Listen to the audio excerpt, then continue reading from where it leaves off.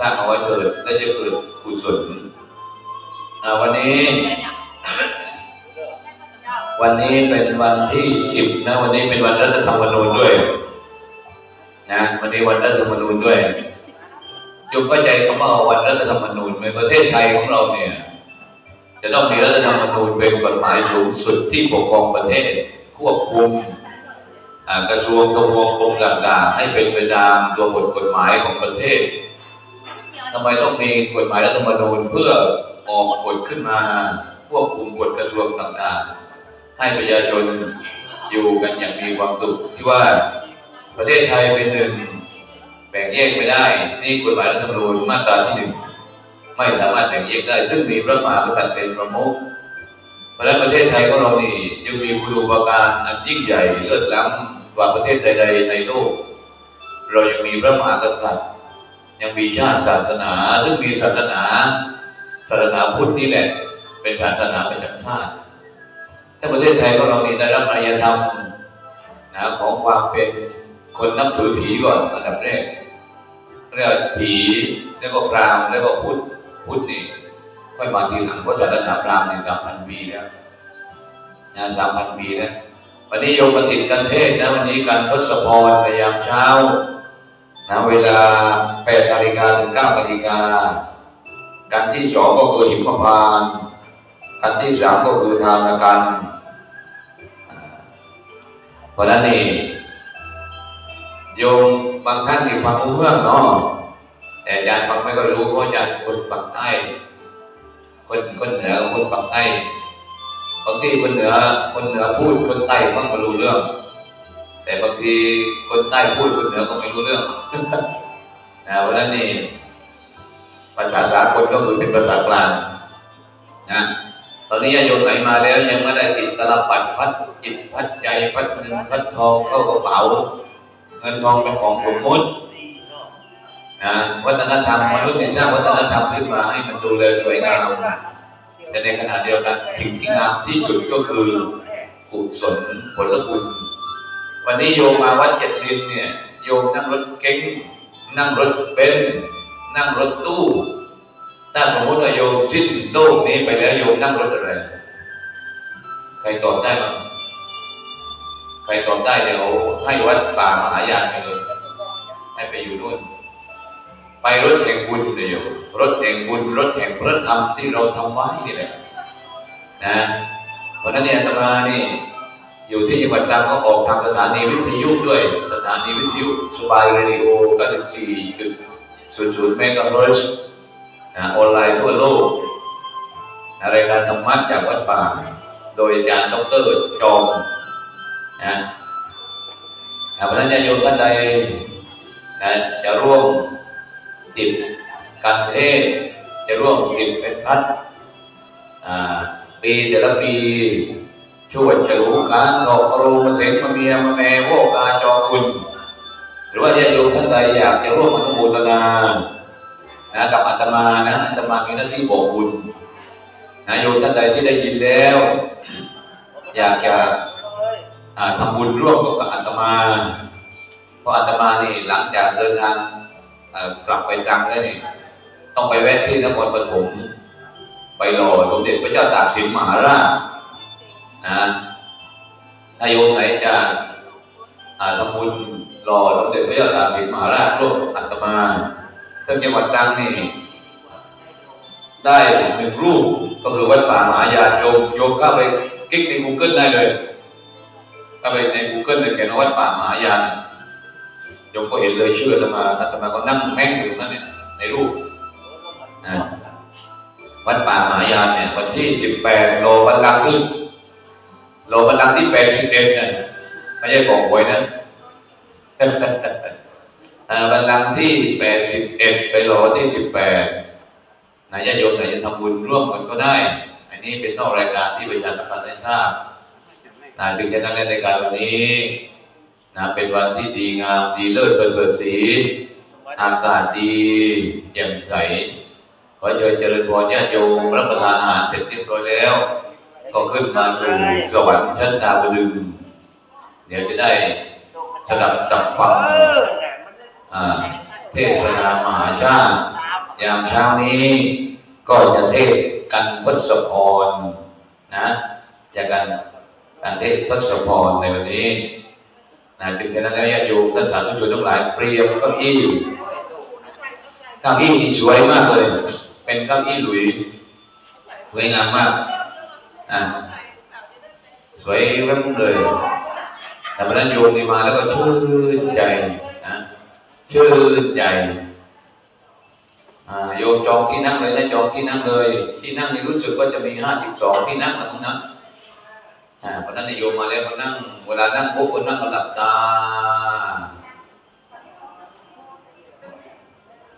เดินผ่านเลยได้เห็นที่มันกว้าง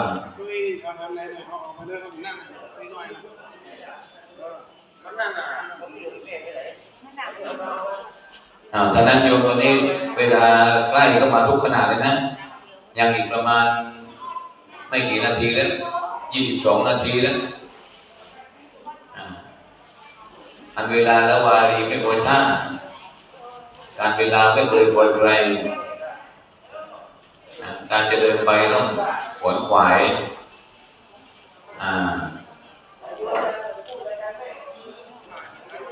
โยมมาแล้วจะทำบุญกันเทศก็ติดกันเทศวันนี้กันทศพรกันทศพรเป็นอาจารย์พระมหาอาจารย์พระมหาวิษณุท่านบอกว่าปีหน้าจะเทศนาสามภาคเลยเหนืออีสานใต้อีสานเหนืออีสานใต้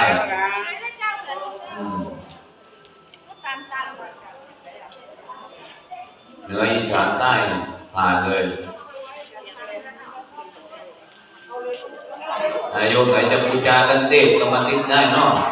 รู้พูดถูกบูชากันเทศบูชาหน้าปีก็คือ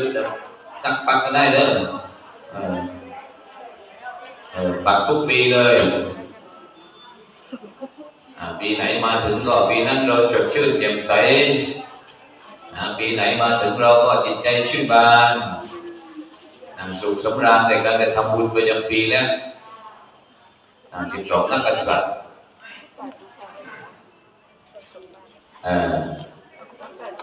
วันนี้การทศพรในยามเช้าทศพรเป็นคนที่มีพลังมีกำลังทักษะนะแต่จะเป็นอย่างไรเดี๋ยวก็ฟัง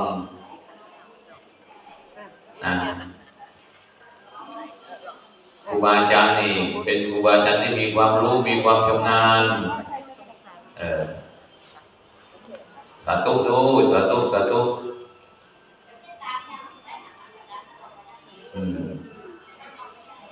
โยมจะติดกันเต้นกันอะไรก็ติดได้ช่วงนี้นะมีเวลาอยู่ประมาณ25 นาทีโดยประมาณญาติโยมไหนที่ติดเรียบร้อยแล้วก็นั่งทำสมาธิหายใจเข้าลึกๆหายใจเข้ารอดหายใจออกรอด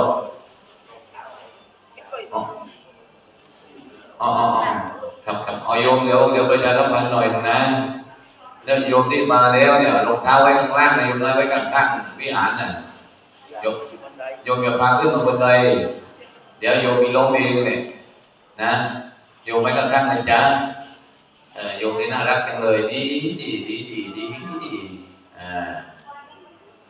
เพราะนั้นเนี่ย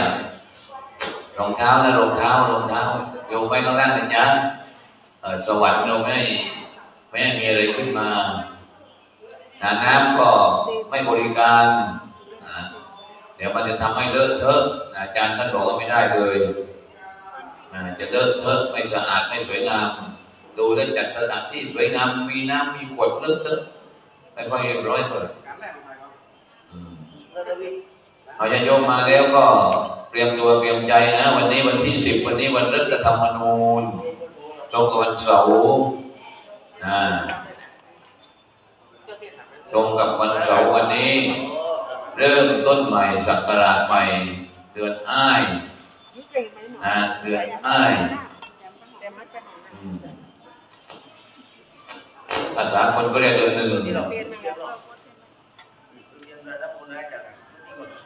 เพราะฉะนั้นเจริญพรญาติโยมนะเจริญพรให้มีความสุขโฆษกมาจากแดนไกลมาใต้หลายร้อยกิโล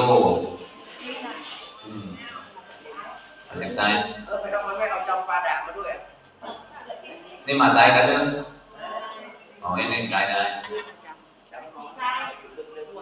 อ๋อปีใหญ่ก็จุตรงนั้นก็เจริญพรญาติโยมเล็กเป็นภาษาตายเล็กๆน้อยๆในการได้รู้กันวันที่นี้มีคนตายวันที่เทศนามาจากกันตสพรก็เจริญพรญาติโยมทุกคนมารวมกันติดกันเทศโยมมาแล้วก็ทำจิตให้สงบโยมมาแล้วทำจิตให้สงบนะนั่งระลึกนึกถึงคุณงามความดีของเราหายใจเข้าลึกๆหายใจออกลึกๆหายใจเข้าลึกๆผ่อนคลายวันนี้กันแรกเวลา8 นาฬิกาเวลา8 นาฬิกาถึง 9 นาฬิกาพระนิชวิทย์วัดเมืองขอนท่านเทศกันพระสพร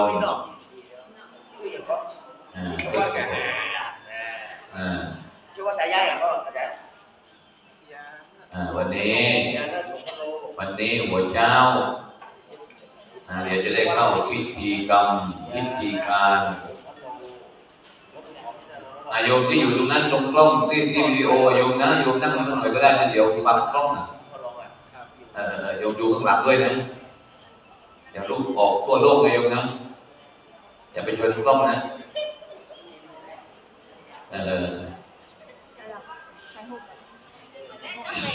ถ่ายทอดลง YouTube ไลฟ์ถ่ายทอดลง Facebook ไลฟ์ถ่ายทอดลงไลฟ์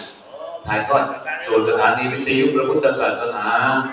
รับทั่วถึงแม่น้องสอนลำพูนลำปางเชียงใหม่เชียงรายบางพื้นที่ในวันนี้เป็นวันที่2ของการเทศนามหาชาติเทศนามหาชาติคำจันทร์ในวันนี้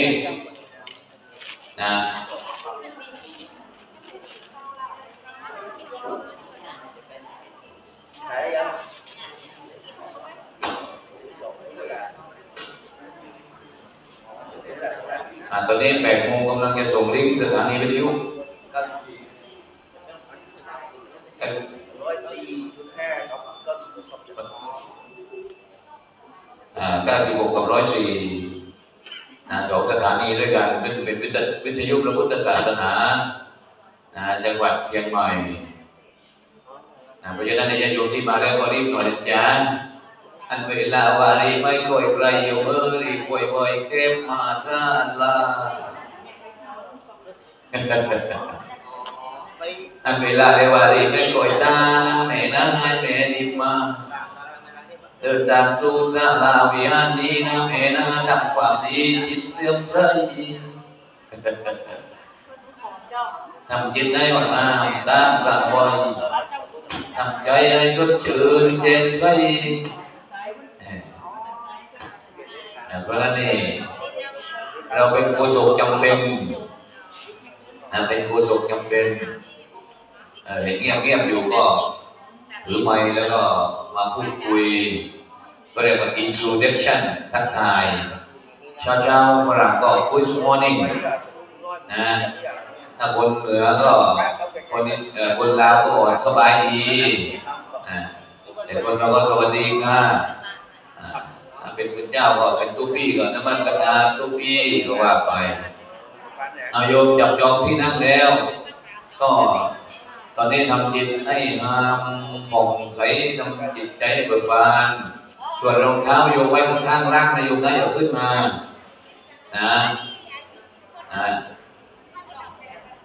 มีชั้นในวางแล้วโยมต้องชุดขาวนี่น่ารักทุกคนเลยดูดิพูดปุ๊บรู้เรื่องปั๊บ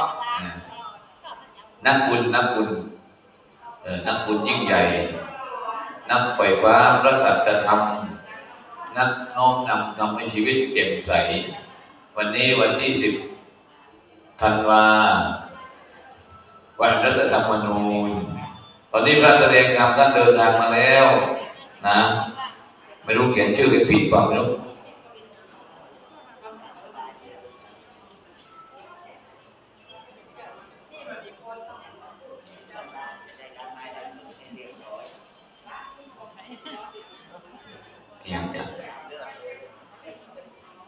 ได้จะไปวันที่8บัลลังก์ที่81ทั่วประเทศไทยก็คือทั่วประเทศไทยเนี่ยเขาจะถวายจังหวัดละ1 รูปรู้สึกว่าเชียงใหม่ก็มีแต่เป็นวัดไหนจำไม่ได้เยอะเกินสมเด็จพระตากเนี่ยท่านจะกอบกู้อิสรภาพเพราะฉะนั้นประเทศไทยนี่จังหวัดตรังนี่ก็ได้อาตมาอยู่จังหวัดตรังองค์ใหญ่มากแล้วก็นี่หาเงินไปสมทบทุนสร้างฐานจังหวัดตรังสาธุโยมนะให้มีพลังแจ่มใสใจเบิกบานให้มีฐานมั่นคงชีวิตมั่นคงอายุยืนตลอดไปนอกจากโยมมาเทศนามหาชาติในวันนี้นะถ้าโยมไหนจะอนุโมทนาบุญก็ขอเชิญอนุโมทนาบุญตอนนี้มีโยมมาทำบุญแล้วนะถวายหล่อพระบรมรูปพระบรมเจ้าตากสินมหาราชนายปัญญานางจงรักพร้อมครอบครัวทำบุญมาแล้ว500 บาทนางกาญจนาตีสวัสดิ์ทำบุญมาแล้ว100 บาทประหยัดน้ำมัน1 ถังเลยสาธุก็พูดไปเรื่อยๆอย่างนั้นเอาสาธุอาจารย์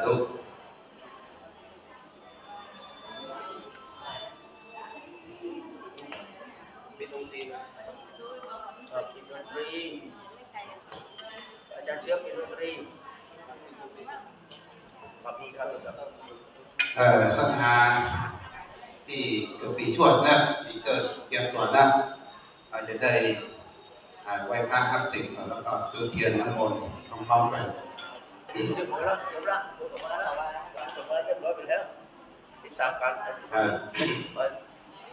ยวตัวนะโยมปีชวดก็มีโยมแม่สำลิดนำพาโยมแม่มณิดาชุติมาทุกป่าโยมพ่อมานิดโยมสีพันติตาดูลูกหลานทุกคนโยมนิรันดร์โยมพ่อวิโรจน์พร้อมกันโยมพ่อสวีน้องลำเล่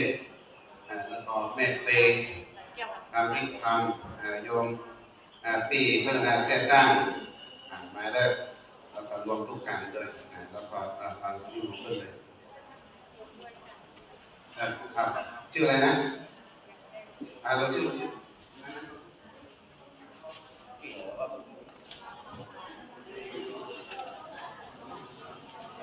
เก็บตัวนะปีชดปีหนูโยมเก็บตัวเขาจะได้หลังจากที่เตะจบแล้วเขาจะเกณฑ์เฉพาะปีเกิดปีชวดวันนาวมาหมดเลยนะถ้าไม่ใช่เจ้าของปีเกิดต้องมาเถอะฝากโยมแม่มาแทนได้โยมแม่ทำพาจะดูวิทยากินเนาะตัวโยมแม่ยุปีมหันโยมพัตรบดีโยมสุนันตาพร้อมกับโยมแม่สุธรรมภูสวัสดิ์แม่ของพิษศรีวิไลที่ปัจจุบันเชื้อมาโยมแม่จะลงเดือดร้อนโยมเด็กชัดนันคุณคำโยมแม่จำลองอาจารย์จำลองโยมพัฒนาตั้งตระกูลโยมแม่สอนเฮมยศโยมแม่เดือมมูลชัยน้อย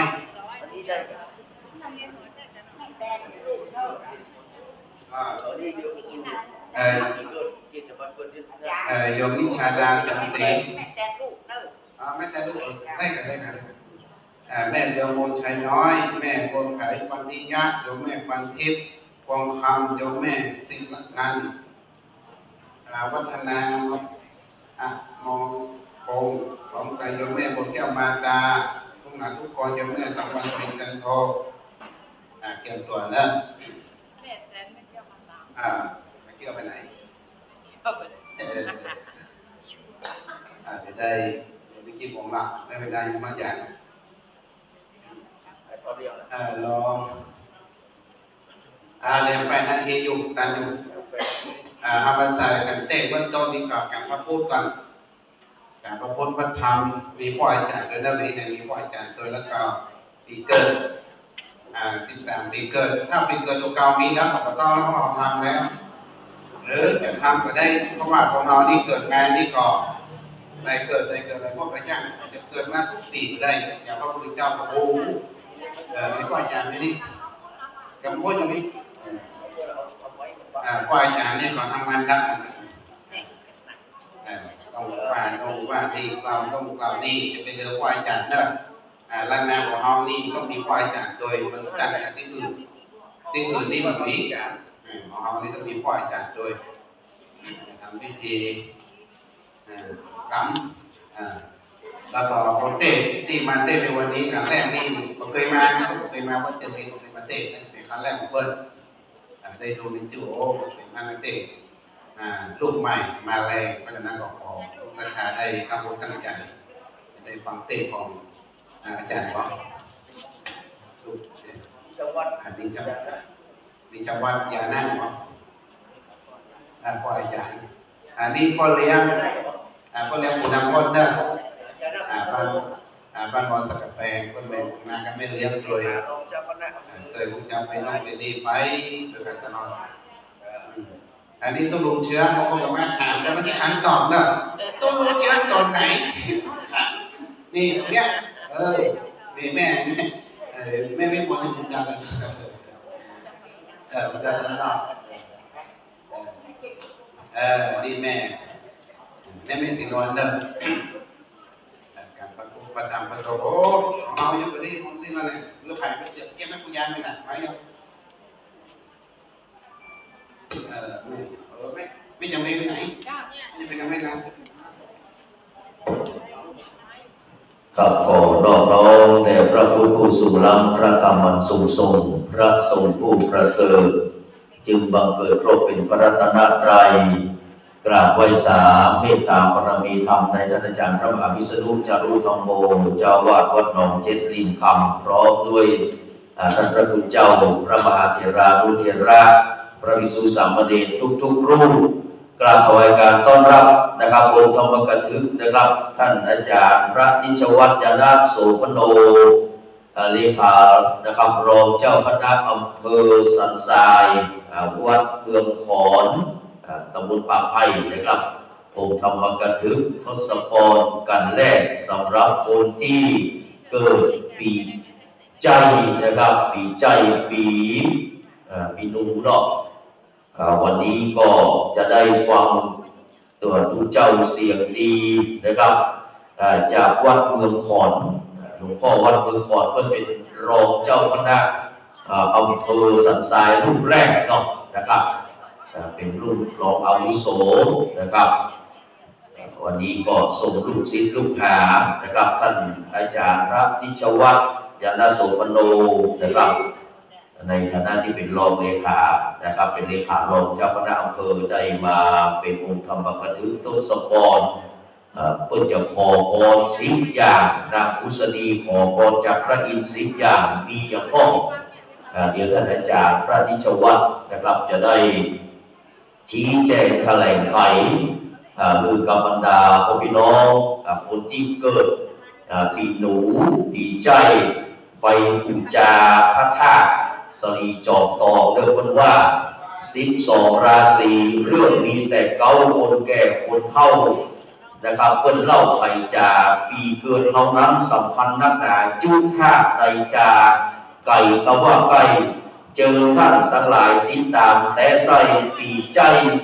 เปิ้งหนุ่มปูจาสาตุปัจจุธาเจ้านันดาสลีตีคาเดินมาก่อนอีขนานนามมาบอกว่าจะอีสลีธาเจ้าจอมทองสถานแห่งนี้ก็มีมูลหองอำเภอจอมทองเจียงใหม่แก้วกว้างอันนี้เป็นกันแรกจะว่าผู้กันถึง12 กันก็เลยนะครับแปลว่าเป็นข้าว12 ราศีนะครับที่ได้ประพันธ์ได้แต่งเอาไว้นะครับก็มาบูชาเรื่องการพระพุทธการพระธรรมและก็การบูชานะครับการบูชาถ้าใครใส่การบูชานักอะไรหลวงพ่อนะครับพระมหาวิษณุก็มาได้ดูใจรักเนาะนะครับอันนี้เราจะมาได้ถ่ายทอดเรื่องนะครับสักกรรมเรื่องทั้งหมดพร้อมแล้วจะได้ถ่ายทอดเสียงตังคลื่นFM 96คลื่นพระธาตุดอยสุเทพเมตตาธรรมในพระเดชพระคุณหลวงพ่อพระธรรมเสนาบดีรองเจ้าคณะภาค7 นะครับเจ้าอาวาสวัดพระธาตุดอยสุเทพราชวรวิหารท่านผอ.ก็อวนลุ่นนามมงคลผอ.สถานี96และก็เมตตาบารมีธรรมในท่านพระครูสมุวิสุวะวรกิจโจนะครับเจ้าอาวาสวัดฝ่ายหินและก็เป็นผู้อำนวยการสถานีคลื่นพระพุทธศาสนาศิลปวัฒนธรรมฝ่ายหินนะครับจะได้ถ่ายทอดตั้งแต่เวลา8 นาฬิกาหรือว่า8 โมงเช้านะครับไปจนถึงเวลาจบ6 กันในวันนี้นะครับ6 กันด้วยกันก็เพื่อที่จะกระตุ้นพวกพี่น้องศรัทธาเราได้แบ่งภาระความกินความหิวนักเกินไปจะได้มีสมาธิในการฟังพระธรรมเทศนาพื้นเมืองโดยเฉพาะวันนี้เราเข้าเรื่องนะครับตั้งแต่การทศพรนะครับเป็นต้นไปแต่วันนี้พระคุณเจ้าท่านอาจารย์พระนิชวัฒน์ยานสุพรรณโนนะครับเลขารองเจ้าคณะอำเภอสันทรายวัดเมืองคอนตำบลป่าไผ่ได้เมตตาเดินทางมาถึงเป็นที่แล้วเป็นครั้งแรกแล้วก็จะมีเป็นครั้งต่อไปจะได้รับเมตตาธรรมจากท่านพระคุณเจ้าสำหรับกลุ่มที่2ก็เป็นว่าเป็นเพื่อนเดียวกันเป็นสหธรรมิกเป็นสหายธรรมเดียวกันนะครับท่านพระสิทธวัฒน์ดอกปัญญาวัฒโกนะครับวัดสันกำแพงหลวงอันนี้ก็เป็นเพื่อนเดียวกันครับท่านอาจารย์นะครับนิชวัฒน์ยานสุพรรณโนนะครับที่ก็จะได้มาลำดับในการที่2นะครับซึ่งเป็นการอิมปปานะครับวันนี้ก็ไปที่เกิดนะครับปีนี้เราจะได้เจอมาจุดเทียนปากน้ำมนต์เนอะจุดเทียนปากน้ำมนต์มันจุดด้วยกันนะครับใครออกมาแล้วก็เวลาถวายนะครับถวายปัจจัยถวายปัจเทศนะครับก็จะได้มาถวายโดยกันเฉพาะปีใจนะครับปีใจปีชั่วปีหนูนะครับก็กำลังเขาว่าปีใจนะครับอย่างที่ผมบอกไว้ว่าใจเป่ายิงเมาสีใสสง่าเวสสันเราเสียงไล่นับไปนับมาแกแล้วก็ตัวเก่า3 ปีนะจ๊ะนับมันซ้ำสูงหรอกนะครับมันมีหลายอย่างนะเนาะปีใจนะครับก็ปีชั่วหรือว่าปีหนูแล้วมี3 อันกันเนาะนะครับถ้าว่าปีใจเราวันนี้รู้เรื่องละปีใจยังไงชั่วมันยังรู้เรื่องเลยต้องบอกว่าหนูมันจะรู้เรื่องนะครับมันมี3 วัฏฏะ3มันมีเราเดินนะครับวันนี้ท่านอาจารย์พระนิชวัฒน์นะครับยานสุพรรณโนจะได้ชี้แจงแถลงไขว่านางรุษดีเนี่ยที่จะได้จุติลงมาเกิดนะครับกำเนิดเป็นแม่ของพระเวสสันดรจะพ้นขอพรจากพระอินทร์จะได้พ่อไม่ยิงก็ฟังไว้เนาะกับไม่ยิงก็ฟังไว้นะครับเพราะว่ามันเกี่ยวกับความสวยความงามความบะแก่ความบะเท่าความเป็นอมตะนะครับเป็นจะได้ถึงนางรุษดีนี่หรือว่าสวยไม่สางสวยตลอดกาลนะครับอภัสราหงสกุลจะได้นะครับอภัสราหงสกุลอดีตนางงามจักรวาลโลกนะครับแล้วก็เป็นคนแรกของประเทศไทยในปี 2508 นะครับก่อนผมเกิด1 ปีอภัสราได้เป็นนางงามนะครับตอนนั้นนะครับมีอรัญญานำวงประกวดนางสาวไทยในสมัยนั้นเป็นรองนางสาวไทยรองจากอภัสราอรัญญานำวงนะครับก็วันนี้ก็นอกจากนะครับเป็นวันที่เราจะทำบุญนะครับความธรรมมหาชาติวันที่2แล้วอย่างที่ท่านพระครูประหลัดคณากรมหายานโนนะครับดร.เจ้าอาวาสวัดป่ามหายานอำเภอเมืองจังหวัดตรังนะครับบ้านเดียวกันในหัวชนหลีกภัยนะครับเพิ่นได้บอกเอาไว้ว่าเป็น Constitution Day ก็คือวันรัฐธรรมนูญเป็นวันที่นะครับพระบาทสมเด็จพระองค์เกล้าเจ้าอยู่หัวในหลวงรัชกาลที่7ได้ทรงพระราชทานรัฐธรรมนูญฉบับถาวรเป็นฉบับแรกเอามาใช้กันทุกวันนี้เรามีรัฐธรรมนูญมากที่สุดในโลกนะครับน่าภาคภูมิใจ เป็นอย่างยิ่ง28 29 ฉบับแล้วนะครับ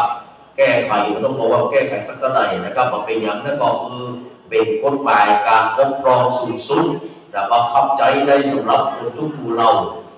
กับเดียวสกรรมก็จะมีการถ่ายทอดเมื่อการถ่ายทอดปุ๊บเขาจะได้เริ่มเข้าสู่พิธี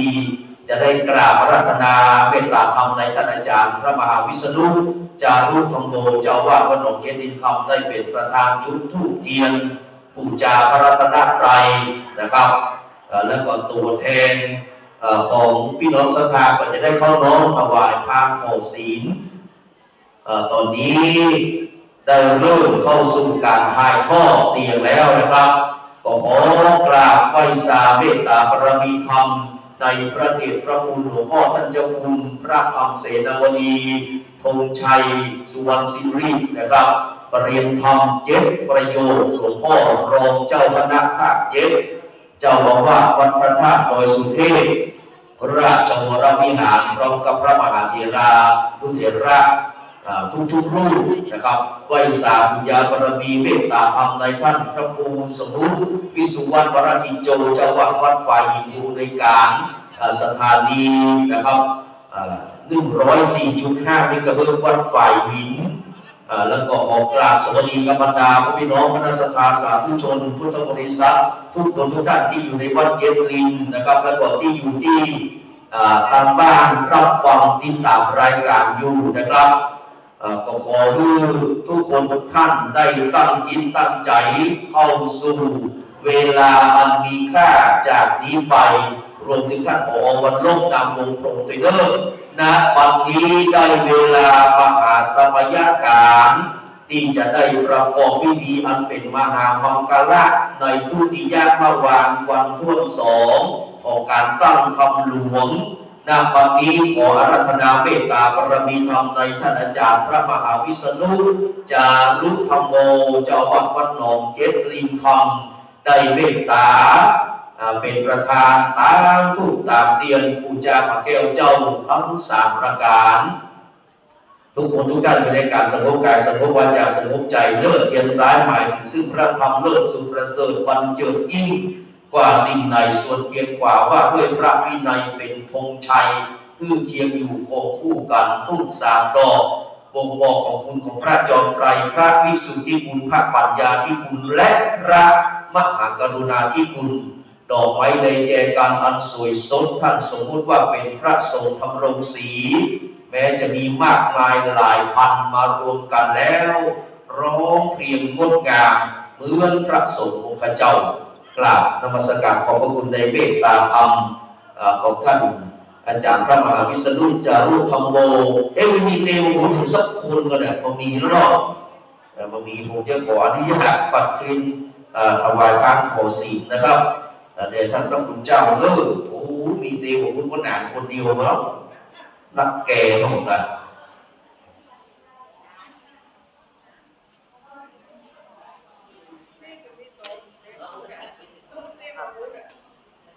ขอบคุณท่านอาจารย์เชื้อด้วยนะครับที่ได้เป็นผู้จุดเทียนจรวดใต้บุญเจ้าเดียวกับคนที่เป็นประธานนะครับจากนี้ไปเรียนเชิญพี่น้องที่เกิดปีใจปีชวดปีหนูอันเดียวกันนะครับทุกคนได้มาจุดเทียนบากน้ำมนต์มาเลยครับคนที่เกิดปีหนูแม่พัฒนังเป็นต้น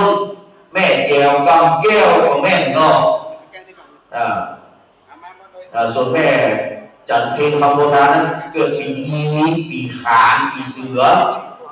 มาใครมาปีใจมาเลยครับปีหนึ่งนะจะเรียกว่าคือผมรู้เรื่องว่า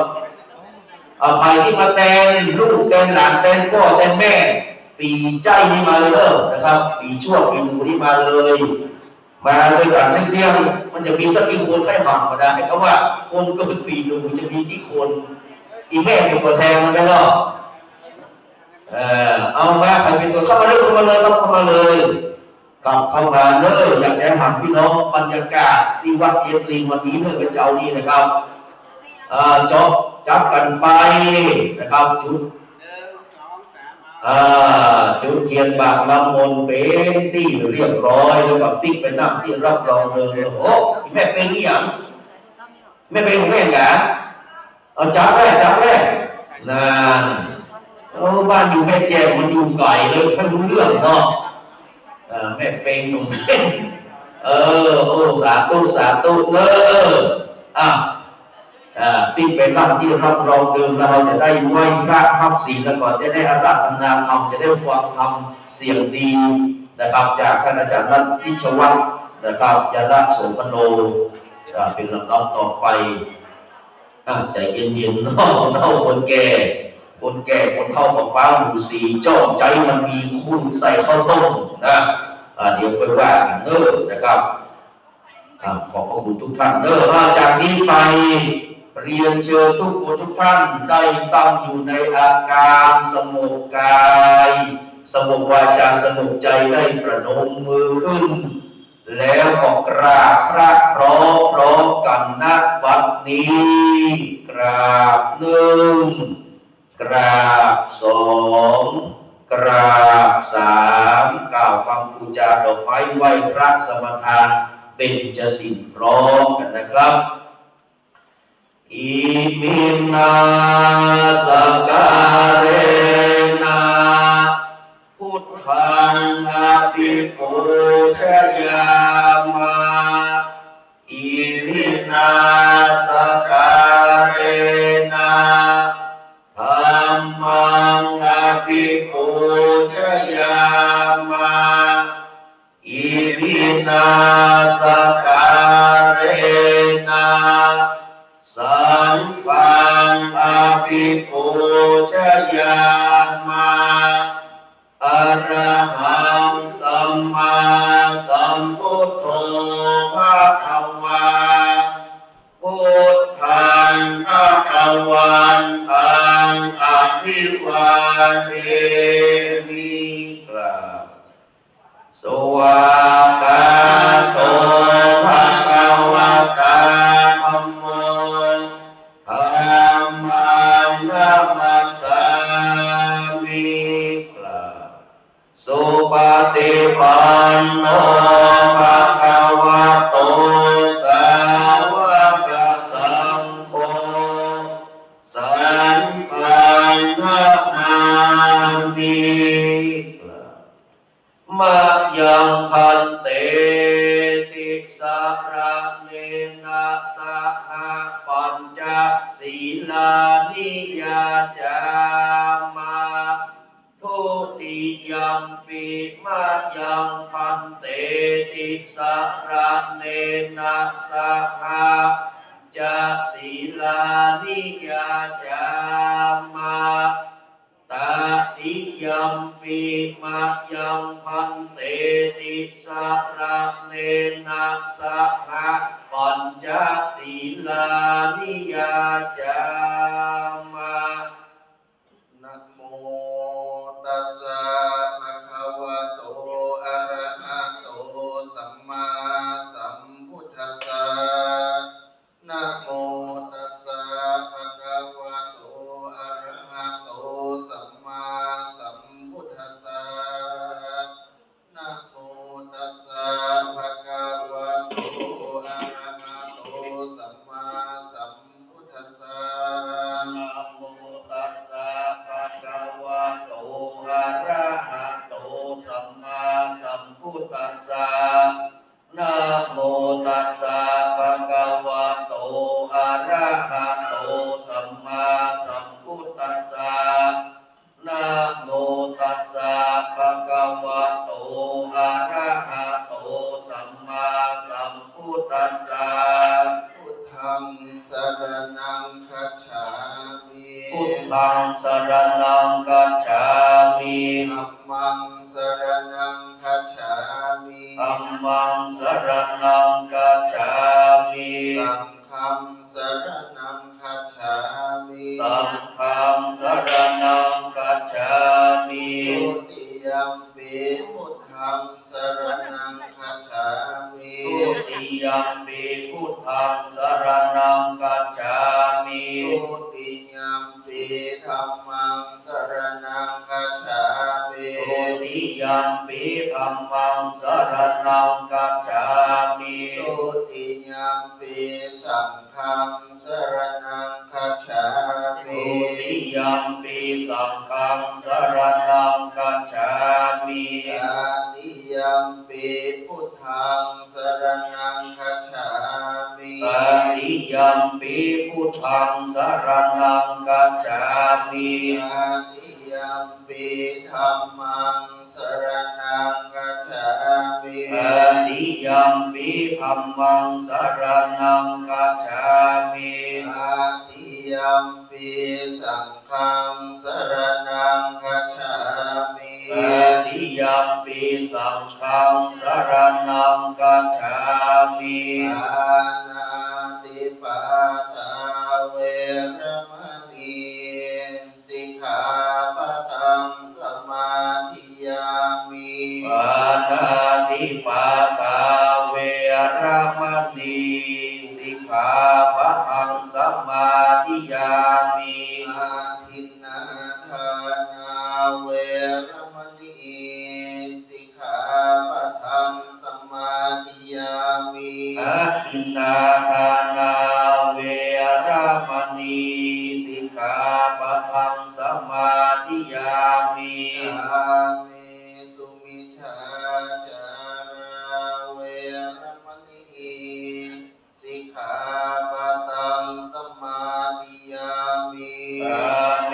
สุมิจฉาจาราเวรมณีสิกขาปะทังสมาธิยามิ มุสาวาทาเวรมณีสิกขาปะทังสมาธิยามิ มุสาวาทาเวรมณีสิกขาปะทังสมาธิยามิ สุราเมรยามัชฌัปมาทัฏฐานาเวรมณีสิกขาปะทังสมาธิยามิ สุราเมรยามัชฌัปมาทัฏฐานาเวรมณีสิกขาปะทังสมาธิยามิ อิมานิปัญจสิกขาปทานิสีเลนะสุขติงยันติ สาธุ สีเล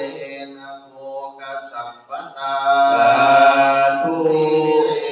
นะนิพุติงยันติตัสมาสีลังวิโสทะเย สาธุอาสาวรกันตังลำดับทัศพรกันกันฟังเพื่อพระเมตเจ้าเวทสันดรมาถือเอาปอนสิ่งอินตาเจ้าฟ้าจึงโปร่งปานจึงลงมาหอมยักเอามักขยานลุ่มฟ้าทวนหาชื่อพุทธสติในสิทีแหลงลาโล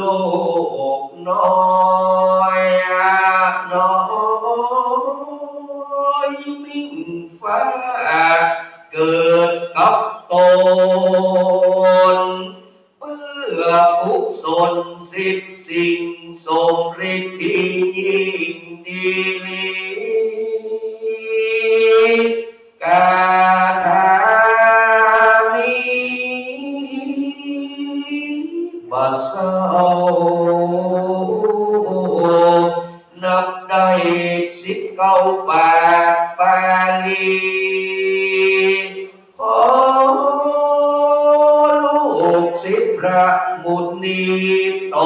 นองค์อาจขึ้นนั่งธรรมะแก้วแล้วเต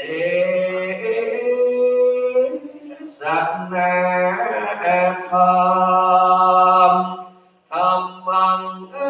นุกัมปิมังปัจจังอราธนังกะโรมาพุทธบูชามหาตีชวันโตธรรมบูชามหาปัญญวันโตสังฆบูชามหาโพกวโหติโลกนาถังอภิปูชยามิขออาราธนาบารมีแห่งองค์สมเด็จพระสัมมาสัมพุทธเจ้าทุกพระองค์มีองค์สมเด็จองค์ประถมเป็นต้นเป็นประธานมีองค์พระสัมมาสัมพุทธเจ้าองค์ปัจจุบันเป็นที่สุดพระปัจเจกพุทธเจ้าทุกพระองค์พระสัทธรรมเจ้าและพระอริยสังฆเจ้ามีพระสุปฏิปันโนตั้งแต่ระดับโสดาบันเป็นต้นถึงพระอรหันตเจ้าเป็นที่สุดพรหมทั้งหลายเทพเทวดาทั้งหลายครูบาอาจารย์ทั้งหลายสืบกันมาขอจงมาปกปักรักษายังสมณศรัทธาและมูลศรัทธาท่านทั้งหลายในวันนี้ขอกราบแผ่เท้าในร่มบารมีธรรมท่านอาจารย์พระมหาวิษณุท่านจารุวรรณโนเจ้าอาวาสวัดเจ็ดริมอำเภอเมืองแห่งนี้ขอความผาสุกในธรรมจงบังเกิดแด่คณะศรัทธาญาติโยมทุกท่านในวันนี้ในการตั้งธรรมหลวงเทศมหาชาติเวสสันดรชาโตในภูทวนเก้าเป็นปฐมฤกษ์อาตมาภาพนั้นได้รับอังคาพระราชนานิมนต์จากท่าน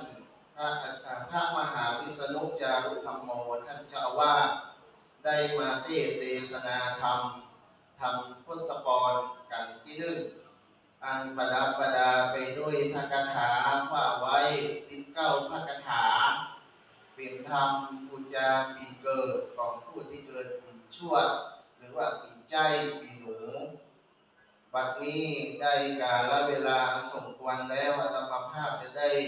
ใส่กาบเก้าระบำธรรมตามครูบาอาจารย์ได้สั่งสอนเป็นลำดับสืบไป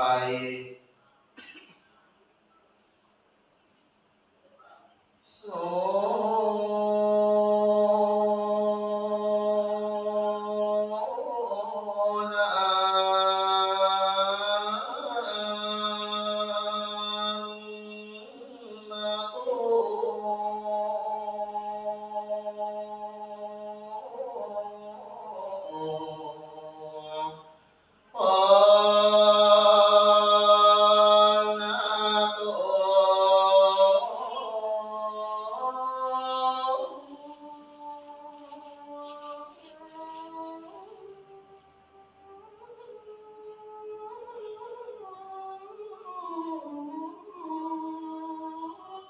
ฟังรา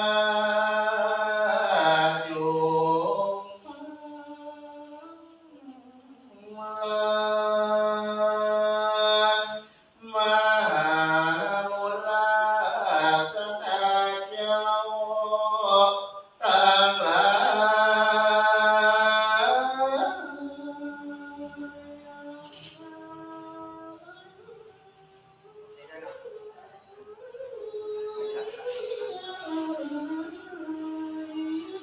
ตั้งเต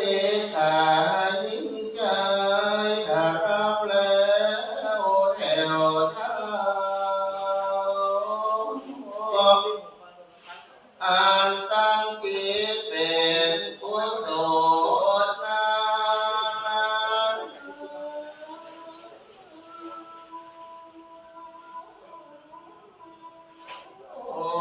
มาลุวังปาเตสนาในกาล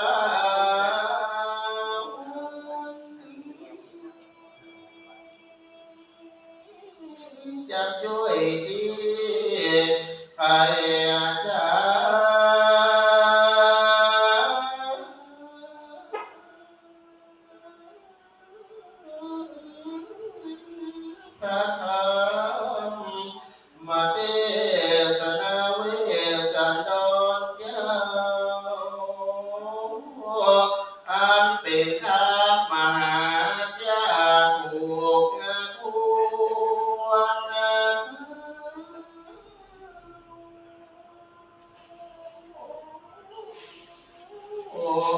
มีเยอะไว้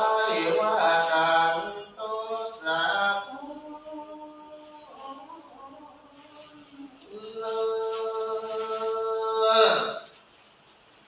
จงได้ตั้งใจฟังอย่าได้พลาดพลั้งเผลอ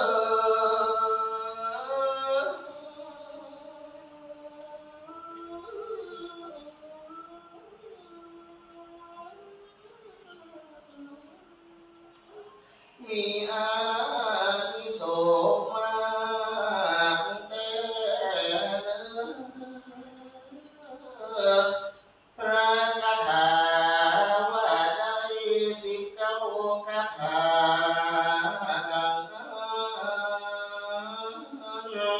เป็นธรรมสืบจากตาแท้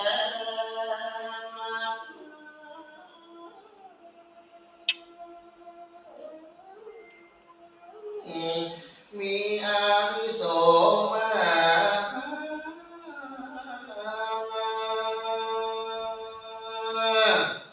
เป็นธรรมประจำปีเกิดผู้ที่เกิดปีใจหรือว่าหนู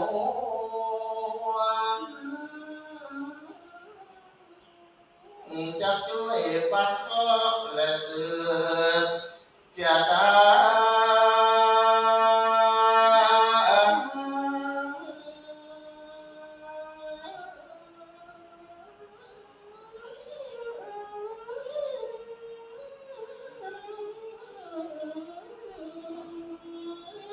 อันว่า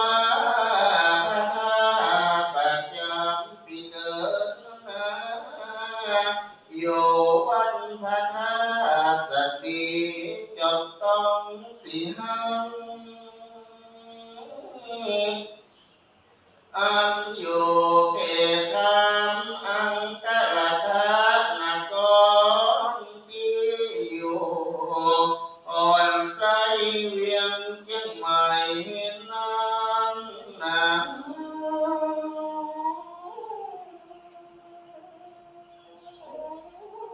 โอเป็นพระธาตุเจ้าผู้บารมีธรร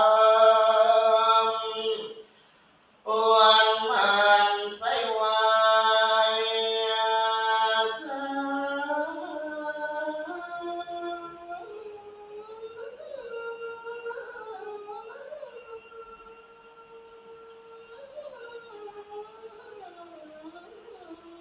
สักการะบูชา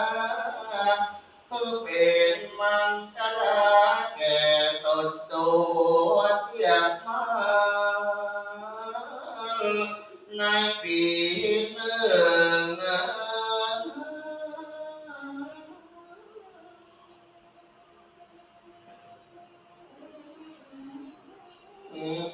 วันได้ไปกราบไหว้แล้วโอ้จ้าอานิสงส์การ ขอทรงดังปรารถนา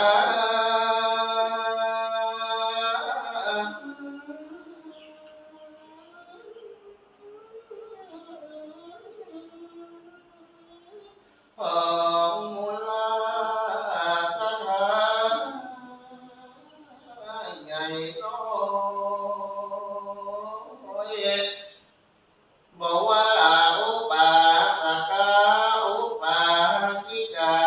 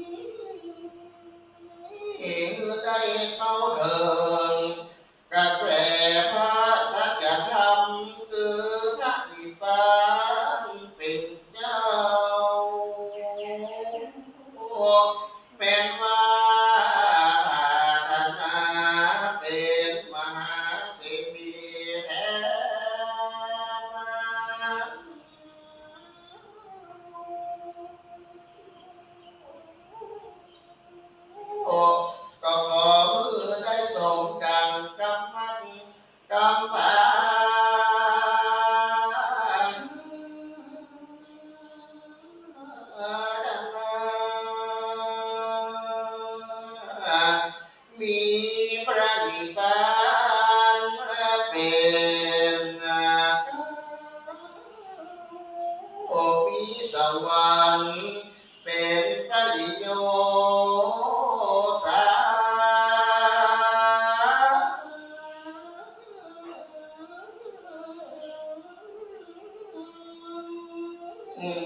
ติดสมบัติปริวารจงมีแก่ท่านทั้งหลายดังจงมีโดยกล่าวมานี้แล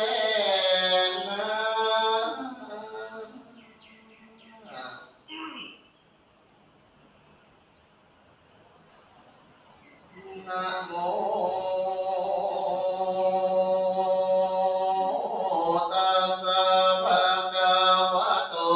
อะระหะโต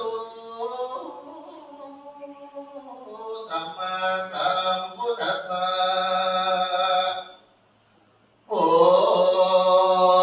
สัตถิวาระวันนาเมติอิตังสัทธากัมพิลาวัตถุโอปันนิสัจญาติโครารัมเมวิหารันโตโภคาราวัสสังอารัมมังกะเทสิสาโวโดราสะโพริสาทั้งหลายกังยิงใจผู้อันพร้อมนาอยู่ฟังธรรมจงการจำที่ถอยยังจะลุกซอยเดิมอ่อนคือพระอาเวสสันดรวิเศษอันพระพุทธเจ้าอาเทศนาในอดีตแต่ก่อนเช่นผู้มอนเมินนานจุมาจารแต่ให้ได้สืบไว้นำมาเล่นนาสันธานว่าสัพพัญโยพระพุทธเจ้าตนเป็นปิ่นเก้าติโลกาสอนสัตตามวลมาเมื่อใดพ้นจากตัณหา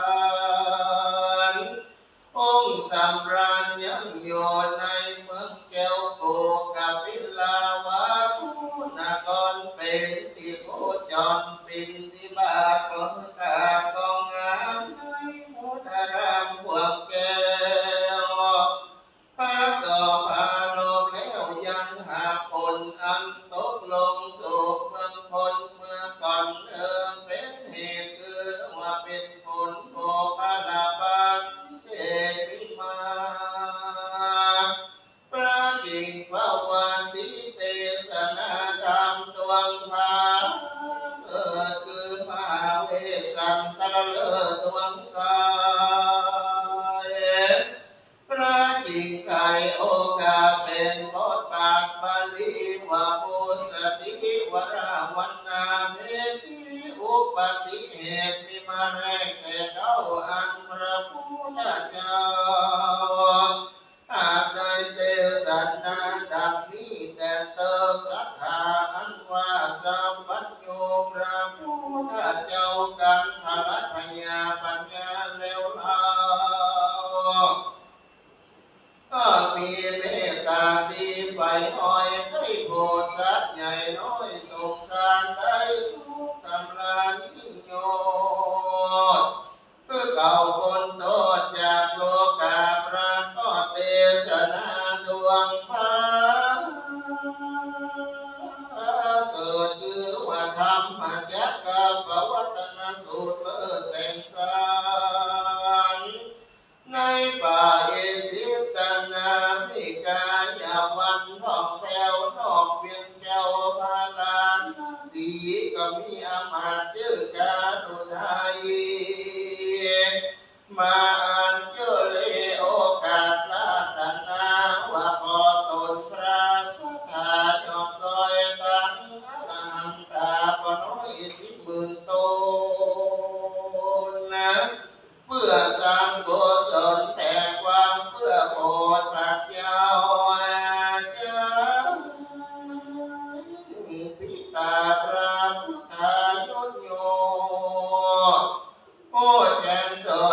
ใส่ก็เสด็จกลางไกลไปสู่ยังที่อยู่เมืองกบิลาวาทุนั้นก่อนก็มีอันแลตะอาในกาลนั้นเล่าอันว่าปัญญาสาเกยราชเจ้าตนองค์อาจก็โอกาสเยียดยาคือจงเสกนาพบเป่าใครจะเก่าปันมาญาติกาลายมวลโตมายุ่งนกอยู่เพียงกันว่าวันนี้เราจะได้หันนอนนอ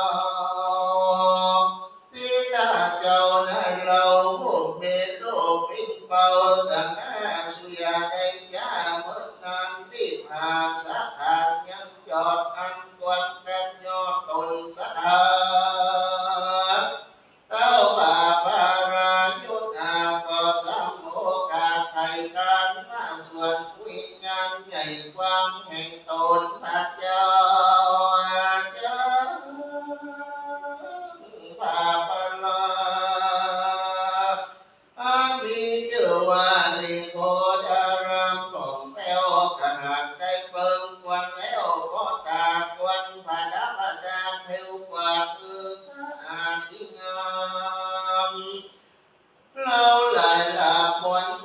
กันจะไปสู่วิญญาณควันนี้ดอกบานดอกไม้ไปน้อมไว้ผู้จายังตนสัทธาปิ่นเก้าคนหนุ่มเน่าไปก่อนตั้งเด็กน้อยอ่อนนิจาส่วนโมปัญญา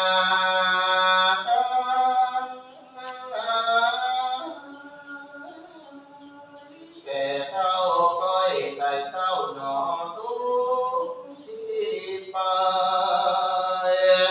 แล้วเจ้าห่อใจเทระกอบปาปาดนิ้วทาตั้งเสกน้ำหมู่เสด็จไปสู่นิโคดารามก็พิเลสัทธาสัพพัญญูพระโพธิเจ้ายังอาชาใส่โคตรเงาพี่น้องอันมาแวดซ้อมลายลามเขาก็มีใจงามจงยืนปีติยืนเจยปานพอสาผู้การกงเก่าย้อนมานักเก่ายังมีสมควรที่สอนบอกมานักออกสันดานควรสำแดงปาฏิหาริย์พิเศษคือเขาแจ้งเจตเราลาแล้วพระพุทธาปิ่นเก่าก็สำแดงเขาจะตุชานอันเป็นพิญญาแก้วโกแล้วเสด็จขึ้นโซอากาศเลี้ยงลายภายโขงอันติพระบาทตังโกตกลงสู่หัวเต้าตั้งหลายแล้วกระพันไฟสำแดงแสงมากล้ำเป็นลำน้ำลำไฟที่ใต้ต้นไม้อัมพาแต่ก่อนก็มีแลตาในกาลายามันพระสลีสุโธตัณหาตนเป็นปอก็ได้เล็งหาอัศจรรย์พระจอมทำจริงเจ้าว่าแต่เจ้าโกนเมื่อแลงเมื่อก่อนแม่นมอุ้มเจ้าคุณจูไปส่งชุมพูตาวันดูบาดใจเอาบอกให้พัดมีอาสัจจันมีเป็นนาตนเต้าราพิตาได้ไว้สารนอนเนาทวนตุติยเล่าไข่ปันก็ย่อมือพันต้มเก่าไว้ยังเจ้า3 ปีก็มีหันแต่นาทัสมิงทะเนในขานานันไซโคนหาใหญ่เมฆาก็ได้ตกลงมาสู่เป็นฝนโบคาลาปัตโตอัศจรรย์มี4 วันนววังแก้งดังนำทั้งลูกงามตกมาหลายลำเหลือแต่คนหนุ่มแก่ผู้ใดอันมีเจ้าใช่เพียงไอ้จู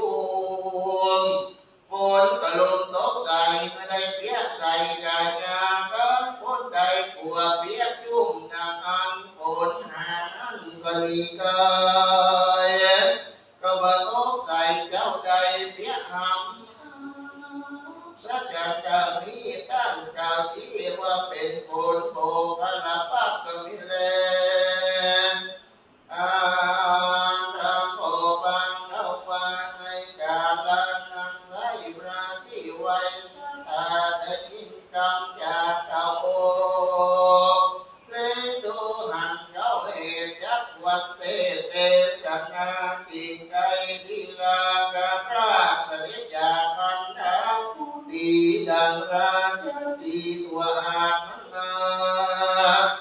ไปน้ำเหนืออาสักนาเต้นแก้วการบัวละหัวนาโอ้ดีงามอีโกหลายลามลงเท้าก็พากันไว้พระบาทเจ้านมัสการตามลำดับแต่เข้ามาในการยามนั้นใส่พระที่ไว้ทะลงงานจะไข่ที่ทานร่วงแล้วนำเอามาอาเวสันนราท่องแถวมาเทศนาวาดูกะราเพโททั้งหลายยังมีปัญญาโตนึงใช้ชื่อไว้ว่าสีวิราชยศเอื้องอาจลือเลืองถ้าเอ่ยเมืองบางใหญ่เป็นชื่อไว้ว่าเจโตตรณกรอันมีโขงเขตขอนเมืองสีวิราช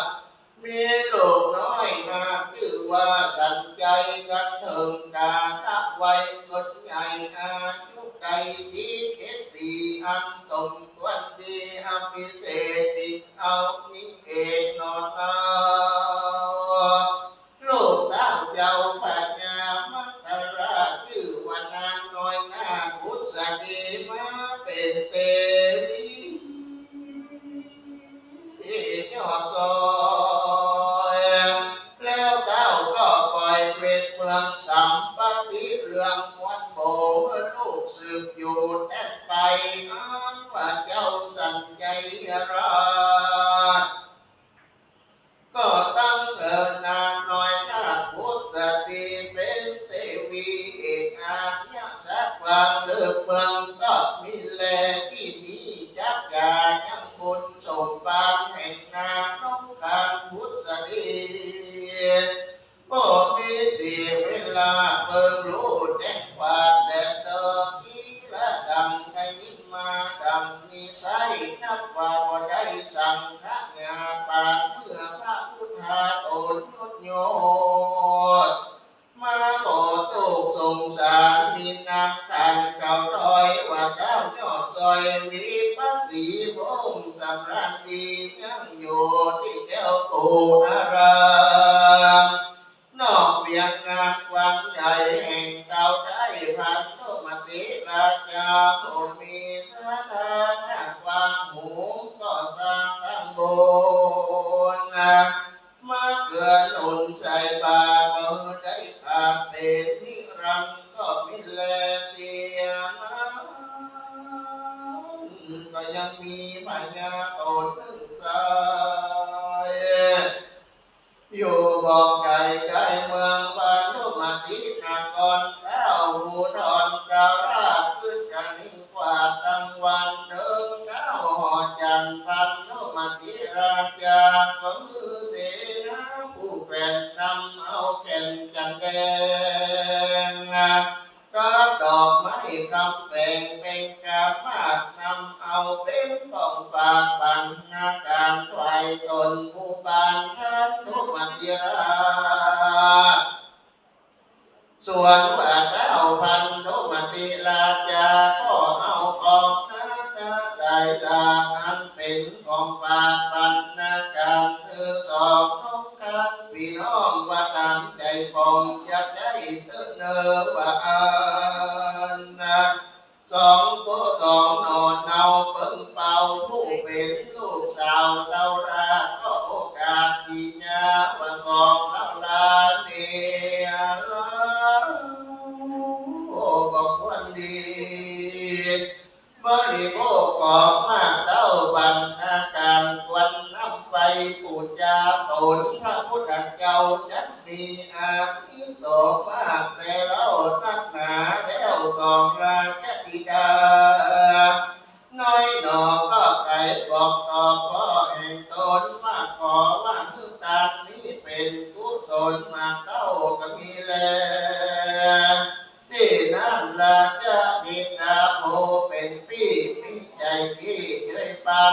เมื่อนายนักการผู้แก่นหมดยังแก่นจันแดงอันเป็นกองแป้งบอกคอนหรือเป็นพงอ่อนสุกมาบัวละมวลการทองแปวสวนวันนาน้องแก้วลาจะพิจาเกิดย่างทำขาปูจะลาโต๊ะแต่งดอกไม้งามอาศัยสีกันบรมวนตีพร้อมไว้สองนอนให้ปีน้องกับภาพจากห้องเพื่อนตนได้ถวายพระกษัตริย์ปิ่นเกล้านางผู้ปีนางเล่าใส่สีก็พูดจาด้วยกันทักปีจวนจันเดือดว่าน้ำจะเอาลูกไล่ทาแล้วก็พากันนาว่ากันว่าแค่เกิดชาติใดไปนาของตัวข้าที่เราได้เป็นพระเจ้าตนพระลงงานส่วนว่าที่เกิดน้องใครกับอธิษฐานคงเก่าว่าแม่ข้าตนที่เราเกิดชาติใดก็มีเรื่องพระประดาตนใจผาเสริญลายรักเลิศงามดีอย่างนั้นดีคอยกาไปกับตัวข้าสัจจะจุงมีแต่เดิมที่นั้นพาเวปัสสีส่วนว่าผู้มีสิทธิจงคอยก็เก่าต้อยจิญญาว่ามโนปณิธานกรรมกรรมภาธนามัดไฟโดยภาคน้อยใหญ่สันใจของโสมโนไม้ไฟอางเป็นบนกว้างสมฤทธิแต่เดิมว่าอันนางอ่อนน้อยบุรัชตาการว่านางราชธิดากันได้เกิดมาแล้วขึ้นใหญ่อายุได้17 ปีได้ฟังธรรมเทศนาโอวาทแห่งพระพุทธเจ้าตนมีสินใสสะอาดนางก็มีใจจงเจริญปีนี้เกิดอินทรีสดามีออกบวชแล้วรวดทิปันก็มีหันแลสวดอันว่าพญาหญิงอิสระเจ้าภาษาทางกามีลาจะพิกาบ่น้อย7 คนซอยใส่สีส่วนว่านางสู้ธรรมานิสัยสร้างบุญไว้หลายล้านมีสิ่งงามประเสริฐได้เอาตนไปเกิดห้องฟ้าเลิศนะเศรษฐีชื่อว่าพุทธดียอดซอยเป็นผู้ห้อยอินตาอยู่น้ำพระใจกาก็มีนิมิตาหาพระการทางพดยันปิ่งปล่อยเกิดแก่นางยอดซอยพุทธดีเป็นนางดีที่หันโหนว่านางตาหนน้อยนา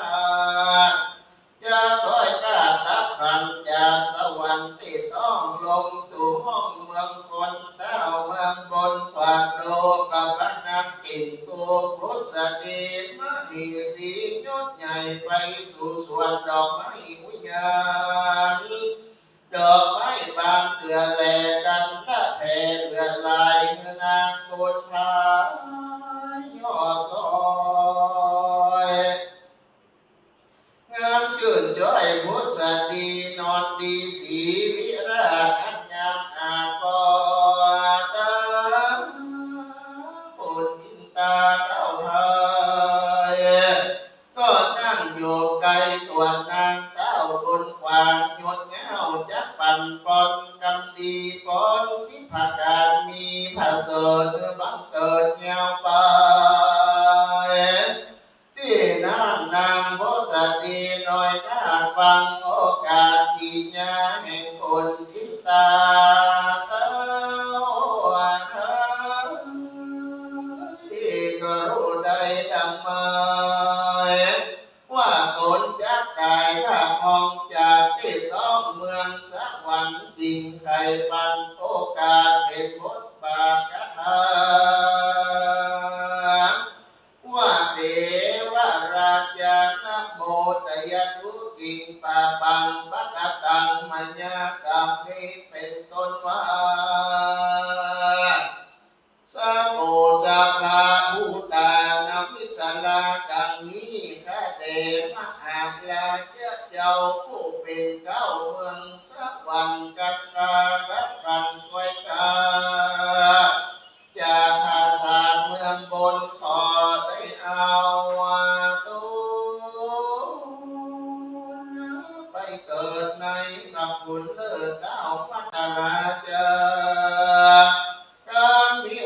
ยาขึ้นใหญ่อายุวัย16 ปีก็ได้เป็นเทวีเตรียมปากแห่งดาวราศีวิลาจามีตาเดียวงามจูเมื่อดำตาเนื้อความทรายมีจิ้วใหญ่กองก้อมดังคาโนน้อมเรียวงามหนึ่งขอมีนามชื่อซอยว่านางน้อยพุษดีโบตามีตอนเนามีใจปังพอเศร้าโอ้ยตานมบ่ยันหอยน้อยยามลูกน้อยกินนมมาขออุดมอย่างเก่าอันหนึ่งผมการเล่านากำขอโดกดำอย่าได้งอกผากคดออกคนหัวขอมีตัวเกียงอ่อนสุขมาหนึ่งคนมีโทษผ่านนับใหญ่ขอได้ไปพดออกด้วยใครออกก็กังกาขอนาภูมินับทวนทีสิบประการขอบันดาลเมื่อการให้ได้สมมักไปยุบการสัพโพเทวราชาสวรรค์พาพญาอินตาโตโยนยาวฟังงานกล่าวขอบอนก้าวผู้ดอกกล่าวราก็กล่าวคอยวาดวัดตุลาพุทธดีน้อยนาคคณะงามอาจงามล้วนถูกผู้วันเทียงทานอ่านว่าปอนสิบมาภาการนั่งใส่หากว่านักก่อไว้ไกลมาปอนนางผู้เชื่อจงได้สมไปเอื้อใจหมายเมื่อนางพันไปไปเกิดเอากำเนิดเมืองพนนะขอได้เอาตัว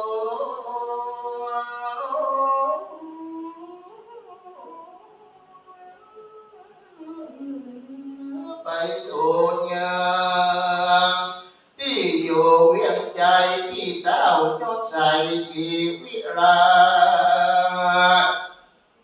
โยมมีแก่นางนาคาราแต่เกิดกันว่าในเมืองบอนสิบประการเลยแล้วนางดอกแก้วพุทธดีก็อยู่ภาษาสรีเวชใจยนต์ที่อยู่แห่งตนจันฟ้าก็มีวันแลนะ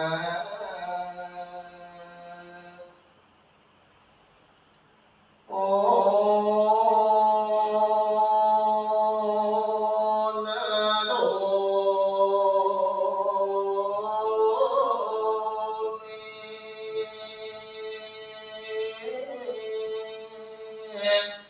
นะโด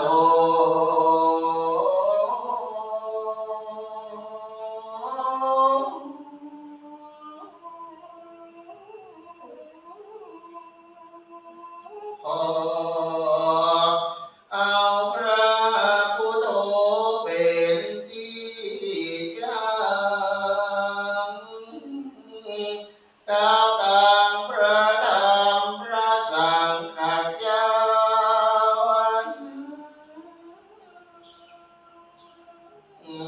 เป็นสลักงานที่เพิ่งก่อนสิ่ง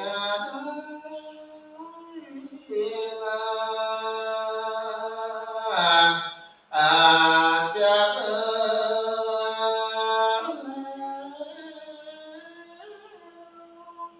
โอสมดานกำพาดนา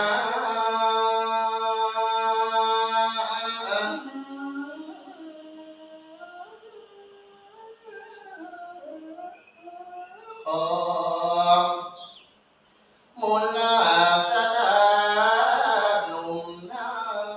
วแม้ว่าปรารถนาสิ่งอันใด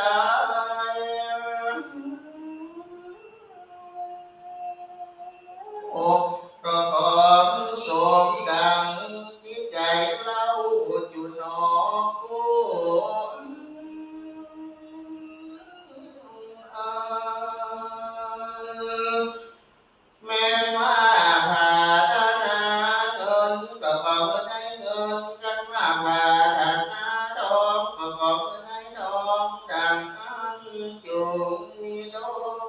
ยภาคา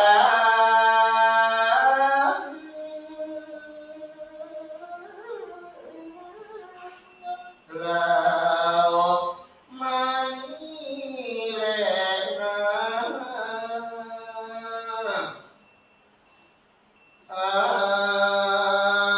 สาวรังกธานิทิตังติญาสังวาทานาวิเศษอัญจาห้องเหตุกันทัสปรอันพระกพระกาไปโดยพระคาถาว่าได้สิเก้าพระคาถานิทิตาก็บังคงสมเลสาดี อันทะมยังสาธุการังกะโรมะเสสาธุสาธุสาธุ เจ้าของปีเกิดเนี่ยเอามาพดเลยได้เกณฑ์กันเต้โยมนิชาดาสังสีโยมอัมพาโยมพิยังคิดโยมแม่สุขางภูสัมวัฒน์แล้วก็สถานที่ปีเกิดผู้คนได้ออกมาเลยตลอดถึงมาแต่งลูกแต่งหลานโดยเอามาโอ้เลยนะ ชุดตะกี้เนี่ยมาเลยครับ ชุดตะกี้มาเกณฑ์พร้อมกันเลยปีเกิดมีการเทศน์ปิดามันนั่นนะพอจะได้ กับ มันซ้อนสามแถวก็ได้ยัง ซ้อนสามก็ได้เด้อกับเอามาอยู่บนกับวันนี้ก็เป็นที่เราเอาใจเด้อครับท่านอาจารย์นะครับสวัสดิ์ยาดาโสมโนจากวัดเมืองคอนนะครับ ความพยายามโยม เอามาเลยครับเอาเด้อคนจริงๆก็จะเป็นตัวแทนไม่มีการนำตามขับเอาไปวางที่ท่าก็ติ๊กไว้ที่เก่าเอาสาธุสาธุสาธุเอาหมอนถวายด้วยเนาะ นนโยนได้ เสร็จแล้วก็ถวายมอนก่อนมอนของแม่จินดาเอาคู่กันแม่จินดาดวงแก้วครับแล้วก็อันนึงเด้ออย่าหอมมาแล้วนะอย่าดมอย่าแก้ให้แก้วันได้บุญด่วนนะ ไปบุญหมดมาแล้ววันนี้โทรมาวันนี้มาอยู่ในเสียงว่ามากระเสียงไม่เป็นก็ได้ที่เป็นที่รับรองเดิมได้ยิงบุญไปนะครับจากคุณเริ่มเป็นแจกคุณกัลยาณิวัฒนาคุณพี่เป็นนำแล้วมีน้ำยงน้ำยามาเตรียมไว้เด้อนะครับท่านอาจารย์ที่จังหวัดจะได้มือบอลขณะนี้นะครับท่านอาจารย์นะครับสิทธวัฒน์ก็เป็นการเดินทางมาถึงแล้วรอต่อคิวละนะครับเราจะรักษาเวลาตรงนี้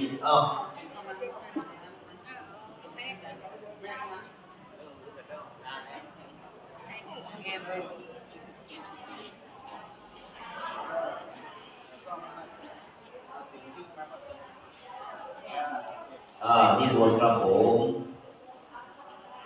ยะถาวาริวหาปุราปริปุเรนติสาคารังเอวะเมวะอิโตทินังเปตานังอุปกปติอิชิตังปฏิตังตุมหังคิปะเมวะสมิจจตุสัพเพปุเรนตุสังกปาจันโทปนรสโสยะถามณิโชติรสโสยะถาสัมปติชามินาสังสิโมพรหมาติพรหมาจะมหาเทวาอภิลาภาภวันตุเมมหาปุญโยมหาลาโภภวันตุเมมิเตภามุหติพุทธมหาโหนะโมพุทธายะวิรัตโยวิรัตโพนายังวิรัติวิรัตราสีวิรัตราสาวิรัติโยพุทธัสสะมานีมามะพุทธัสสะสวาโหสัม ปฏิจจามิภิกภิกพาพาหาลือจาตารโอธรรมาวัฏันติอายุวันโนสุขังภะลัง สาธุสาธุสาธุกับกราบขอบพระคุณในเมตตาบารมีธรรมของท่านพระพุทธเจ้านะครับท่านอาจารย์พระอิชวัตรญาณโสพโนเลขานุการรองเจ้าคณะอำเภอสันทรายวัดเมืองขอนตำบลป่าไผ่ได้เด็ดเป็นที่ละเมาเอาใจใส่พิกาบเก้าและกาบปายนะครับวันหน้าวันหน้าก็จะได้ที่มูลกันเต้ไม่ได้อาจารย์เลิกนะครับขณะนี้ก็ถวายการต้อนรับนะครับท่านพระนะครับนิทวัฒน์นะครับปัญญาวัฒโกนะครับจากวัดสันกำแพงหลวงจะได้เมตตามาแสดงพระธรรมเทศนามหาชาติกันท่วนสองหิมปานนะครับอันประดับประดาไปด้วยคาถา134 พระคาถาสำหรับคนที่เกิดปีเฝ้าปีฉลูหรือว่าปีวัวอันนี้เบิกจุบัตท่าพระเจ้าลองปางหลวงเด้อนะครับไม่รู้ว่าปีกันที่สองเป็นปีเป้านะครับแต่ไม่ใช่ปีเป้าของนักร้องเป็นปีเป้าปีของเมืองเนาะนะครับปีเป้าหรือว่าปีฉลูหรือว่าปีมัวคนบอกว่าปีเป้าเพิ่งมัวคุณตัวได้สร้างจุกท่าลำปางใหญ่นักอำเภอล้อคาใครจะยิ่งจับนครเขตพ่อเขลางอันนี้อยู่ที่ลำปางเรียกว่าพระธาตุหลวงลำปางนะครับไปที่มีจาตาปีเกิดปีมัวปีฉลูปีเป้าเรียกว่ามาบูชาเด้อมาบูชากันเต้นกันทำบูชากันพระพุทธบูชากันพระธรรมแล้วก็บูชาด้วยนะครับเรียนเจอเด้อมีบูชามีพระเจ้าล้านนาไทยวันนี้เป็นที่ละเอียดเรียบร้อยดีงามเด้อพี่น้องเด้อนะครับเนื่องจากว่านะครับเวลาที่เวลาตานี่มีตั้งแต่ก่อนพระเจ้าไปจนถึงวันการบูชานะครับที่อื่นที่ไกลนี่เพิ่นก็มีกันนะครับพระเจ้าก็มีแล้วก็ตั้งแต่พระสงฆ์ของเจ้านะครับบูชาเป็นคนศาสนาพิธีกรเป็นผู้รับจ้างขึ้นมานะครับแต่บ้านล้านนาเฮานี่นะครับขอบพระคุณท่านอาจารย์เด้อนะครับวันหน้าวันตาก็จะได้เพิ่มพระบารมีแห่งใหม่เด้อนะครับไวสาอุรังคตวาสาสเนได้ถวายชีวิตถวายองค์แด่พระศาสนานะครับเป็นกำลังรับของหลวงพ่อมงคลหลวงพ่อเจ้าคณะอำเภอตัวเองเป็นจำฟังอยู่นะครับหลวงพ่อโกศลทำวิจัยเนี่ยนะครับเดือนมกราคมนี้ก็จะเป็นเดือนวันเกิดของหลวงพ่อเจ้าคณะอำเภอสันทรายนะครับท่านอาจารย์พระมหาวิษณุเป็นปาญาติโยมไปผู้ปีนะครับขณะนี้นะครับเดี๋ยวเราจะได้ฟังกันที่สองเริ่มนะครับการมีประมาณ134 คาถาเดี๋ยวจะนิมนต์อาจารย์ได้อ่านชื่อนะครับของสถานเจ้าภาพเเจ้าภาพปีฉลูได้สถานออกมาเลยมาฟังเลยปีฉลูมีโยมแม่ติตาสุภาโลโยมแม่โยมธนะโยมธนะสรพัฒน์อานนท์ของโยมแม่ปฏินันโยมปฏินันทงวันลูกชายของแม่คงงานนี้ก็โยมแม่ปฏินันชุติมาโยมอรนุชของวุฒิวิรัตมาไทยวุฒิเนี่ยมาไหมเอามาเลยมีไทยวุฒิโยมตั้งทีมวันตั้งตำปาโยมอันติยาติโยอย่างเงี้ยอันติยาติโยไทยวุฒิสงครามไทยสกีห้องกันนสไทยบัวโยมโพพันโยมแม่สิริพรคำประสิทธิ์โยมวัฒนาคำประสิทธิ์โยมพิยาภูคำ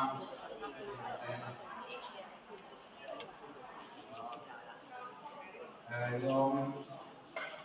แม่ปานีสมจิตแม่ปานีสมจิตได้อยู่ได้ไหมเนาะโยมแม่กับแก้วตาลิโยโยมสุขแก้วกัปปนาโยมแม่ทำพ่อใส่สุดโยมพ่อพิดาแม่โป่งพ่อสุภาพรโยมแม่กระยาสุริหงษ์โยมอนันตาสุภกิจภากรโยมพี่หนอมงานมหาทองโยมนักพิมพ์พันธ์นักลำปางเลิกเตรียมตัวเล็กยุทธยานีหรือว่าพอละตามบุญตั้งใจวางเลิกอยู่ที่บ้านก็ดีอยู่ที่นี่ก็ดีสถานเจ้าของปีเกิดปีฉลูปีงัวนะอยู่ที่บ้านก็วางไปเดิมจะนั่งจะนอนก็ได้ทั้งนั้นเลยก็เจอเจ้า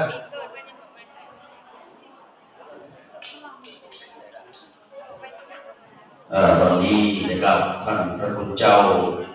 นะครับพระอาจารย์นะครับศิษวัฒน์ปัญญาวัฒโกนะครับวัดสันกำแพงหลวง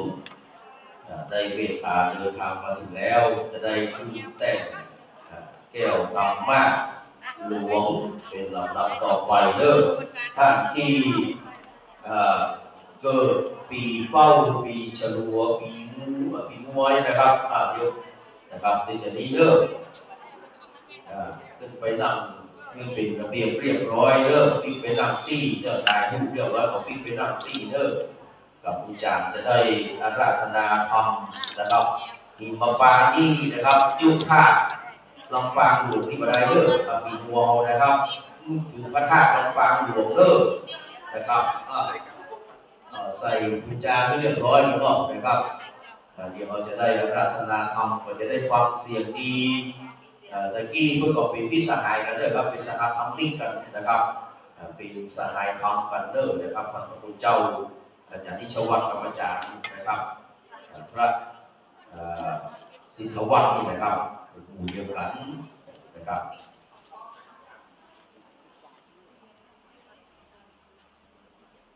บูชาเรียบร้อยแล้วเราจะได้อาราธนาธรรมนะครับหนังสือที่ยิ้มไปได้เรื่องต่อไปต้องการไปยิ้มไปได้เรื่องเพื่อนให้เพื่อนเอามาแจกนะครับมาร่วมทำบุญตัววันนี้ก็ขออนุโมทนาสาธุเด้อขออนุโมทนาเด้อต่อไปจะได้อาราธนาธรรมนะครับอิมบาลคำทุน2นะครับเป็นลำดับต่อไป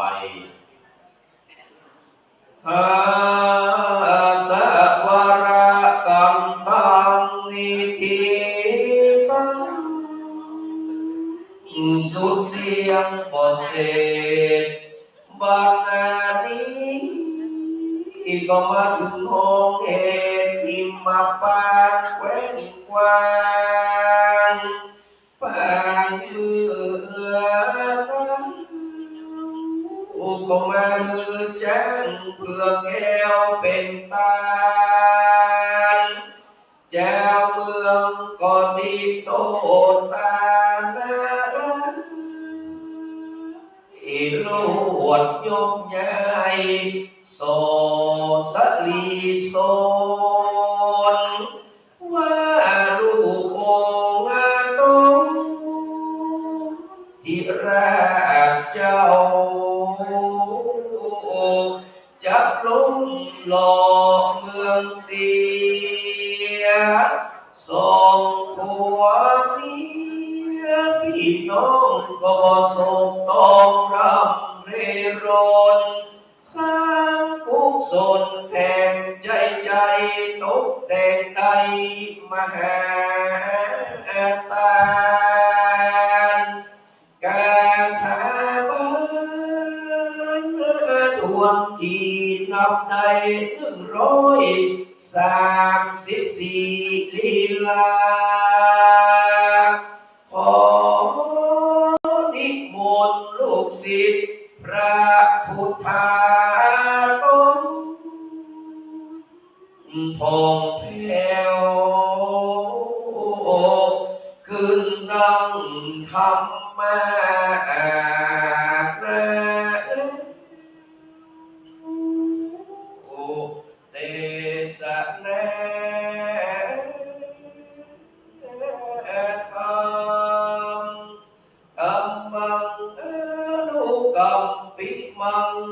จังอาระ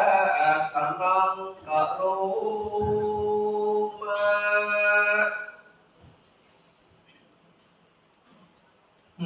โสระ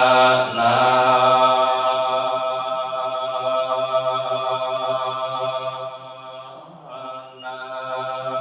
โต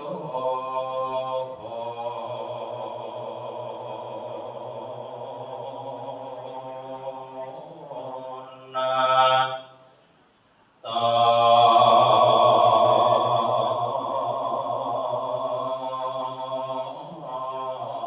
ฟาฟา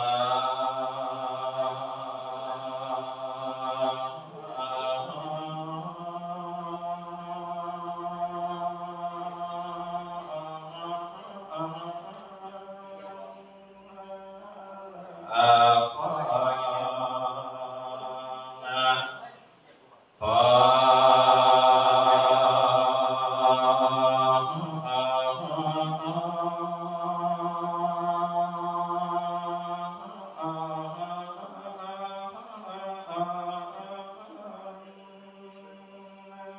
อะโมลาสัทธาเอาอาเปยโน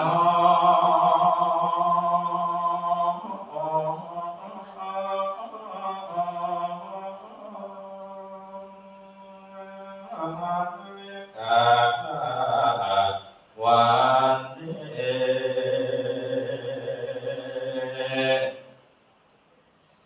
ก็มาตังสังอาหาปิน้องอาหันโยปานกายกา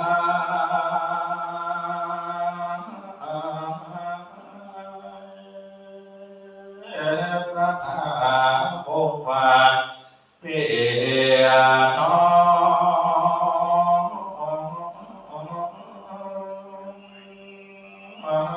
ลงเท้าหน่อยิงใจแล้วขอเวลาเอาอาเปน้อง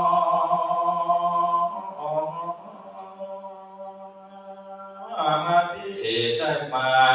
ห่วงห้องหน่อฟ้า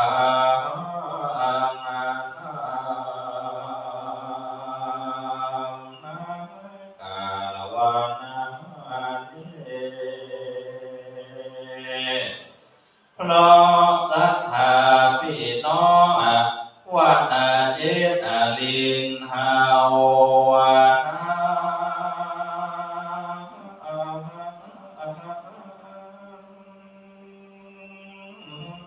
ก็มีจิตเจตนาเลิศลา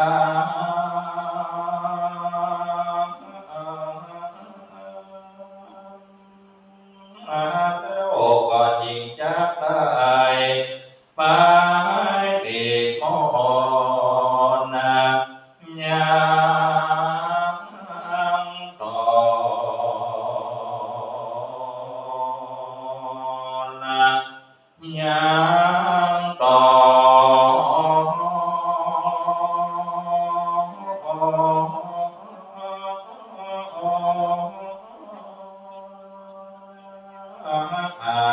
มามอนนะน้องได้มาเป็นองค์เทศเทศนาธรร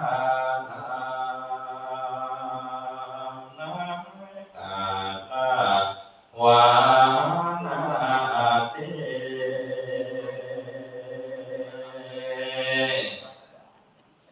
อาการฟังธรรมมหาญาติเสพสามากา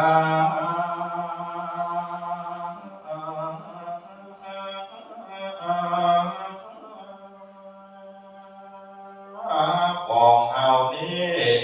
เป็นของพื้นบ้านล้านนาช่วยกัน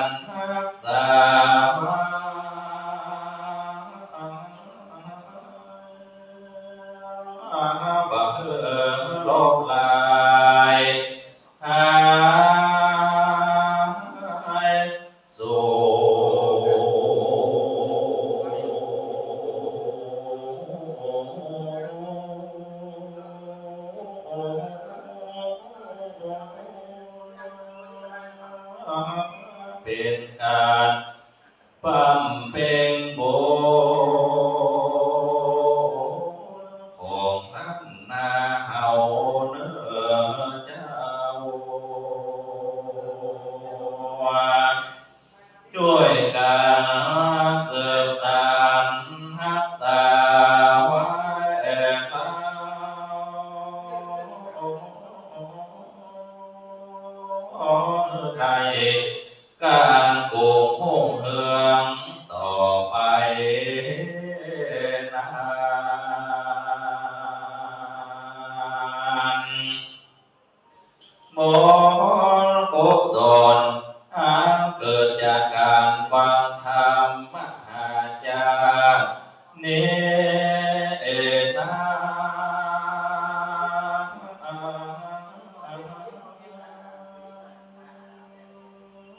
ก็มีอานิสงส์มหาศา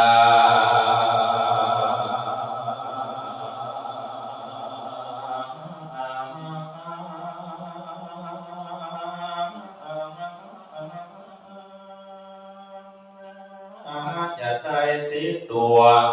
เอาไปเมื่อนานบอกว่าจะอาจนี้จะอาจนานำเอาไปส่งฟ้า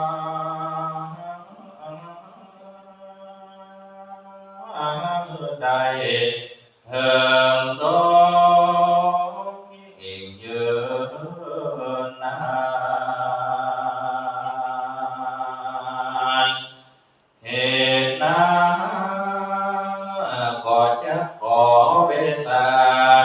เอาอาภิน้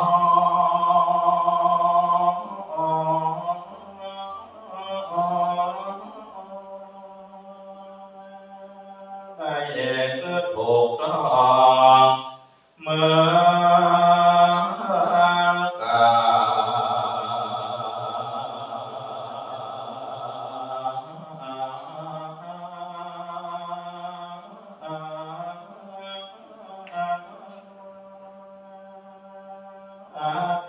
ได้มาฟังธรรมวันนี้จุโหโจโหโหนา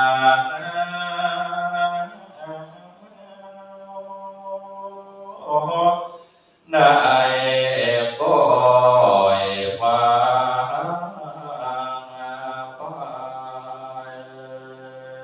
ไป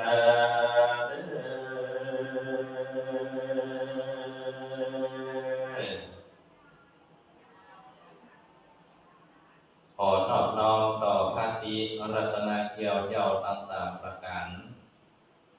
ขอถวายความเคารพในเมตตาบารมีธรรมของท่านอาจารย์พระมหาวิษณุจารุธรรมโมเจ้าอาวาส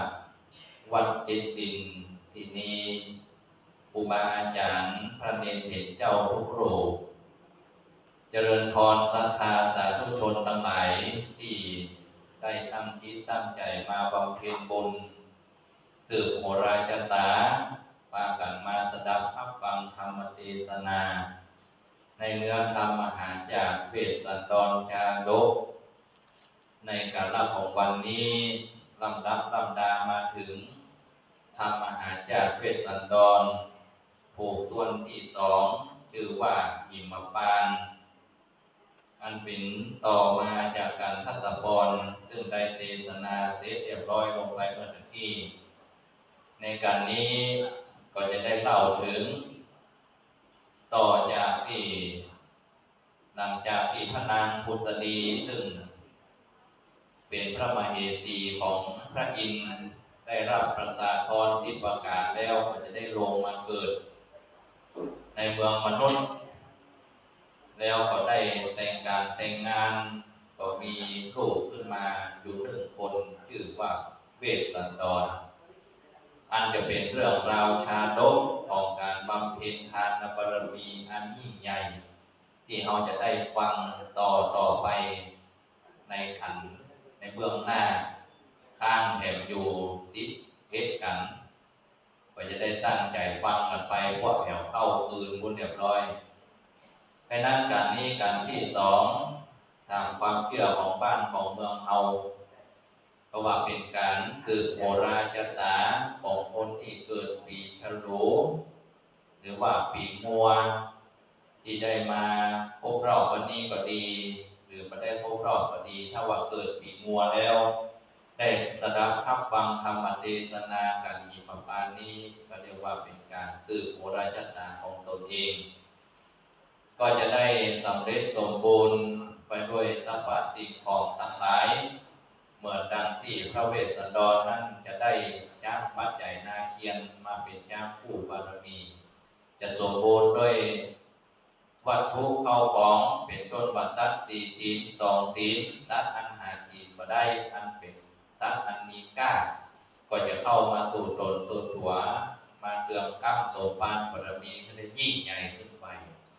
เพราะนั้นเนื้อหาสาระธรรมนั้นหลายคนหลายท่านก็ได้ศึกษามาก่อนแล้วท่านอาจารย์พอดีปออาจารย์พอดีได้ลำดับลำดาถึงเนื้อความเนื้อเรื่องไว้บางส่วนแล้วก็เป็นที่เข้าใจกันดีแล้วต่อไปเขาทั้งหลายก็จะได้สดับรับฟังในส่วนของที่เป็นพรรณนาโวหารแบบพื้นเมืองแบบล้านนาซึ่งครูบาอาจารย์ท่านได้นำมาแต่งไว้เป็นโวหารที่มีความสอดคล้องมีความคล้องจองมีความไพเราะมีความงดงามทางด้านภาษาได้ฟังแล้วก็ได้พิจารณาไปตามภาษาก็ได้หันถึงความงดงามอันถึงคุณค่าของธรรมมหาจักรในการนี้ว่าเป็นอย่างไรพ่อไปนั้นตอนนี้ถึงเวลาอันสมควรแล้วก็จะขอเชิญศรัทธาญาติโยมสาธุชนทั้งหลายเป็นผู้ฟังได้สดับรับฟังธรรมเทศนาการทวนที่สองชื่อว่าการมีมาปานตามสมควรแก่กาลเวลาต่อไป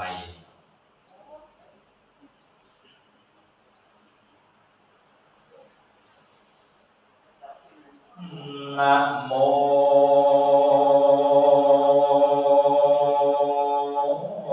ตัสสะภะคะวะโตอะระหะโตสัมมาสัมพุทธัสสะอิติสา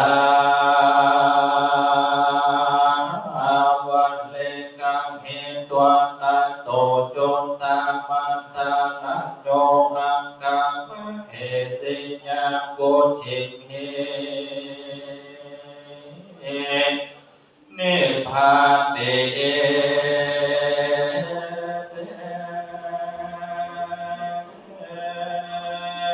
นัมดักธรรมเทศนามหา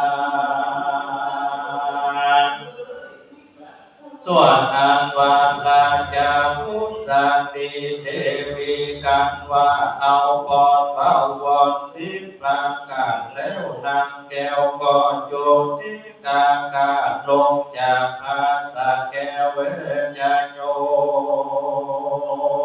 นล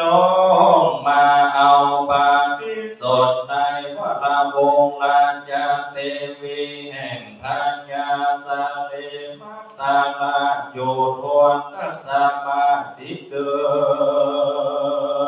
นน้ำเกิดมามีต้นอันหอมมานักเหมือนดังไหลลาโดยดวงจันทร์เหตุดังอันพระปิตามารดาตั้งสองจิงเบิกบานร้อยเสียใส่เจอว่าพุทธาดีงามนักเกิดนางแก้วเกิดจากเดินใหญ่โดยยุทธบริวารอันมาดีดีแลทางในกาลานั้นอันว่าพระญาเสวิลาก็มือไปนำเอามายังลาจะเหตุดามาเธออยู่กับสัจใจลากุมารก็การต่างโดยเสตาชักไว้ใต้ที่เป็นอากาศ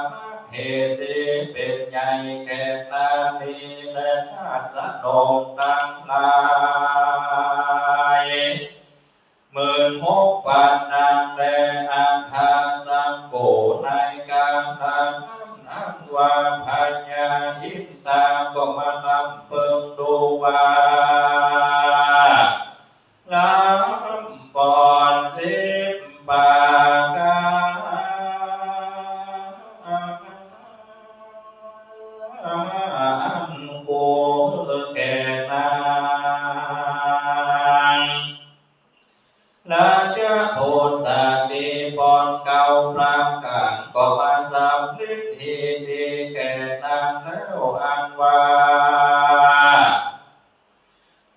อันหนึ่งเกิดพรอันเธอสัมฤทธิตามกรรม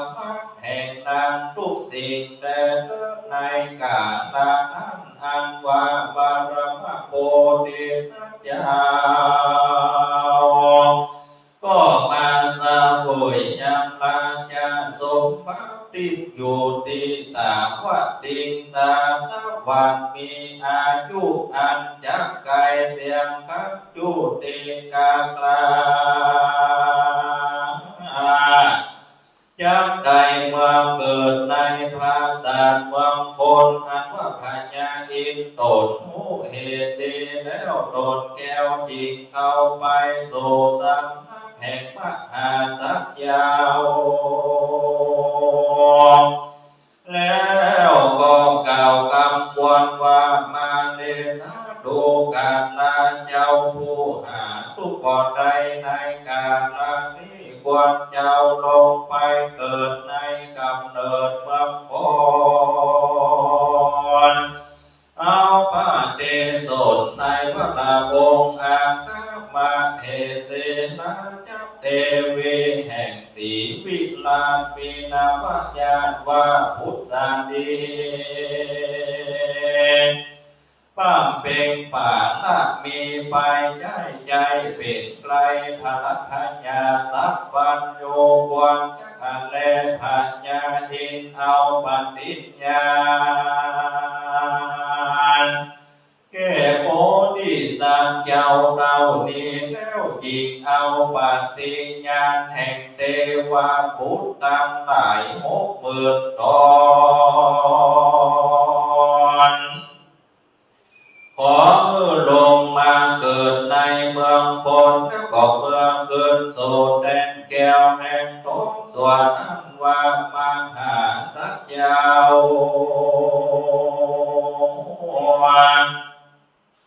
ก็จุติการจะพาสัตว์เวทยนต์ลงมาเอาปฏิสนธิกำเนิดเกิดในพระนามองค์แห่งราชาพุทธาดีแม้ว่าเทวดา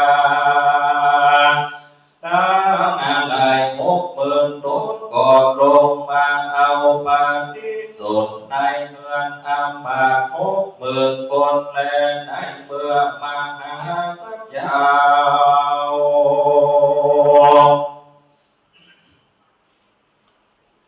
ลงมาเกิดเอากำเนิดในท้องแห่งนางพุทธาดีโทละอาเดเนอันว่าความปรารถนาแห่งใจไข้สร้างศาลาบ้านตาม6 หลังเกิดได้ประตูเวียงตังสีและทัตติกางเวียงคับที่ไก่มุมน้อยนะจักนิเวศนางก็มาพักไข่คนตั้งหลายยกใจเข้าของเป็นตานมีพระธรรมันและวันและ600,000 คำเป็นพระนาฏและส่วนอันวาราจาพุทธาดีเจ้าก็มาจำเริญรักษายังข้าพามาโดยยศปฏิวานนาทามา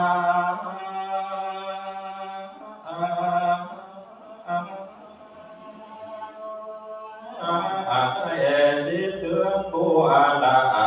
โมวันควรพระสูตรมหาสัจเจ้าโดนพิเศษนะก็ใครทอดพาเนตรดูยังเวียงก็ไปโดยราชญาณอันวิเศษเพื่อจะทอดพาเนตรเวียงใจเมื่อนำไปรอดตีตามกลางตามปอกาอันว่าลงกรรมจวนกาบอกอันจักเธอโปเทสัจเจ้ากากาจากองค์แห่งนางก็สำแดงอากา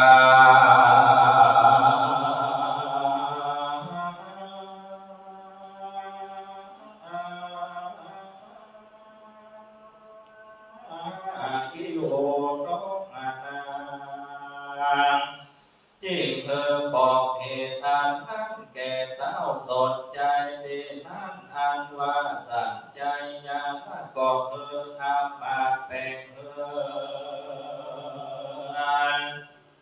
มังกันละอันควรพระสูตรในที่นั้นแล้วจริงหรือคนเฝ้าเห็นทอดโยกลับโยกไปส่วนนั้นว่านางราชาพุทธาดีก็ได้ลูกชายโดนพาเสือนั้นเกิดแต่พระองค์ตนในกาลนั้นบนตั้งหลายจิงเบิกไปร้อยเสียใจชื่อดีว่าเวสันตาลังกุมารเหตุเจ้าเกิดมาในกลางกางคนต่างปองและในวันมหาสัจเจ้าเกิดมาก็ยังมีแม่จ้างตัวหนึ่งอันมีปกติอันจอดเดินไปในอากาศก่อนนำเอาลูกยักษ์ตัวหนึ่งมีตัวหางขาวตามมวลควรเป็นยักษ์มงคลตัวพาเสด็จมาตามไว้ในโมงยักษ์มงคลคนทั้งหลายจิงใส่ชื่อยักษ์ตัวนั้นว่าปัจจัยนะเหตุว่าเป็นยักษ์เกิดมากับโจโสมปานมหาสัจเจ้าแล้วส่วนนั้นว่ามหาสัจเจ้ากันว่าโพธิสัจเจ้าเกิดใหญ่อายุได้16 ปีเจ้าตนมีปัญญาอันวิเศษเนียนจบทาไหลเวทตามมวลส่วนว่าพระปิตาตนป้อนนำเปิงต่อลูกตนมักไข่สมบัติตามมวลแก่ลูกยิ่งทานโถกเตียงจากกับโดยลาจากมารดาตนไม่ก็คือไปนำเอานะจะเดตาแต่ข้าปูนพญาตนโกนพัฒนา นาเป็ดเชื่อจานตาจาวงศาตนชื่อว่ามาทีงามชื่ออันมาเป็นใหญ่แก่นางอาสโน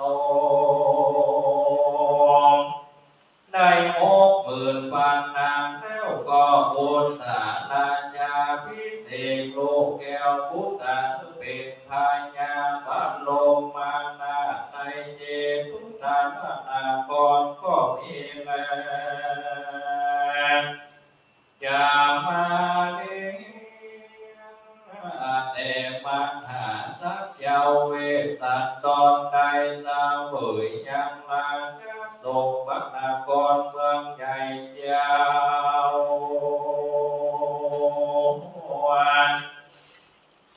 ก็ใจเขาของเป็นตาและวันและใจเสร็จคำเป็นข้านาก็มือขาดยังมหาตา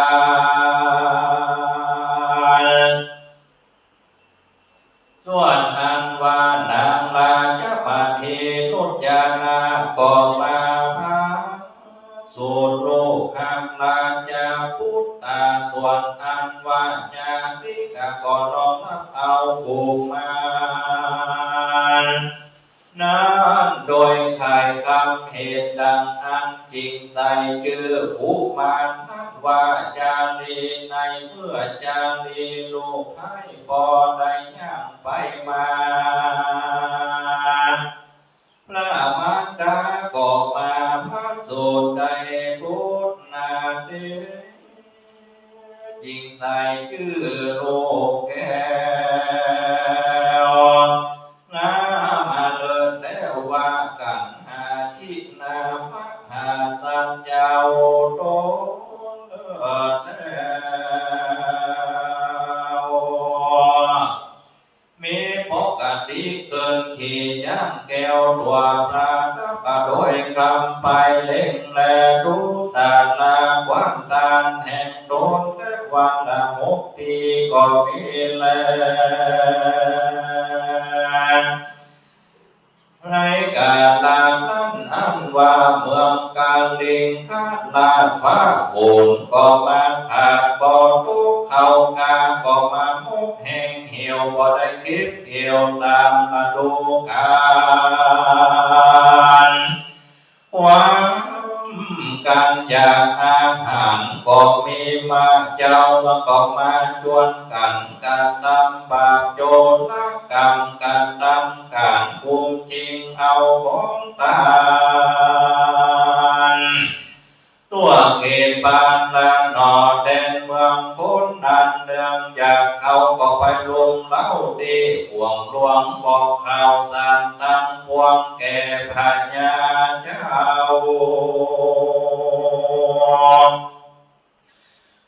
เข้าใจหูโจมพระการตีนั้นพระโพบานกาลิกานาจริงได้มีอาจารย์ว่าโดนลาเพื่อนต่างหลังเอาจากเธอหาฝุ่นไล่ลังทางตกลงมาจากแล้วว่าอันแล้วยะยานได้ฝนก็ออกอาจตกได้ตามกรรมแห่งเต้าไทยก็จิมาเก่าแก่อามาตั้งน้อยว่าเฮาจะนักสันได้อามาตั้งลา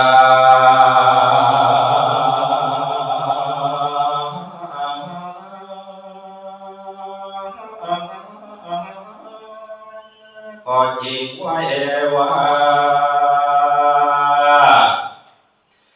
การเดชพายอดไทยลาจาพิเจ้าบ่อาจยังมีข้าทาลาตุกตองใดข้าพระเงาไทยยังไปหูใดดิเลว่ายังมีพระราชาผู้ตนบนบ่อเศร้าชื่อว่าเวสสันตานพระเจ้าในนครเจโตตาลาลูกแห่งบรมนาถเต้าสัจจาเจ้ามีใจบ่อิ่มนายโดยตั้งตานเจ้ามีใจอาสาขาวพองฝนก็ตกต้องบอกการตาควรพระราชาเป็นเจ้าใจพรามเข้าไปขอเอาก็จะควรแดนนา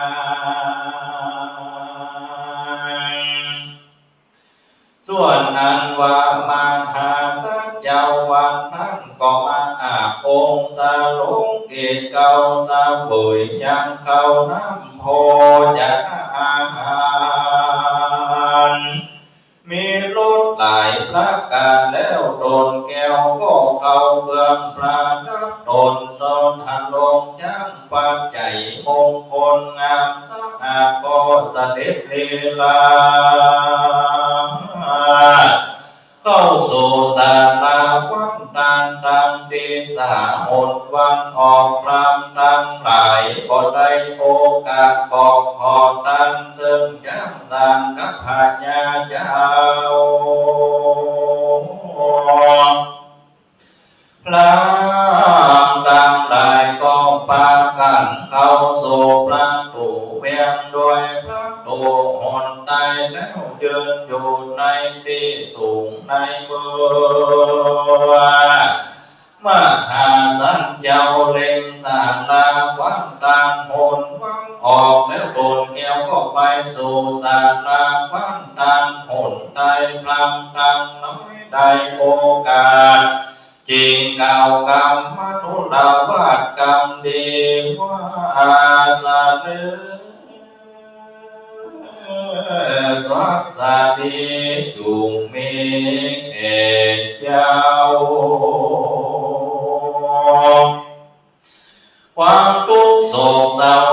มาปันเดตุตินั้นอันว่าพระมหาสัจเจ้าได้ยินคำพรามกล่าวเจียนจาจริงสัญญาแก่ย่างแก้วรู้เดินแล้วปานใจเข้าไปสู่ที่ไกลที่พรามยากไร้วอนขอทันลงขอจ้างแก้วละผ่านแผ่วก็กล่าวกาถา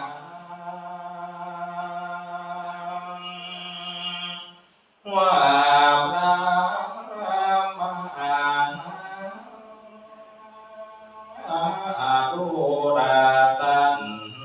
ลาม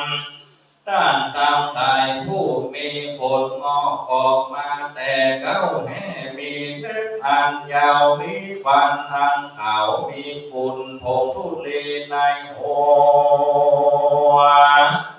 เลิกเกินยามแทนแห่งตนแล้วจะขอวันทุกคำแดงแก่แสงแก้วเยื่องใดจ้าพระตั้งหลายจิตไว้พระบาทให้เวสันดรวานัตตานังอารุณหาวังดังวิวัตเตวะคาเดมัทหาลาจักยาว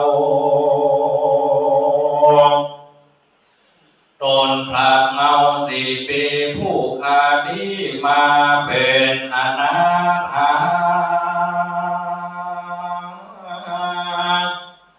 ทุกข์ยากลาย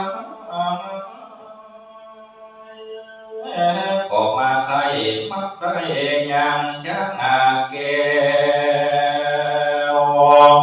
ปัจจัยนาเทียนตัวงามเสียใสพระเสริฐอันเกิดมาโดยราชสมปานมีงามโดยงามดังหัวตันจะลุกอุดสงครามของนา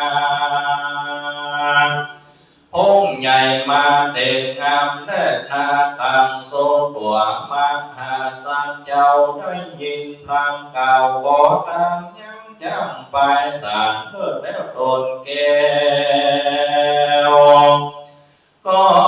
ลงจากคอจังแก้วเวียนวัดพัดโดอันที่ยังบ่ได้ผัดตักผัดดาตังสัง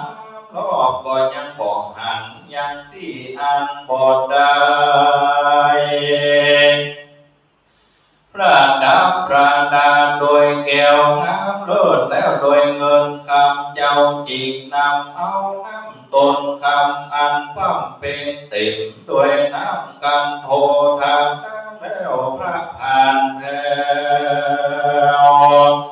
จริงจากกับโดยพรามว่าดูราพรามต้านพรามโหยต้านหน้า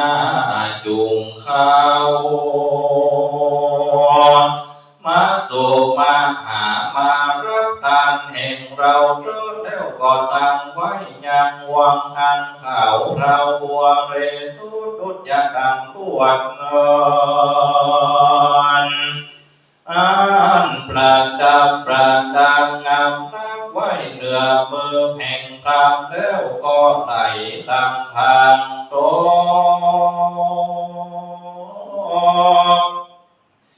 ยังทักเสนทหมายตาตกเหนือมือพรามแล้วก็คือจ้างแก้วเป็นตาวัน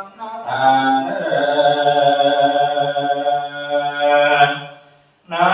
ยเมื่อจังแก้วปัจจัยตัวคงอาอันพระยาเวสันตาลักปราศาสเธอเป็นตาอันว่า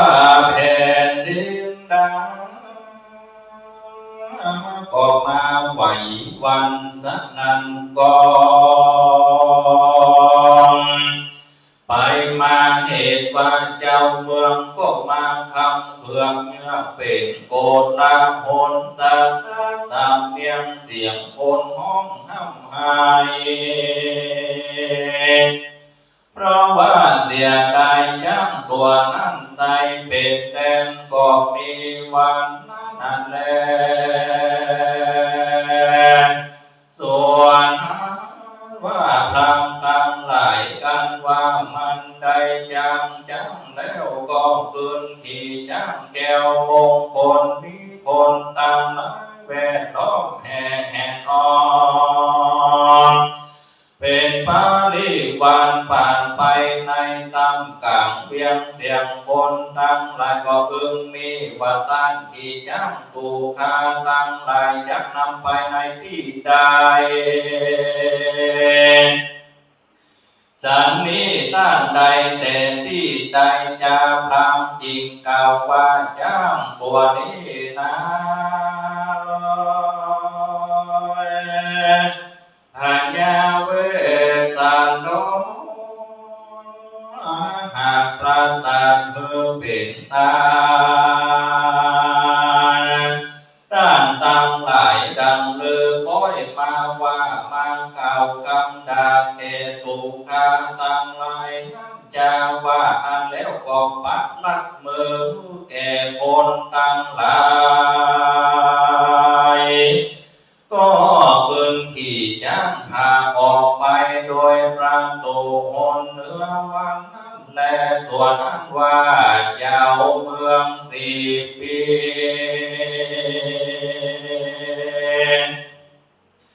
โม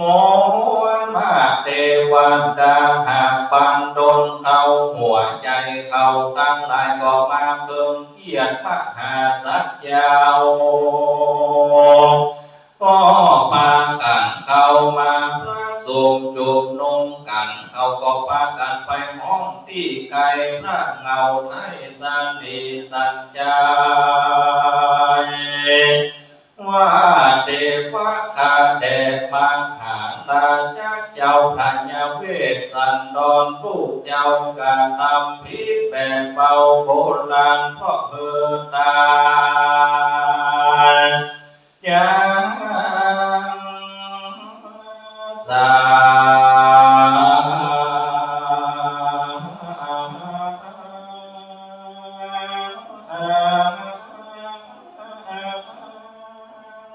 ตัว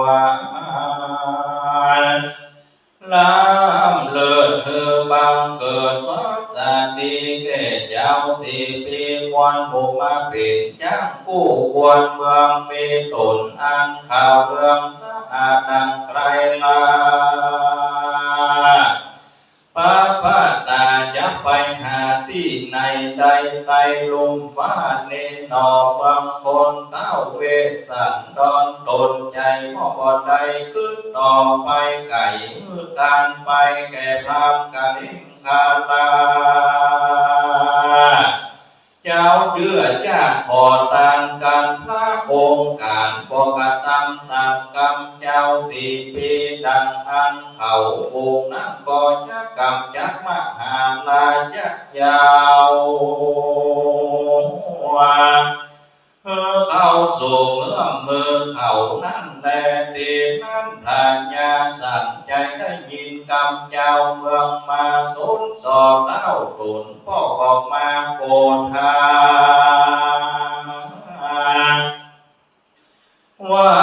ดังเลยจะเจ้าเมืองในนอกตั้งครั้งขอบสีปีลูกโกนี้นาบุญแผ่อันเกิดมาแต่อกหาวจะเพื่อเอาไปเข็นข้าปิดกรรมยามจ้าทานลนบอกวันเต้าคนกะตำได้ขอเธอยกไว้แก่พระเวสสันดรจะเอาหน้าก้องมวนมาจริงออกปากตนสังว่าการบุกที่เห็นข้าโดยมีดพระและหอกดาบแลนเหลาบอกวนเราจักตามแก่เวสสันตานัดละก็ขอเท้าบาลมนาสีปี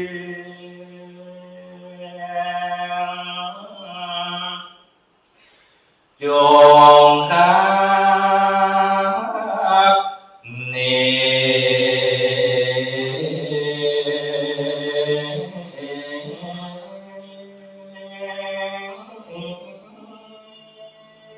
เสียจากเมืองไป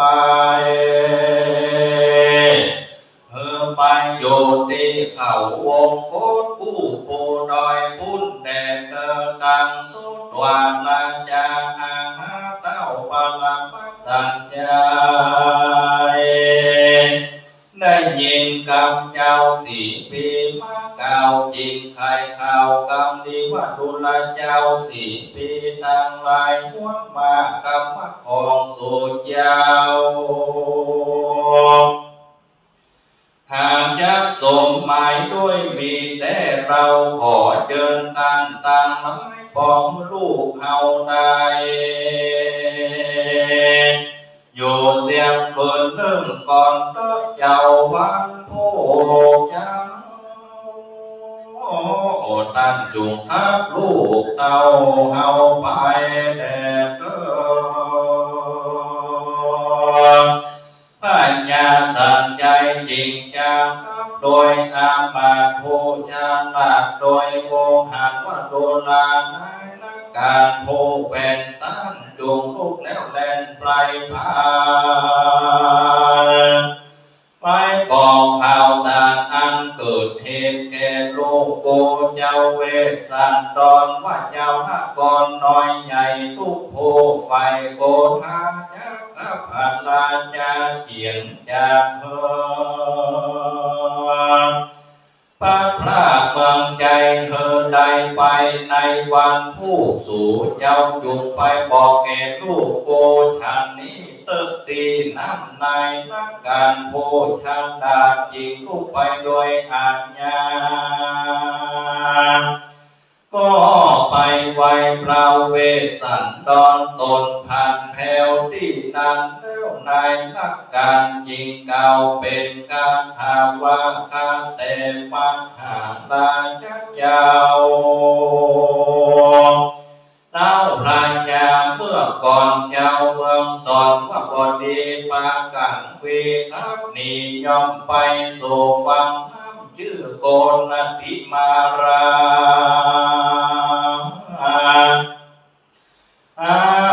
ใส่ดอยที่เลวงโคตผ่านลาจะเจ้าจุงโอดใจไปตามหนทางอันนั้นแดดมหาศาลเจ้าจริงกล่าวว่าดูการลาตันอามาตเฮาก็จักยาตราไปตามหนทางอันเท่าขยาไปแต่ก่อนนั้นจะแลโดยมีแต่แลเจ้าวังตั้งหลายจะคับเฮาหนีไปอยู่กิเลป่า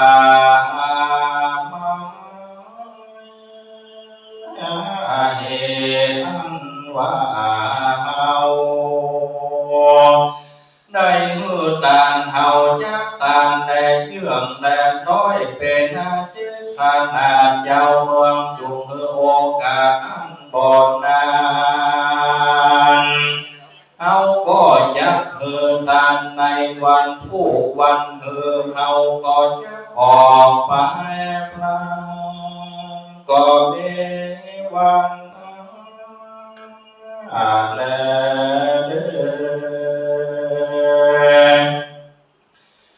ส่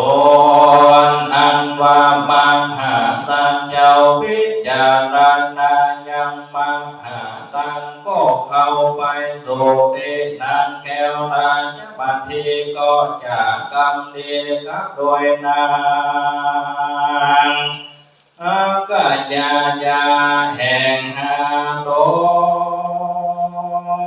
ก็เป็นวันนั้นแลเวสสันตามโลนาจาส่วนอันว่าเวสสันตาลันเจ้าก็จะเก่ากรรมดีว่าดุรานางใส่ใจน้องอาแก้ว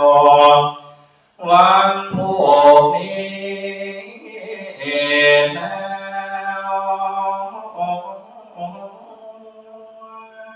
ตนปีผู้หนึ่งตนเดียวจักเดินดงเขียวป่าไม้ทุกอย่างให้และเพิ่มกลัวตัวคนเดียวเข้าป่าเพื่อไล่ล่าไปมาชีวิตแห่งกูพี่นี้นามาลำบากเป็นไปกับโดยสังกามากนักหนาบนลังจักได้หันนาโสภาน้องเปีน้อยจากอาทางเสียที่ในดงแม่นานางพันเทจิงเก่ากำพระบาทเจ้าพวนโบนว่าการเตโนทัสสะปนเจ้าพี่กรรมอันนี้ตึงบ่จำเริญใจมาเจ็บเสียบในแก่ข้าพระเจ้าฟ้าจากนักลูกเต่าเมียตุนเข้าดอยดงป่าไม้ตึงบ่ใจจากที่ป่าเวทีแม้นพี่เจ้าจะหนีไปในที่ใดดังอันข้าน้องอาจจะขอ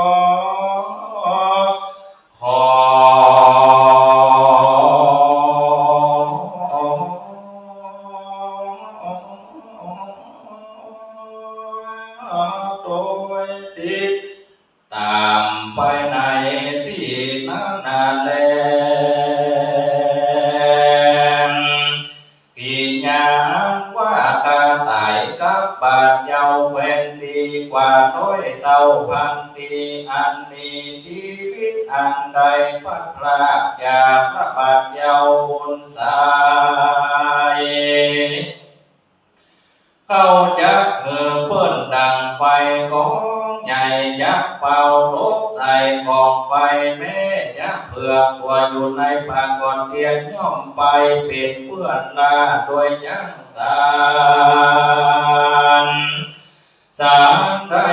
ข้าก็จะนำลูกแก้วตั้งสองไปเป็นเพื่อนเขาดังเถื่อนโดยไป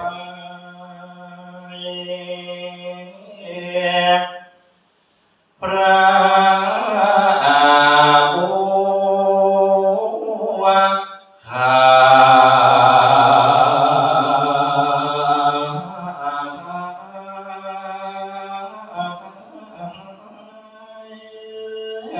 ก็จะเลี้ยงตนบ่ยากบ่ลำบากกำคาดีดีนางมาเทเก่าเต่านานแล้วนางแก้วจิงพันนาปาหิมมาพันก็เป็นด้วยปากาเหมือนดังตนได้หันมาเมื่อก่อนพระราชาเจ้าก็ยังจิตใจสบายดีก็ไม่แรง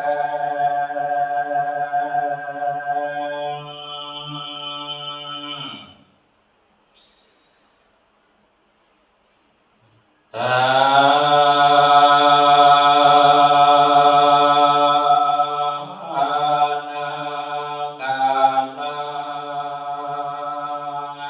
ปเดตาโส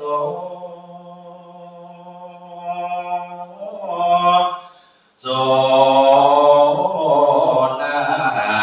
คา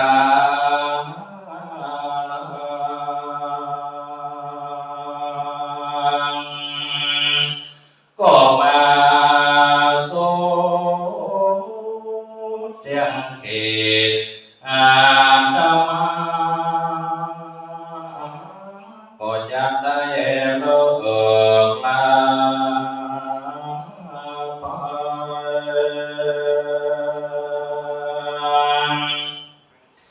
มา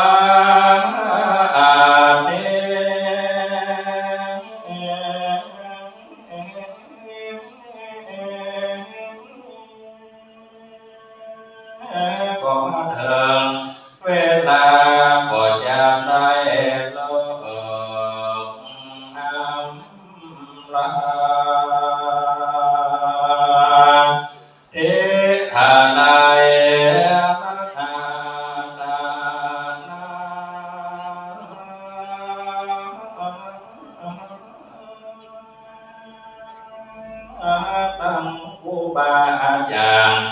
ศรัทธายิ่งใจจูโม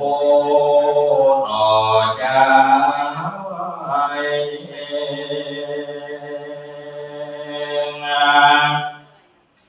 แม่นกรรมเม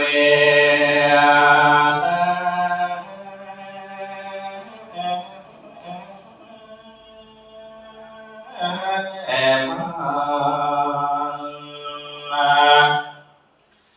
สา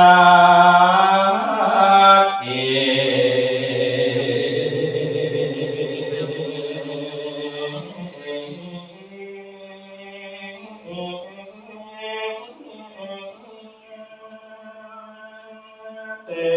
สนาบทหกต้องอาทำนองมาก่อนเกิดขอสัทธาจงได้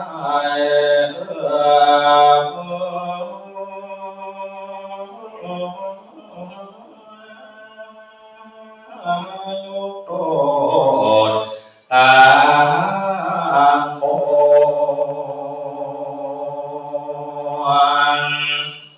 วาสนา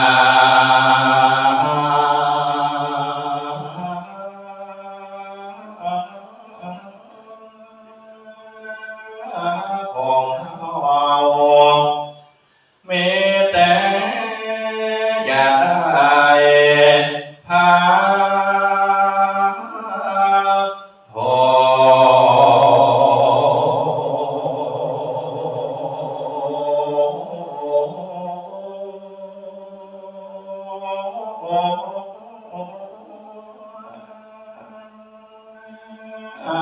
มีบุญ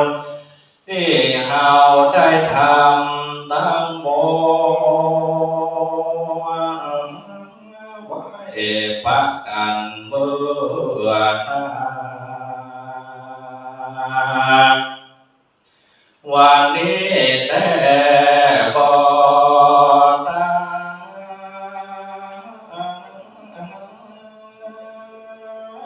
จะได้ขอเลิกลาลง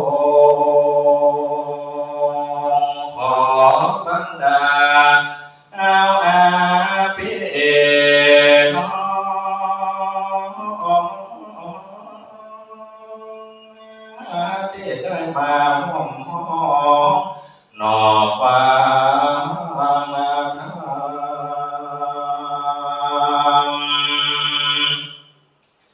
ได้โยโสสบายเมื่อกา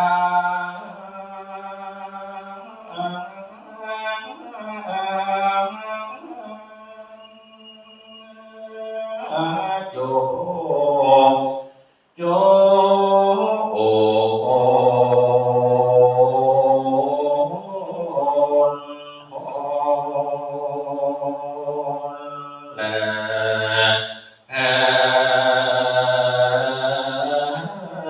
เดจริงและ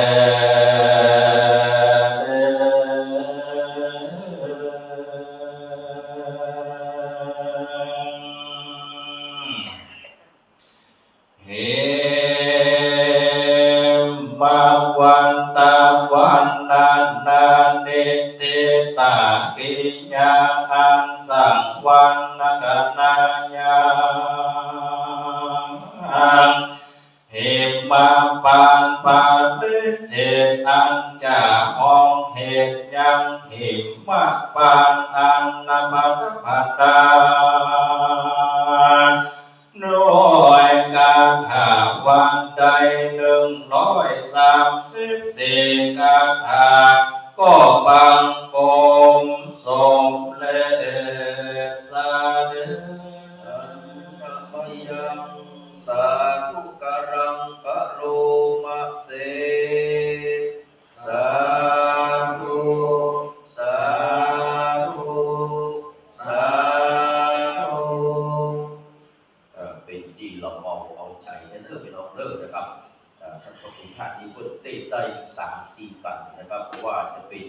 ชูโชคนะครับ แล้วก็มหาราชจะปีนขึ้นไปอุปาลปันไปจะได้นะครับเสียงกลางๆไปนี้นะครับจากนี้ไปเรียนเจอท่านที่มีชะตาปีเกิดปีเป้านะครับจะรู้บัวนะครับได้เข้าน้อมถวายการเต้นนะครับอิมปาน134คาถานะครับเรียนเจออันนี้บทว่าแบบเจ้าของปีเกิดน่าสะเอามาเลยปีเกิดปีฉลูแม่จินดาสุภาโลโยมธนัทสภาอานโยมปฏิตานตรงวันโยมแม่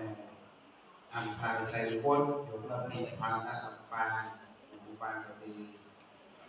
โยมวันธนากรรมประสิทธิ์โยมแม่สิริพรกรรมประสิทธิ์โยมปานีสุติโยมแม่อภิญญา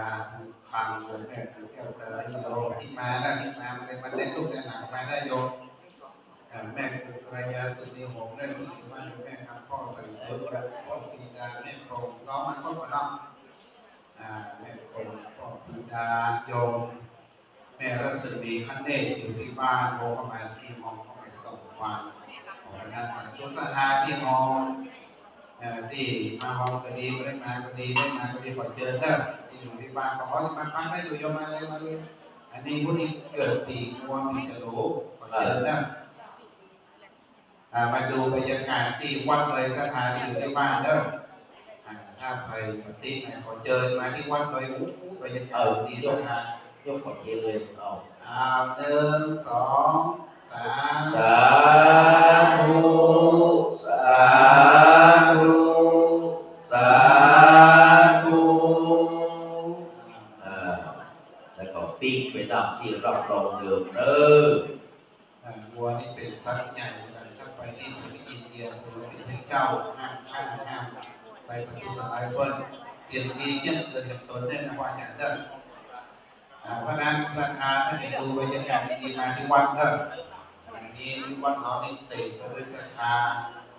เต็มไปด้วยเทวดาที่มาพูดอย่างคนเดียวกว่าอย่างนั้นต้องเป็นเทวดาหมดเลยจะมาเสริมได้อยู่ก่อนที่จะห้ามพรเนาะมีอยู่รอมีเฉลมีอยู่รอถ้ามีก็มาได้ถ้ามีก็จะไปแต่ได้คุ้มครองแก่ศรัทธาสาธุชนไปเลยเนาะเอาก่อนยะถาวาริวหาปุราปริปุเรนติสาคลังเอวะเมวะอิโตทินังเปตานังอุปกัปปติอิจิตังปฏิตังตุมหังคิปะเมวัสมิจตุสัพเพปุเรนตุสังกปา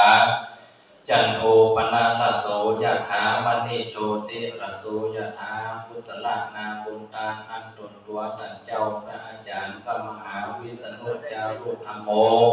เป็นต้นเป็นเก้านำศรัทธาสันนิบาตตังเข้าวัดเจ็ดดินธนันตระทัตตินีสร้างบุญสร้างกุศลปูจาถึงแต่ยังธรรมเทศนาเนื้อมหาจาเวสสันดรจาโดกะลาปัตนีกันหิมปันอันตนตัวแห่งเอาเทศนาก็ปฏิปุณนาสิ้นลงเรียบร้อยดีงามแล้วบุญอันเกิดจากการสดับรับฟังธรรมเทศนาก็ดีการบูชาทั้งหลายทั้งมวลก็ดีก็ถึงได้เป็นปัจจัยอำนวยอวยชัยให้แก่ท่านทั้งหลายปลดพ้นเสียยังสัพพทุกข์สัพพโสสัพพโรคสัพพภัยสัพพอุปัฏฐวะกังวลอนตรายต่างๆจะได้มีมาสู่ตนสู่ตัวตั้งแต่นี้ไปหน้าได้จำเริญพุทธิการปรุงหุ่งเครื่องสัตยเมืองมากสุทาการบานงามเป็นประธานว่าอายุวันนาสุขาพันละปฏิพันนะโลเกียอธิปไตยยักมีความสุขกายสุขใจสุขภาพร่างกายสมบูรณ์แข็งแรงที่ปันมาก้าปันใดหมามูลตุนเต้ามีเข้าของเงินคำดูต่างกินดูต่างไว้ดูต่างใจดูต่างตาได้ปาการฟังเป็นศีลเมตตาภาวนาได้อยู่กัมจูศาสนาวัดวาศาสนาวัดเจตินที่นี่กัมจูศาสนาพัสดีสัพพัญโยพระพุทธเจ้าในการปรุงหุ่งเครื่องไปถนาต่อเต้าจิรทิฏฐิการอันยืนยาวนานยิ่งนักแม่นปัจเจโตปณิธานกัมมะกัมภาธนาต้านทั้งหลาย มีด้วยประการฉันใดสวิจตุได้ปานอุดมสมสนาพุทธิไปจุอย่างจุภาการนั้นจุงจักมีเตียงแต่ดีหลีสัพพิติโยวิวัชชันตุสัพพะโรโควินัสสตุมาเตภวัตวันตรโยสุขีติคายุโกภวะอภิวาทนาสีลิสานิจังพุทธาปัจจายโน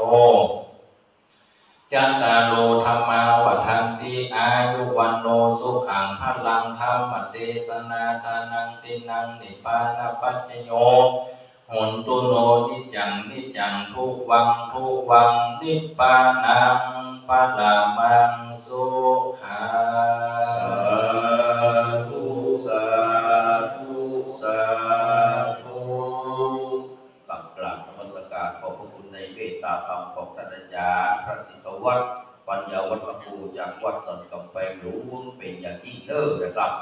กราบนมัสการขอบพระคุณนะครับไหว้สาท่านพระครูสมุปโจกจิรวัฒโนเด้อหลวงพ่อเจ้าคณะตำบลพระสิงห์เขต3เมตตาเดินทางมาแล้วตามนักการพร้อมที่จะเต้นก่อนอื่นก่อนอนุโมทนาครับแม่ของพิษศรีวิไลของลูกหลานเด้อบ้านสันทรายยูสันทรายบำรุงกันบูชากันเทศ500แล้วก็กาไฟฟ้าของวัด200 บาทอนุโมทนาเด้อแล้วก็แม่พันธีฝากกองวันเนาะดอกจันทร์คืนถึง500 บาทนะครับท่านที่จะฟังแล้วนะครับมันขึ้นอกขึ้นใจเนาะ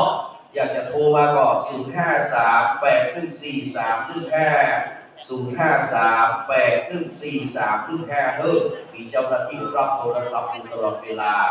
นะครับอนุโมทนาสาธุเด้อจากนี้ไปนะครับ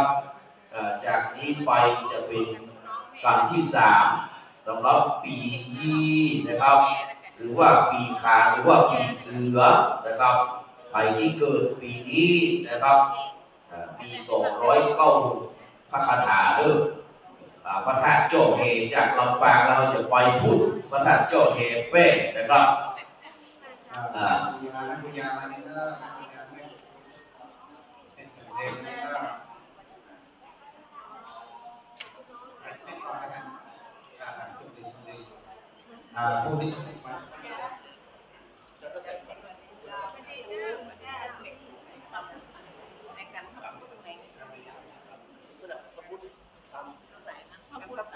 สถานที่เจ้าของปีเกิดก็มีโยมแม่จำเพลคำโพธาโยมแม่โยมพ่อคุณพจน์ใจวุฒิเดินทางมาได้มาถึงที่บ้านเราเลยโยมแม่ปฏิเสียงบุญโยมพ่อวิชาญตี2 สกุลโยมแม่สาวดาวสาย500โยมแม่พิมพ์สิแก้วโยมมารุ่นนี้ติดโชอาจารย์ประกายจันทร์สุริชันเผือกเป็นเครื่องของโยมแม่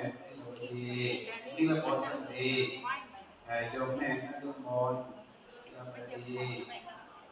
พร้อมกับโยมพ่อสิงห์โวนโยมตักนัตราจงคำโยมพ่อสุรินทร์ประภักดีอยู่ที่บ้านสวนความโยโยมสุรภาสายทางองค์อยู่ที่กุเสงองค์แม่คุยนิ้วยาพร้อมลูกหลานทุกคน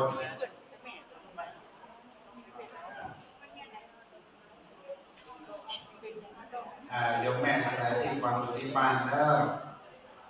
ต่อไปเป็นปีขานปีเสือมาที่วัดก็ดีก็ได้มาก็ดีของสถานได้เปิดวิทยุไว้น้องใหม่จะได้พร้อมกับลูกหลานทุกคนพ่อหวน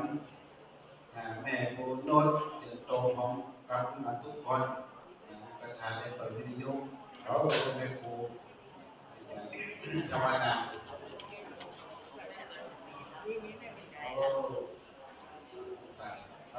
อย่างฟิสิกส์กิตติพจน์ผิดมันมีอายุแต่ชาวนากิตติพจน์ยศชาวดีกิตติพจน์ผิดคุณผิดหมูยศชาจันเจ้าผิดชวดหมูโมทนาสัตว์ด้วยยศผิดพิสารแม่เจ็ดเกณฑ์ผิดมันมีโยมดุษฎีสัมปติผิดมันมีโยมสุภาพรสัมปติกิจการ โยมปานวิทยาเจริญพร้อมกันโยมสวัสดิ์ปัจจัยพิมโรงโยมชุนาปัจจัยพิมโรงยอดชอนนะทักวันการนำไทยพิมโรงยอมมาในวิสุโรคนำไทยกับแม่โยมจิตติมนการนำไทยพิมแม่ใส่เนื้อโยมพุทธิพงศ์การนำไทยพิมเสกโยมนิติการการนำไทยพิมแม่โยมอาจารย์วิธีการนำไทยพิมบุญแก่ลูกสาวใส่เนื้อได้ในโยมนะโยมจันแรงมงกัจจรพิบูลโยมจัตราพรโยมกัจจรพิแพ้อาจารย์ปีเสือไม่เห็นสองข้างเลยนะครับประการเลยปีเสือเนาะแม่เนาะแม่พอสิริพินแม่เป็นสิริเจษฎานี่ก็ปีเสือปีนี้เสือเนาะสมมุติจะลงวิทยาพินเนาะครับอาจารย์ระเบียบรังแก้วตัวอีกนะครับอนุโมทนาสาธุโยมวันก้นปีพรโยมจันทนาวันก้นปีมะโรงโยมวิภาพรบนทิศกับอนุโมทนากับแม่จามจุรีสิทธิวงศ์เนาะปีขานะครับปีขาปีนี้เขาเนี่ยบูชาทำมา500 บาทบ้านหางดงนะครับและการนั้นกำไร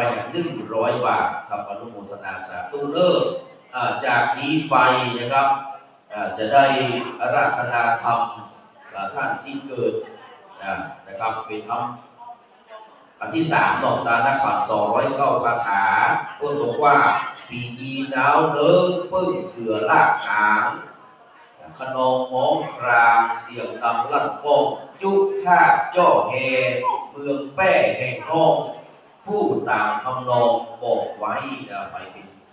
เจ้าชะตาปีนี้ก็ตั้งจิตตั้งใจความทำเลิศเมตตาธรรมในท่านพระครูสมุทรโจจิรวัฒโนนะครับได้ขึ้นแต่งคำว่าเป็นที่เรียบร้อยแล้วพระดาน74จะได้อาราธนาธรรมเป็นลำดับต่อไปนะครับอิมาวันนานิทิตาปริปุณนาสุเสียงบ่เสกบัดนี้ก็มาถึงห้องเหตุตาดาคารกันแค่ครั้งปานเมื่อสามสี่เต้าร้องให้สั่งสี่พีเต้าก็มาสั่งตังโมลาตีและอัปมา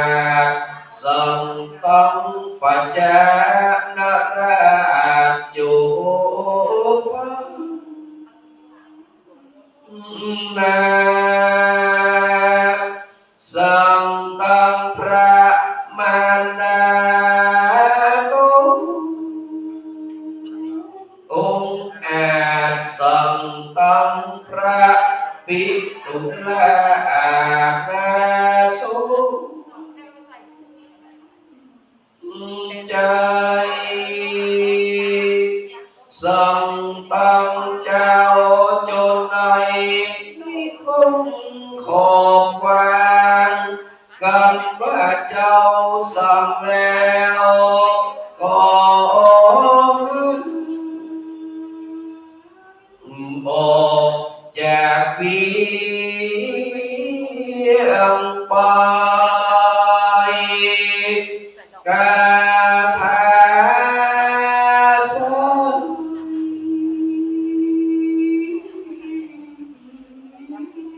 บัดเช้า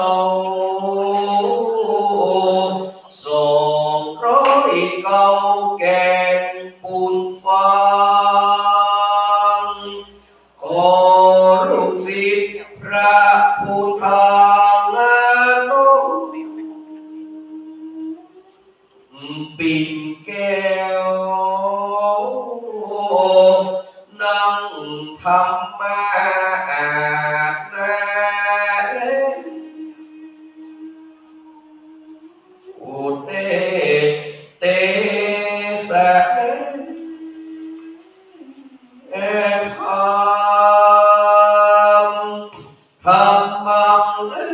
นุกัมปิมังปัจจังกระทานัง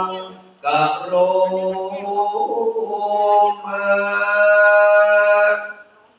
ขอถวายความนอบน้อมแด่องค์สมเด็จพระสัมมาสัมพุทธเจ้าตลอดจนถึงถวายความเคารพกับท่านพระอาจารย์พระมหาวิษณุจรุธรรมโมและขอเจริญพรศรัทธาท่านสาธุชนที่ได้มาปากันมารักษาหิตรักษาหอยประเพณีวัฒนธรรมล้านนาในการตั้งธรรมหลวงณวัดเจ็ดปินที่สิ่งใดมาปากันมาปรุงหลงหลายมารักษาหิตรักษาหอยและมาฟังพระธรรมเทศนาในวันนี้ซึ่งได้จัด3 วันตั้งแต่ตะวันวันนี้และก็วันพรุ่งนี้โดยแบ่งเป็นแต่ละกันในการเทศสำหรับวันนี้อาตมาภาพก็ได้รับอาราธนามาเทศนาธรรมที่ว่ากันตานักกันคนโบราณว่าตานักกันกั้นเข้าหัวจะได้กั้นเข้าแต่ก็10 โมงปลายแล้วตอนนี้กว่าจะได้กินข้าวกันว่าได้กินข้าวกันจะได้กั้นเข้าถึงผู้เจ้าถึงศรัทธาญาติโยมกันการเทศน์มหาชาติเป็นการถ่ายทอดบทบาทชีวิตของพระเวสสันดรซึ่งเป็นผู้มีความอบอ้อมอารีบำเพ็ญทานบารมีที่ยิ่งใหญ่ในฐานะเป็นพระโพธิสัตว์จะเป็นเรื่องราวที่มีคุณค่าแก่การศึกษาแล้วก็เพิ่มพูนสติปัญญาแก่สังคมในยุคปัจจุบันได้โดยคนใดก็ตามหรือในวงการผู้นับถือพระพุทธศาสนาเชื่อกันว่าถ้าได้ฟังเทศน์มหาชาติครบ13 กันและดำเนินชีวิตตามหลักธรรมะที่ท่านได้ประมวลในพระคัมภีร์เอาไว้จะได้รับผลดีถึง3 จัดด้วยกันก็คือ 1. จากนี้ชีวิตจะสุขเย็นเหมือนกับอริยชนเพราะมีธรรมะรักษา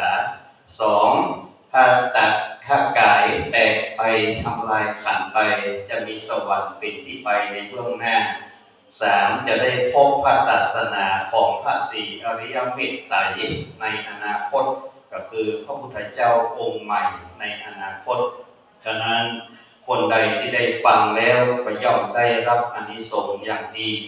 และเป็นผู้มีจิตใจผ่องแผ้วเบิกบานทำบุญทำทานเป็นการบูชาเทศแต่ละกันย่อมจะเกิด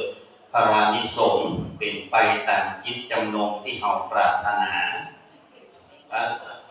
โยมทั้งหลายวันนี้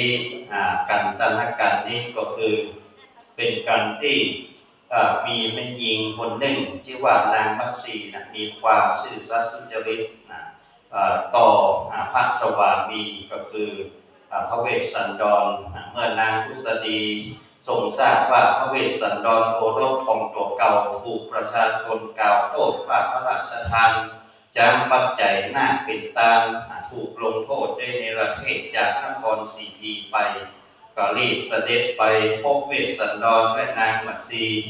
เข้าไปเฝ้าพระเจ้าสัญชัยทูลขอประทานอภัยโทษแต่ก็บ่สำเร็จรุ่งขึ้นมาพระเวสสันดรก็ทรงบริจาคก่อนจะไปนั้นก็ได้บริจาคเปิดพ้องว่าสัตตสดุมหาทานก็คือการทานครั้งใหญ่โดยกำหนดไว้มี7 สิ่งด้วยกันสิ่งละ700ก็คือมีจ้างมีม้ามีโคนมมีรถมีนางราชสนมผ้าทาสีเสร็จแล้วก็ไปทูลลาพ่อลาแม่ของตัวเก่าเพื่อออกไปบำเพ็ญพรตอยู่เขาวงกฏพระเจ้าสัญชัยก็ขอให้นางมัตสีพระชาลีกันหาอยู่ที่นี่ในเมืองก็ต้องไปแต่พระนางมัตสีก็ยอมเอาถึงลูกตัวเก่าไปก็เลยได้ถูกเนรเทศไปเลยกันหมดเสด็จไปประทับที่ป่าหิมพานต์ระหว่างทางก็มีญาติโยมมาทูลขอพระราชทานรถที่นั่งไปก็ดีและม้าที่นั่งไปพระองค์ก็ทรงเมตตาประทานให้จนหมดตามจนหมดจนเสี่ยงในที่สุดก็ต้องได้อุ้มลูกตัวเก่าก็คือจารีกันหาคนละคน พระเวสสันดรก็อุ้มคนหนึ่งพระนางมัตสีก็อุ้มคนหนึ่งพระโอรสและพระธิดาเสด็จดำเนินเข้าสู่ป่าหิมพานต์ไปดังนั้นอานิสงส์กันนี้ความมีชีวิตสมบูรณ์พูนสุขและมีทรัพย์สินมั่งคั่งมั่นคงลงตัวก็เพราะถูกจัดสรรบันดาลด้วยทานบารมีในการนี้เรียกว่าดานกันเพราะว่านางมัตสีนี่เป็นผู้ที่สวามิภักดิ์ต่อสามีของตัวเก่าจะไปที่ไหนก็จะไปโดยเหมือนนักปราชญ์เพิ่นเขียนเอาไว้ว่าพี่ไปไหนน้องไปด้วยขึ้นเขาลงห้วยจะตามไปตกเหวก็จะตามไปโหนตกในมือโจรจะตามไปไถ่ลงทะเลจะเอาเรือไปชะลอแต่ถ้าพี่ถูกผีป่าหักคอมัดสีก็จนใจจนใจผู้ผีป่าหักคอก็จังจะช่วยอย่างใดแล้วคนในปัจจุบันศรัทธาจะเป็นอย่างที่ก็ซื่อสัตย์สุจริตต่อสวามิภักดิ์ยอมเอาคนอื่นแหมหักเดียวใจเดียวอย่างนี้นะที่ไปไหนน้องไปด้วยขึ้นเขาลงห้วยจะตามไปตกเหวจะตามไปโหนตกในมือโจรจะตามไปไถ่ตกลงทะเลจะเอาเรือไปชะลอแต่ถ้าพี่ถูกผีหักคอหนูก็ขอมีผัวใหม่แต่ก็ปัจจุบันจะเป็นอย่างที่ก็เหมือนนางมัตสีแค่แต่ในที่นี้นักศิลป์นักบุญเขาบอกเป็นอย่างนั้นเนาะเหมือนนางมัตสีกับทุกคนซื่อสัตย์สุจริตรักใคร่ซื่อสัตย์ต่อสามีของตัวเก่าเพื่อเป็นการเสียเวลาก็จะใส่กับเก่าสักเล็กน้อยเพื่อเป็นวิจารธรรมเทศนาและโปรดศรัทธาญาติโยมทั้งหลายสา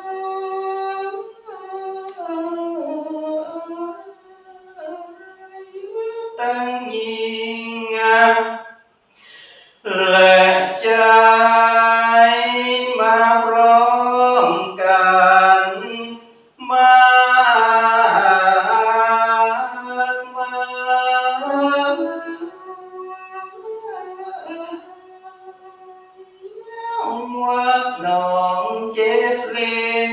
tên tàn khôn có ma cha krao chi hoa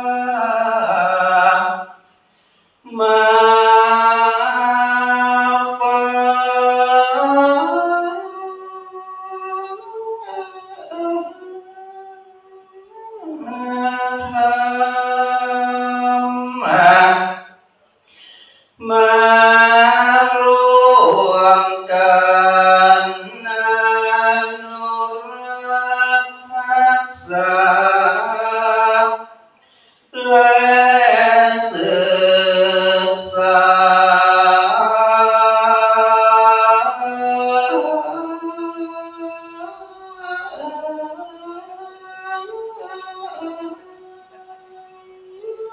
วัฒนธรรมประเพณีอันดีงามหวานประเพณีการฟังธรรมมหาจารย์โบราณอาจารย์อันเปิ้นปฏิบัติสืบกันมาเมื่อ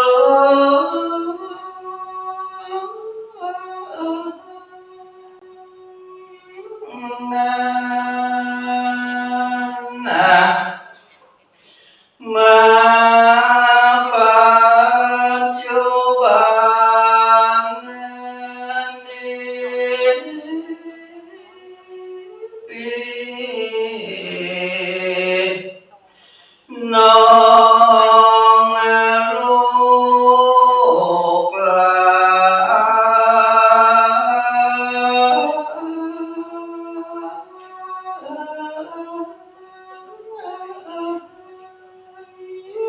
ช่วยกัน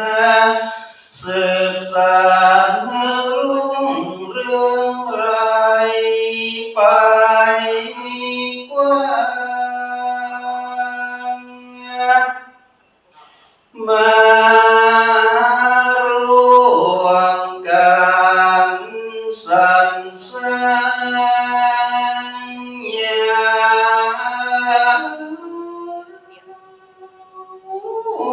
ไปและนะ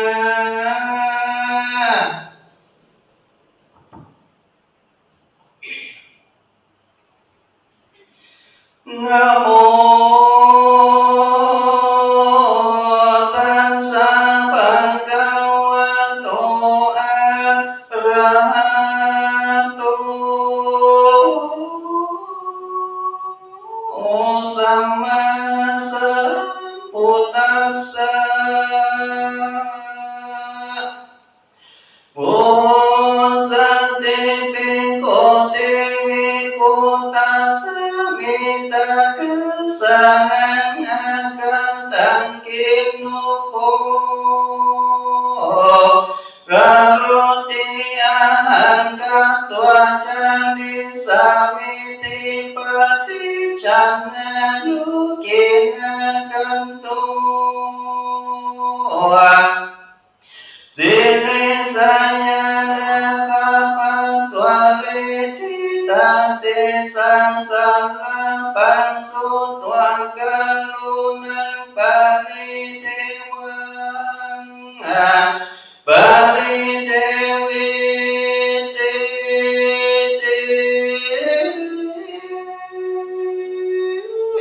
ลัมดาธรรมเทศนามา ในเมื่อกษัตริย์ละสองปีน้องยังอยู่ในห้องเจียนจากกันเพียงบานดังราช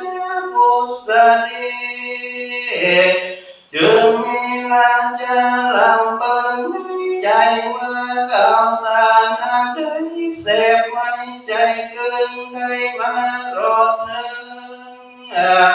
ลูกกูฉันนี้จะเป็นเหตุที่ฉันได้ควรรู้ไปหาจะรู้และว่าอันแล้วนั่งแก้วต่อไปด้วยวันสีมีกายอันเขาตั้งหลายกันดีแล้วสายก็ไปยืนอยู่ใกล้ประตูที่นอนอันเบาสลีสวสลีจึงจอยก็ได้ยินยังเคยเจียนใจสองบุตตาจะใจก็ร้องให้น่าควรกระโสดกรุณามาทางวันนั้นเลยมาตั้งปังกาสินโตสัทธาเตสังลังลาบิตังสุตัวดามิเป็นเกาวาจุวาปิกาเวดูลาภิกขุตังนังใส่ใจผู้สาธิตนแน่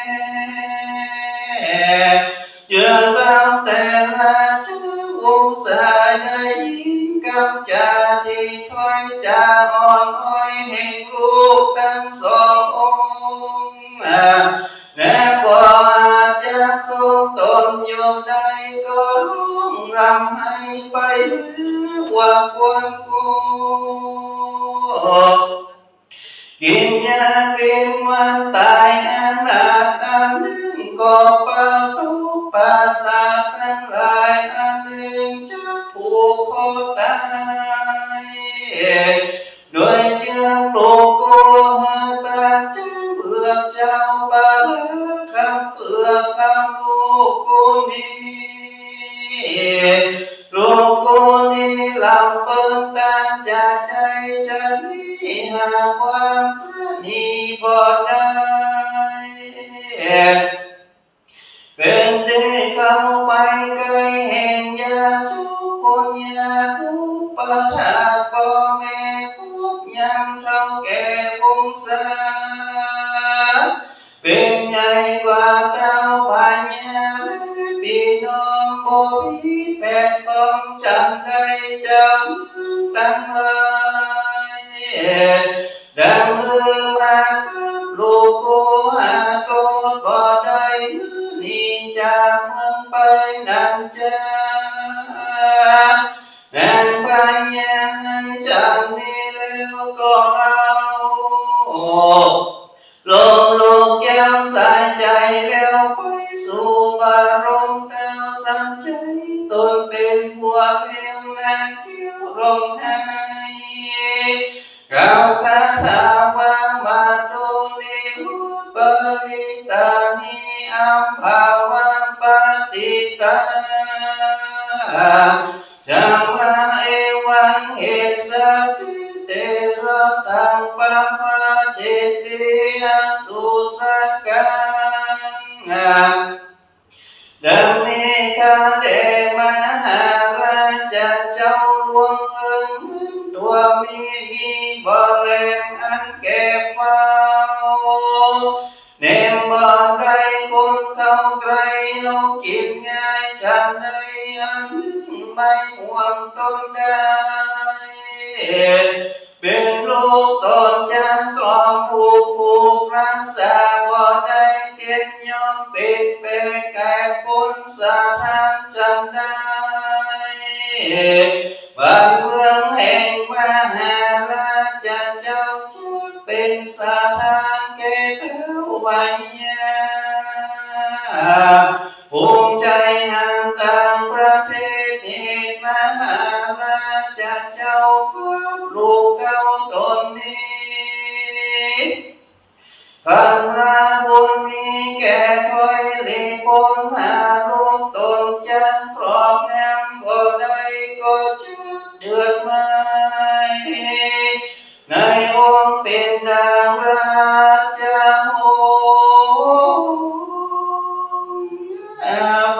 งานตั้งกูสุขเศร้าอยู่เรือเพื่อต้นนั่นแล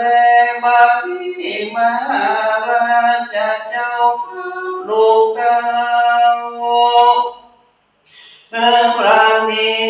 ฟังกำเจ้าสิปีสดสอบเต้าบ่ตั้งต่อพิจารณาพอราชเจ้าอย่าได้ครับลูกเต้าเรานี้แด่เตอพญาสลีสัญจในยินนางอันจึงกล่าวว่าดูแลนางผู้สนิทเต้าพญาตนใดปฏิบัติบ่ชอบใจเจ้าเมืองคำนี้ไปตามจารีตเราก็บริตามโบราณจักอนุคัตตามกันเจ้าเมืองมากล่าวจากลูกเต้าเราไปบ่ใจเกิดแต่ใจผู้ตนปอโลกรักต่อสายใจกูรักเพียงหอระไทยขาคอยและนาส่วนนางราชบุตรสลียินกามีกระสุดอดอยู่บ่ได้ก็ร้องรำให้ไปบ้านหมู่จอน้อยจุงใจนินนาก็มาอยากใหญ่ไปกดหน้าฝูงหมู่แม่อาจคำลุงเรื่องแง้มดังดอกกันนิกามาวังว่าเวร่วมยอมหยุดเจ้าลูกกูไปบัดนี้ลูกกูจักได้แล้วหมู่ตุงใจจอน้อยกะคุยเข้าสู่ป่าดุงเขียวไปตนเดียวในป่าดังหรือจะไปได้นั่นจ้าหิงกาเวดุลาเบกุตั้งหลายนานาสนุนเจ้าเมนางเจ้าแก่ชีวิกัญญาตั้งลูกเสนาและลูกเต้ามาชุดาวจุ่มนุ่มกันวานางราชบุตรสลีร้องให้เขาก็อดบ่ได้ก็ร้องให้ตาไปเป็นดังไม่รังกิ่งคอมวันอ่อนน้ำไปมาอันลมหากมาเปิดพบนั้นเล่าในราชมนเทียนแห่งปัญญาสิเวลาเจ้านั้นแลอาตมาสัตโตเบิดนั้นปามหาสัจเจ้าลงวันลงเจ้ากินง่ายก็คงไปคงทรงเก็บกราวดวงเครื่องตาปัญญาเสวยคำน้ำโพจนาอันนี้ลดลายประการมีคนหลายเป็นปาลิวานแวดล้อมก็พร้อมกันไปสู่วันตามเมื่อยามเจ้าเบื่อจากเงินเขาของเป็นตาจึงคงอาจญาแก่นายนาการอาจมาวัฒนิวัฒกรรมดังสนตานังเดชาวลุนิงโภชนังโภชนะเจนังสัมมาเทวะปะเวชะดังนี้ดูรามาตั้งหลายพวงยิ่งใจคนใดมีใจไปมาใครได้เสื้อผ้าและจินป่าอาหารตั้งจูงกาทันปรังร้อมใจอ่อนน้อมยินดีอย่าได้ตีและด่า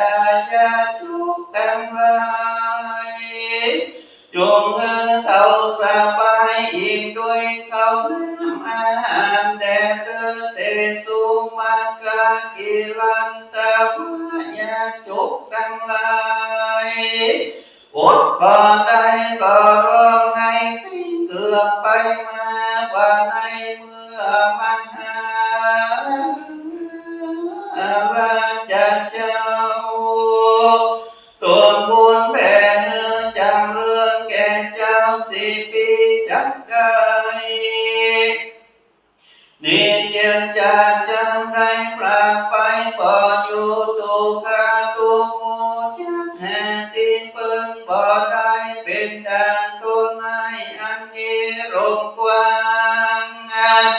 โอนตนุลาเจ้าทั้งหลายไม่มีต้นลูกรวงดอกบานเยี่ยมอาจทางมีร่มกว้างชายามีมาในหนทางตีไกลเป็นที่อาศัยแห่งคนทั้งหลาย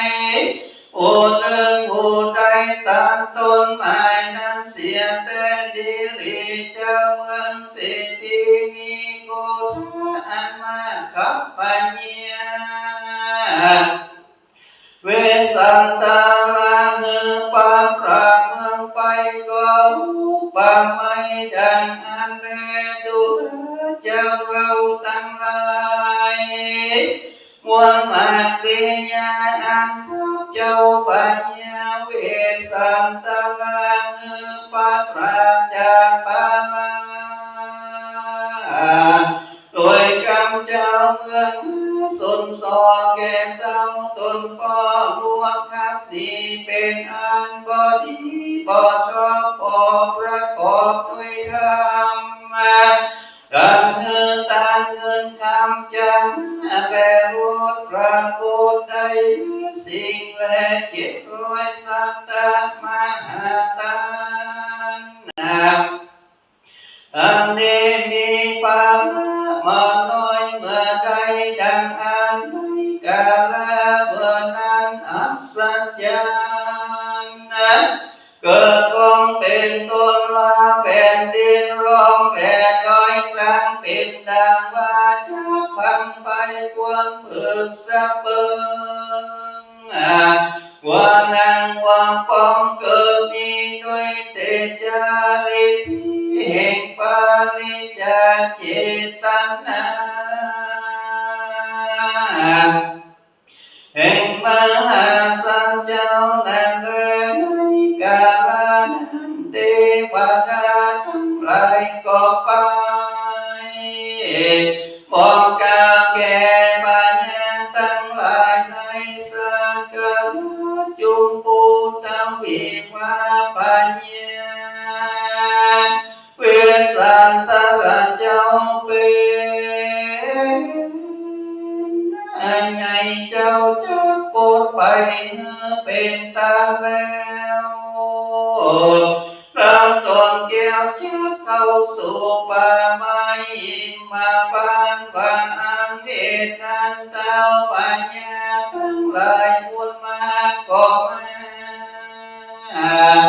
รับตั้งเจ้าเวสันตราบุญเรื่องแล้วก็ไปสู่เมืองแห่งตนด้วยเหตุเทวดาบันดลนั่นแลมหาสัจเจ้าตานวันนั้นก็เป็นกาล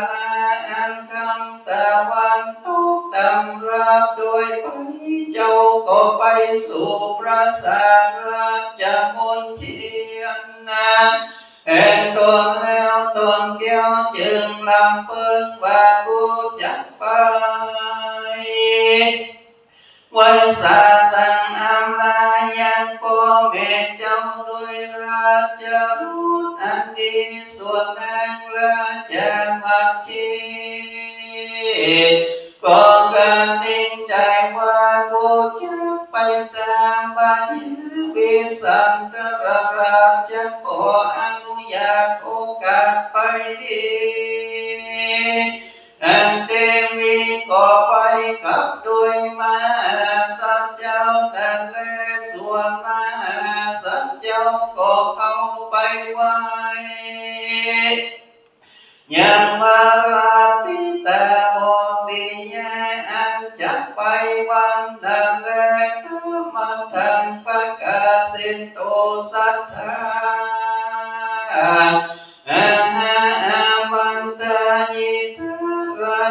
นังสัจจยังธรรมิกังวรังอาวารุตตสิมันเตวาวังกังกัจจามิดานิภิกขเวดุราเวกุตั้งหลายปัญญาเวสันตรลาก็เข้าไปสู่ปราสาทปาราติตากราบทูลสาแก่เจ้าว่าข้าลูกเต้าได้ปราสาทเนื้อเป็นทางยังจันสามแห่งข้ามหาราชาเจ้าก็ว่าบอดีข้าก็จักหนีบ่อยู่จะเข้าไปสู่หิมพานต์อนุชานามิตังปุตตะปะปัจจเตสัมมิจตุดังนั้นบัดนี้จง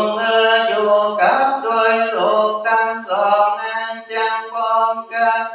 ดังลือในป่าหิมพานต์นาโตราชาเมื่อนั้นเต้าสันใจตนผู้จักของสมัยอยู่กับร้านยืนกำหวานอ่อนอ้อยจาติถ้อยคำว่าดุรานางลงมัดสีสลีสะพายอันเคยไล่ลาทานเลยจันทุกคำเจ้าบัดนี้เจ้าจะได้จะลงเหือไกลไหลลงยันว่าอันหนึ่งนางเปิดลงมาสีแก่เป็นกาบัดนี้เจ้าจะเข้าสู่ป่านุ่งผ้าเพื่อไม่กองกาดังเรือนางจักมาอดได้ทุกในป่าไม้เตียงจักมีเจอเจ้ามาสีอดอยู่คอยเลี้ยงหลานผู้ในเมืองเกิดตินานนางมาสีจึงไว้พระบาทให้ว่าข้าเดมหาราชเจ้ากันว่าข้าลูกเต้าได้พระบาทจากลูกเจ้าราชชื่อว่าเวสสันดรแม่นใดนุ่นบนปราสาทแล้วด้วยคำมีนางนาสนมจำนำแบบล้อมแห่งแห่อ้อมเป็นปาลิวันก็หาความสำราญบ่ได้เมื่อนานปัญญาสัมใจว่าจึงกล่าวว่าดุราเจ้ามาที่ในกิริป่าไม้อันเป็นป่าใหญ่ดงนาอันนี้สัตว์มีพิษก็ได้อยู่ดงไพรฟังกันหนึ่งวินีกำลังมากนักหนาอันสัตว์ใดมาถูกบ้องยองกระวังเกี่ยววังรอบลื่นกินอันหนึ่งก็มีสัตว์ทั้งหลายมีเจ้าดังวิญใหญ่มาเป็นเนื้อกลาทะนองมันปองปกคนกับว่าใดเหือตายแม่นผู้ใจแต่งขึ้นต้นไม้ก็บอกพันใดสักคนประการหนึ่งเจ้าจะหันโม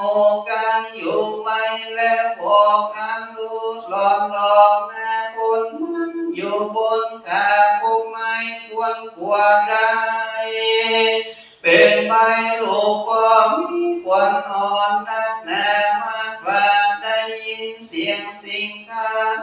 จิ้งจอกออกมาร้องในเมืองเจ้ายองเมืองตกใจ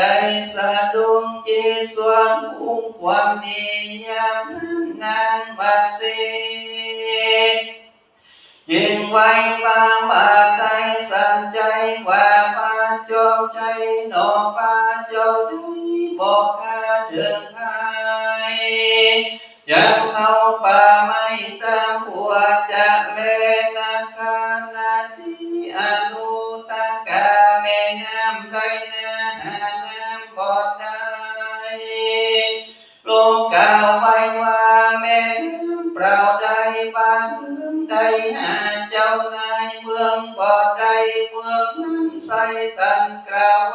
เป็นเมืองปราเสียสะเลเวสันได้ยิ่งตั้งหลายภูมิได้มีปีใจได้สิผลปล่อยหาผัวตนบ่ได้ยิ่งตั้งหลายภูมินั้นใส่ตั้งกล่าวว่าเป็นรักทุกปากจริงกันเอาตาจุราตาสะอันหนึ่งจอน้อยแหลกดุงใจยุกย้ายใบปกมัวปรากฏนั้นแต่ไกลไฟมีในที่ใดก็บอกปรากฏทันควรมาเมื่อนางมาที่ถึงไว้พระปิตาวาคันแดมหาราชเจ้า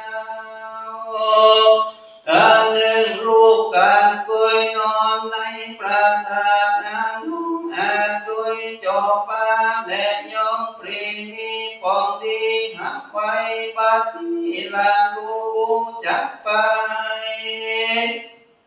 นอนแก่เขาไม่ดังหรืออันหนึ่งยามนั้นก็มีได้เอาโลกแก้วทั้งสองไปคืนบนกิราชรถมหาสัจเจ้าส่วนปัญญาวิสัตตรังก็สะเด็จขึ้นสู่รถดาไปที่ใดคนทั้งหลายมีแคว้นเจ้าก็สัญญาโลกลาไปขอสั่งอำลาวาดูลาเท่าแก่พ่อแม่ยิ่งใจดูทั้งหลายพ่อแม่ลูกยักเอากันไปปลูกสร้างปากวางหิมมาปานการเต้าปัญญาก็เตียวติดไปด้วยตั้งพ่อและแม่สีตนเพื่อจะเตียวหนเข้าสู่ป่าไม้เอากันไต่ตั้งไปมหาสัจเจ้าจะไทยกับด้วยราชมาธิกัญญาว่าเจ้าจงเอากันหาผู้น้องยังพ้นว่ายังเป็นเบาส่วนตัวเราจะเอาจารีตนปีอันยังเว้นนักหนาพระมหากษัตริย์จากกันจันนี้แล้วก็พากันอุ้มลูกแก้วทั้งสองไปวันนั้นแลเรามาตั้งปังกาเส้นต่อสัตตาราชกุมารังอันทายาลาชพุทธิจันตานิกังสัมโพธัมมานาภกามุงอัญญามัญญังปิยังวัตตาอิกาเวดุราภิกขุทั้งหลายฟังเมื่อพระตถาคตเป็นปัญญาเวสันตลาในกลางการจากไฟฟ้าก็อุ้มเอาลูกกำพาชื่อว่าจารีส่วนนางราชมาตีเอานางกันหาเจียดจาถ้อยคำจมเจือนยินดีก็เข้าไปสู่ป่าหิมมาปานก็มีด้วยประการดังกล่าวมานี้แหละนะ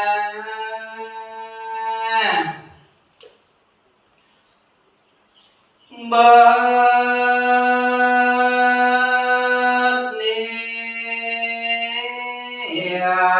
ตมาบ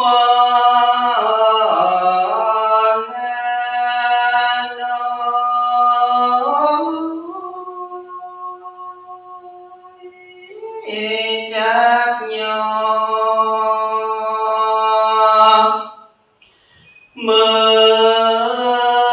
สา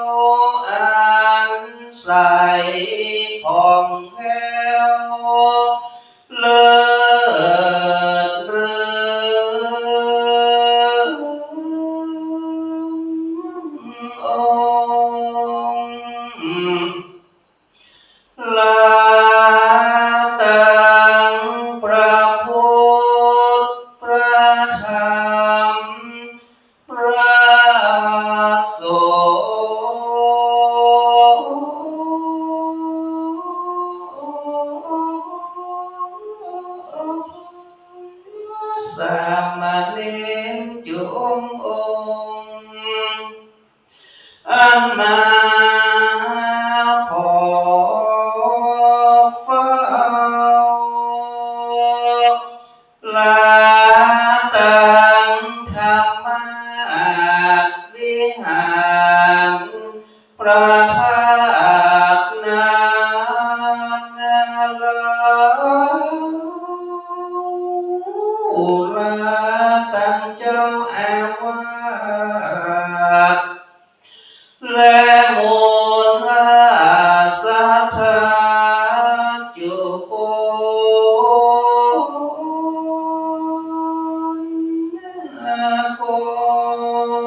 นอย่าฟังโลกนี้สุ่มเสียงบอดีบอดใจเป็นงาปอยเสียงบอดโยดโย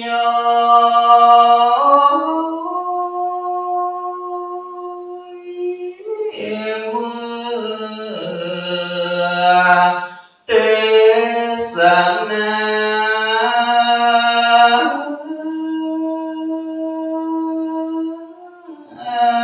ธรรมพระผิ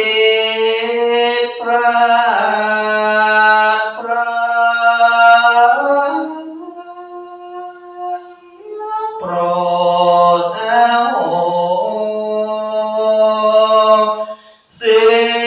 กา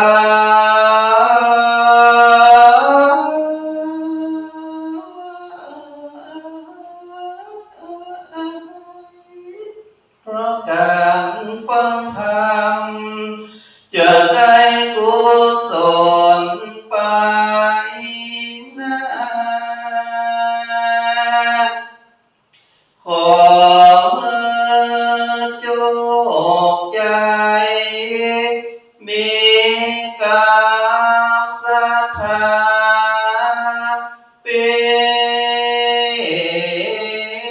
นน้องจงมีเงินมีทอ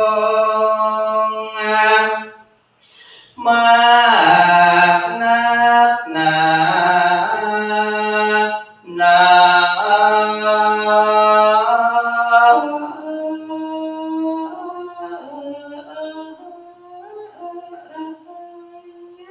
เกี่ยวแหวนเงินคำจุงไหลหลังเข้ามีทรัพย์สมบัติมั่งมูลตุนเต้ากินตันใหญ่ย่อม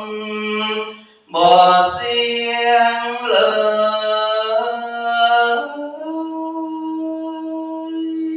ยนะลาเมื่อได้เงินหมื่นตื่นได้เงินแสนแงนได้เงินล้านออกจากจงจากบ้านจงร่ำรวยเหมือนกันจุโก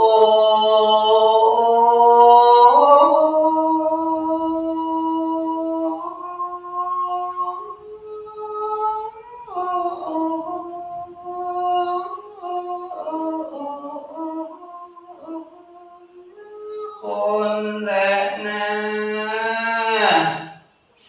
จยาโตภาวันจยามังกาลังจยาโสทิภาวันตุเตตานากัล ตังนิติตังกิยาสังวันนายันตานาคันปริจิตอันประดับประดาโดยกาถ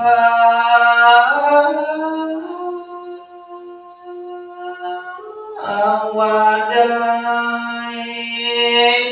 209 กาถาก็บังคมสมเลสเดอันทะพยังสาธุกรังกะโรมะเสสาธุสาธุสาธุ ข้าพเจ้าสามปากยกมือไปตั้งแต่ปีชั่วปีเฉลียวปีขานปีชั่วที่อายุน้อยที่สุดที่การฟังธรรมก็คือโยมวิชานาเสริมศรีซึ่งเป็นลูกสาวของโยมแม่อภรณ์อายุน้อยเพิ่มลงมากับ50 ขึ้น50 ขึ้นแล้วก็ปีเฉลียวน้องคนสุดท้ายคือโยมมุสลิมคันเดชแล้วก็ปีขานที่มาจากภูมิตอนผู้กระทั่งมีท่านโยมแม่อภรณ์ศิลปินโยมแม่ทัศนีจันทร์สนอที่มาเมื่อกี้ที่โยมแม่เรื่องพละกองวันแต่ละภูมิเดียวกันสาธุได้และศรัทธาที่อยู่ที่บ้านด้วยได้สาธุ เรียนเชิญเด้อท่านที่มีชะตาปีเกิดปีนี้นะครับปีเสือมีแม่จันเพ็ญดอกมาเลยเจริญเด้อเป็นสิริมงคลการนำมาเลยนะครับมาเลยเด้อปีเสือแล้วก็ตัวแทนของพ่อแม่ที่มาแทนลูกมาเลยได้ปีเสือโอ้ปีเสือนั่นเลยปีเสือหรือว่าปีนี้ปีขานเนาะเอามากันหลายเฮ้ยปีเสือเข้ามาแม่เข้ามาเอาเติมมันมีแต่เย็นนะเอาผู้ประจายแล้วเข้าไปนะเอามาแม่ใจเย็นได้ก่อนแป๊บหนึ่งแป๊บหนึ่งเอามาบูชาเทศน์ธรรมเด้อในเมตตาธรรมในท่านพระครูสมุปโยมสาธุสาธุสาธุเอาใจเย็นๆโอ้เสือมีแห้งด้วยนะโอ้เสืออย่างไรเนี่ยเสือบ่มีแห้งเสือตื่นเต้นเดี๋ยวพี่ไปนั่งที่รับรองเดิมเด้อเดี๋ยวเอาพรจากท่านพระครูสมุปโชคจิรวัฒโนหลวงพ่อเจ้าคณะตำบลพระศรีเกศ3 รอบ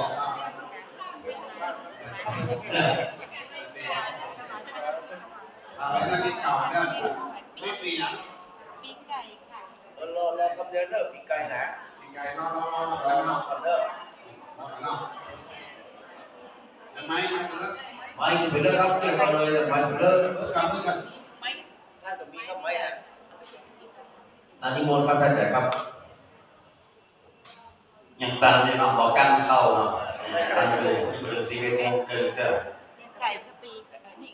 ต่อไปเนอะใครมีน้ำยาก็จัดน้ำอุทิศส่วนกุศลตั้งจิตอธิษฐานไปยะถา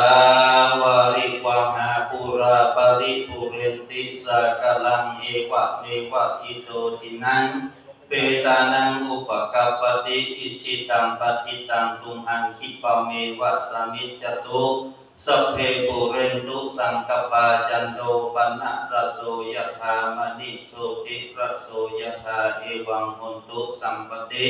ชามิปัตติมามีสมณะศรัทธาและมูลศรัทธาคณะกันนาภายใน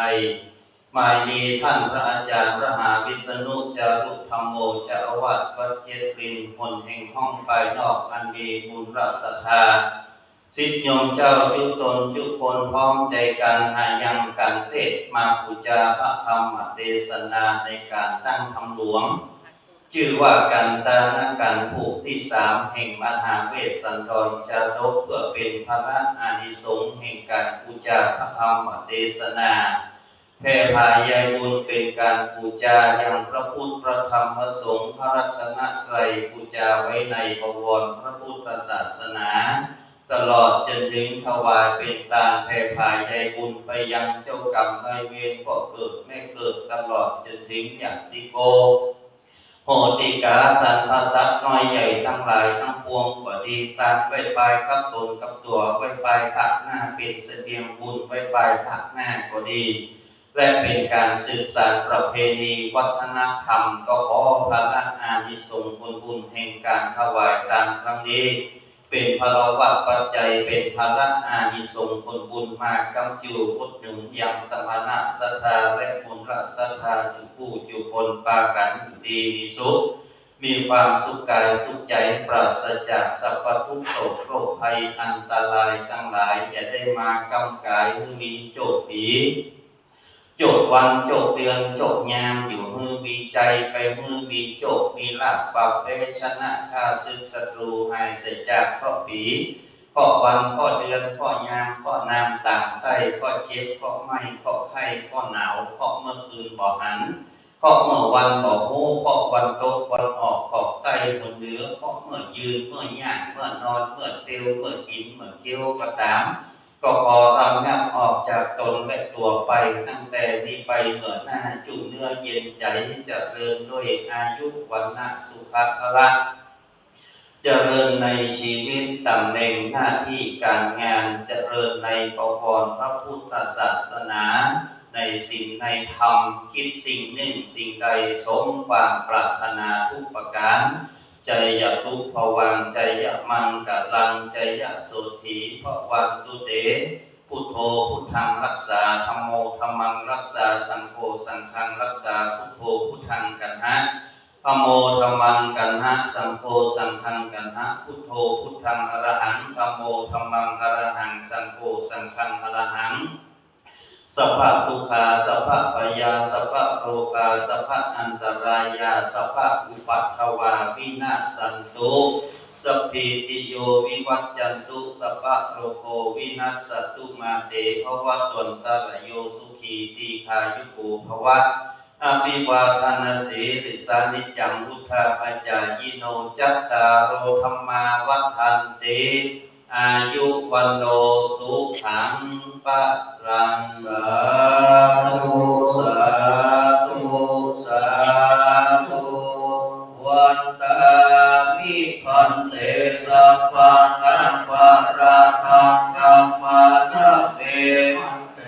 มะยังกัตตังปุญญังสามินาอนุโมทิธัมมังสามินากัตตังปุญญังไมหังข้าพังสาธุสา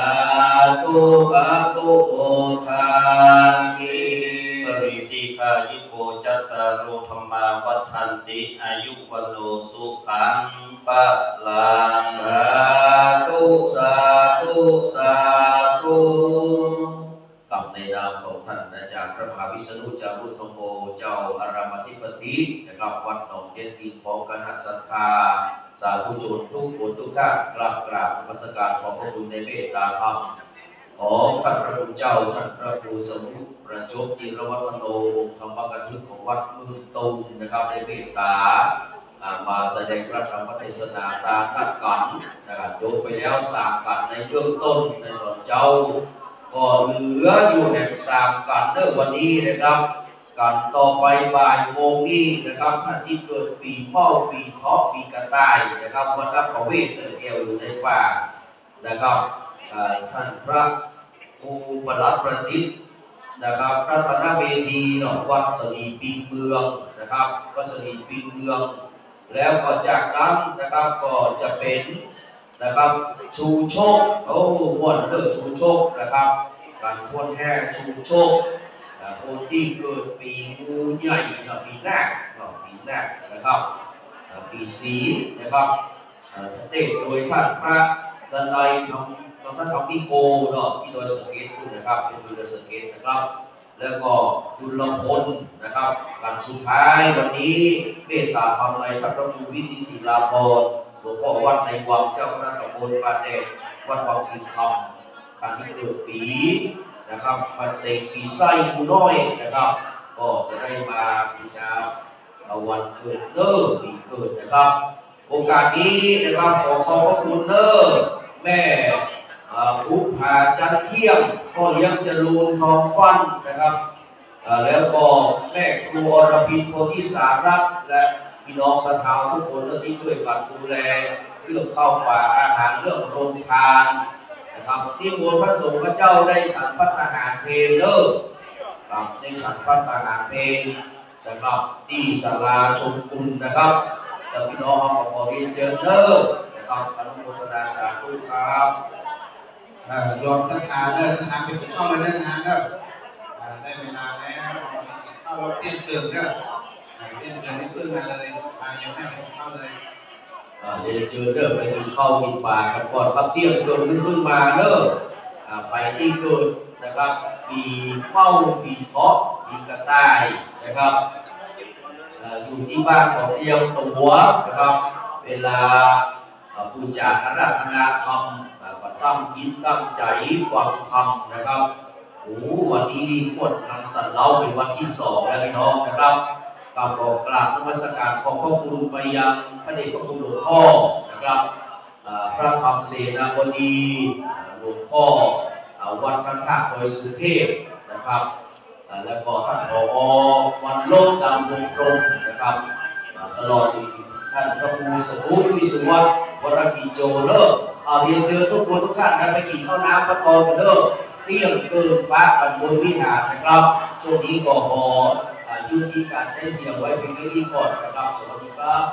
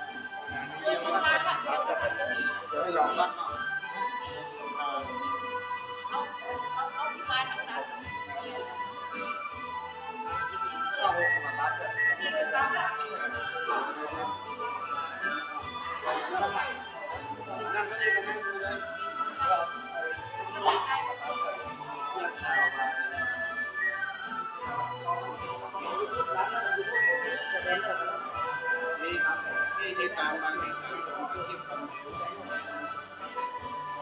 ท่านนองกันนาและสมเด็จพระมันชอบที่พระสงฆ์เป็นผู้สติในโลกนี้ก็จะรู้สภาพของก็เข้ามาพิวากันในสิ่งที่สิ่งที่จะอย่างที่เราจะทำ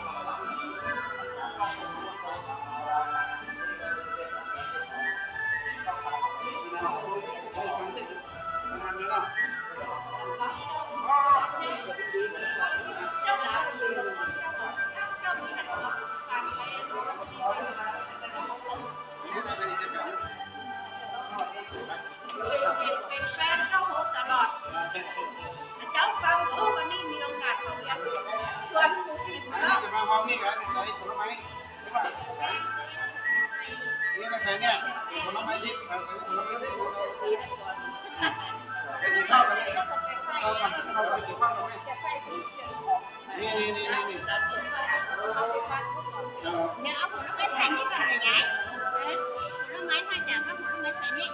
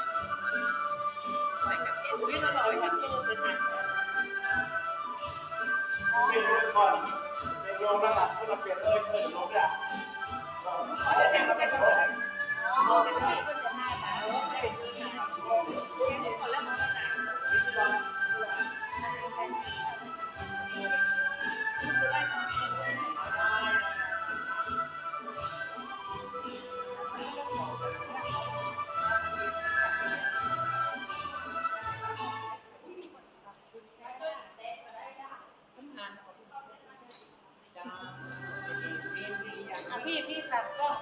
ให้เห็นภาพทั้งหมดหรือว่าอยู่ไกลๆนะคะก้มวันนี้เพิ่นว่าเพิ่มอีก2 ตันยายเอ้ยมาหน้าคู่เขาพี่ถ่ายเขาพูดกับใส่กระวานให้มาถ่ายยายมาหน้าคู่เขาพี่เอากระเป๋าไว้เดี๋ยวครับที่ผมเอากระเป๋าเอานั่งคู่กัน3 คน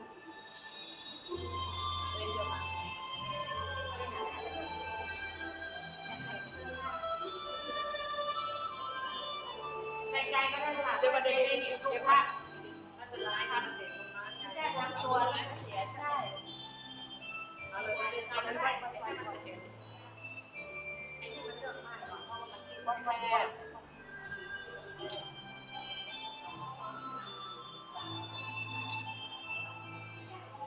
เลือกเอามีภาคไหมต้องเลือกต้องเลือก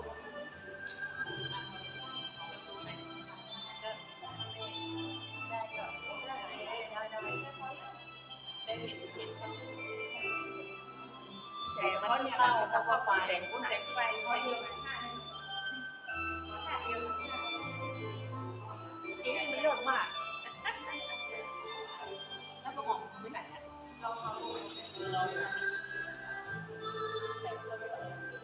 มันใหญ่ไปมันร้อนมายังได้จะขึ้นเข้าเสร็จจะมัน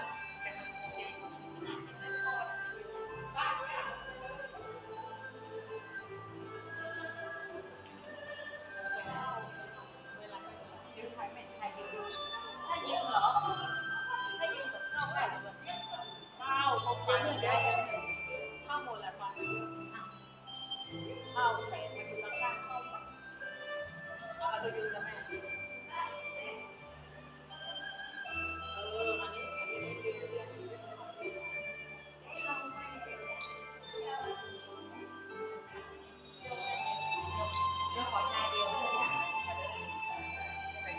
ันนี้แม่ถ้าแปลงไม่หอมก็คือเขาไม่หอมอีกกระต่าย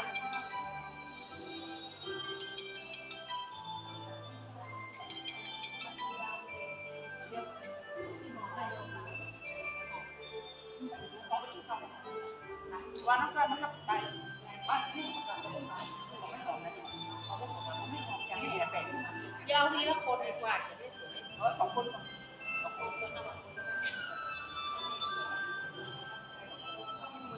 ำนี่เป็นจะลองทำยากแม่ออกไปก่อน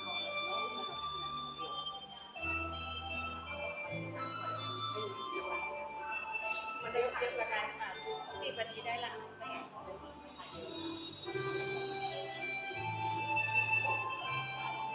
ยืดตัวเป็น10 นาทีแม่เอาโอเค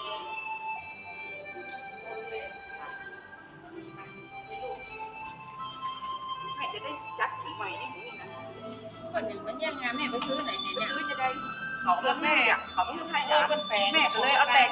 เซ็นตังเข้าใจแล้วแต่ว่าอันเนี้ยปลื้มใจว่าถ้ามีงานกระถิ่นมันหน้าอีกแบบไหนไม่ได้แปลงนะไม่ได้แปลงก็นำมาถวายพระอาจารย์นะจ๊ะไม่ก็เลยเอาแปลงขึ้นไม่หอมคืนนะมันถอดตังออกแล้วเนาะก็เอาแปลงขึ้นไม่หอมดึงตังออกแล้วเอาไม่หอมอาจารย์ก็แต่งใหม่แม่จะทำนะกันเทศกันทำมันกระเดียวตอนเพื่อนเนี่ยนะกันพูดกันเลยไปเดี๋ยวต้องเนี่ยกันทำเนี่ยกันทำมันเป็นเนี่ยค่ะเนี่ยทำอะไรกระเดียวถ้าก่อนจะให้ก่อนเราไปเน็บเขาเป็นเน็บเนี่ยกันทำกันที่พุทธเจ้าค่ะบูชาพระพุทธมูนี่เขาได้ลูกเจ้ามียังเป็นแบบเน็บกลางไม่เอาหัวขึ้นเดี๋ยวหัวขึ้นไม่กลางเลยต้องหัวขึ้นที่หัวขึ้นสักสิ หอมหอมหมดละแต่ว่าน้องสร้อยมันทำมันไปกำลังพี่กำลังจะลงไปแต่เดียวเจ้าพี่โอเคห้องเบอร์5โอเคค่ะอยู่ห้องเบอร์5ห้องแม่ฮะนอนฮะไปห้องเบอร์5เอาไปเลยแม่จะได้เฝ้าที่นี่อยู่เดี๋ยวนะแม่ได้เฝ้าที่นี่เด็กขยนแม่ได้เฝ้าที่นี่อยู่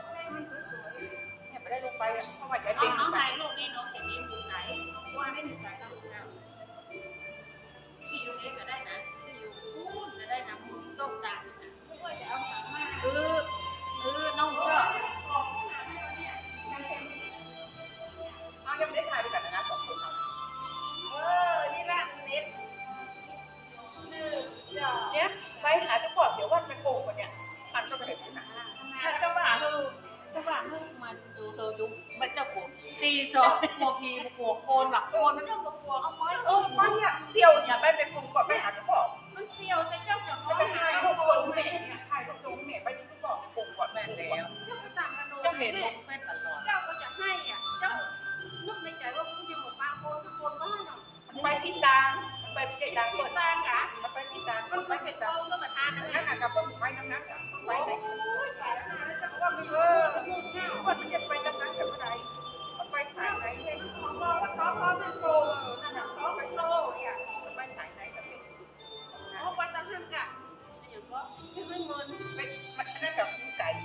ไปหลายที่อันวัดกันน่ะบ้านปัญญาเนี่ยหนักไปน่ะเข้ามาแต่เช่นใดคนหนักไปให้การทำแต่การทำก็จะเด็กเนี่ยค่ะแต่การพูดไม่โตน่ะเขาพูดหนักแต่ก่อนเปิดก็ต้องใส่กันการพูดเนี่ยเขาต้องใส่ก่อนถ้าแบบเปิดแล้วถ้าทำอย่างไรเจ้าคนก็มาใส่ละใส่ก่อนเลยแล้วก็ลืมกันอันนั้นการถ้าทำมันไม่ใส่เดี๋ยวเอาใส่ก่อนเดี๋ยวมันลืมการพูดกันเขาต้องใส่ก่อน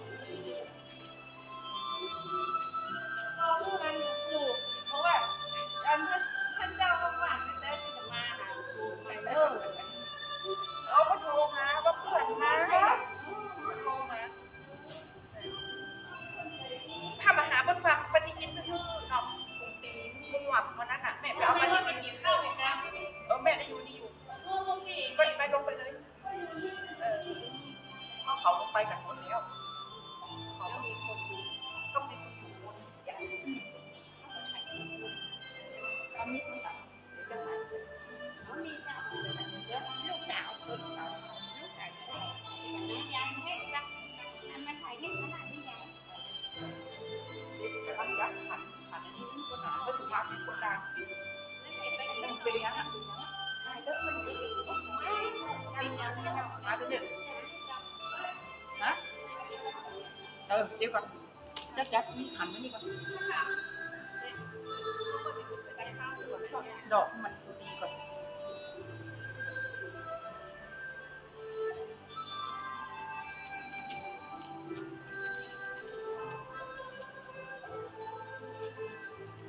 มาหาไปบอกขึ้นกุฏิทุกต่อเมื่อช่วงโควิดไปคารวะทุกต่อนะน่าจะวันนั้นเอาปฏิทินฝากไป6 อันแล้วก็อันถุงตีนหมวกจีบอลมันอยู่ไกลหรอกกับอย่างไม่ย่อยแม่นกันมันอยู่เนี่ยไปแถวบ้านนั่นไม่เกี่ยวหรอก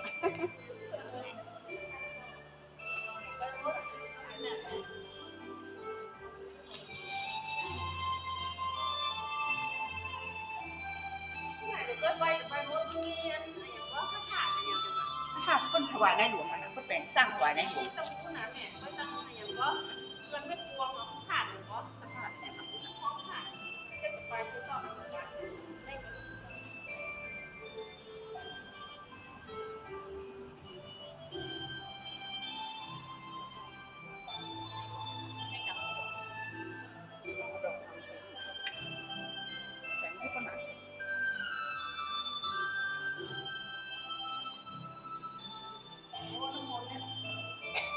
วันสุดท้ายเอาน้ำมนต์ต้นยันมีแสงเย็นหน่อยอันนั้นบุญก็แสงเย็นคนอันนั้นบุญใหญ่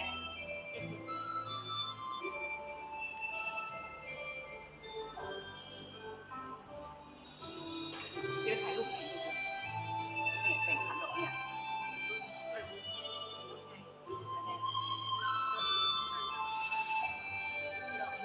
นี่ถ้าข้างในอ่ะไงเนี่ยที่มันได้กันเขาพูดนี่ไม่ได้กัน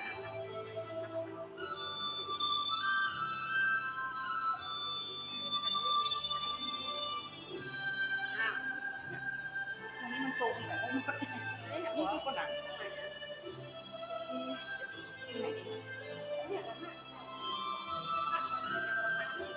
จะได้หน่อยโอ้ย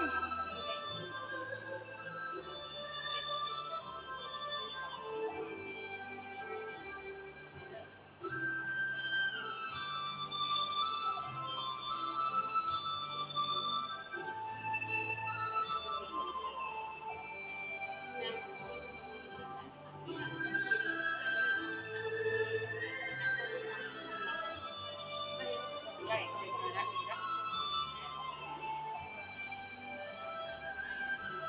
ดีนะ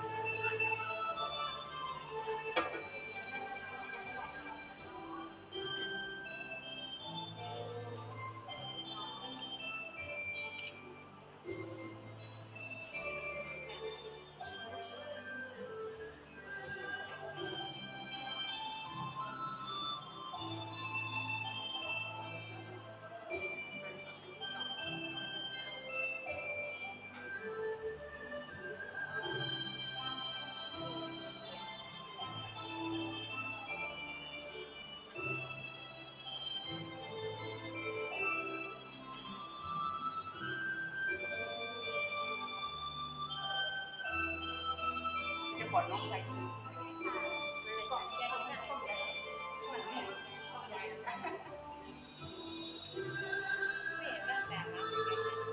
ันนี้คือเหมือนกันแค่ได้ไหนก็เดือด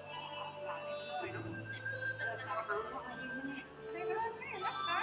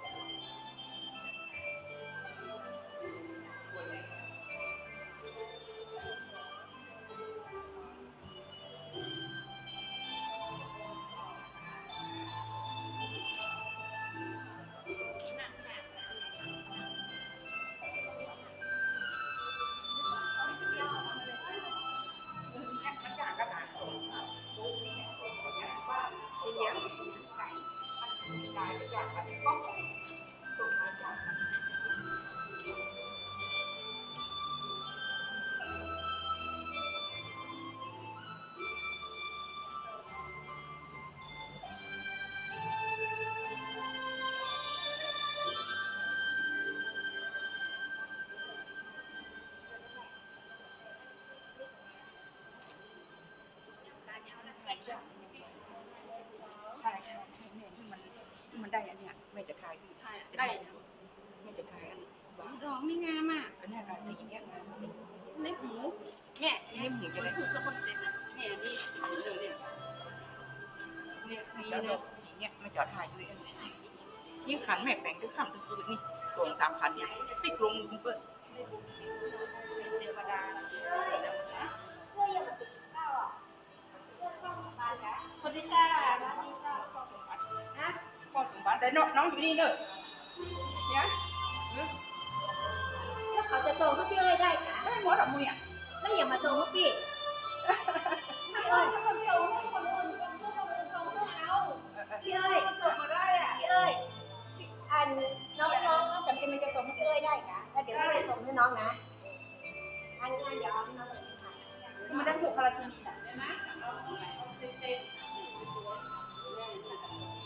อย่างนี้ได้หมดเลยได้หมดกระดอง ได้หมดแล้วดี อ่ะ นะ ยิ้มเลยยุบ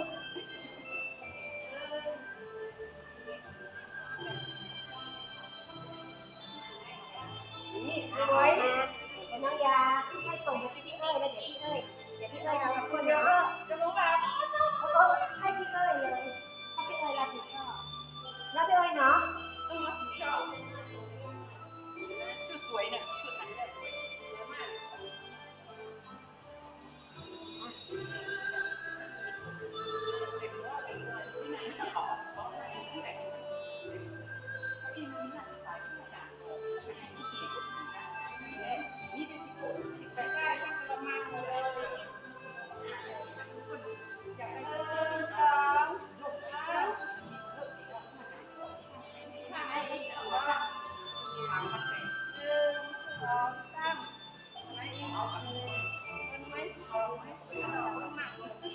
ตรงนี้แหละค่ะตรงนี้ก็จะเดี๋ยวหันทำบ้านหันนี้โอ้ได้เห็นหมดเลยโอเคนะคะตรงนี้จ๋านั่งหรือว่าอย่างนี้ก็ได้เ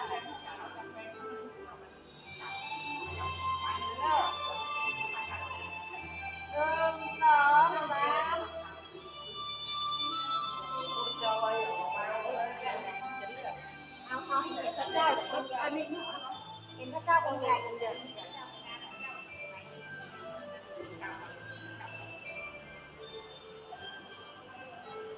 โอ้ยอด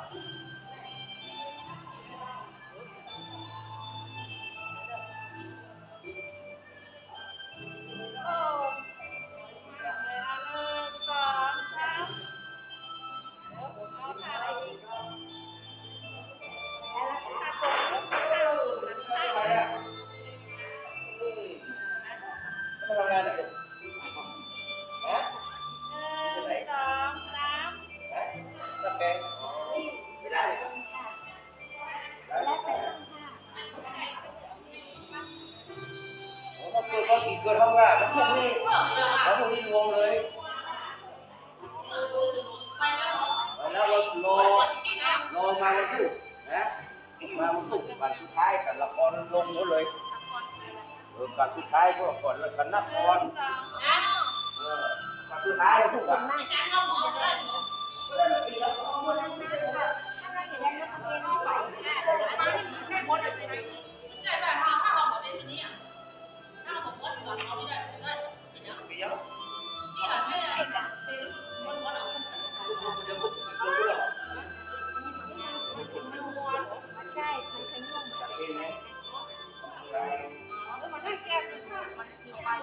ไม่เอาส่งไปเดี๋ยวมันเป็น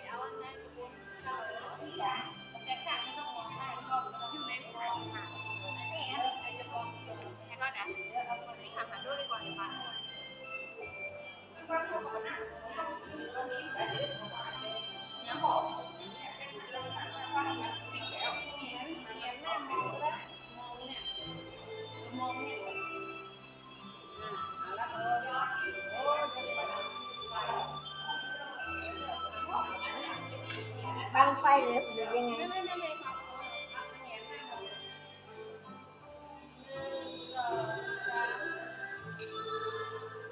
ยังไงปูยาไปกินข้าวไม่จำเป็นไปกินข้าวแหละ กินแล้วเดี๋ยวจะไปหาหมอก่อน แกไปดูกันเดียว เอาอย่างนี้แต่ว่าไม่แหงนนะคะชักไปยังหูปุ๊บค่ะ มาดิเรียกมา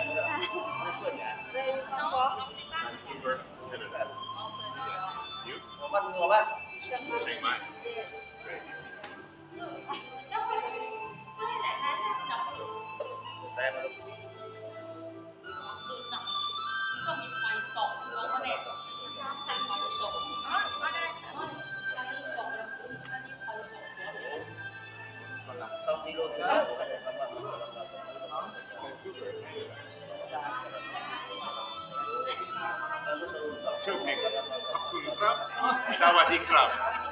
only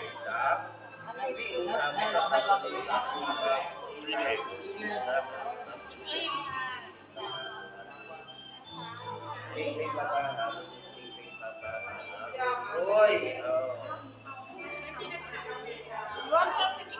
โอ้แล้วมันจะมาแล้ว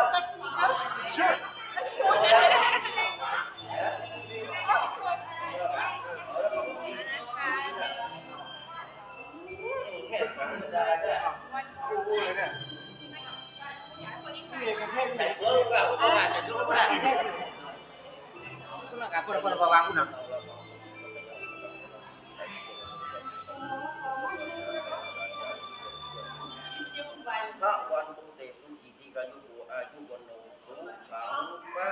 ลัง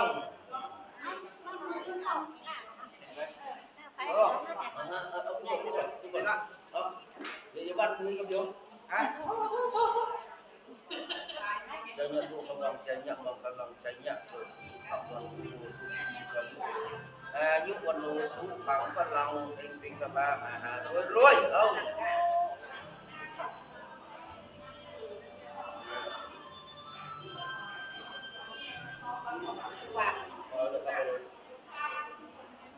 ครับในช่วงบ่ายนี้นะครับ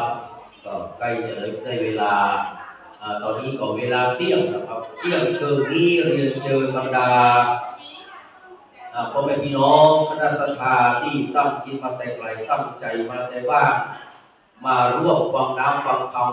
มหาจารย์จารย์นะครับ13 กันวันนี้เราจะเต้นพบกันผ่านไปแล้วทัศพรนะครับหิมปางตาลขันเรียบร้อยไปแล้วกันที่4วันประเวทจะเริ่มในเวลานะครับ13 นาฬิกานะครับเรียนเชิญบรรดาพี่น้องท่านยังไม่ได้กินข้าวน้ำข้าวตอนขอเรียนเชิญที่โรงทานที่ศาลาชมบุญนะครับขออนุโมทนาสาธุกับแม่ภูผาจันเที่ยงคนเลี้ยงจรูนวงฟัน พร้อมกับอาจารย์อรพินเนอะนะครับที่ได้เสียสละก็มาดูแลเรื่องเข้าป่าอาหารโรงทานนะครับแล้วก็ขออนุโมทนาสาธุกับพี่น้องคณะสัตยาที่อยู่ทางบ้านที่ได้ร่วมมาทำบุญโทรศัพท์มาก็ดีอยู่ทางบ้านฟังธรรมอยู่ก็ดียกมือสิบนิ้วอนุโมทนาอยู่ก็ดีนะครับประกาศกำเนิดแม่ทองพิษศรีวิไลของลูกหลานบ้านสันทรายมูลนะครับอำเภอสันทรายได้ร่วมทำบุญกันเทศมา500 บาทแล้วก็บำรุงค่าไฟฟ้ามา200 บาทได้รับเป็นที่เรียบร้อยแล้วเด้อตลอดถึงแม่พันนีปาทองวันเนาะบ้านหนองจ้างคืนนะครับร่วมทำบุญมาแห่500 บาทส่วนบรรดาพี่น้องที่อยู่ทางบ้านอาจจะจดเบอร์ทางวัดเจ็ดดินบัตตันนะครับฟังกันนะครับ053-814-315 ขณะนี้เราได้ถ่ายทอดไปยังสถานีคลื่นวิทยุ FM 96เป็นกระเพื่อมนะครับคลื่นพระธาตุดอยสุเทพแล้วก็คลื่น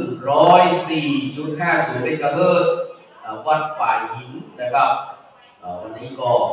ยังดำเนินการถ่ายทอด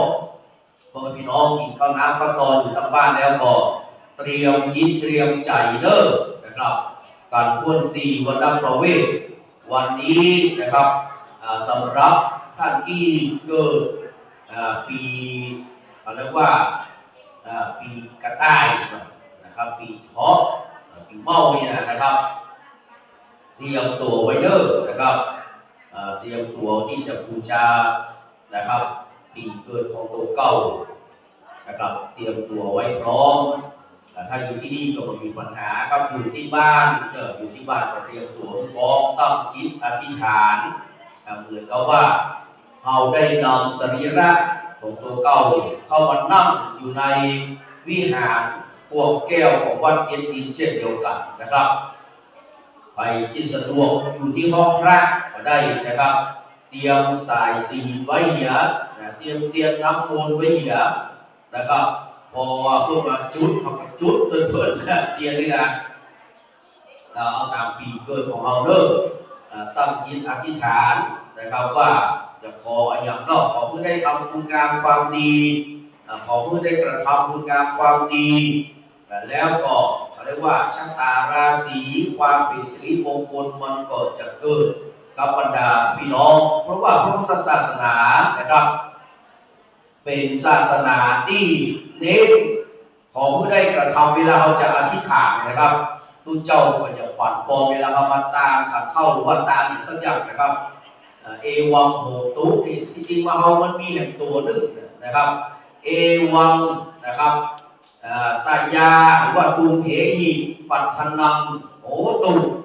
ความปรารถนาที่ท่านปรารถนาแล้วนะครับจงสำเร็จจงสำเร็จจงสำเร็จเพราะฉะนั้นนะครับศาสนาพุทธเน้นการลงมือทำเถอะไม่ใช่ตั้งจิตอธิษฐานอย่างเดียวนะครับโอ้บทโยมหนามาตัวหรอกกับพี่น้องจากวันป่าตันเลิศแม่ของมากะนโมทนาสาธุเนอนะครับเวลาไผ่ตู้อย่างสักอย่างนะครับพระคุณเจ้าเพื่อจะเต้นะครับเรื่องกาลามสูตรเนาะคืออย่าพึงปักใจเชื่อ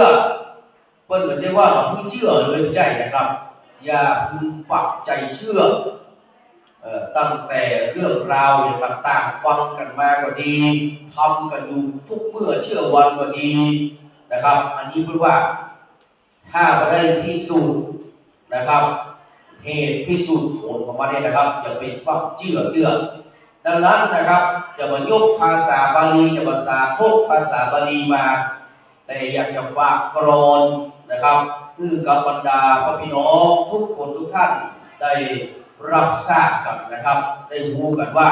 หลักกาลาวสูตรนั้นนะครับเอาง่ายๆคือ1ฟังตามกันมาอย่าไปเชื่อ2ทำอยู่ทุกเมื่อเชื่อไม่ได้3ตื่นข่าวเปล่ามาอย่าเชื่อไป4อย่าไว้ใจแม้แต่ตำรา5อย่าเชื่อเพราะเราเอาเองเล่น6เพราะกฎเกณฑ์คาดคะเนไว้ล่วงหน้า8เพราะนึกตรึกตรองหรือตรวจตรา7เพราะนึกว่าตรึกตรองหรือตรวจตรา8เพราะว่าต้องตามตำราตุนนะครับ2ข้อครับ9อย่าเชื่อเพราะอย่าเชื่อเพราะเพื่อคนเชื่อเขา10ครูเราแท้ๆมาแต่ต้นก็ใช่จับเชื่อได้น้ำใจคนจงเชื่อผลเชื่อเหตุสังเกตเพลิน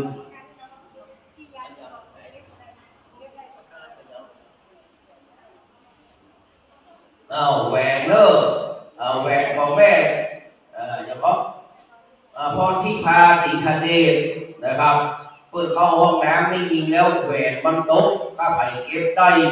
เอามาคืนที่แม่กำเนิดแม่พรทิพาอยู่บนวิหารเด้อนะครับก็ไผ่เก็บได้ก็เอามาคืนแม่พรทิพาเด้อปัจจัยของเฮาเด้อนะครับอนุโมทนาสาธุกับพ่อแม่พี่น้องทุกคนทุกท่านเด้อที่ได้มาบูชากันพระพุทธกันบูชากันธรรมและบูชากันบูชาตัวเองทุกเจ้าได้ไป10 รอบบูชายังไม่สักรอบเลยนะครับขออนุโมทนาสาธุเด้อแล้วก็บูชาปีเกิดเด้อใจเป้ามีเมาสีไซสงาเวสันเราเสร็จไกลแต่ละปีนะครับมันก็จะมีนะครับพระธาตุที่เราจะต้องเป็นปีเปิดของเรานะครับเราจะเป็นจุพระธาตุไหนช่วงนี้เวลาว่างๆก็จะได้นำข้าว12ราศีมาอุปจากับบรรดาพี่น้องนะครับตั้งแต่เอาปีชวดหรือว่าปีหนูปีใจเป็นต้นมาเด้อแม่สมบูรณ์แถวสุวรรณโชติเจ้าไม่มาหรอแม่สมบูรณ์นะนะครับอนุโมทนาสาธุเด้อเพื่อนบอกว่า12ราศีเรื่องมีแต่เก่าคนแก่คนเฒ่าเพื่อนเล่าไข่จ๋าปีเกิดเท่านั้นสำคัญนักหนาจุธาตุไตจาไกลกะว่าไกลเจอธาตุติดตามของดีแท้ไส้ปีใจเพิ่มหลู่ปูจาสาตุปัจจุธาตุเจ้านังหนาสรีตีคาเดินมาก่อนกี้ขนางนามมาบอกว่าจะยี่สรีธาตุเจ้าจอมทองสถานที่นี้บ่มีมนต์หมองอำเภอจอมทองเจียงใหม่แก้วกว้างปีเป้าเพิ่งงัวบุญตัวได้สร้างจุกธาตุลำปางใหญ่นักอำเภอเกาะคาไข่จ่าจีจักนครเขตห้องเขลางปีนี้หนาวเนิ้งเปิ้งเสือลากหางขนมหอมครางเสียงดังลั่นกองจุธาตุจ่อแหเมืองแป้แห่งห้องผู้ตามทำนองออกไว้ปีเมานั้นเลยเนี่ยปีเมาปีต่อไปเด้อปีเมาเนี่ยปีกระต่ายปีทองปีต่อไปเด้อปีเมานั้นเลยเฉลยก้อนไกตำนานท่านได้ยืนยันนะครับเป็นสัตว์อยู่แพะกระต่ายต้องตังชอบรับเมื่อวันจุกธาตุแจ้แห้งเมืองน่านโหงไกลจะไข่บอกแจ้งรับทานแสดงไว้ชัดแสดงว่าปีต่อไปนี่เป็นปีกระต่ายเพราะที่รับเมื่อวันคนละให้กันกินนะให้กันกินนะเดี๋ยวก็ฟังเอาปีมะโรงได้ฟังจากปีกระต่ายเด้ออนุโมทนาสาธุเพราะว่าปีกระต่ายต้องต่ำมันชอบรับเมื่อวันไปจุกธาตุแจ้แห้งเมืองน่านโหงไกลจะไข่บอกแจ้งรับทานแสดงไว้ชัดต่อไปก็ปีมะโรงละปี4ถัดมาเด้อแม่แก้วเรือนเด้อปี4ถัดมานาคาอยู่วัดเปิ้งหน้าปากตาลายด้วย จุท่าที่วัดจีชัดขยายโอ้อยู่พระศรีเนินนายเวียงพิงเงี้ยมิ่งแก้วโอ้ปีสีปีงูใหญ่เนาะปีหน้านี่นะไปจุท่าพระศรีเขาที่บ่ได้เด้อเอาไปใกล้ๆเลยแม่เห็นแก้วจะได้ไปไกลเด้อปีไส้เพิ่งงูดูงามของแพ้วแม่ก็ลงเลยอ่ะโอ้แม่จุท่าพระศรีกันแม่ข้างวัดผาบงมันน้ำเดียวอะนะครับปีไส้เพิ่งงูดูงามของแก้วจุโพที่แก้วสไลโพนะครับวันนี้จุโพที่แก้วสไลคำหมายถึงว่าโพไซคำที่ตัดสรุปปัญญาแนะนำพุทธคยาตมอินเดียพุทธเจ้าโอ้โหปีไส้ปีงูน้อยนี่ไปไก่เด้อปีไปไก่แต่จะบอกว่าไปใกล้ๆที่เดียวโจมที่ไหนจะบอกคือเด้อปีสงาเลอเลิกเลอบ่เศร้าอันนี้ปีสงาปีมะเบียนี่นะครับปีม้าเขาเลิกผมก็เกิดปีม้าครับปีสงาเลอเลิกเลอบ่เศร้าเพิ่งม้าตัวเราคึกคักจุท่าหงสาตะก้งใหญ่นักเมืองม่านด่านเจ้าจาวรโอ้โหได้ไปไกลเลยว่าได้ไปพระธาตุชเวดากองก็ได้คนก็ประเทศพม่าก็เลือกปีม้านะครับปีเม็ดเปิ้ลแปะจีแนะตามตอนจุท่าดอยดอนสุเทพองค์เจ้าโอ้ยังไงเลยเนาะสุงเด่นภูพิงฝั่งปิงจอมเล่าเมืองเจียงเมาหักไม่เฮาสว่างคนใดเป็นปีแปะนี่นะครับเพิ่งพระธาตุดอยสุเทพคนหัวใดเด้อปีสันนะครับทัดมาบอกกาเขินค้างเป็นวอกแก่นก้าตาคงว่องไวไขว่คว้าสู้ซ่าถาคงจุท่าพนมอีสานแวกกว้างหูไปไกลเลยเนาะนครพนม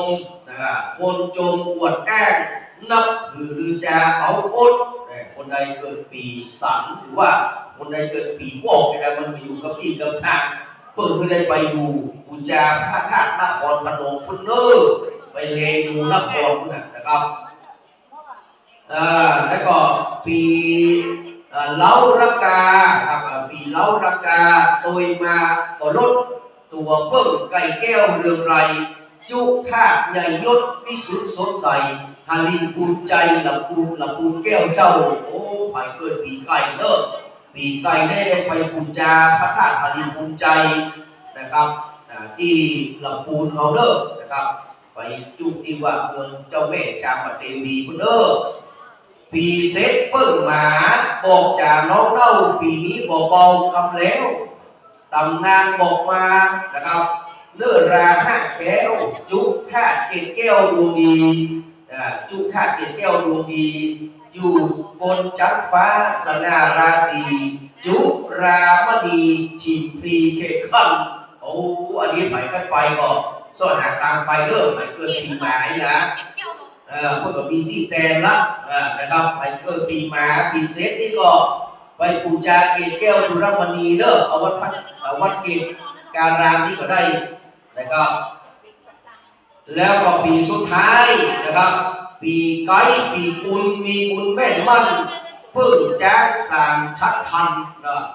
เพิ่งจ้างชัดพันใหญ่ยศจุท่าดอยตุงเด่นสูงงามวดแม่สายเขตห้องเจียงไฮ้เหนือสุดเขตตึกห้องเลิกน้ำสายเขตประเทศไทยไปสุดเสียงตะวัน12ราศีเรื่องนี้บ่สั้นก็จบครบพันเก้าอี้เท่านี้เล่าสู่กันฟังก็เลยได้เลยโอ้ไผ่ปีจ้างเลิกปีกุลปีจ้างว่าปีหมูนะไปที่พระธาตุดอยตุงเลิกแต่ถ้าไผ่ค้านไปไก่วัดป่าแดงนะครับที่สันกับแปงเลิกที่วัดบ้านเอื้ออาทรก็นะครับไปบูชาที่เขาได้มีครบหมดหรือว่าจะไปที่ถามบอกนี่ก็ดีเลิกบอกมังคลารามของท่านอาจารย์พระมหาสมวัตเจ้าวนเมธีนะครับคนแก้วดีของสีภูมินี่นะครับเพื่อนบอกว่ามีครบหมดครับที่วัดนะครับวัดของท่านเจ้าพระตำบลสีภูมิเขต2เนาะท่านอาจารย์พระมหาสมวัตเจ้าวนเมธีวัดของแม่สมบูรณ์นะครับแถวสุวรรณโชตินี่แหละนะครับ แล้วก็ขออนุโมทนาสาธุเด้อแห่งกรรมนี้วันนักประเวทไปเกิดปีเมานะครับปีกระต่ายต่อไปนะกระต่ายโตตัดชอบรับเมื่อวันนี้นะฮะห้ามรับเด้อฟังธรรมและห้ามรับเด้อมันอยู่ในแป้งไปหรอกกินนักไปหรอกต้องมาเลยตัดชอบรับเมื่อวันจุขาดแจ้แห้งไปหรอกกูไปอยู่หน้าเลยนะครับนี่นี่ก็ปีต่อไปนะครับเป็นตาทำในท่านพระคุณเจ้าพระครูปลัดประสิทธิ์รัตนเมธีเจ้าอาวาสวัดสลีปีเมือง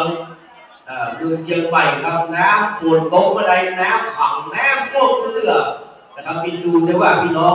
ทั้ง4ปีเมืองนี่นะเราตกมานับนี่นะครับโอ้ยนะครับต้องซอกหาเครื่องสูบน้ำมาตั้งไว้แล้วนะครับเรียนเชิญเลิกทุกคนทุกท่านได้ขึ้นมาตำบลวิหารได้แล้วเลิกขณะนี้เวลา 12 นาฬิกานะครับ17 นาทีแล้วเลิก17 นาทีแล้วขอเรียนเชิญเลิกใครที่ยังไม่ได้บูชาการเทศตั้งแต่การพระพุทธไปจนถึงการบูชาแลกสตางค์เลิกแลกสตางค์ที่อาจารย์แม่รัตกาวันคุณานุวัฒน์ชัยเดชแม่เอ้ยก็ดีแม่วันลิก็ดีนะครับอยู่ตำแหน่งนี่บริการนะครับแล้วก็แม่ประพิษคุณเยี่ยมโดยช่วยกันอยู่2-3 คนนะครับช่วยกันอำนวยความสะดวกทุกท่านที่จะมานะครับบูชาเลิกเอา10 บาท20 บาท5 บาทแล้วแต่เจตนาเลิกนะครับเราต้องใส่ครบก็ได้ก็พยายามตั้งจิตอธิษฐานเอานะครับมีกำลังก็ได้ก็เยอะเท่าอ้อนเลิกนะครับเรามาฟังเอาอานิสงส์ขึ้นมากำบนวิหารนี้นะครับใหม่ๆกินข้าวใหม่นี่ร้อนน้อยเด้อข้าวเพราะว่าร้อนไอร้อนของข้าวของแกงนี่มันออกนะครับสุสกรรมก็จะเย็นละแม่พรทิพาได้ยังแม่พรทิพาเด้อแหวนพ้นตกในห้องน้ำนะครับถ้าใครเก็บได้ก็ขอเอามาคืนที่แม่พรทิพาเด้อนะครับที่บนวิหารนะครับเรียนเชิญทุกคนทุกท่านที่ติดตามรับฟังรายการตั้งสถานี2 สถานีก็คือคลื่น96ก็คือพระธาตุดอยสุเทพนะครับพร้อมกับคลื่น 104.50 เมกะเฮิรตซ์ขึ้นวัดฝ่ายหินนะครับก็ขอกราบอนุโมทนานะครับในเมตตาจิตนะครับขอพระเดชพระคุณหลวงพ่อในกราบนมัสการขอบพระคุณในเมตตาธรรมของพระเดชพระคุณหลวงพ่อนะครับท่านเจ้าคุณพระธรรมเสนาบดีนะครับหลวงพ่อผู้มีเมตตาอย่างสูงส่งได้คือถ่ายทอดนะครับถ่ายทอดเสียงขึ้น96ในการนะครับตั้งธรรมอยู่ที่วัดเจ็ดดินตั้งแต่8 โมงเช้าเป็นต้นไปจนถึงจบวันละ6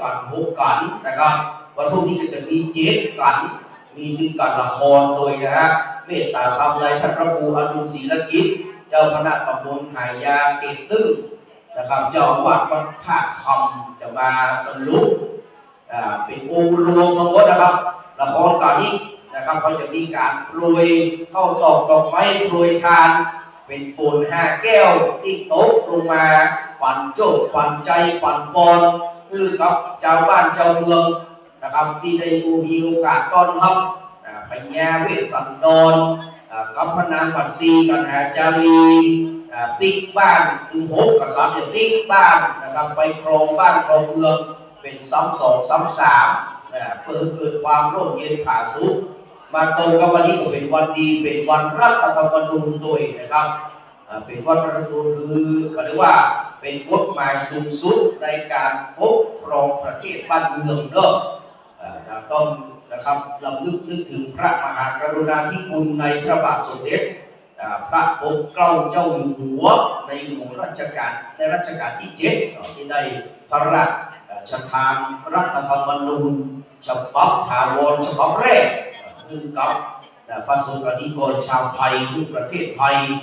ได้ปกครองในระบอบประชาธิปไตยมีพระมหากษัตริย์ทรงเป็นประมุขนะครับอยู่ร่มเย็นเป็นสุขมาจนถึงทุกวันนี้เช่นเดียวกันที่ท่านอาจารย์พระมหาวิษณุจารุธรรมโมนะครับเจ้าอาวาสวัดหนองเจ็ดดินคำได้จัดตั้งธรรมหลวงในครั้งนี้ บุญกุศลนะครับนอกจากนะครับผู้เฮาท่านทั้งหลายได้รับแล้วบุญที่คือกับเทวบุตรเทวดาเสื้อวัดเสื้อวานะครับพญายินพญาโพพญายมราชทุกนาคน้ำปรมัยไวสวนตลอดถึงอดีตบุรกษัตราธิราชเจ้านะครับตั้งแต่พญามังรายมหาราชมาจนถึงเจ้าแก้วนวลัตน์นะครับพระราชชายาดารารัศมีดอกปฏิยะนารีเชื่อเจ้าตลอดถึงบุพชนน้อยใหญ่ที่เคยมีแก้วมีคุณมีบุญต่อนะครับบ้านเมืองนะครับเอาก็ยังอุทิศถวายเป็นถวายครับเป็นพระราชกุศลแด่พระบาทสมเด็จพระเจ้าอยู่หัวในหลวงรัชกาลปัจจุบันสมเด็จพระบรมราชินีนาถตลอดถึงพระพันปีหลวงและพระเจ้าอยู่หัวรัชกาลที่9นะครับแล้วก็พระบรมสารีริกธาตุทุกพระองค์เด้อและก็ขอเมืองบ้านนี้เมืองนี้นะครับได้อยู่ร่มเย็นเป็นสุขมีเศรษฐกิจดีทั่วทุกทิศบอกว่าด้านพาณิชยกรรมด้านอุตสาหกรรมด้านการส่งเสริมการท่องเที่ยวการส่งออกคือดีทั่วทุกทิศเลยแต่ก็เมืองเชียงใหม่ของเขาเป็นมหานครตั้งอยู่ไปเมืองนางแล้วก็มีโอกาสได้เลือกผู้ว่าราชการเป็นของตัวเก่าพ่อนี่นะเอาหนุนกับกรุงเทพพ่อนี่นะนะครับแล้วก็ขอมือประชาชนคนเชียงใหม่และชาวไทยทั่วทุกที่ทุกคนในประเทศนี้เมืองนี้ได้มีแต่ความผาสุกสิริสวัสดิ์พิพัฒนมงคลเหมือนกันนะครับพ้นจากโรคภัยไข้เจ็บโดยเฉพาะโควิดภัย19อย่าได้เข้ามาหาเลิกความทำมาหาจ้าตึง13กันแล้วบวกกับว่า6เป็น19วินาทีนะครับขอให้อยู่เย็นเป็นสุขด้วยอานิสงส์ของการตั้งทำหลวงในครั้งนี้นะครับที่ทายแค่ไม่ทั่วไปหมดเลยเป็นบทที่รักษาประตูเอาตั้งแต่ประตูจักรเพื่อนะครับพูดว่าคันธรักโหยหรอกนะครับที่เทวพุทธที่สุรักขิโตสุรักขิโตนี่เทวพุทธที่รักษาเมียนเจียงเลือกและประตูต้าแปรนะครับส่วนคันธรักโหเป็นเทวพุทธที่ปกปักรักษายังประตูจักรเพื่อวรเดชาใจยะภูมิโมนะครับเทวพุทธที่ปกปักรักษายังประตูเชียงใหม่ที่อยู่ได้สดสดีและก็สุราชาโตเทวบดีเทวพุทธที่ปกปักรักษายังประตูสวนดอกและเทพยดาเจ้า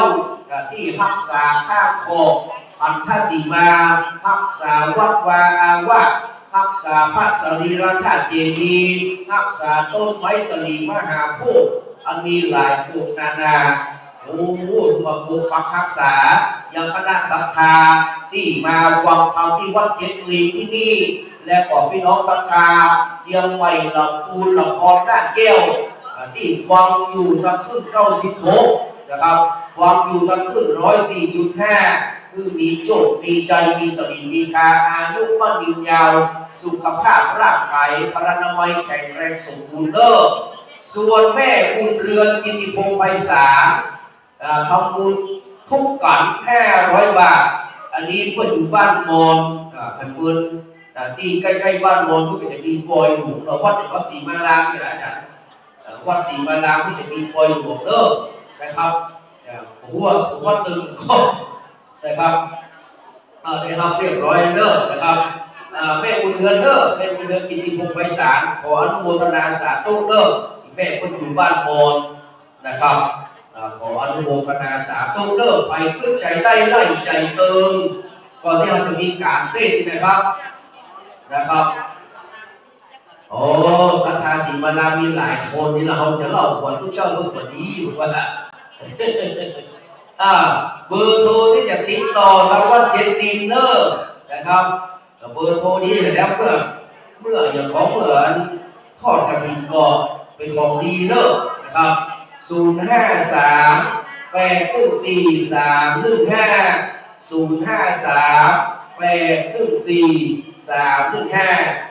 เข้ามาเด้อ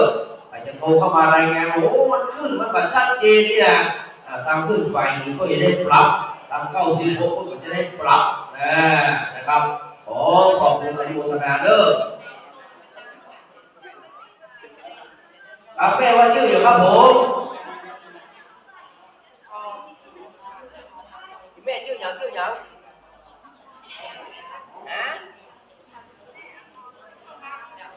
แม่อมพรกระบวนการนี่เนาะแม่จะมองอย่างเนี้ยไม่ได้แม่จะมองอย่างประเทศอะไร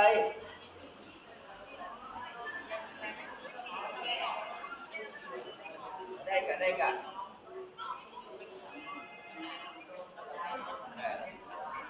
ครับโอเคครับ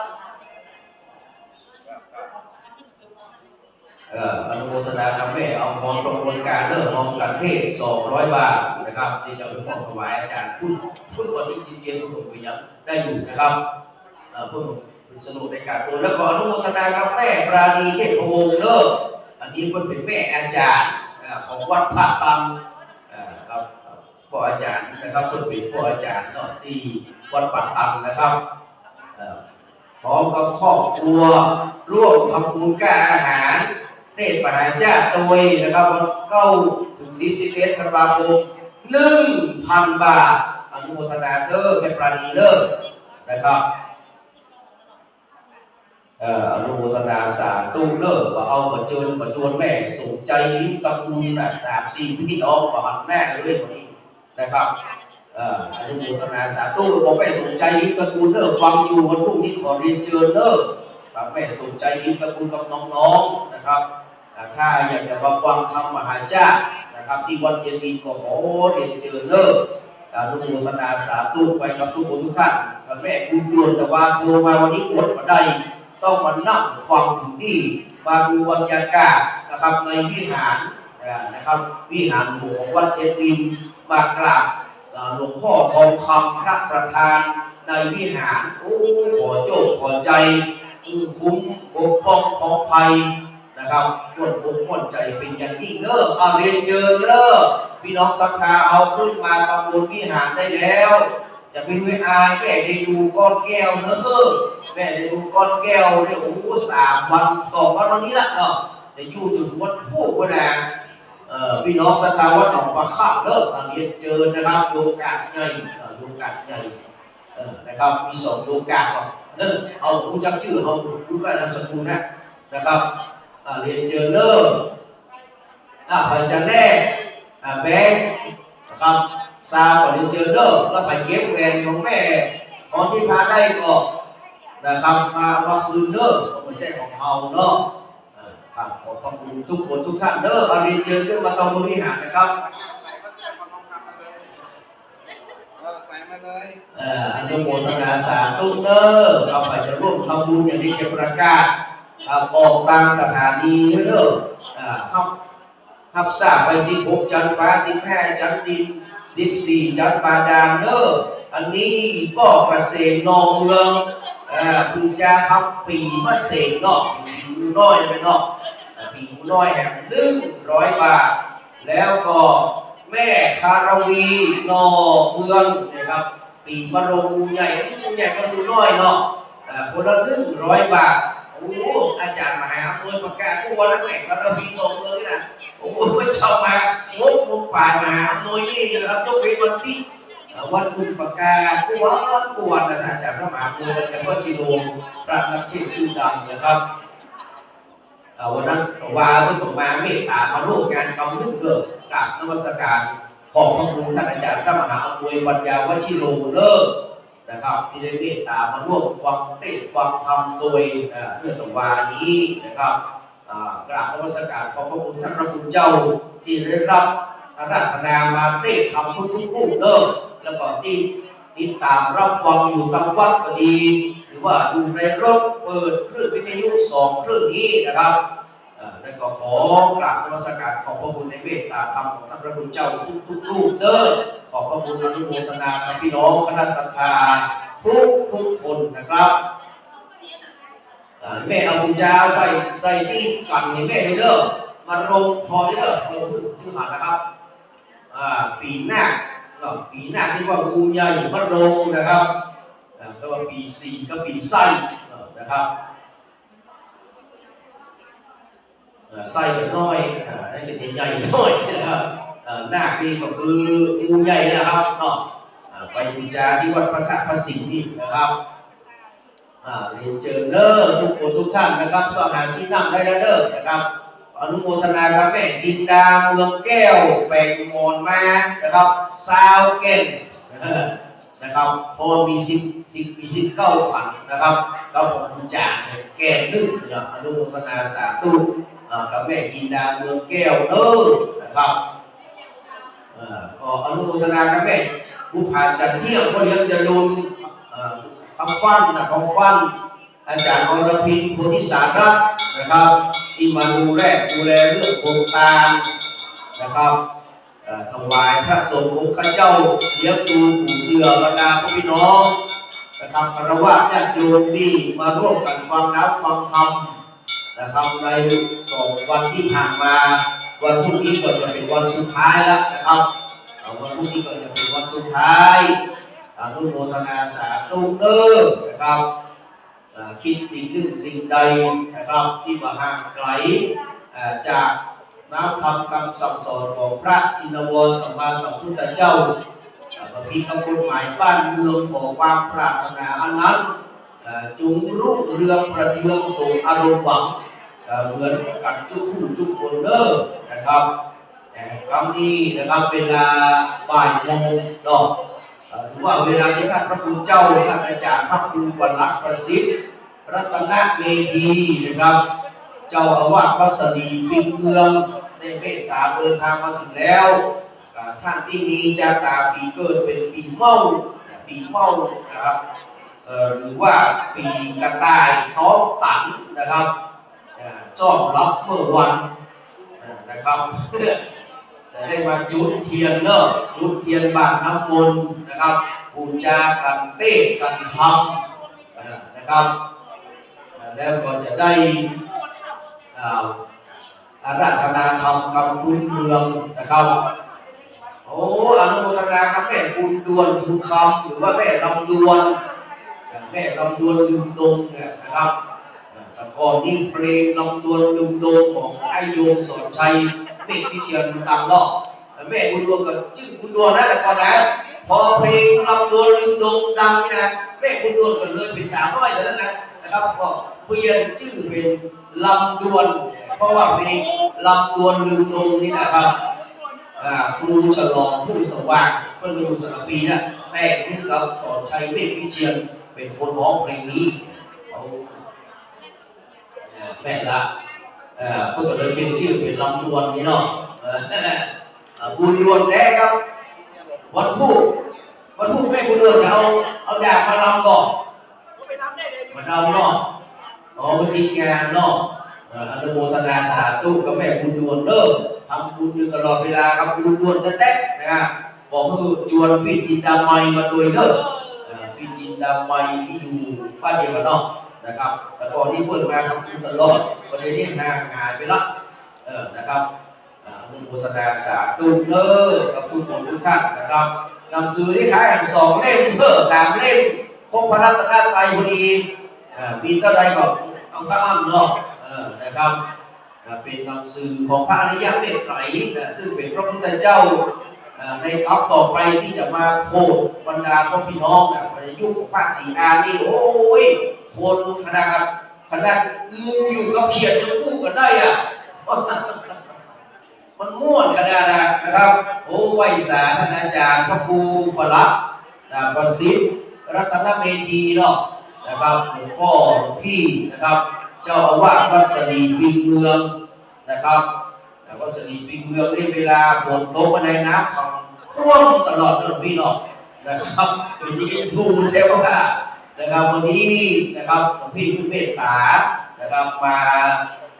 เต้ทำวันนักประเวทคำทุ่นสี่เนอคือกำพลอีมีจักตาเกิดปีเมาปีกระต่ายเนี่ยเนาะปีกระต่ายคนว่าคนใดได้บูชาการเทศวันนักประเวทนะได้มาเป็นเจ้าภาพได้มาบูชานะเพื่อนบอกว่าจะได้รับความสุขในโลกนี้และโลกหน้าครับจะได้เป็นบรมกษัตริย์ในชมพูทวีปเป็นผู้ที่ทรงวิชาเฉลียวฉลาดสามารถปราบอริราชศัตรูผู้ย่อยยับนี่โอ้ยนะครับไม่ใช่ธรรมดาเด้อการวันนักประเวทนะตีกระต่ายเขานี่นะครับมีหลายคาถาอยู่เด้อครับวันนักประเวทนะครับเดี๋ยวตรวจสอบดูว่ามีกี่คาถานะครับคาถาที่วันนักประเวทมี57คาถาคนใดที่เกิดปีนะครับปีใจเป้ายิงเมาสีไส้สนะฮะใจเป้าปีกระทายปีท้องนะครับเอาอีแม่ปีอย่างปีแป้วันพรุ่งนี้แน่นอนนะครับวันพรุ่งก่อนแต่วันนี้ก็ฟังได้เราไม่นอกนะครับใครจะมาบูชานะครับปีเมาเด้อเจอเลยครับปีเมาหรือปีท้องหรือปีกระต่ายนะครับพระธาตุแจ้แห้งเป็นที่เพิ่งที่จังเด้อนะครับมี57คาถาวันนี้ท่านอาจารย์พระครูนะครับรัตน์ประสิทธิ์รัตนเมธีนะครับจะได้มานะครับเมตตาแสดงธรรมเด้อนะครับวันนี้ท่านคุณเจ้าขึ้นมาแล้วนะครับเดี๋ยวเราจะได้นิมนต์เพิ่นขึ้นทำมากเนาะแล้วก็หมู่เขาก็มาบูชาได้รับมาบูชากันเทศได้เลยเด้อแล้วก็ใครที่เกิดปีนี้ก็เตรียมมาจุดเทียนด้วยกันเด้อจุดเทียนบาทน้ำมนต์จุดเทียนบาทน้ำมนต์แล้วก็หลังจากเทศเสร็จแล้วก็จะมาถวายจะดูปัจจัยทายธรรมด้วยกันเด้อสำหรับคนที่เกิดปีเมาหรือว่าปีเถาะหรือว่าปีกระต่ายนะปีกระต่ายนะครับเรียนเชิญเด้อทุกคนทุกท่านนะครับขึ้นมาตำบลเด้อนะครับขึ้นมาตำบลถ้าว่าเขามีมันติดกับเสริมเอาเด้อพูดเด้อนะครับเสริมเอาจะไปอยู่ตำหลักฟังไม่ก็ได้นะครับกรณีท่านอาจารย์เชื้อก่อนก็นะครับภาพสายพวกพี่น้องศรัทธาญาติโยมเด้อใครจะโทรเข้ามากับ053-814-315นะครับ053-814-315ไหนว่าอาจารย์ว่าพวกคุณทำผู้เบิ้งจะแหวนเพื่อนนะมหาเจ้ากับพวกคุณทำไม่รัชนีนะครับถ้าฟังอยู่ทางบ้านก็ขอเรียนเชิญเด้อนะครับอนุโมทนาสาธุกับพี่น้องทั้งสันทรายเด้อหลายคนหลายท่านแต่ว่านี่นะครับคุณนะครับธันวรัตน์นะครับคุณธันวรัตน์ที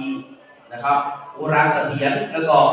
รัชยานะครับที่ท่านเทวกรก็ได้ทำบุญมา 1,500 บาทแม่รัตดาศิรินันท์ก็ร่วมทำบุญ 2,000 บาทแล้วก็มานั่งฟังเทศได้1 กันแต่ว่าสังขารมาอำนวยนะแม่ขออนุญาตนะครับแม่ขออนุญาตไปพักผ่อนก่อนก็ได้บุญเต็มที่เพราะว่านะครับทำมากนี่ก็ดีเครื่องสังฆพันธ์นี่ก็ดีนี่เป็นของแม่คนรอดนะครับแม่รัตดาศิรินันท์นะครับอนุโมทนาสาธุเป็นอายุมั่นขวัญยืนนะครับเป็นกำลังใจให้คนอ่านเจ็ดสีได้มีโอกาสได้ทำใจพ่อแม่พี่น้องไปเมื่อว่าเอาเหมือนกับรักน้อยในของนานๆนี่แหละขอยืนกับของพี่เป้าสัญญานะครับผู้บรรจาเห็นน้อยนึงนะครับโอ้นะครับขออนุโมทนาสาธุนะครับแล้วก็อย่าไปลืมนะครับวันที่17นะครับวันที่17ธันวาคมนี้เนาะนะครับที่ห่วงหลงเวียงแก้วใช่ครับที่หอพระเจ้าเมืองลายเนาะของพญาเมืองลายมหาราชนะครับเราจะมีการทำบุญนะครับทำบุญผ้าป่าผ้าป่าทำบุญสถานีคลื่น96แล้วก็จะมีการสมโภชเต้นพระเจ้าเมืองลายเจ้าก็กล้าทิ้งอย่างนี้ด้วยนะครับท ห้างแทนอย่างว่าฐานแท่นของพระเจ้ามังลายโดยอาจารย์วันลบนามวงลงนะครับแล้วก็พี่น้องศรัทธานะครับแม่วนิดาชุติมาอย่างวันนี้นะครับแล้วก็หลายคนหลายท่านเลยที่เป็นเจ้าภาพนะครับจะดูพระใจไทยธรรมเป็นเจ้าภาพโรงทานเป็นเจ้าพระป่าเนาะบำรุงพระป่าทานต้องนับจัดรายการนะครับท่านพระคุณเจ้าคารวะญาติโยมวันนี้ที่จัดรายการตั้งครึ่ง96แต่วันที่17นะครับไปพระอันเดอร์ที่หอคำพญามังรายนะครับต้นแปลงมาติดกองเปเปอร์โอ้งดงามนะครับมีเจ้าภาพเจ้าศรัทธาก็อาจารย์บรรลุได้ส่งชื่อสักคำเลยจะประกาศรายชื่อนะครับถ้าส่งมาผมจะประกาศรายชื่อรุ่นนอกว่ามีไผ่พวกมันนะครับแต่ว่าจำได้ว่าทางก็รัฐบรรลัพงอาจารย์รัฐบรรลัพงเนี่ยก็ไม่พงพันนี่นะเจ้าของพึ่งน้อยเบเกอรี่เพื่อจะเป็นเจ้าภาพสังฆทานเอาขนมไปถวายท่านพระคุณเจ้าของพระคุณจ่าช่วยนะครับวันที่17นี่นะครับแล้วก็ตั้งแต่8 โมงไปก็จะมีการบวงสรวงนะครับแล้วก็9 โมงก็จะเจริญพระพุทธมนต์พระสงฆ์9 รูปนะครับจะได้เจริญพระพุทธมนต์จากนั้นก็จะได้โอกาสเวทาสุภาโพธากล่าวคำถวายนะครับตอนบ่ายนะครับจะมีการได้ปะพระนับจัดรายการคนบ้านจัดรายการนะครับจะมีการเขาเรียกว่าแจกวิทยุโจกเบอร์เนาะโจกเบอร์ไปโจกปีโจกเบอร์เนี่ยแม่สุริภูมิโจกปีบ่อยนะครับไปโจกเบอร์เอาวิทยุนะครับทานดินนะครับที่พูดนะครับขอคำพยามรายก็ครูวันลบนามวงโปรงของสถานีฝากประชาสัมพันธ์พี่น้องขอเรียนเชิญทุกท่านนะครับขึ้นมาตำบลนะครับวันนี้ใกล้แล้วนะครับเดี๋ยวท่านอาจารย์พระอุปราชประสิทธิ์นะครับขึ้นธรรมะแล้วเราจะได้เรียนเชิญเจ้าของจักราปีกระต่ายนะครับได้เข้ามาจุดเทียนบาทน้ำมนต์ลวดเป็นเทียนสองทำไปในเดียวกันนะครับทุกคนอาจารย์ครับ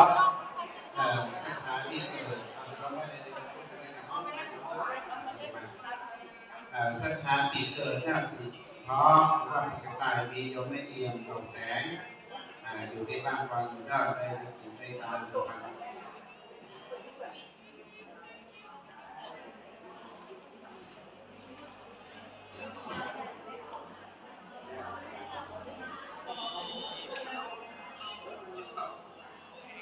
โยม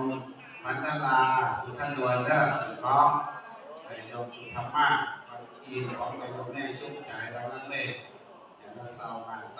โยมพิธีการธนิโยโยมสายทิพย์สายดูกา20 บาทโยมสุเทพ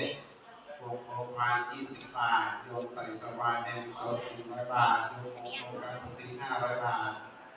โยมแม่ภูการอีสาน500 บาทโยมแม่เราสองคำวิไล400 บาทโยม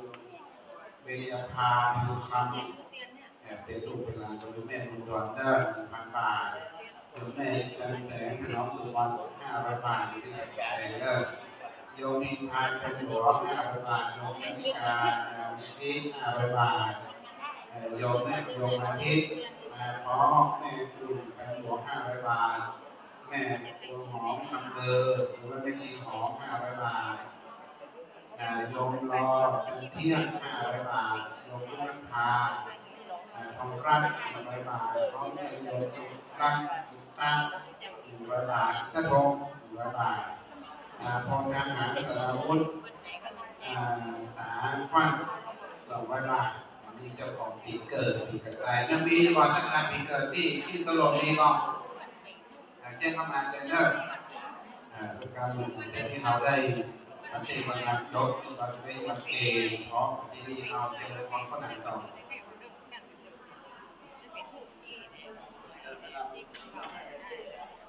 ศรัทธาที่อยู่ที่บ้านอยู่ที่บ้านกับเปิดวิทยุรุ่น96 โดย104 โดยต้องการที่จะมาดูสดๆกับมาที่วัดเจดีย์เลยเอาบรรยากาศดีในศรัทธามีผู้คนศรัทธามาตั้งมาไหนมาดูศรัทธารองรับใคร นั่งเขาวิ่งรับก็มีอะไรน้อยก็มีที่ตีนะมันตีมาทำเป็นปิดยามารับที่นี่บางคนรับของเรื่องแม่เจ้าแม่กินยานี่ก็ไม่กินยาพาลูกรับของเรื่อง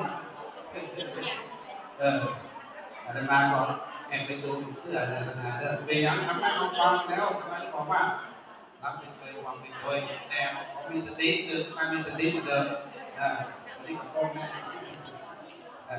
แล้วก็เป็นได้สถานเดิมไม่ว่าแต่เป็นรู้แจ้งสถานเดิมขอตั้งสัญญาที่ฐานว่าเพื่อใช้ของเอกพจน์ของแสดงปฏิภาณมาตั้งใจเลยที่เตะเลยจะได้มา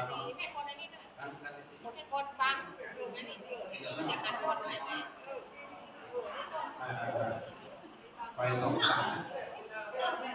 ได้เราอยู่ปั๊บคุณน้องมาได้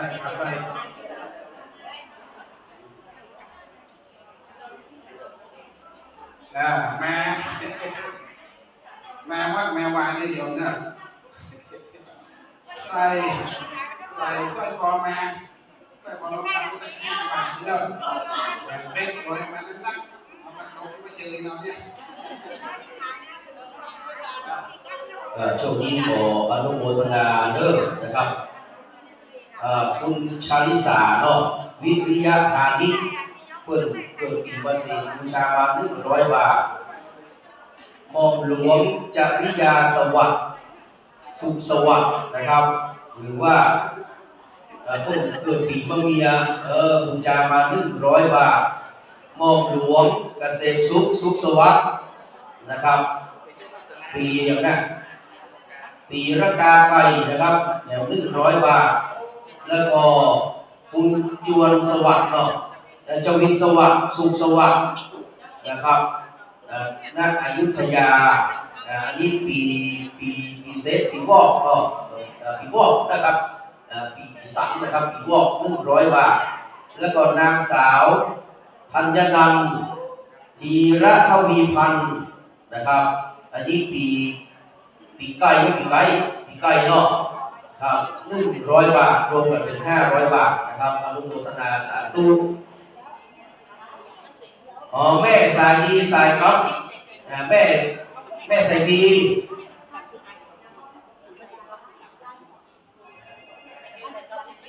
ปีมะเสงเนาะแม่สายดีสายก๊อฟปีมะเสงนะครับนามสกุลต้องพูดเนาะนะครับแล้วก็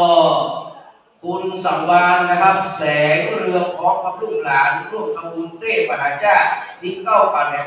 100 บาทอันนี้ผมจะปีกระต่ายเด้ออนุโมทนาสาธุของแม่ของใครนะ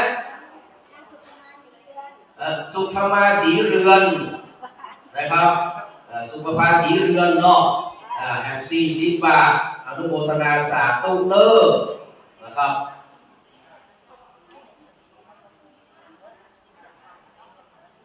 แม่เฉลียวทำประมง260 บาทเนาะปักเรียบร้อยแล้วแม่เงินแก้วปักเรียบร้อยอนุโมทนาสาธุนะครับก็มีมาเรื่อยๆนะครับสำหรับโทรศัพท์เนาะอาจารย์เชื้อกลายเป็นโอเปอเรเตอร์ไปเลยนะครับตอนนี้นะครับได้เป็นผู้ห้องโทรศัพท์เป็นสะพานบุญกับบรรดาพ่อพี่น้องนะครับห้องโทรศัพท์จากทางบ้านทางจองเนาะที่มีโอกาสได้มานั่งฟังโอ้โหนี่โจ้ดีขนาดนะครับได้ถึงมาทำบุญตัวแล้วก็ได้ฟังได้หันตัวได้รู้ได้หันในทั้งบ้านก็นะครับถ้าว่าค่าไปถึงของ104นี่มีหันค่าเลยแหละเนาะ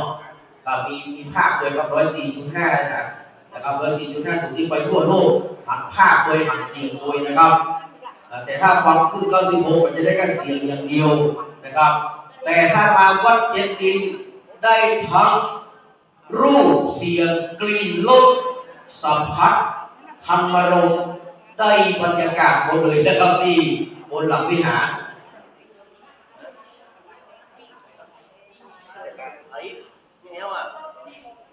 แม่แอวจึงแท้ที่หมอผู้เทียบที่หมอ ปียรัตน์พุทธเที่ยงปีกระต่ายเริ่มปีนี้นะเดี๋ยวไปให้มันจุดเทียนเริ่มมาจุดเทียนบัตรน้ำมนต์รอมาเดียวนะรอเพื่อนวัวฝูงหรือรถเรียบร้อยก่อนปีกระต่ายมีหลายคนปีกระต่ายต้องต่างชอบนอนเมื่อวันพูดไปเจ๊แห้งถึงแน่เด้อนะครับก็เลยมาขี้หลับไงกระต่ายต้องต่างมาขี้หลับเมื่อวันเพื่อนเลยว่าไปทุกท่าเจ๊แห้งมึงแน่นะครับ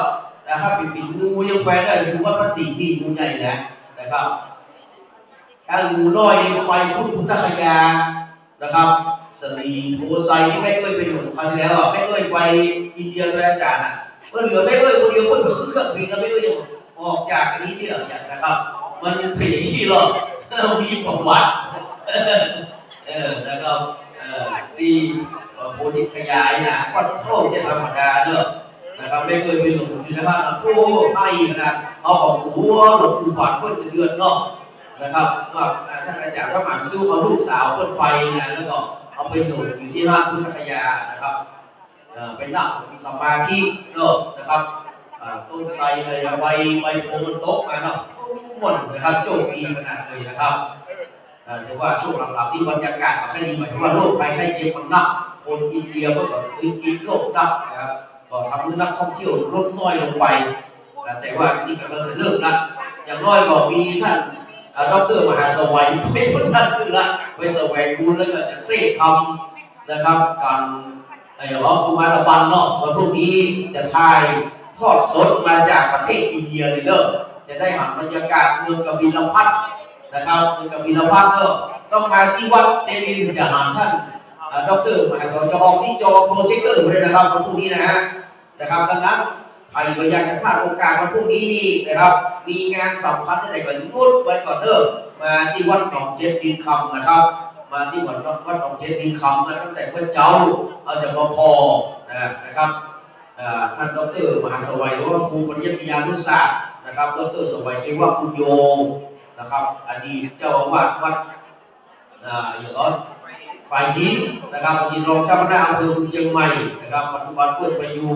ที่วัดพระธาตุดอยสุเทพปีวิเวกละ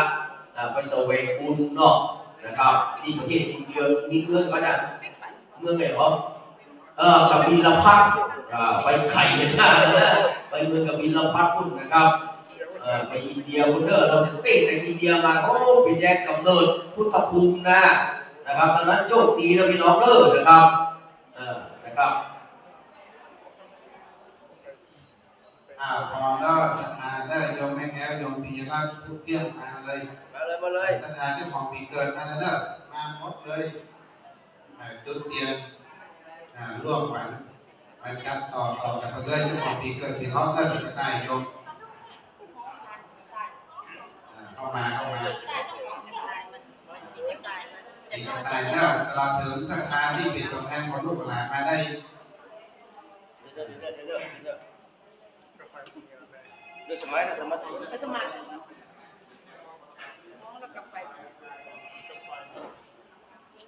โยมยืนก่อนนั่งแล้วก่อนนั่งแล้วไปเยอะแล้วโยมยืนเลยไม่เอานี่จับไม่เอาเด้อจับไปก่อนเด้อจับต่อยืนขึ้นเลยเดี๋ยวได้ร้องมาก็ปีกระต่ายเนี่ยมาเลยเข้ามาปีกระต่ายที่เป็นตัวแทนของลูกหลานโดยยังไม่ดีงามมาโดยเจ้าภาพของลูกเสร็จเลย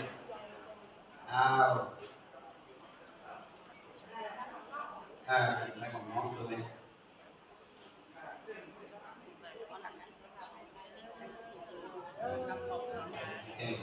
สาธุแม่เอลตับเตียนเด้อนั่งที่เก่าเป็นเก้าอี้ไหนแล้วก็ติดไปเอาไว้ตรงใต้ครับอนุโมทนาสาธุกับท่านที่มีชะตาเกิดปีนี้57พระคาถาวันนับประเวทกันทน4เด้อกับตั้งจิตตั้งใจสดับรับฟังเด้อนะครับตานากันตังปริโยสานังยังปะสุเสียงเขตปานนั้น ก็มาถึงห้องเหตุวันนะประเวทใสสีเรื่องร้องดีบ่เศร้าแสบสีก็ไปรอดกูแก้วยอดปันนาสาลาอันวิษณุกรรมเตกว่าพุทธลงเนรมิตไว้ตาก็อาจได้บำเพ็ญสมณธรรมมีตั้งมากามไม่เต้าอันเป็นเครื่องหรือสีเจ้าอยู่ภาวนา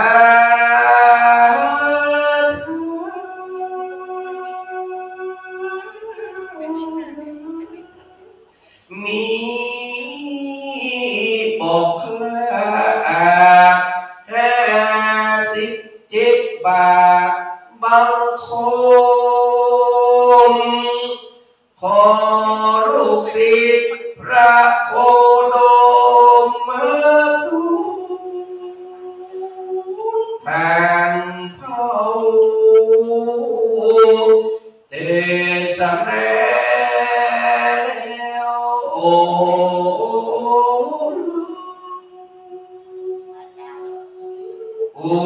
คือหมู่ข้าเจ้า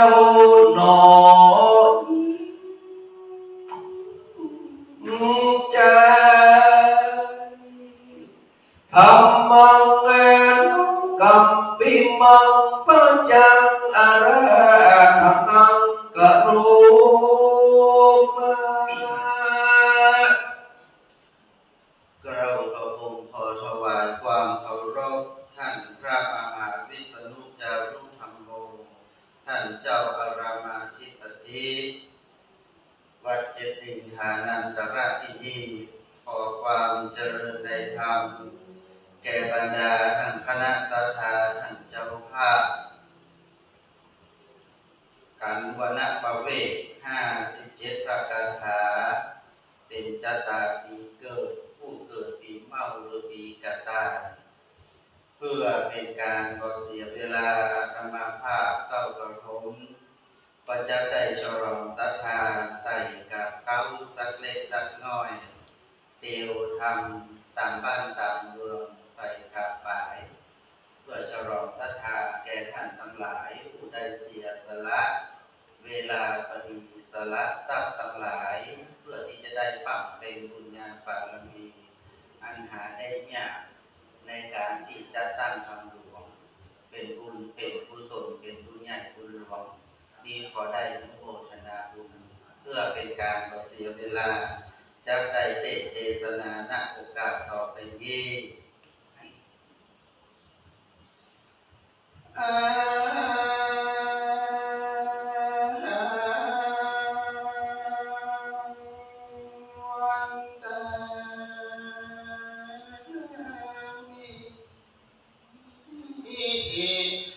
ผู้ข้าก็มาลง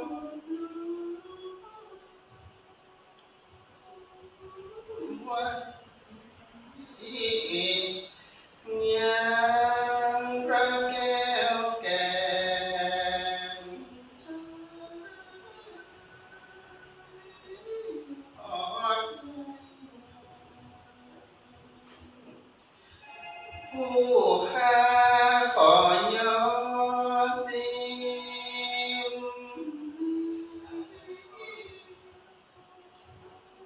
กราบสา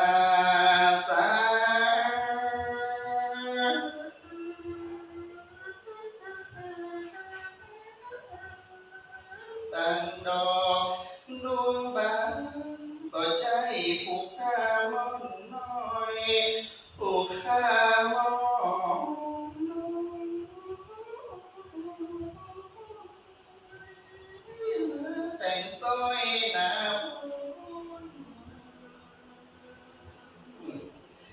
หากเป็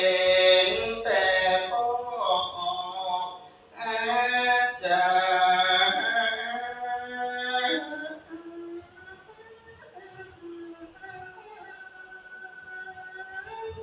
มาวนวันเอาอ้อยก่อเต้ามาขอผู้ข้ามอนใส่ละ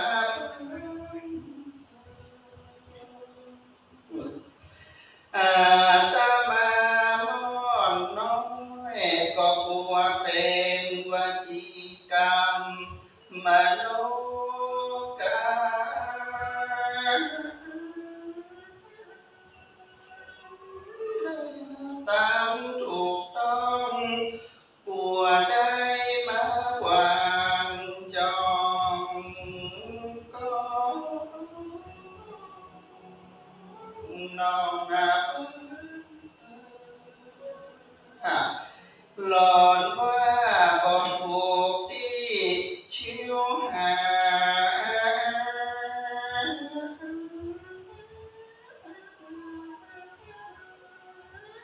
มาไก่ตะวันละที่แปดเส้นเต้าว่ามาปวนแทงบ่ใจบาปนะอังกาลาปยัญชนะสามตัวเลว5ตัวบาดหลังบาดหน้าเฮาก็หูกายเกินจ้าผู้โลบาดอาตมาบัวเป็นละหูบัวนากี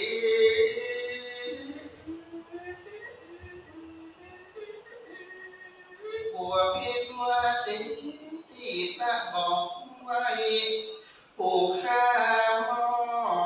น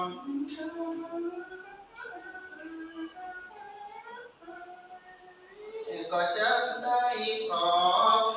ลดโทษนะ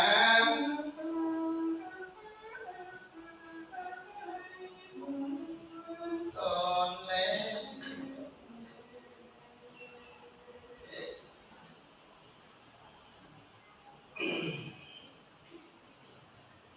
นะโม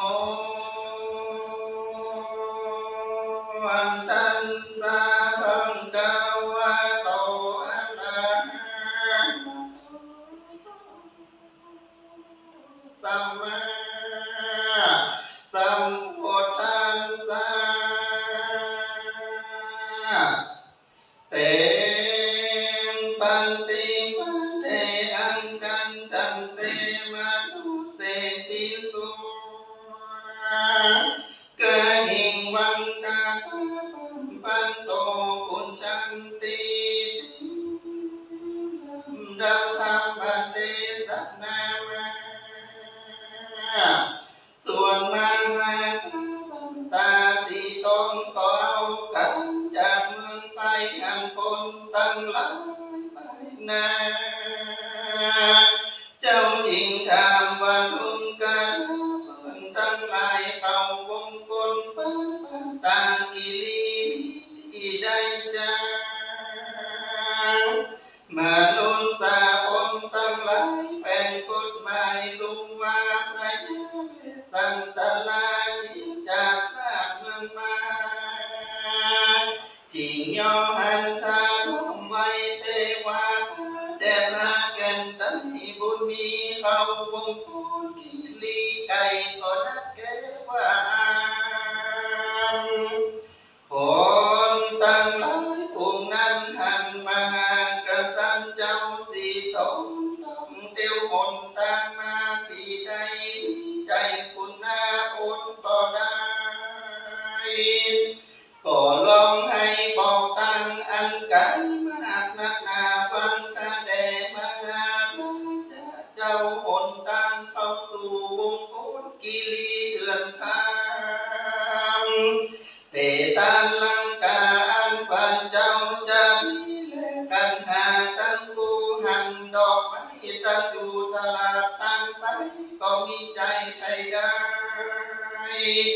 จริงได้ลองให้วอนขอลูกค้าเทวดาก็อินดูส่องแก่นไทยจริงกิ่งไม้ก็อ้อมลงมาปอยอหันอายุถือเอาใดมาสั่งจังก็บิดเอาดอกไม้และหน่วยไม้แต่ลูกไทยตั้งสองส่วนนางลาเจ้ามันดีตนตะลุงลำกะนาอีทีบ่ยอนหันกิ่งไม้ก้อมลงมาผู้ตันสะจันลำเลินบังเกิดตาทุกการว่าโอ้ยน้อโดยมีแต่แลอันว่าไม่ตั้งหลายอันหาจิตใจบ่ได้อาสะไหลซึ่งอันให้แห่งกุมารก็บันดาลก็เอาตกลงมาก็โดยอนุภาวะแห่งพระญา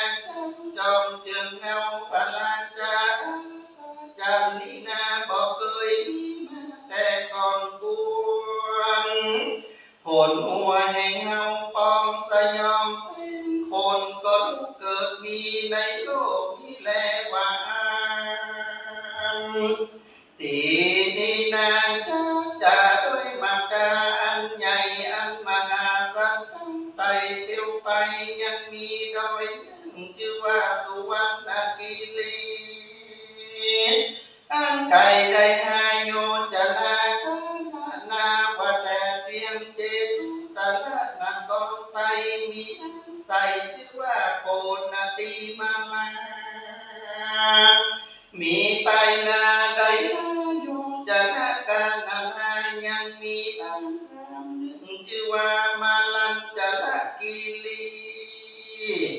ยังมีบางรามอันหนึ่งชื่อว่านาลีกันตะการเป็นสนามติยังใจก็มีไก่ได้อายุจะนัดมีมาดูตลาดนครมีไก่บ้านรามได้สิโยจะนัดเหตุนั้นไปสู่เวียงเจตุตลาดนครบ่ได้นอนควนตางไปวันเดียวก่อนรอดสี่กษัตริย์ออกจากเจตุตลาดนครยังไงจงทั้งหลายไปรอดพระเตอันเป็นเขตเจตนาลาปุณีอันอุดมสมฤทธิ์ด้วยคนก็มากตาเต็มไปด้วยปานด้วยใหญ่เรือประมาณบัวละมวนด้วยชิ้นปลาอาหารเข้าน้ำสีมหากษัตริย์เจ้าบอกเข้าสู่เวียงใจก็ยังอยู่ในสาราไข่ประตูเวียงเมื่อนั้นราชามาตีก็ปักกุนพงตุลีอันตีเป็นปาตาตั้งกูแห่งพระอยู่เหนือหัวจริงคณิงใจกูจักคือคนตั้งหลายผู้เหตุว่าพระยาเวสสันตนะมาที่นี่แดดเดินนางก็ไปยืนอยู่ใกล้ประตูศาลาเพื่อสัญญาเจ้าเจตนาลาลูกข่าวอันตนกลางราชจากเมืองมาเจ้าเมืองเจตนาอันนางนาไต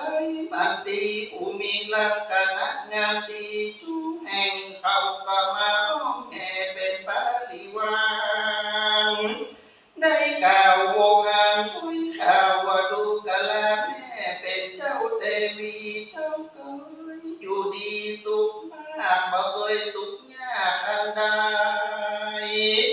เคยไปไหนด้วยยัวยามบอกพระศรีวิกัยคำหาก็นำไปบัดนี้แม่เจ้าได้เดินเตียวตามกายด้วยตีนเปล่าบ่เอาเกิดห้องไปเตียวตามไก่ในป่าเจ้ามาดีด้วยเหตุอันใดจ้าโอ้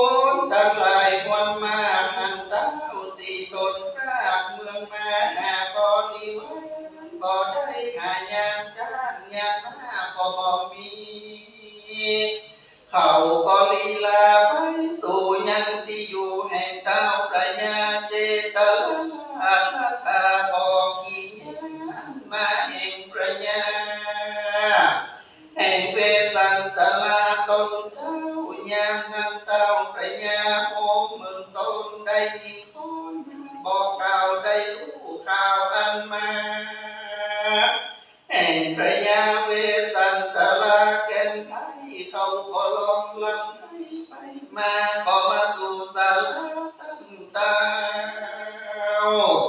ได้ร้องห้าวไก่อาสไลว่าคาแด่ประเงาไทยเทวราชสภาวะอันหาพยาก็ดีบ่มีโศกไม่เครื่องขี่ก็ยังมีแก่เจ้าหรือจะประการ1-3-4 ปีในนอกตั้งเขาขอบสีมาตั้งปัจจานาลาบ่มีพยาโลกาบ่มีโศกาเดือดร้อนบ่ได้ทุกข์ทรอันใดจะต้องการหนึ่ง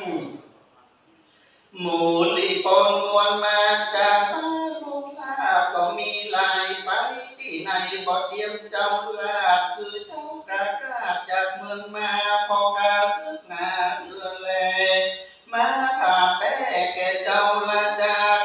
เจ้าไก่กาออกจากมือปัดภาคเมืองมาอันเจอมหาสันโต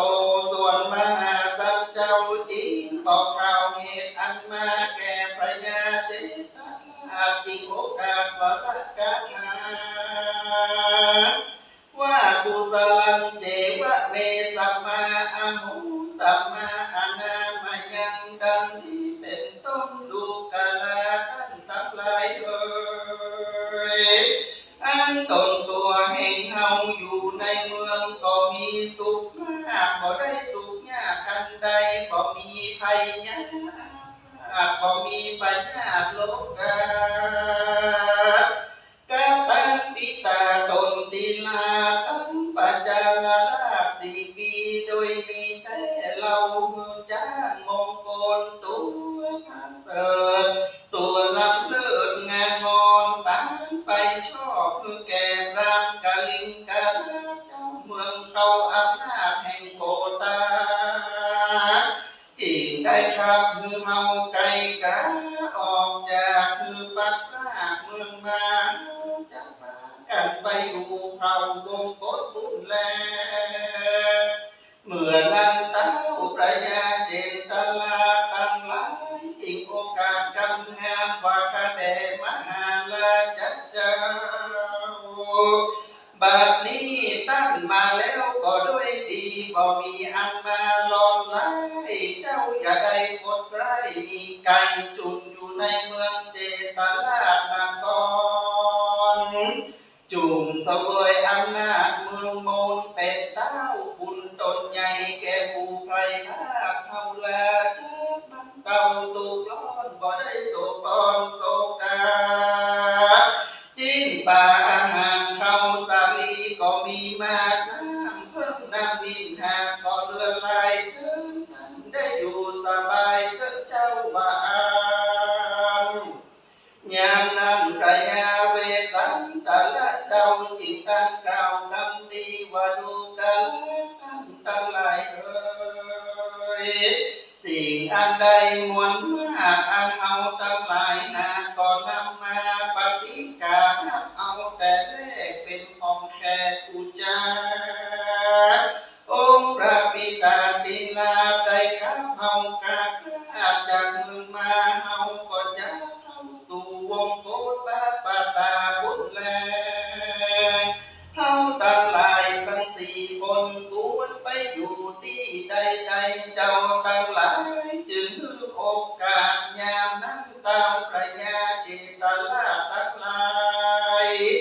ก็ได้ถือโอกาสกันจาว่าพระยาจุโอกาสข้าจับใจไปขออนุญาตของสากาปิตาตินาสัญญาหูสภาวะอันหาโทษต่อได้เมื่อพ้นใจไปตั้งมาขอพระราชาอย่าไปสู่ตั้งอื่นเจ้าเจตลาจงชื่นสมนัสสาเขาก็จะมาลิงน้อมอยู่แวดห้องเป็นปาลิวานแล้วเจ้าก็จะคืนสู่เมือง สี่ปีดังเก่าแต่ดีๆและนาขณะนั้นมหาโพธิสัตว์เจ้าได้ยินคำเต้าพระยามากล่าวคำงามเจ้าก็บอกอากัดตามใจแห่งเขาทั้งหลายได้จริงใครจะว่าดูกะลาบ้านทั้งหลายเคยหวนหมู่ขี่ยาอันเจ้าขึ้นสู่สำนักแห่งพระบิดาพ่อเจ้าเพื่อจะบอกพระยาตนใหญ่ผู้สภาวะอันหาโทษบ่ได้แห่งตนหาขอตั้งเจ้าตั้งหลายอย่าได้เบิ่งใจเหตุสัตว์ใดว่าอันเต้าตนนั้นบ่เป็นใหญ่ในห้องป้าปัจจนียกรรมกระทำมือคาได้ปัดรากที่แท้หากเป็นเจ้าเมืองเขายิ้มเพื่อเกียรติใหญ่จักมือป่อข้าใส่ตันตะกรรมป่ออันก็จักกรรมจักป่อแห่งข้ามือปัดรากหน้าดีละเท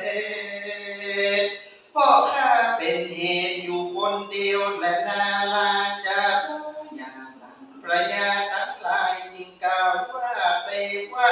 ข้าแด่มหาราชาเจ้าพิว่าประวัติการนั้นอันใดมีอยู่ในเมืองเจตุนตลาเป็นเจ้าอำนาจเหนือเมืองเฮาก็จะบอกเมืองสั่งสักสิ่งจักสมฤทธิ์ดียิ่งจุประการพระมหาสันเจ้าจิงกล่าวเป็นวรังกาตมานาภิสันโนมาดีอันดีลาจัดสาดังนี้เป็นเก้าดูกะลาเจ้าเราทั้งหลายเฮาบอกคงควายเป็นใหญ่เป็นเจ้าแก่ไพร่ประจาเป็นเต้าพระยาสอนเจ้าลาเจ้าสี่ปีทั้งหลายได้ขับเฮาพรากออกจากเมืองมาพี่ว่าเฮาลาอยู่สวยราเจ้าสี่ปีตั้งเสนาอามาตย์ปุโรหิตาก็จะได้พีเทียมกันกำเดือกนั้นจะมีมาการอันนั้นหากบ่เบิ่งใจเราก็จะเข้ากันไปสู่ยังที่อยู่โดยวงกฏพระปาตาบุญแลตีนั้นพระยาเจตลาทั้งหลายได้ยินคำโอกาสกันจาแห่งพระยาเวสสันตลาจาเขาก็กระตันสังกัลปูจาปดาติสาตังแปดวงแวดด้วยผ้ากังและปูอาสนะแก่มหาสันเจ้าก็เดี๋ยวแต่งเป้าอยู่เป็นบริวารเสียงจีละการคืนหนึ่งแล้วตนแก้วก็ออกจากศาลายามนั้นเต้าพระยา60,000 ตนก็ส่งนอทัศพลแก่นไทยเสียงหนต่างใดสิโยจะนักการนาก็อยู่ในป่าหิมพานต์ตีนั้นจึงกล่าวว่าข้าแด่มหาราชเจ้าคนทั้งหลายภูมิฉลาดหากคือโอวาทว่าได้โดยประการฉันใดผู้ข้าทั้งหลายก็จะบอกแก่เต้าพระยาตนใดออกไปบวชเป็นลักษีมีใจดีมันเตี้ยพอคนเงียงในกรรมฐานย่อมจำเริญชาญทุกคำเจ้าเต้าจุงเอาลูกเต้าและเตวีไปอยู่ในเขาวงโกฏกิลีมีดอยอันหนึ่งชื่อว่ามาตานะก็มีแลตังสมิงกะเมนายขณะยามนั้นพระยาอินทาตนวิเศษได้รู้แจ้งเหตุว่าเวสสันตราชาได้เดินจรอยากลายเดินเตียวจรเข้าสู่ป่าไม้หิมพานต์พระองค์การตนเป็นใหญ่ก็จิงรีบได้ปิจารณาว่าตนกูอินตาหือใดยังที่อยู่แห่งพระแก่นไท สันตละลาจากาอินตาลำเบิงสันดีแล้วตนแก้วของหามายังวิสุกรรมเทวะผู้ตนพิเศษว่าเจ้าจงไปเนรมิตเปลงไปสู่โป่งเขตเมืองโกนไปเนรมิตอาสลมบทที่อยู่อันควรผู้สนุกใจในจุงปูไตเตตองเข้าเขตห้องแห่งเขาวงโกดแดดเติบยามนั้นวิสุกรรมเทวบุตรใจกว้างก็หักเอากำอ้างแห่งอินตาก็ลงมาเนรมิตศาลาตั้งผู้เป็นที่อยู่เมื่อวันและเมื่อคืนเนรมิตจงกรมสองหลังแล้วก็สำแดงก่อดอกไม้อันเป็นไปดอกบานงามกับดงลาป่ากล้วยในที่สุดลิงห้อยจิงกรมแล้วก็แต่งบริการสัดลมแห่งนักบวชลวกมือพบแล้วจุประการเขียนหนังสือสารไว้ว่าผู้ใดใครบวชพนมตะบวชเป็นลักษีจุงหับเอาอย่างเครื่องอาถาบริการปุ่มนี้แล้วบวชสร้างขวัญวัดแสงบุญแด่เธอวิสุทธิกรรมแต่ว่าบุญตนองค์อาจก็ทับเอาผีสีวิสาจปุ่มร้ายคือหลีกไก่มีไก่เนื้อและนกต่างหลายสั่งสลืดบ่มีเสียงปืนสักเบิ่งบัวก็เอาตัวนี้หลีกจูมีปีกมีไก่แล้วก็กลับคืนไปสู่ยังที่อยู่แห่งตนวันนั้นแลมหาสันโตอันมาสัจเจ้าก็ได้ต้องเต้าเตียวต่างตั้งเตียวบอกผู้เดียวเตียวไตได้ก็ไว้น้องไตและลาจะพุทธาเข้าไปสู่แห่งปัญหาศาลาที่นั่นแล้วตนแก้วก็ลำเปิดในใจว่าที่นี้เป็นที่อาศัยแห่งนักบวชมาสร้างผนวดภาวนาเจ้าก็ไขประตูปัญหาศาลาเข้าสู่ในแก้วกูและภายในจริงเล่นหันลายเสืออันวิสุกรรมเขียนไว้เต้าไทยก็รวดยินดีว่าปูนี้มาอยู่ป่าอินตาเจ้าฟ้าของหาผู้และหา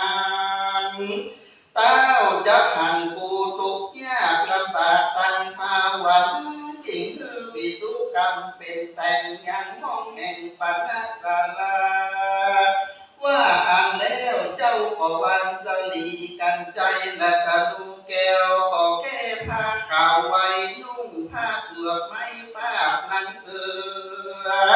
พอดจะดาไว้เหนือเกศเก้านุ่งเป้เป็นเจ้าราศีแลมีมือถือไม้เต้าเจ้าออกมาจากศาลเดียวไปมาในจงปงแล้วก็ออกมาสู่ลูกแก้วและลานจามาตีลำงับอินทรีย์บ่อสาวเป็นดังพระปัจเจกพุทธเจ้าตนบุญมาตีปิโกส่วนนางราชามาตีตะลงดีสุภาพก็คงขาดแต่ตีแห่งพระภูมิเป็นเจ้าก็เข้าไปสู่ยังอาสะลมก็ดีนางบัดนี้ในกาลนั้นนางบัดดีวันอ่อนก็ได้ขอพรกับพระมหาสัจเจ้าจอมเชื่อเท่าราชาว่าเทวะข้าแด่พระราชาเจ้าอันว่าจะเข้าสู่ดงนาเพื่อแสวงหาหัวพันและลูกไม้ขอพระเจ้าได้จุงได้อยู่รักษายังสองลูกกาลาตังผู้เจ้าได้อยู่อาสลมบทคาจะโอเข้าป่าไปสอนล่าส แวงหายังพาลาลูกไม้การว่าใดแล้วก็จะรีบมาเลี้ยงพระราชาเป็นเจ้ากับสองลูกเต้าแห่งหาวพระมหาสัจเจ้าก็ขอพรกับนางนอนเน่ามาตีว่าดูกันมาตีเจ้าพี่ลาทั้งสองนี้ได้ชื่อว่านักบวชแต่ดีดีอันว่าอิทธิแม่ยิงตั้งหลายเปียนย่อมเป็นคนตาลายแก่ผมมัจจริยกรรมกระทำจิตใจหือฟุ้งแตกแลกแต่นี้ไปเหมือนน้ำอย่าได้เข้ามาสู่สำนักแห่งกูปี้ในกาลที่บ่ควรมานะจะมาตีก็นับเอากรรมแล้วแห่งมหาสัจเจ้าว่าตั้งนี้ไปก็บอกเข้ามาในกาลที่บ่เพิ่งควรแลแม้ว่าสัตว์ทั้งหลายมวลหมู่ล้วนได้อยู่หิมาปานมีประมาณหลายหลากเมื่อเพื่อหาเกียนเขาก็มาเบียนคือตกร้อนบ่คือลำบากก้อนโลกา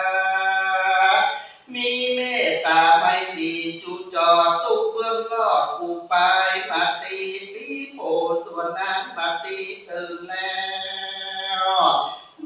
ดอกแก้วก็นำเอาอย่างน้ำกินและน้ำสวยน้ำและไม่สีฟันไปถวายแก่มหาสัจเจ้า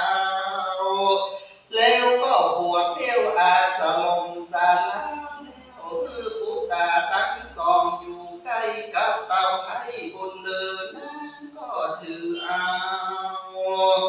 ยังกะเช่าและเสียงจอบต้องอันพุต้องว่ามันกาตั้งคออันจักเกี่ยวลูกไม้รีบไปสอบไส้แสวงหาเอายังพาลาและลูกไม้กันนางใดแล้วก็ขึ้นมาสู่ศาลาพระยามตะวันตกต่ำลูกไม้สั่นเต็มโองเจ้าก็อาคงส่งเก็บเก้าแห่งลูกหักเจ้าพุทธานั่นกษัตราตั้งสี่นั่งอยู่ใกล้ประตูศาลาก็ว่ากันเสวยหัวมันและลูกไม้อันตนแม่ได้นำมานั่นแหละกษัตริย์พ่อแม่ลูกได้เสวยลูกไม้หัวมันแล้วนางแก้วราชาบันตีก็พาเอาลูกทักสองสลีไปสู่ที่อยู่แห่งตนก็มีแล้วเจ้าตาโลกันติญา กษัตริย์เจ้าทั้งสี่พากันอยู่ในห้องที่เขาวงโกฏกิลีมีนานประมาณว่าได้เดือนหนึ่งก็มีโดยทากา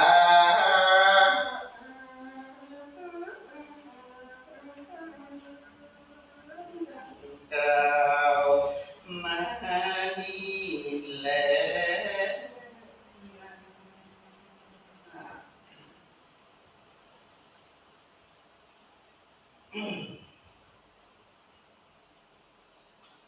บั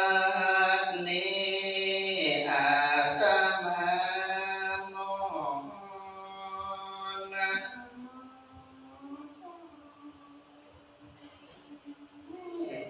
จักย่อมือสั่นสา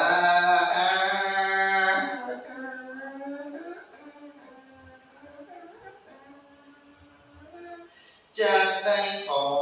อำลาพระรัตนแก้วอันใสของเอิดลาตังพระพุทธพระธรรมพระสงฆ์สามเณรผู้โตผู้องค์อันมาศึกษาขอเฝ้า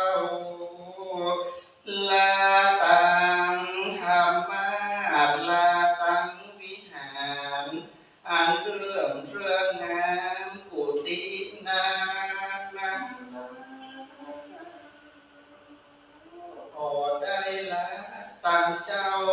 อาณามาธิปติและคณะสัทธาตั้งหลายนั้นอยากฟังลูกหนีตนตัวแห่งเฮาสุ่มเสียงเฮาก็บ่ดีบ่ใจเป็นป้อยเสียงก็บ่ยุดหยาดเมื่อเป็นสนาธรรมหากได้ผิดพลาดได้โปรดอโหสิกรรมเพราะการฟังธรรมจะได้เกิดกุศลไปหน้าคราวนี้บอกขอแก้ตัวข้าวหน้าแห่งกรรมจะได้ปั่นโจปั่นใจสถาปี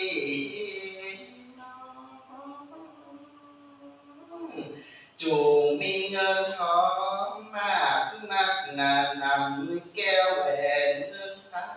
จุงลำไหลเข้าตั้งหลายมีทรัพย์สมบัติมั่นคงตนนาตากินตามใจย่องก่อเสียงและนานึกอยากได้สิ่งอันใดนั้นจักสมปรารถนาจะมีลูกหลานนั้นนะจะขอมืออยู่ถ้อยฟังกรรมขอมือสถาใหญ่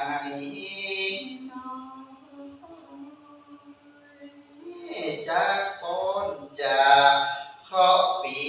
เดือนวันยามสัพพะเคราะห์ร้ายอย่าได้มาตามถูกต้องขอได้มีโชคปีเดือนวันยามจุมาหลังไหลเข้าละก็ขอเมื่อได้เงินหมื่นตื่นก็ขอเมื่อได้เงินแสนแงนก็ขอเมื่อได้เงินล้านออกจากจอมจากบ้านจุงได้ล่ำได้รู้เหมือนกันจูผู้จูโคนนะและนาใจยาตุภาวังใจยามังกะลังใจยาโสทีภาวันตุเตวานาภเวกันตังดิติตังกิญาอันสังวันนานาหงเหตุวนาภเวกันตังอันปะดาปะดาว่าด้วยวนาคาถาสิเจคาถา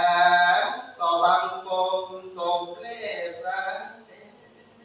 อันทัพยังสาธุการังกะโรมะเสสาธุสาธุสาธุ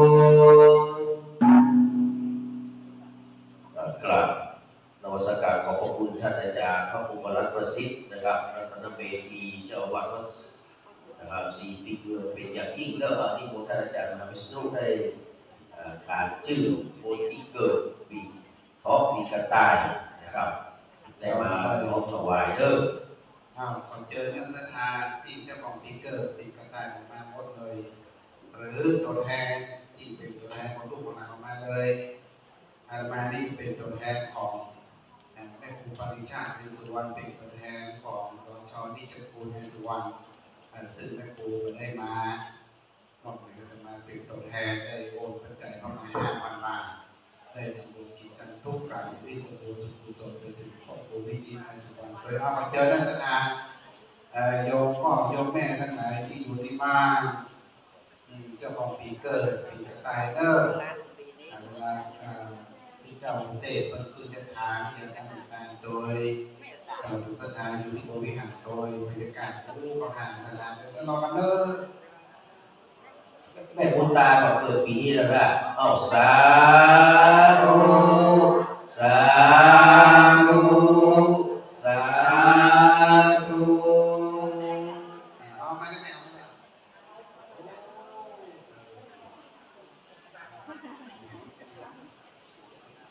ปีมะแม่วันพรุ่งนี้เด้อบุญตาเด้อเดี๋ยวก่อนเอาไว้สักเสี้ยแล้วก็ปิ๊กไปนำที่รับรองเด้อรอพระพรจากท่านอาจารย์ประสิทธิ์เด้อแม่ครูอยู่ที่บ้านนักเรียนการเทรนเนอร์เป็นตัวแทนของหลานโดยใช้นิจคุณสุวรรณโอ้ปาราเด็กน้อยนะครับตั้งลงเรียบร้อยกับลักษณะนอกจากของที่เกิดเป็นกระต่ายก็คณะสัทธาท่านทั้งหลายก่อนกันเตะกันบรรณพระเวทผู้เกิดชะตาปีกระต่ายตั้งอกตั้งใจหักพรอยากน้ำหายตามยะถา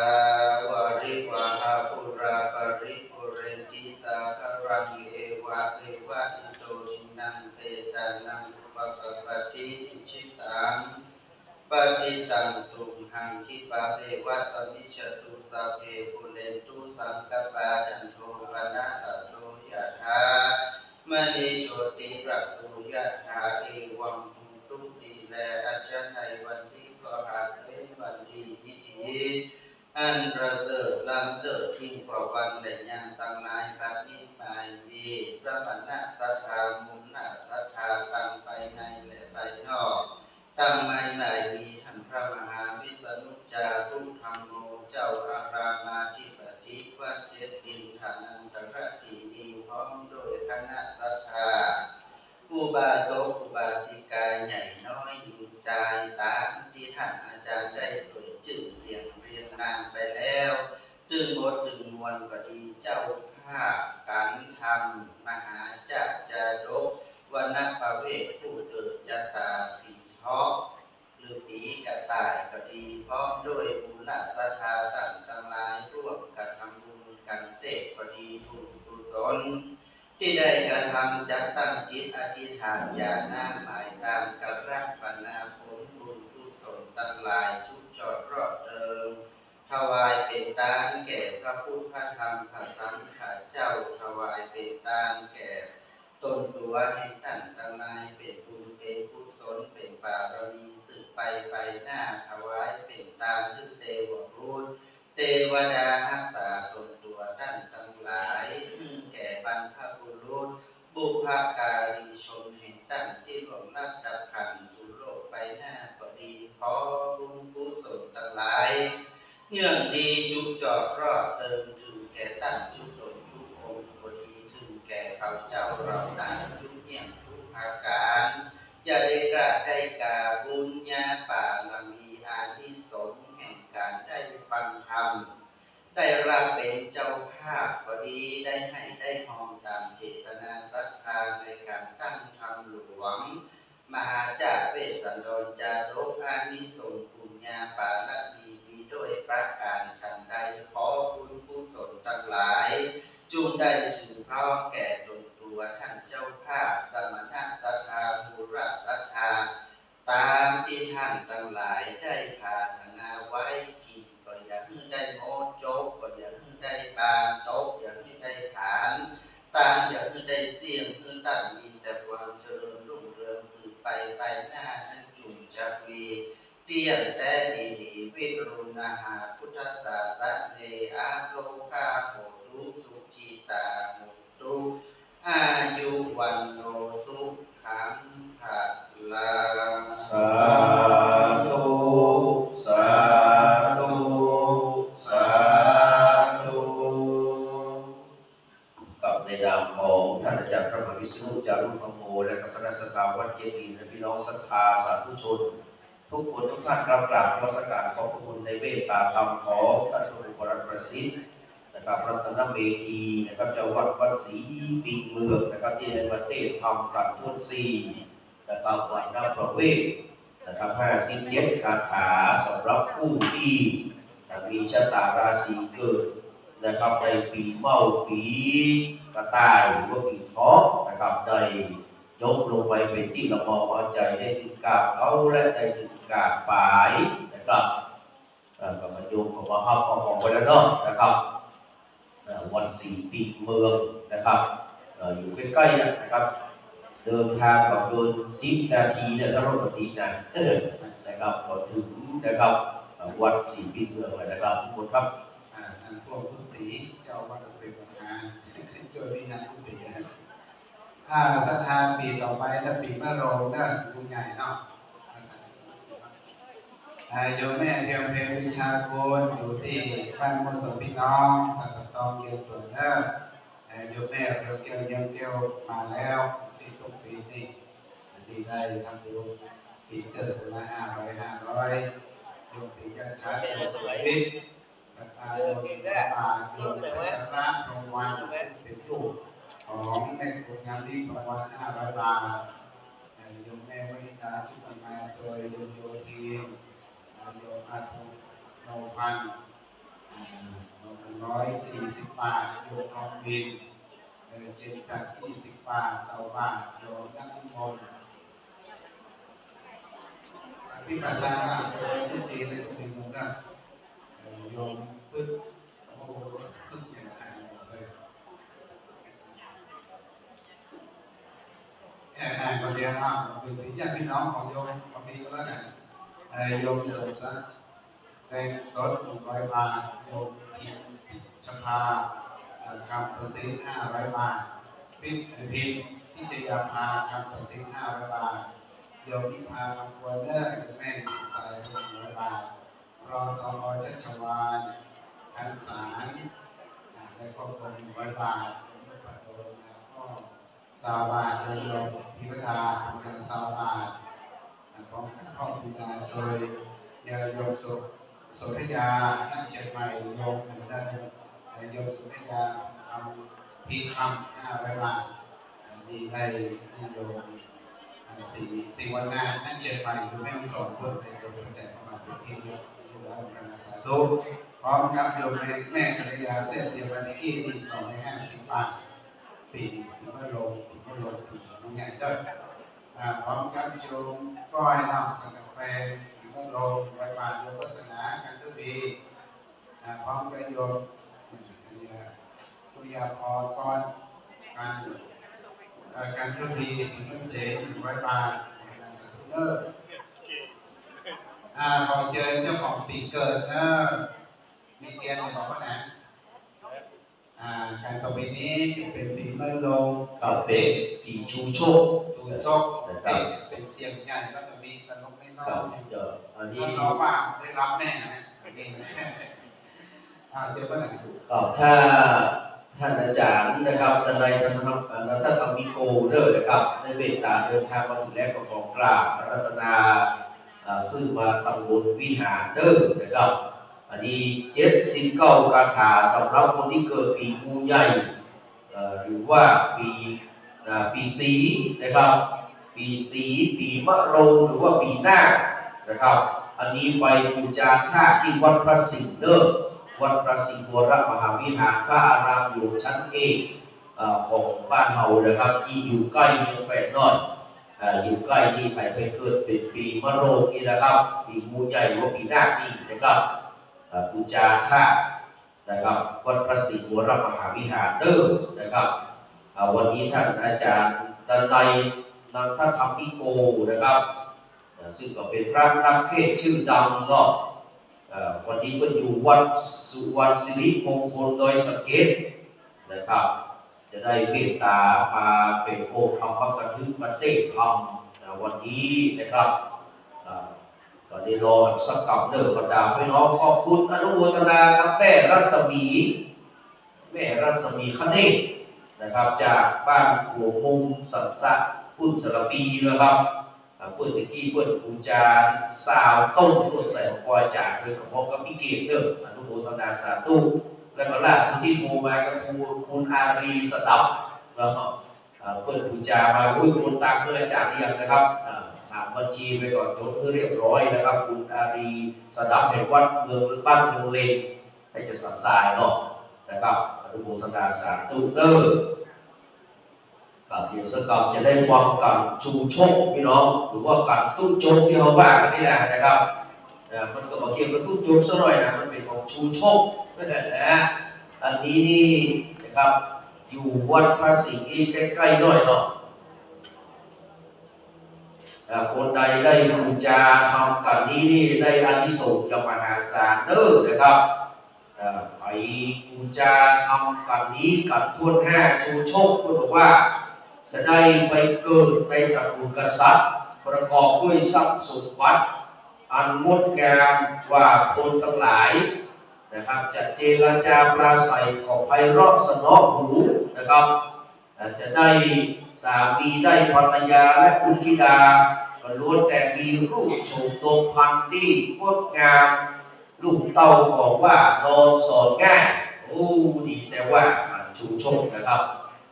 ก็ขอเรียนเชิญเด้อบรรดาพ่อพี่น้องทุกคนทุกท่านได้มาบูชากันนะครับชูชกกันทั่วหน้านะครับเดี๋ยวท่านใดกำลังเดินทางมาได้ใกล้ๆผมก็จะใกล้จะถึงแล้วพี่น้องนะครับไปบูชาพระธาตุใกล้ๆนะครับวัดพระศรีวรมหาวิหารที่บันไดเด้อนะครับวัดพระศรีวรมหาวิหารพระอารามหลวงจันเอกนะครับมาด้วยว่าเราประกาศโดยนะครับการได้ชื่อสถานที่มาเพิ่มวันนี้เพื่อนทำบุญปีกระต่ายนอกเพื่อนฟังอยู่ทางบ้านขออนุโมทนาครับป้าแดงกาดหลวงเด้อร่วมทำบุญมา200 บาท200 บาทมีอนุโมทนากับป้าแดงกาดหลวงเด้อถ้าทำมาค้าขายก็ขอค้าขายม้วนๆมันๆเด้ออนุโมทนาสาธุครับพร้อมกับโยมวันเป็นสิ่งคำสลับปี1,000 บาทได้วันไหนได้โอ้อนุโมทนาเด้อครับพี่น้องสลับปีนะครับวันนี้ก็เดินทางมาถึงกันที่5กันรองสุดท้ายในวันนี้นะครับเพราะว่าปี4ทัดมานาคาอยู่วัดเพิ่งหน้าปากตัวลายจุธาที่วัดจีชัดขยายพระสิงห์เดินนายเวียงพิงมิ่งแก้วปีมะโรงปีงูใหญ่ปีหน้าอนุโมทนาสาธุเด้อรับความต้นบูชาอยู่นะครับเป็นสิ่งคำในการมาเป็นที่เรียบร้อยทุกแก่ลูกสาวเปิดเอาโยมแม่รับเรียนแทนเรียนราชทุกเที่ยงที่ได้ทำให้ลูกชายโยมเสถียรทรัพย์ทุกเที่ยง100 บาทปีอันนี้มันลงมาเด้อมันลงใส่เลยปีมะโรงปีหน้าหรือว่าปีสีนะครับปีสีแม่พนมสีสูงร่วมบูชาประเทศกระทำปีมะโรงแห่งผู้อยู่สัตว์ทรายเนาะแล้วสเก็ตนะครับแห่ง200 บาทอนุโมทนาสาธุเด้อไปเด้อสาธุนะครับแก้มต่อเด้อสถานปีมะโรงใหญ่เด้ออย่างนั้นต้องอยู่เนาะโอ้เด็กกันเดี๋ยวสักกับนะครับ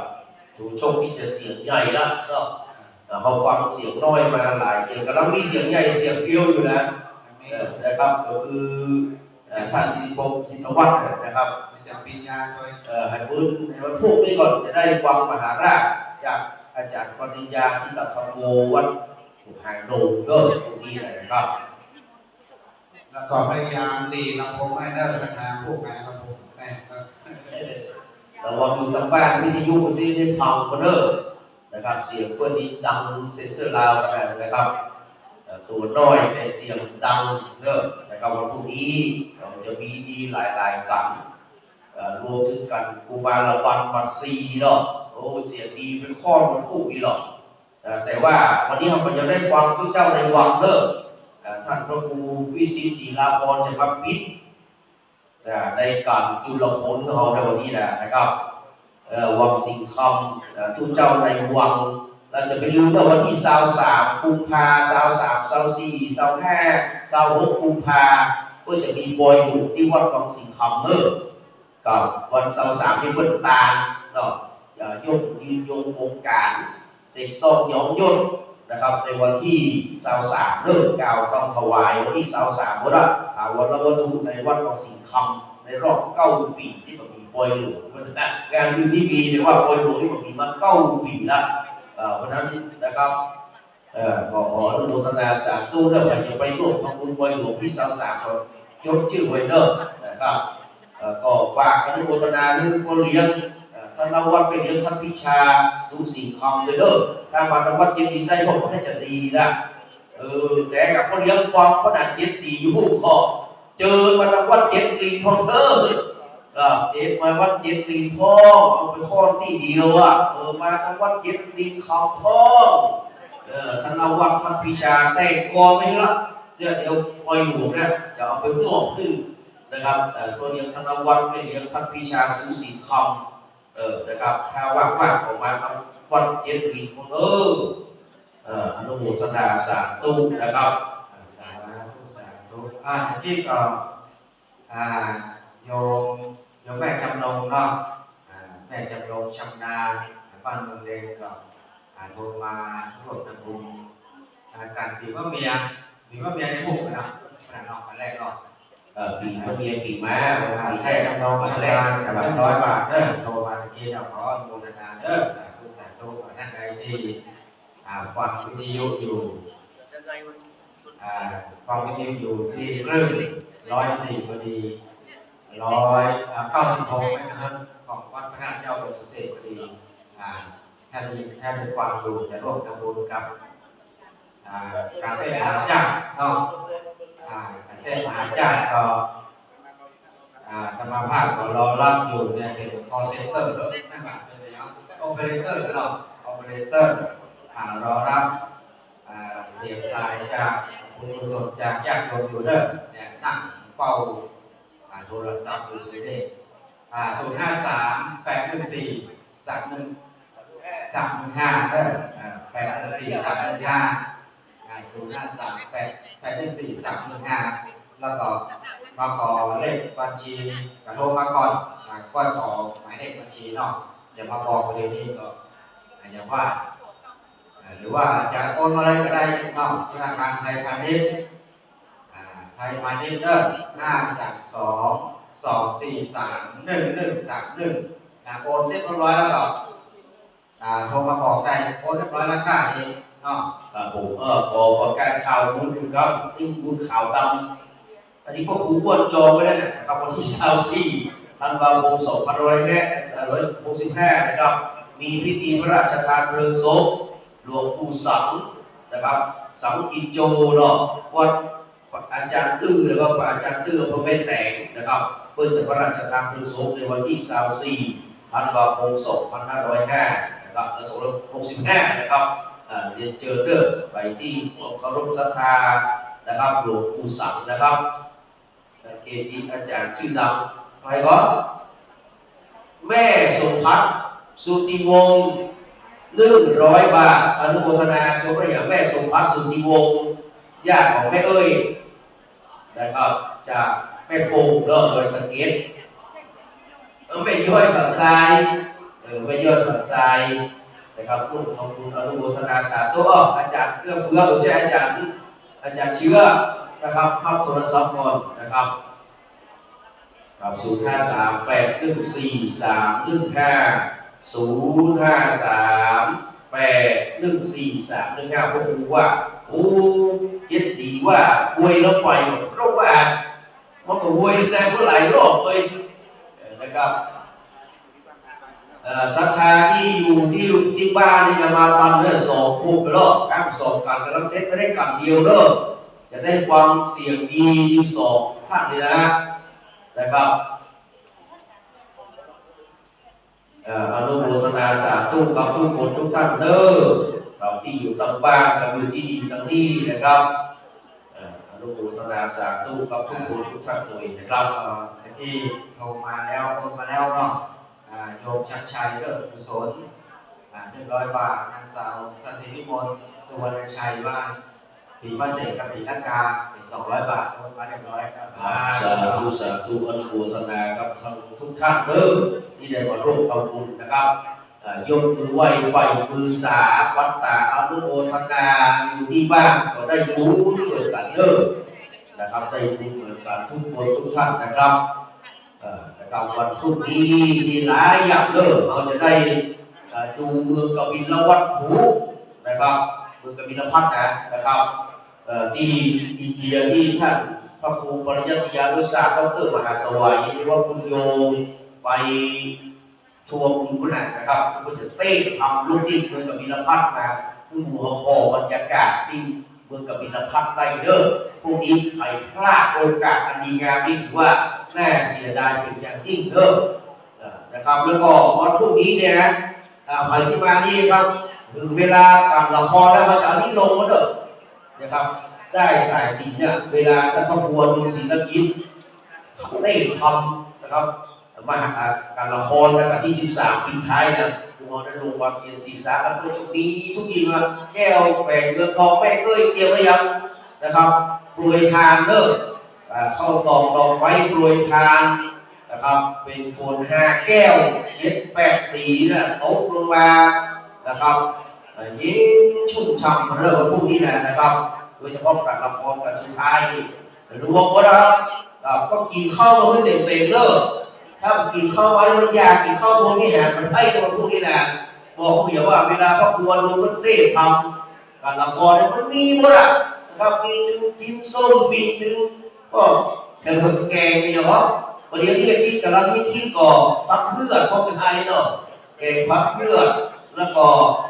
พวกของอย่างของสแลสั้นนะสแลยาวอะไรมันมืดกว่าลำสแลพุ่งมีลำเนาะมีหมดเก่งกระโดดกระด้างอย่างมีหมดพวกนี้นะกินลาบเก่งออกมาสบายหมด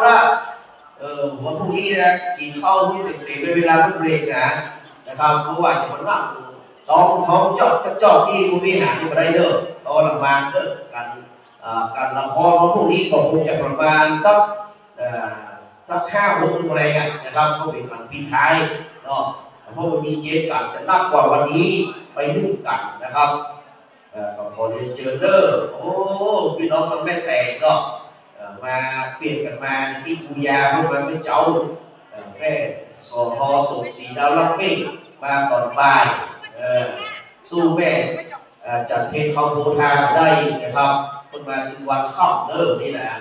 ว่าพูดจะไปได้ดูเวลาพอพูดจะไปที่ปากทางเจริญก็มีบุญไหนครับเฉลี่ยกันไปเนาะแชร์กันไปได้บุญทุกที่มีความสุขใจทุกแห่งหนนะครับไปด้วยบุญได้กุศลเด้อทุกคนทุกท่านนะครับเพราะว่าจะอยู่ที่ไหนก็ตามแต่เนาะครับเดี๋ยวรอท่านพระคุณเจ้าทำกันเป็นคำนะครับที่อันดงจีนหลวงและดงดีเบอร์สเก็ต100 บาทให้ตัวโฆษณา100 บาทปีวอกกำลังก่อพวกเขาในขณะนี้อาจารย์ดร.พระครูปริยัติอยู่ที่มาลุมพินีประเทศเนปาลอยู่กำลังแอวที่สถานที่ประสูติเจ้าชายสิริราชอยู่วันนี้ก็จะข้ามจากประเทศเนปาลเข้ามาสู่ในเมืองกบิลพัทเพื่อที่จะไปเทศนาธรรมเพื่อจะหาที่เหมาะสมเต้นพูดมาเข้าสู่วันเปิดทีวีจอใหญ่ตั้งตรงนี้พระนักขอจะดูของสถานเดิมพูดทำเรื่องตัวพระนางจะมาทีวีแต่ตัวพวกเป็นหน้านี่นะเดี๋ยวเอามาทีวีเพราะฉะนั้นใครเคยไปประเทศอินเดียมันเป็นได้ในทีวีได้แล้ววันนั้นเจนสถานตอนนี้อยู่ที่ลุมพินีอยู่ประเทศเนปาลได้ประเทศเนปาลเจอพระนางต่อตอนนี้อยู่ลุมพินีวันเนาะนะครับวันพรุ่งนี้จะไปกบิลพัทละนะครับเพราะว่าอย่างไรก็ต้องไปกบิลพัทเพื่อที่จะได้เต้นเอาอุบาลวันนะครับสำหรับท่านพระครูปริยัติยานุสาดร.สวัยหรือว่าครูโยนะครับเรียนเชิญเลิกบรรดาพี่น้องนะครับที่กำลังเดินทางมาถึงนะครับถ้าใครจะแลก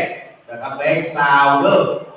แลกแบงค์ซาวที่แม่อาจารย์รัตนวันผู้นั้นวัชเยศนะครับว่าจากแม่กับบริการแบงค์ซาวใหม่ๆนะครับเพื่อที่เราจะได้แตกแบงค์พันแบงค์ร้อยกันนะครับเอามาบูชาการเทศบูชาการเทศตอนนี้ก็ย่างเข้าสู่นะครับการเต้นทำมหาจารย์แล้วนะครับจะย่างเข้ากันที่5กัน ปัดที่5เกิดจะกึ่งกลางแล้วเริ่มเกิดจะกึ่งกลางแล้วปัดที่5เป็นปัดชูชกหรือว่าปัดตุ้โจกนะครับ79คาถาครับกันเต้ทั้งหมดนี้ได้เงินครบถวายท่านพระคุณเจ้าเรียบร้อยแล้วนี่นามันก็จะเป็นผ้าป่าเรื่องวันที่17เนี่ยแหละครับผ้าป่าสถานี96ของเราเลยครับท่านอาจารย์พระมหาวิษณุย้ำนักย้ำหนาว่าที่วัดเย็นมีวันนี้ได้ก็เพราะว่าสถานีคลื่น96จุดอายุสูงๆเนาะแล้วก็เดี๋ยวนี้จะปิกมีขึ้น104.5ตัวเลยนะครับแต่ว่าขึ้น96ก็จะทำบุญทอดผ้าป่าสามัคคีบำรุงสถานีวันที่17เริ่มนะครับใครยังไม่ได้ร่วมทำบุญก็ขอเรียนเชิญเริ่มนะครับตามเจตนาศรัทธาเริ่มตามเจตนาศรัทธาพระคุณเจ้าที่คนจัดรายการที่เพิ่นแบ่งไว้นะครับคนละ10 กล่องเนาะกล่องละ300 บาทนี่นะครับเรียนเชิญนิมนต์ครับท่านเชิญโทรมาที่นอกแม่อโนสมศรีบ้านปัดเศร้าปูปัดเศร้านะครับปัดเศร้าปัดเศร้านะครับปีวอกทำผมปีวอก500 บาทโทรไปที่แล้วก็แม่ออนอโนยอดประทุมปีละกาไก่500 บาทเนี่ยโอนมาเรียบร้อยเนาะโทรมาเดียวแม่กำลังโอนอยู่ถ้าโอนเสร็จเรียบร้อยแล้วจะโทรมาครับแจ้งครับประวัติคุณจะรักษาก่อนเนาะอนุโมทนาสาธุกับทุกคนทุกท่านเด้อคุณงามความดีสร้างไว้นะครับมีวันที่จะเสียหายเด้อโดยเฉพาะคนเฒ่าคนแก่ของเราเนี่ยมันตั้งหรอกนะครับคนเฒ่าคนแก่คนเฒ่าบอกว่าผู้สีจ้องใจมันมีผูกใส่ข้าวต้มแกงปลาใส่ตูนลับเพื่อใส่ส้มไม่ใช่กำลังหลอกโอ้ขนมขยมจะดีกว่ามีรูปโลกเหมือนพระมิโตคงงามก็เพราะตุภะมะละติตามกำสอนดีงามอบลงคงพื้นลูกเต้าจะดีพ่อแม่จะยื้อคือความการุณกรรมตอนนี้ไหวสารัตนาเริ่มท่านพระอาจารย์นันไนนันทธรรมิโกนะครับองค์ธรรมกถึกนะครับกันที่5การชูโชคนะครับพระพุทธะอยู่วัดสุวรรณสิริมังกรหรือว่าสุวรรณสิริมงคลดอยสะเก็ดนะครับได้เมตตาเลิศทางมาที่แล้วบอกกราบพระธนาขึ้นตำบลวิหารนะครับได้เวลาพอดีบ่าย2นะครับบ่าย2นะครับบ่าย2ถึงบ่าย3บอกว่านอกจากจะเป็นกันชูโชคกันที่5มาแล้วนะครับขอถวายการต้อนรับเลิศนะครับท่านอาจารย์นันไนนันทธรรมิโกแต่ก่อนก็อยู่วัดร้อยจักรพี่น้องรู้จักเนาะนะครับนักเทศชื่อดังนะครับถึงแม้จะอย่างนี้ไปแต่หัวใจยังคงเดิมนะครับเมตตาเดินทางมาถึงแล้วนะครับไหวสาญาปรมีเด้อท่านอาจารย์นันไนนันทธรรมิโกนะครับตอนนี้ก็เดินทางมาถึงเป็นที่เรียบร้อยพี่น้องคนที่เกิดปีสีเนาะนี่นะปีสีหรือว่าปีมะโรงหรือว่าปีนาคปีงูใหญ่นะครับบูชาพระธาตุพระศิวรมหาวิหาร79พระคาถานะครับอาจารย์นันไนจะพึ่งสู่ได้ธรรมะแล้วนะครับมาที่นี่เป็นครั้งที่3นะครับคุ้นเคยกับวัดเจ็ดลิงเป็นอย่างดีนะครับจะได้มาครบ12เดือนนะท่านอาจารย์นันไนนะครับจะได้มาครบ12เดือนเริ่มนะครับถ้าผมมีโควิดก็จะจัดทุกปีเนาะนะครับ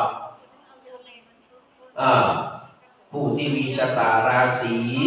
ปีมะโรงหรือว่าปีสีปีงูปีนาคนะครับงูใหญ่นะครับตั้งจิตตั้งใจฟังเด้อจะได้อาราธนาธรรมกันชูโชคกันทวนแค่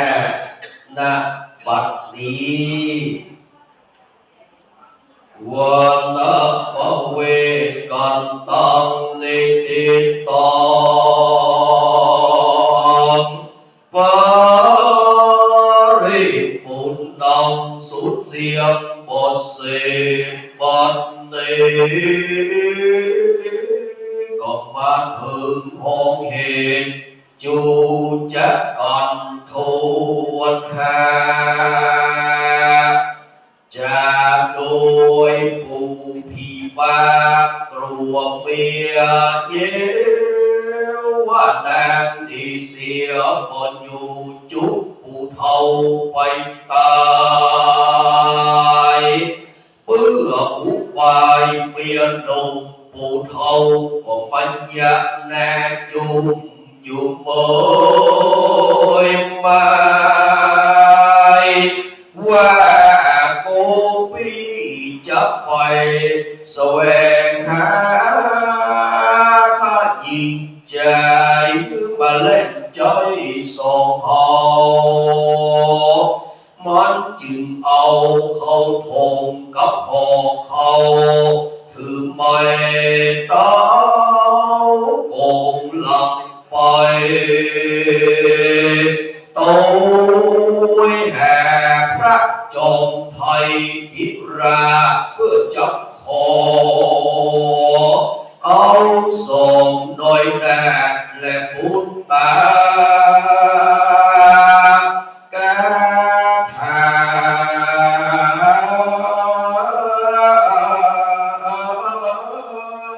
มีปกแห่งจิตสิเก่าแห่งบาลีขอ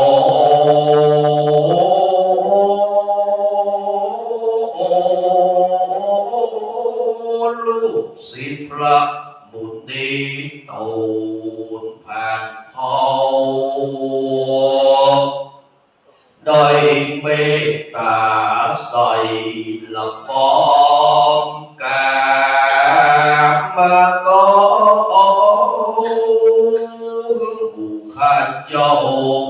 นอนยินใจแล้วก็เมตตาใส่ละปอมกามาไปแทนผู้บดได้โนเจ้าด้วยศรัทธาผู้ข้าตั้งหลายนอนน้ำเล่าล้วนมีใจเฝ้าอยู่ดาฟังทำมังอัปโนกับปีมังปัจจังอระหังนังกับโรมา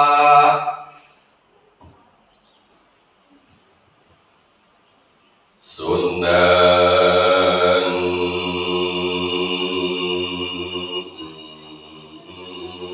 โต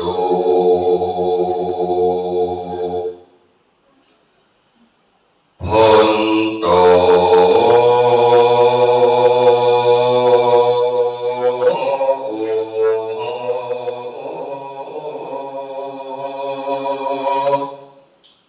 ฟัง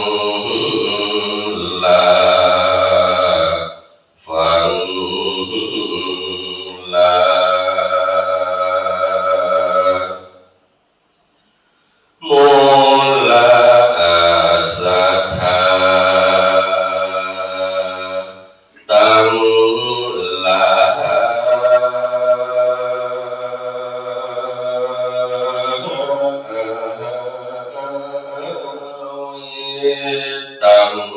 เด็กหน่อยยิงใจหลวง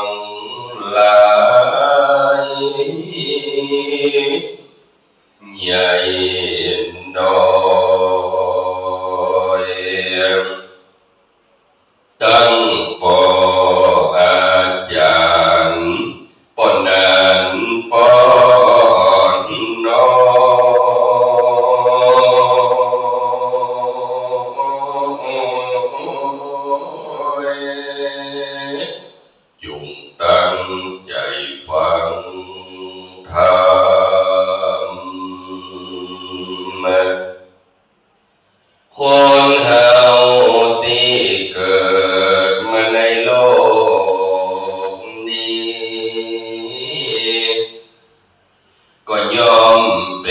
ไปตามกฎแห่งกรรม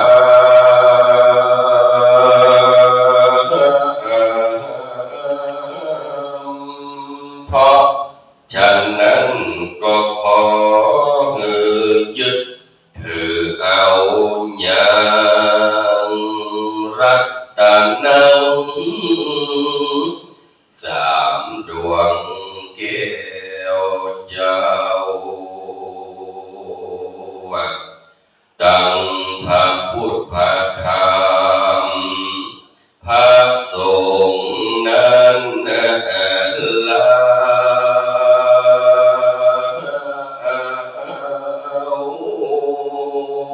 เอาเป็นที่เบิ่งกว่าสิ่งใดนะเฮาเกิดมาแล้วอยากได้ภาพมาโนลาสา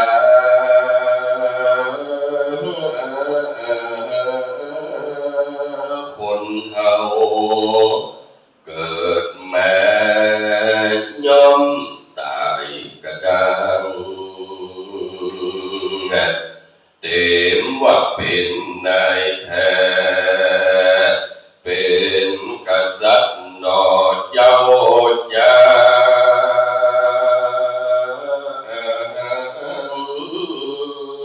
ก่อนย่อมขาดความกู้คน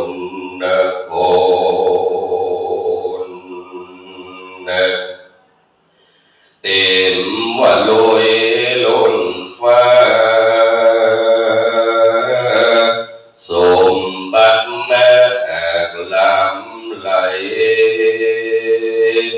บอกว่าคนบ้านในเมืองไหนก็ยักได้โยโพ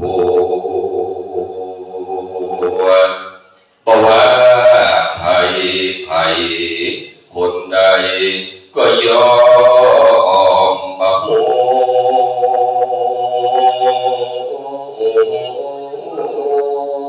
มันก็จะยอมเกิดเป็นไปมันเป็นธรรมดานั้นเราคนเฮาเกิดมาแล้ววันเกิดหูแต่ที่มันบ่แน่คือวันตายมักอยู่ละอาจหวังไว้มันก็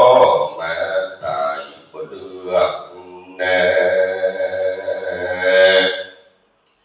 คนเฮาที่เกิดมาตายลุ่มมาฟ้ายอมเป็นดังอีกูคนเฮาเกิดมาแล้วก็มันสร้างกุศลเมื่อตายจากเมืองคนก็จะได้เอาตนไปเกิดในจันทร์ฟ้าแห่งหองที่เมืองบนสักวันเมืองบนเตตองเมืองสักวันนิพพานบัดนี้มูลศรัทธาจักได้ฟังธรรมเนื้อมหาญาติเวสสันดรการทวนแห่ไผ่ได้ฟังธรรมผู้นี้แม้นจะซื้อหวยรัฐบาลก็จักได้ถูกรางวัล ตี2 3 4 5ส่วนรางวัลที่1นั้นนาตามมาจะขอถูกคนเดียวก็มีวัน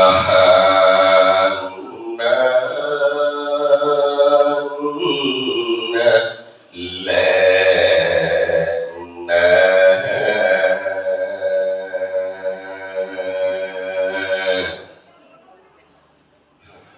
อีกนะเว้ยนะโมตัสสะภะคะวะโตอะระหะโตสัมมาสัมพุทธัสสะตัตตั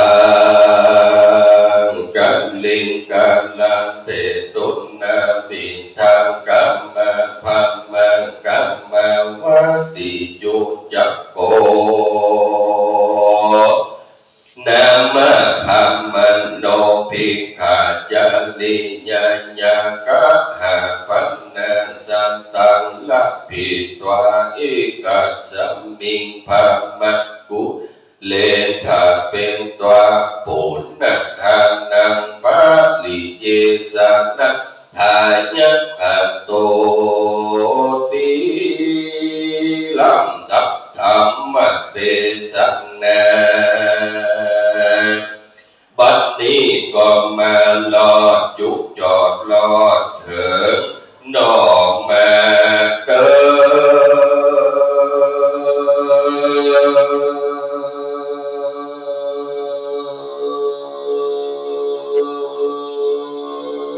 ตึงตึงตึงตึง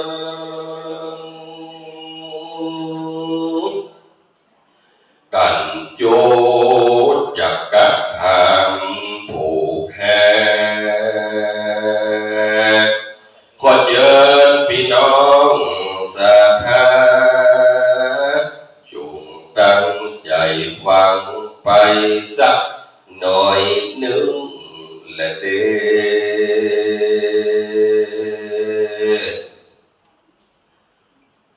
อยกมือ10 นิ้วสาธุการแด่องค์พระสัมมาสัมพุทธเจ้าพระธรรมเจ้าพระสังฆเจ้าและขอความผาสุกในธรรมจงบังเกิดมีแด่พี่น้องศรัทธาทุกท่านที่ปากันมานั่งฟังธรรมเนื้อมหาจารย์เวสสันดรของวัดเจ็ดลินอำเภอเมืองเชียงใหม่ซึ่งกันนี้เป็นกันที่5สืบชะตาผู้ที่เกิดปีงูหลวงพระธาตุจุฑาปีเกิดวัดพระสิงห์วรมหาวิหารซึ่งต่อจากนี้ไปอาตมาก็จะเทศน์ทำเนื้อมหาจารย์เวสสันดรกันที่5พอสมควรแก่กาลเวลาประมาณว่ามาในวันนี้แล้วคุ้มค่ากับช่อดอกไม้นี่เอาเลย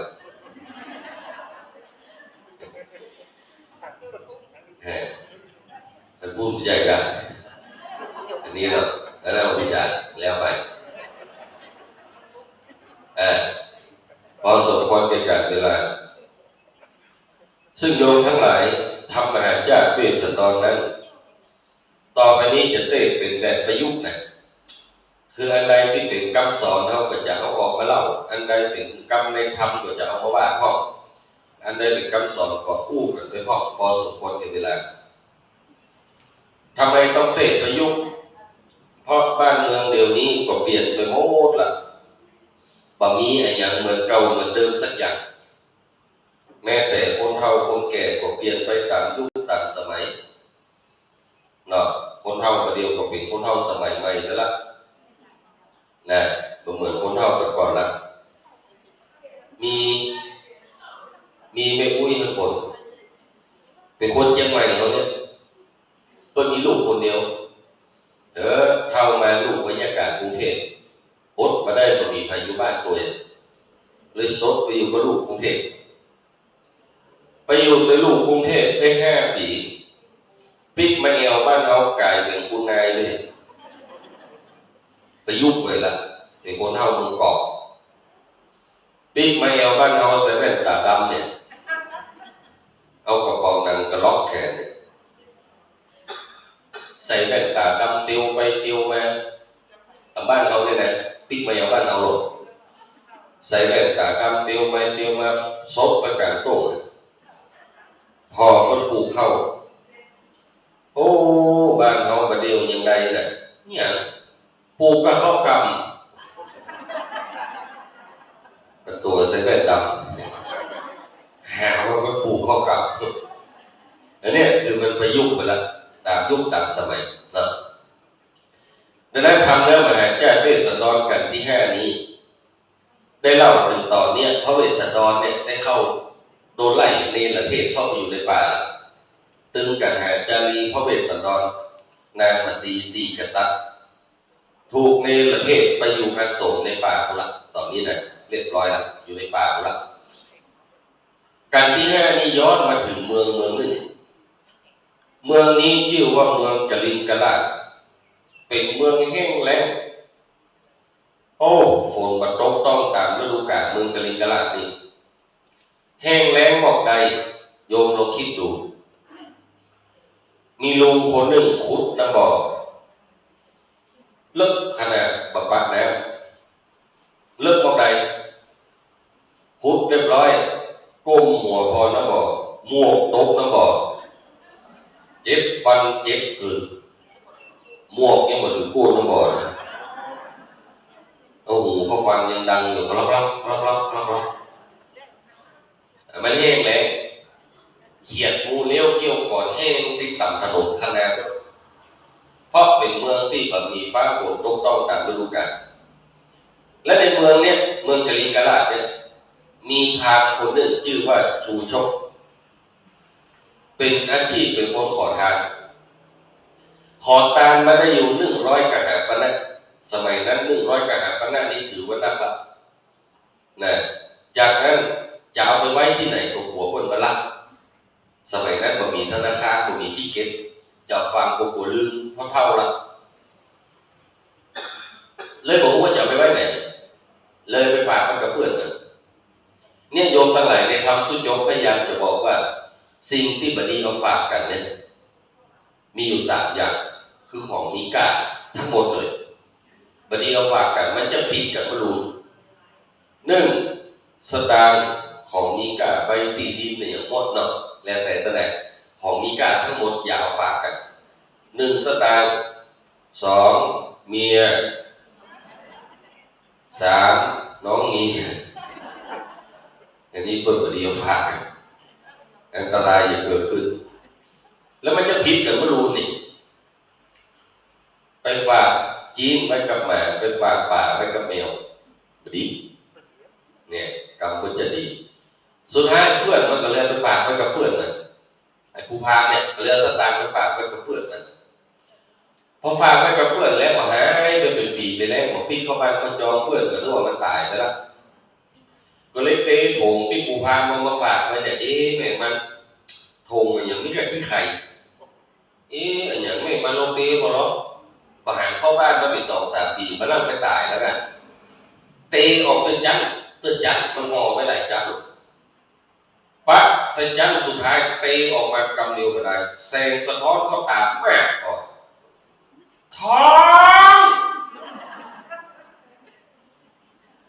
ทองคำเนี่ยเลยเป็นกรรมที่หลุดออกมาจากธรรมพระเวสสันดรว่าผ้าขี้ริ้วห่อทองมาจากเรื่องพระเวสสันดรเนี่ยผู้พานี่หันเป็นคนตุ๊กนะแต่ว่าขอสตางค์มาได้จนรวยนะขอสตางค์มาได้จนคนร่ำคนรวยปิดแก้วไปเงินทองเก็บเอาไว้สะสมเอาไว้กับหน่อยสุดท้ายคนโบราณพูดกันว่าพ้องหันเงินหน้าดำพ้องหันคำกับหน้าเศร้าความหมายเพราะว่าคนเราเนี่ยพอเห็นผลประโยชน์จิตก็อาจจะเปลี่ยนได้จากที่ว่าบ่ยากก็จะยากได้ เปลี่ยนหน้ามือเป็นหลังมือได้ไอ้ก็อย่างมีน้องคนเดียวระยะเกิดไปเจอแต่คนหนึ่งที่ดีกว่าแกพร้อมที่จะนอกใจเสมอ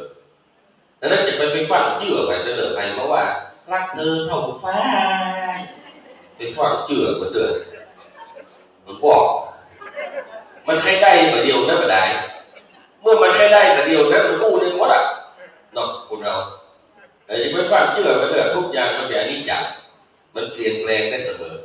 จะไปปักรักเชื่ออย่างง่ายๆเนี่ยก็สุดท้ายเอาคำไปฝากไปกับมันก็เปื่อนมัน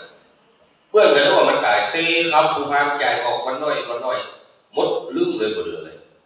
บ่เมินมันงานพลิกมาโทรเอาเงินเก่ามาละผู้พามเป็นโลกนี่สหายเงินเข้าฝากไว้มา2-3 ปีก่อนอยู่ไหนเอามาเดี๋ยวนี้โอ้ท่านพระเงินของท่านคือว่าเราจ่ายไปหมดแล้วสุดท้ายก็มีสตางค์ไส้ขาดไปเหลือทรัพย์สมบัติอะไรที่มีค่าจะชดใช้กับท่านแล้วแต่ข้ายังเห็นสิ่งหนึ่งที่ของมีค่าของเจ้ายังมีอะไรลูกสาวของเจ้าไงล่ะยกอะไรกันเพราะว่าผู้พามชูโชคมีความจริงมันฉลาดมันรู้ตัวว่ามันเท่าแล้วผมมีให้เอายังไงได้เมียสาวอยู่ดีๆไปขอก็อย่ามือวะพี่ฮื้อเลย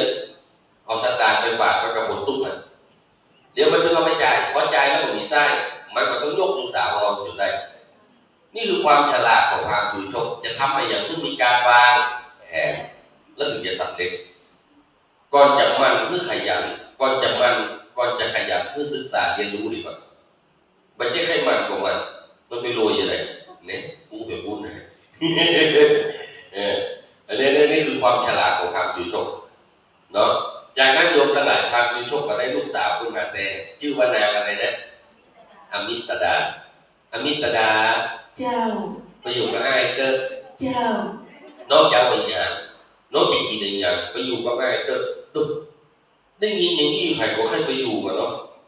เจ้าไอ้หยางกินไอ้หยางไปอยู่กับไอ้เกิดพามชูโชคได้อมิตดาได้ยินก็ขยันไปอยู่ด้วยปาปูพามปาอมิตดาไปถึงเมืองมี4 เสาไหวย่องไหวเย่งมาขึ้นไปหาปูไหวแมวขึ้นไอ้มาเสิร์ฟเงินปูพามสวายเย่เลย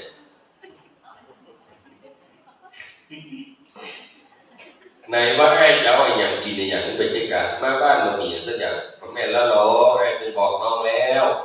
มันน้องเจ้าไอ้อย่างน้องจะกินไอ้อย่างผมมันบะหมี่อ่ะมันฉลาดสุดท้ายก็จุ๊บไปยิงไปอยู่ด้วยได้จากนั้นอมิตดามาอยู่ตัวโยมตั้งหลายถึงนางอมิตดาจะได้ผัวเท่าแต่นางอมิตดาก็ปฏิบัติต่อสามีอย่างดีโดยธรรมะ7 ประการไม่มีคนใดแต่งงานแล้วผู้มีธรรมะ7 ประการเหมือนนางอมิตดาและผัวจะมานอกใจผัวจะบอกไม่มีคนอื่นเลยผัวจะรักเดียวใจเดียวครอบครัวนั้นจะร่มเย็นเป็นสุขถ้าไม่มีคนใดมีธรรมะ7 ประการของนางอมิตดาธรรมะ7 ประการของนางอมิตดามีอย่างพ่อไม่มีคนใดแต่งงานแล้วต้องมีธรรมะ7 อย่างคนโบราณคนว่าเรือน3น้ำ4ไม่ยิงแต่งงานแล้วต้องมีเรือน3 หลังและมีน้ำถึง4 น้ำไม่ยิงแต่งงานแล้วต้องมีเรือนหลัง3 หลังเรือนหลังที่1ไม่ยิงแต่งงานแล้วเรือนแรกก็คือเรือนกายร่างกายไม่ยิงต้องงามตลอดเวลาทรงผมมันเปลี่ยนพ่องวันนี้ซอยผูกป้อมไม่ยิงต้องงามตลอดเวลาถ้ามันจะใกล้จะบุยเนี่ยแต่งงานกันมือเลยมันตุ้ยทำไมเนี่ยโอ้พ่อก็บอกดูแลกูเลยอ่ะแต่งงานเข้าตุ้ยเบื่อหัวเตียวเข้าบ้านมาเอามือเจ้าเอวอย่างพวกเป็นกลิ่น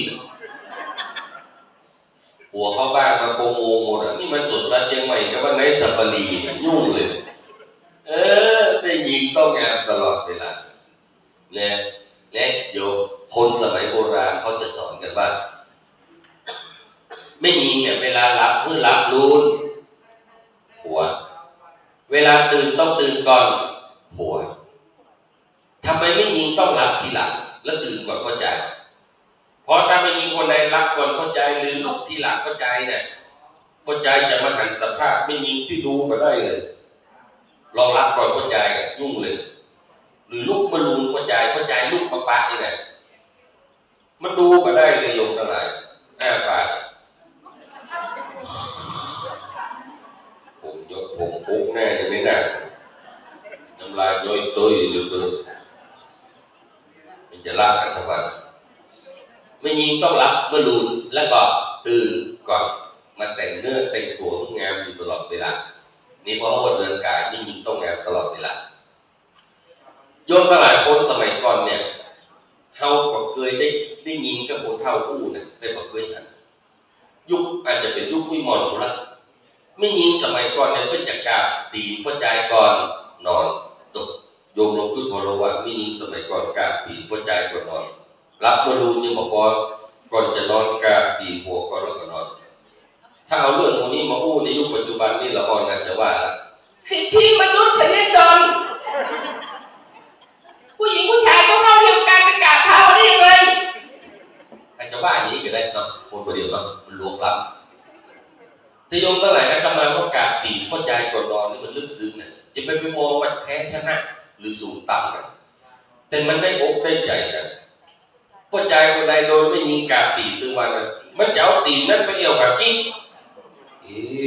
มันขับตีนมันมีโอกาสอยู่วันมีคนไหวมันมีคนนับถือตีนนี่อยู่มันบอกกล้าเดียวไม่ยากกว่าดีเนี่ยคนโบราณก็เลือกซื้อโยมลองสังเกตเขาว่าคนสมัยเดียวคนสมัยใหม่พอประกาศตีนหัวแล้วมันก็เลยบอกมีอะไรอย่างเต็กตีนหัวไว้ตีนหัวมันก็เลยเบาเข้าตีนแต่ก้านคอนี่อะไรนี่คนแต่ก่อนก็ลึกซึ้งไงเพิ่งก็ลึกซึ้งแบบคนยุคก่อนแล้วเพิ่งก็อยู่ด้วยกันเต้าตายบ่เหมือนคนสมัยยุคปัจจุบันอยู่กันมาเดือน2 เดือนปี2 ปีบดกับนี่รอดประเดี๋ยวนะบ่เหมือนคนสมัยก่อนบริหารความรักได้ดีอันนี้เพราะว่าเงินเนี่ยก็เงินกายเนาะมียิงต้องการตลอดเวลาโอ้คนประเดี๋ยวต้องแต่งสปาประโยชน์เนาะผมขาวย้อมดำผมดำย้อมแดงคิ้วดำลงมาเส้นในออกนอกแถวแยงแว่นลบเนาะน้ำตาโปปีน้ำตาตื้นออกมาทาอะไรดำคูมุงสะดุดสะเดะเอาพูดจังก็ครับปากดำลงมาใส่อะไรลิปสติกสีแดงสีโมงสีสุ่มสีลายใส่เปิดเข้าไปแล้วหมูทานิดหนึ่งอีแม่สังเกตก่อนกินข้าวยังเอาไปได้รู้นะหินน้ำแกงข้าวโพดข้าวผัดเอาไปได้รู้กินยังเป็นตุ๊บเป็นเนี่ยตักแกงข้าวเส้นจ้อแล้วก็ยูเขาในปากบอกพอไปรถไม่โคขลุ่มแต่ด้วยความงามเขาก็แต่งกันไปเถอะเพราะว่ากันในเมื่อคนเขามันยังมีกิเลสอยู่เนาะแต่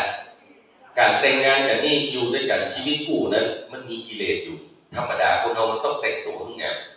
นะแต่ว่าคนสมัยโบราณนะเวลาไปวัดไปวาเพื่อนก็จะลดการแต่งตัวลงแต่นุ่งขาวห่มขาวแต่อย่างนะแล้วก็จะลดกิเลสตัณหาลงตอนมาวัดก็ได้เนี่ยคนเมื่อก่อนนะนี่เรียกว่าเรือนกายสองไม่ยิงต้องมีได้แก่เรือนใจไม่ยิงจะต้องกว้างยอมรับข้อผิดพลาดของกันได้คนฮักคู่ใดยืดหยุ่นยอมรับข้อผิดพลาดกันได้นักต่อใดคู่นั้นก็จะอยู่ด้วยกันได้เหมือนนะคนเราต้องมีการยืดหยุ่นเงินใจจะต้องกว้างผัวเขาเป็นพ่อหลวงเนาะผัวเขาเป็นผู้ช่วยผัวเขาเป็นนายกผัวเขาเป็นกำนันผัวเขาเป็นผู้จารมันก็ปิดบ้านขับร้อยธรรมดาหน้าที่มันนี้เนาะนี่เรียกว่าเรือนหลังที่2คือเรือนใจเนาะเรือนหลังที่3ได้แก่เรือนบ้านมันปัดมันกวาดบ้านจองหอเงินเพื่อสะอาดปลูกดอกปลูกรองแบบท้องแบบเงินนี่หัวเตียวเข้ามาเพื่อนเนี่ยพืชสโลกเลยหมดมันมาชอบดอกตีนเป๊ะบอกหน้าหนาวใกล้ออกแล้วตาขวางเนี่ยอย่าเพิ่งมันได้เหม็นในบ้านที่มันชอบไอ้ของ ปลูกไว้เนี่ยมันชอบกินยังกาแฟซื้อเลี้ยงไว้ในตู้เย็นนั้นปิ๊กมาบ้านเปิดตู้เย็นได้กินของที่มันชอบตรงนั้นก็เป็นสวรรค์มุมหนึ่งละของหัวแปลงไว้หลายๆมุมที่มันชอบแปลงไว้มุมนั้นคือมันเอาไปนั่งขึ้นการขึ้นงานมีโปรเจกต์มีไอเดียเดี๋ยวมันจะได้ขึ้นออกตรงมุมนั้นแหมก็ว่าไปเวลาวันหยุดมันจะได้เป็นบรรยากาศอยู่มุมนั้นแต่ดีๆมีกาแฟมีอย่างที่มันชอบกินมันจะได้มีกำลังใจพัฒนาครอบครัวต่อไปนี่เรียกว่าเรือนบ้านและโยมทั้งหลายบ้านเนี่ยเวลาผัวปิ๊กมาแล้วบ้านจะต้องรู้สึกว่าหนึ่งปลอดภัยกลับมาแล้วรู้สึกว่าปลอดภัย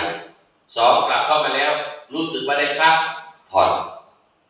มันถึงจะอยากปิ๊กบ้านหลังนั้นทุกวันโยมบางคนบ้านมันรู้สึกว่าปลอดภัยผัวเข้าบ้านมาไม่ยิงบางคนเอาละแบบไก่บอกจับมาขับมาว่าเข้าเล้าฮะเดือดก็เล่าว่าเขาไก่ที่ไหนกินเหล้ามึงด่าคนก็ด่าไก่กันแน่โว้ยเอาแล้วงอมใส่เมียมาละปุ๊บปั๊บแต่ไม่ยิงบางคนพอนี้มันขาวเขียวตลอดเวลาโดนหัวซอก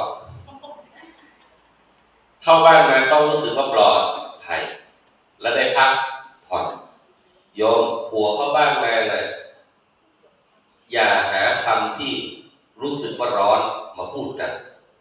เนาะต้องรู้สึกว่าผัวเข้าบ้านมาแล้วรู้สึกว่ามันเย็นสิ่งที่ผัวเข้าบ้านมาผมควรถามคืออะไรแล้วไม่ยิงยุ่งกับเดี๋ยวชอบถามเลยสิ่งที่ผมควรถามคือสตาร์ทที่ไหนฟังถามเลยผัวเข้าบ้านมาต้องถามอะไรพอมันวันนี้บรรยากาศเป็นในห้องกินก่อนฮ้อนกว่าวันนี้เป็นในห้องค้าขายเป็นในห้องขายได้ดีกว่ากำไรพอได้ก็พอเป็นยังวันหน้าไปขายที่พูดอย่างที่นี่พักกินข้าวก่อนอาบน้ำก่อนถามสารทุกข์สุขดิบความเนาะสารทุกข์สุขดิบถามความรู้สึกในหัวจิตหัวใจอย่างนี้มันจะได้จุ่มได้เย็นนะบางคนถามโอ้เข้าบ้านมาแล้วสตางค์นี่ไหนยังไงเดี๋ยวดีกันละ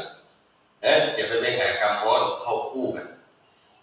ผัวเข้าบ้านมันต้องรู้สึกว่าบ้านหลังนี้จะต้องมีความเย็นรู้สึกว่าได้พักผ่อนแล้วรู้สึกว่าปลอดภัยบ้านหลังใดเป็นอย่างนั้นบ้านหลังนั้นก็จะเหมือนสวรรค์นะโยมเข้าบ้านแล้วมันรู้สึกปลอดภัยทำไมเข้าใจรวดแก่เข้าคาราโอเกะเพราะคาราโอเกะป๋าปิ๊กมาบ้านกูบอกมันบอกปลอดภัยหรอกกูบอกรู้สึกว่าค่อยปลอดภัยเนาะอันนี้บ้านเรือนบ้านต้องดีมีหญิงก็มีน้ำสีน้ำหนึ่งได้แก่น้ำใจผัวเมียอยู่ด้วยกันต้องมีน้ำใจนะถึงมาเกิดพอใจก็บอกมีหญิงเก่าแหละเสื้อสักผืนเตียวสักผืนซื้อมัดใจหัวไว้ถึงมาเกิดมีหญิงมาบอกพอใจก็ผ่องสร้อยสักเส้นแหวนสักโปงรอเก็บฝากไปซื้อมัดใจเมียไว้ช่วงนี้เ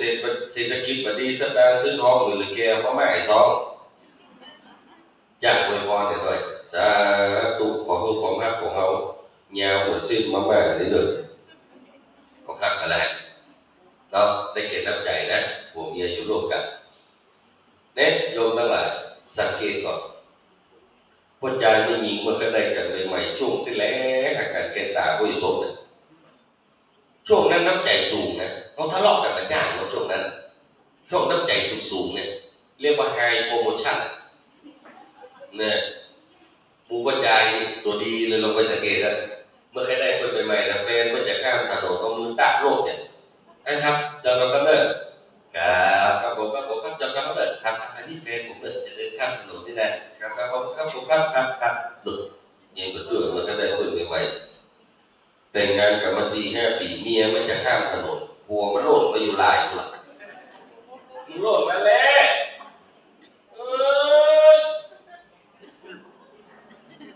ไหนโลดโดยโลด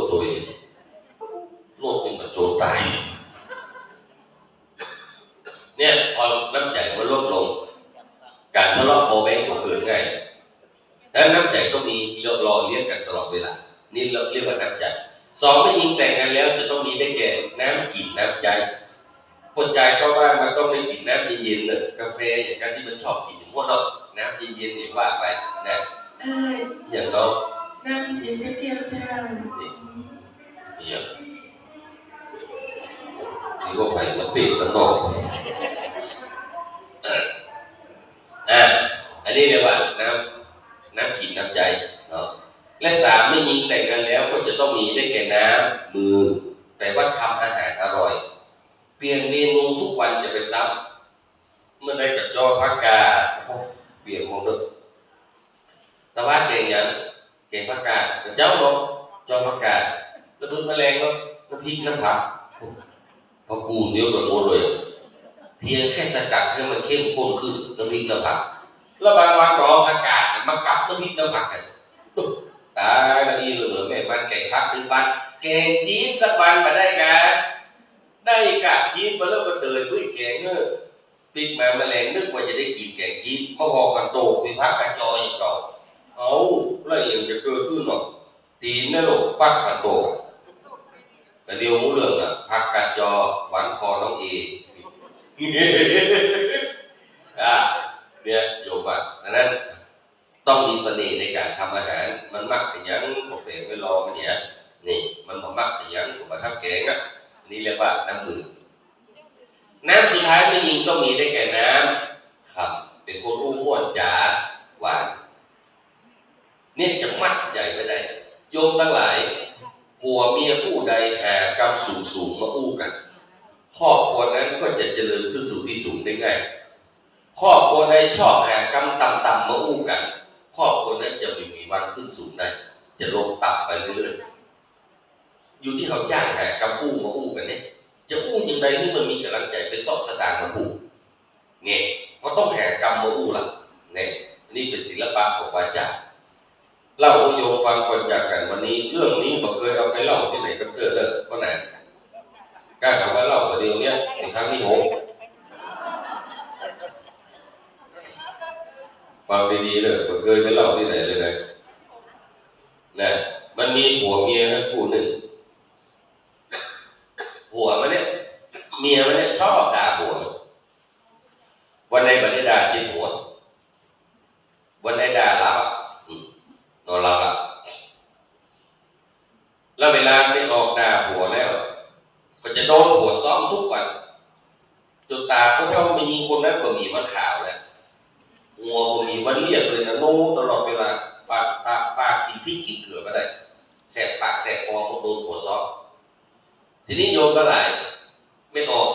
กคนเนี่ยที่โดนผัวซ้อมเนี่ยนะวันหนึ่งผมก็ได้ละเดี๋ยวจะไปปรึกษาไปดีเนี่ยจะไปปรึกษาญาติพี่น้องของไอ้ทุกคนเนาะเลยผมว่าจะไปอู้ไปฟังโซดเข้าไปในวัดก่อนก็ดูชาวบ้านกี่แก้วโอ้ไม่ออกมาวัดอย่างผู้เตือนมากับเตือนโอ้ผู้เตือนก็ไปให้ไปนี่ในการที่รู้ตัวแล้วเป็นอย่างมาน่ะแต่ไม่ออกแต่จุ่มแต่จ้ำโมน่ะ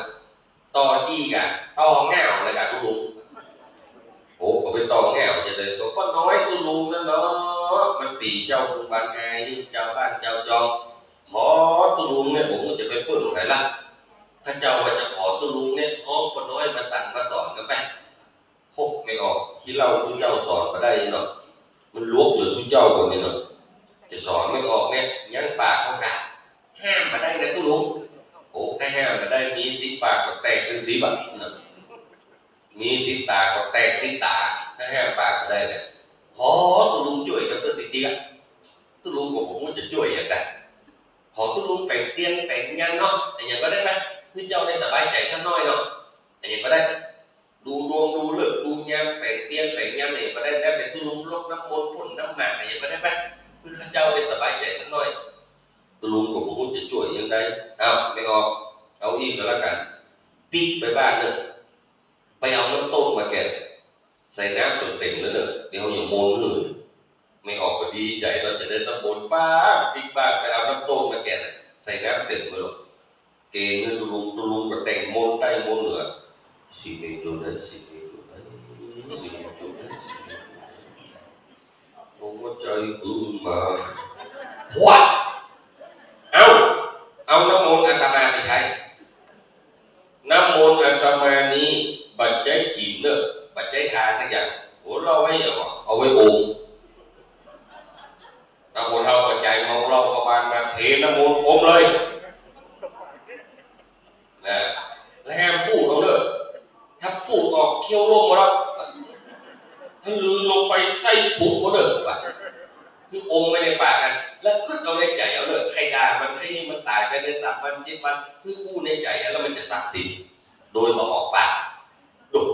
ไม่ออกก็ได้น้ำมนต์ตุลุก็ยิ้มออกว่าแบบคุยนื่นตายพวกนี้ข้าเลยน้ำมนต์ตุลุเนี่ยปีไปถึงบ้านคนเท่าปัจจัยแรงมาคนเท่าปัจจัยเมารอบเข้าบ้านมาแล้วหลงหายแล้วเว้ยเอามาตีกันนะ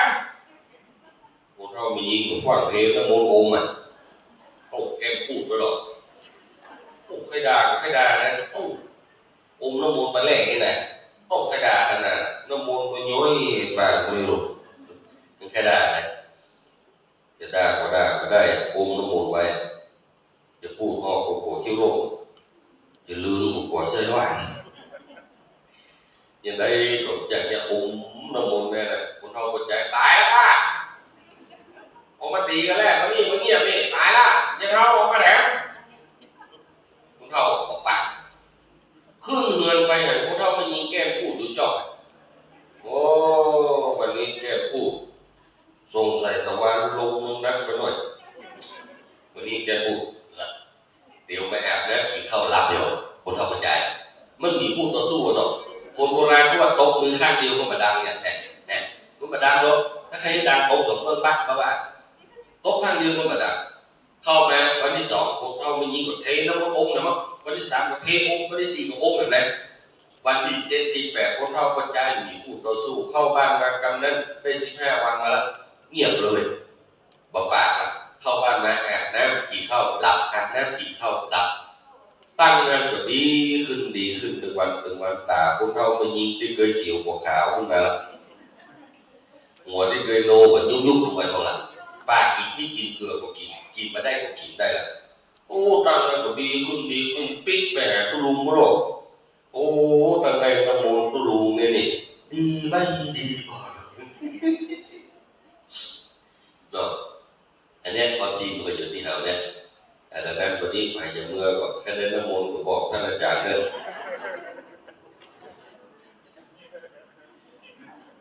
ขวดพอปีกมาแกมเนาะนะอันนี้คือน้ำคำเนาะทุกคนเนี่ยทีนี้โยมทั้งหลายสุดท้ายเนี่ยอมิตราเป็นเมียที่ดีมากโดยธรรมะ7 ประการอย่างที่ว่ามาเนี่ยจนเจ้าบ้านปากับอิจฉาไปด่าเมียเก่าสู้เนี่ยหมอตัวอย่างนางอมิตราของเป็นเมียที่ดีเหมือนเมียผู้พามของกันสู้ด่ากันตึงมันทะเลาะกันตึงมันครอบครัวห้องก็มีความสุขแหกันเรื่องจะมาด่ากันเมียแต่ละหลังคาโดนหัวด่าปากันโหดนางอมิตราบอกตั้งแต่มันมาอยู่บ้านเขาเนี่ยหัวของเขาไปหักเมามันแบบตกกับนั้นเจ้าบ้านเจ้าจองวันนั้นอมิตราไปปักน้ำติดตาน้ำเจ้าบ้านเจ้าจองไม่ยิงที่โดนหัวด่านั่นแหละว่าเพิ่งเอาตัวอย่างนางอมิตราเนี่ยก็ป้ากับโคบขึ้นนางอมิตราป้ากับไปเตะกอกด่านางอมิตราติดตาน้ำอมิตราก็โล้นปีบ้านด้วยความน้อยอกของใจพี่บ้านผมไม่ยอมปีบ้านปีไปถึงบ้านบอกว่าพี่พาประเดี๋ยวนี้น้องบรรยากาศเด้อบัดตักน้ำต่ำเข้าหลักเหมือนเก่าเหมือนเดิมเพราะอย่างเจ้าบ้านเจ้าจองปากันด่าว่าน้องประเดี๋ยวนี้น้องบรรยากาศแล้วเจ้าไหนไม่แย่หรอพี่พามึงปิ๊กไปบ้านเด้อปิ๊กเข้าไปในป่าพวกเขาวงโคตรพุทธนะไปขอเอาลูกพระเวสสันดรมาเป็นที่ฆ่าใจแต่น้องกันสุดท้ายโยมทั้งหลายพราหมณ์ชูชกก็จำเป็นจะต้องเข้าไปขอเอากังหันจารีลูกพระเวสสันดรที่อยู่ในเขาวงกฏนั้นผู้พราหมณ์ก็ล้าอมิตราออกบ้านไปโยมทั้งหลายอมิตราเจ้าพี่เข้าป่าไปหลายวันเจ้าเมื่อคืนนี่นะเนี่ยถ้าน้องขยี้ขยี้เนี่ยเล่นแบบบนหัวเนี่ยต้องฟังมันสอนเมียมันดี เมียก็เลยบอกว่าพี่พามึงเข้าป่าไปหลายวันเจ้าเมื่อคืนนี่นะเนี่ยถ้าน้องขยี้ขยี้เนี่ยเล่นแบบบนหัวเนี่ยต้องฟังมันสอนเมียมันดี เมียก็เลยบอกว่าพี่พามึงเข้าป่าไปหลายวันเจ้าเมื่อคืนนี่นะเนี่ยถ้าน้องขยี้ขยี้เนี่ยเล่นแบบบนหัวเนี่ยต้องฟังมันสอนเมียมันดี เ ผู้พามเมียมันอมิตรดาพอห่อเข้าห่อน้ำใส่บุกเนี่ยเรียบร้อยผู้พามก็ปุ๊บสบายเข้าไปในบ้านไปถึงการตั้งไปเจอเสดานพานจีตบุตรเลี้ยงหมาไป32 ตัวตีนังนามานัง32 ตัวก็มาเห่าเท่าลวกเก่ากว่าได้มาแพ้ไหลเลี้ยงไว้ได้เลยครบตัวหนึ่งจึงว่าผู้ตู่ตัวหนึ่งจึงว่าผู้ตามันจังสาบจอมรอยตัวหนึ่งจึงว่าผู้ดำมอยหาการมันพบห่างข้างตัวรอยตีตัวหนึ่งจึงว่าปะโคนหญิงจงจอมันจังหุ่มล่อคบเสือตัวหนึ่งจึงว่าไอ้ตาบ่เมื่อเพราะว่าตามันเลิกมาแต่เลิกตรงนี้สุดท้ายมา32 ตัวไล่เอาผู้พามโยมทั้งหลายความจริงมันเป็นปริศนาธรรมกัน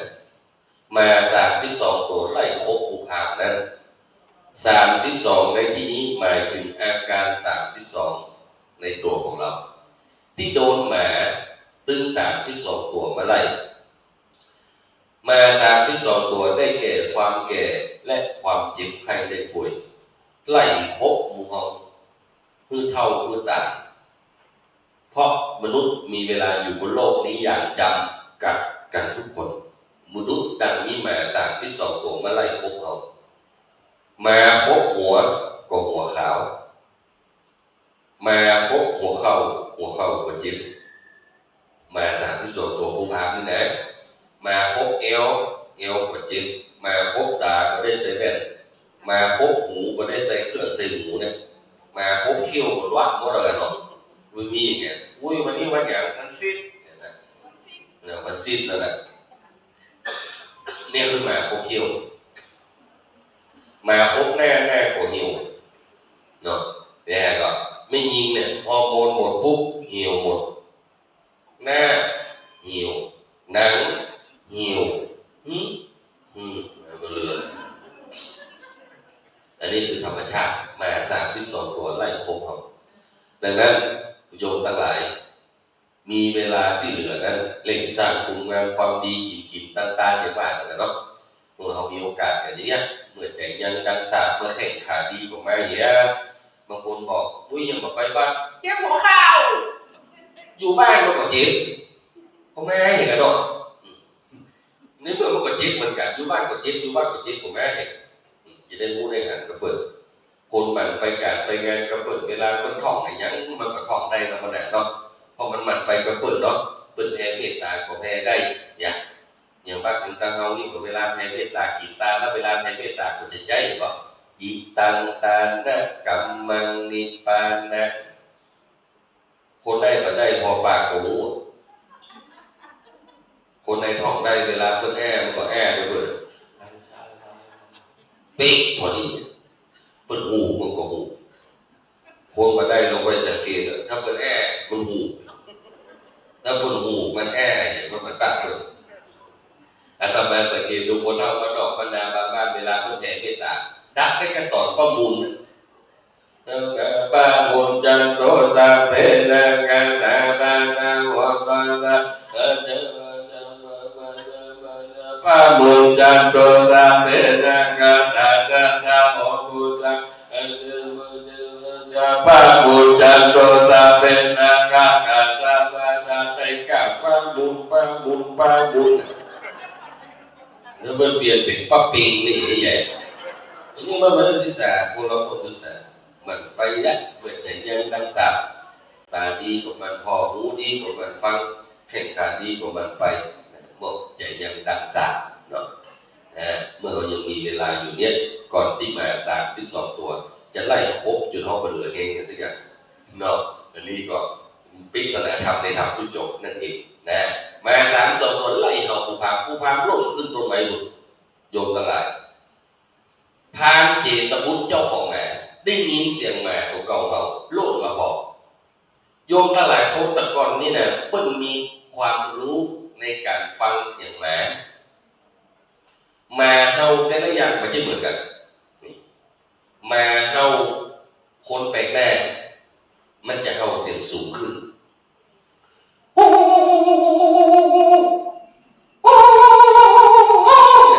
สูงขึ้นนี่แหละแสดงว่ามันต้องเห่าคนแปลกหน้ามันบ่เคยเห่าเราไปสังเกตดูแล้วถ้ามาเห่างูไปไหนยังมาเห่างูเนี่ยเห่าตัวห้องตัวนี้แหละมันต้องเห่าอะไรสักอย่างเป็นงูเป็นแรงเป็นอย่างหมดเนี่ยถ้ามาเห่าผีไปไหนยังเห่าผีเห่าเย็นๆด้วยพอไปเลยเมื่อคืนนะเ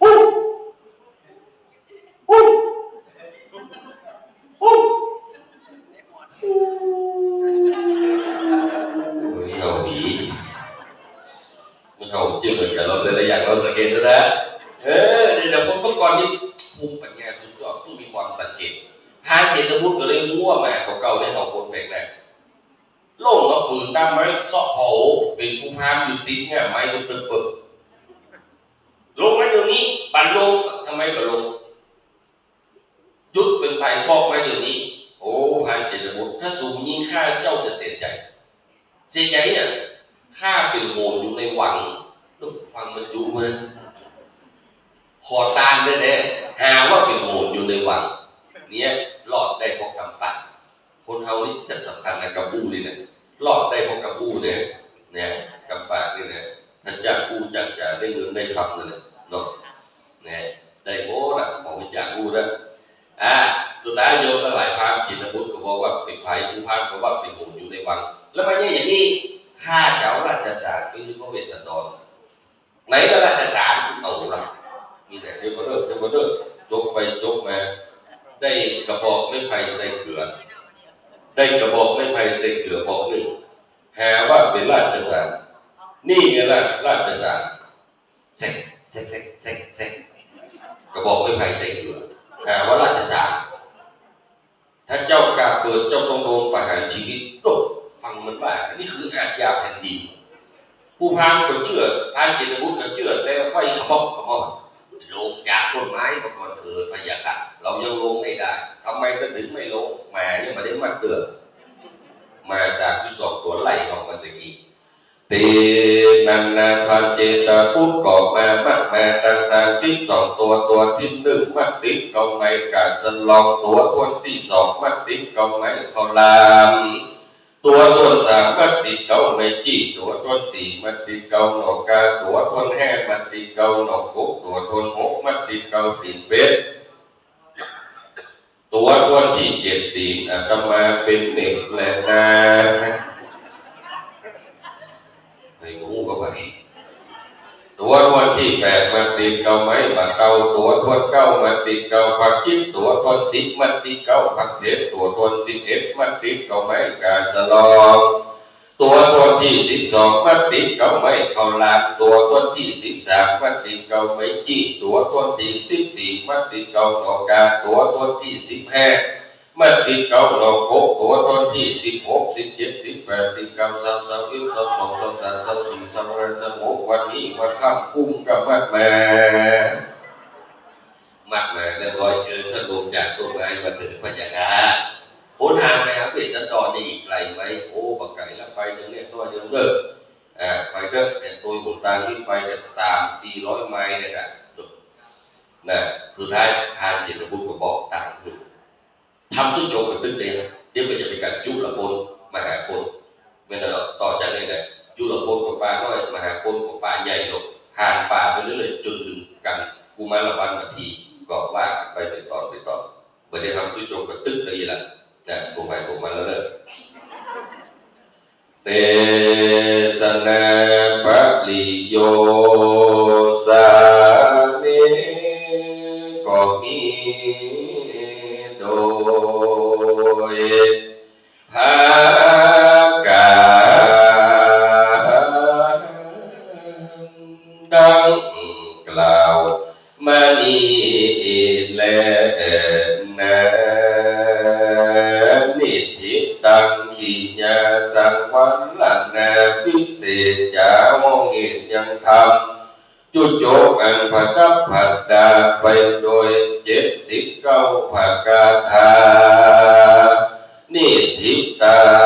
ก็บังโกมสมเลสเด อันทะมยัง สาธุการังกโรมะเสสาธุสาธุสาธุเป็นที่เรามองเราใจเด้อนะครับการชูชกการทวนห้าขณะนี้ก็ขอถวายการต้อนรับท่านพระคุณเจ้านะครับหลวงพ่อพระครูวิสิตศิลาภรณ์เจ้าคณะตำบลบ้านแดง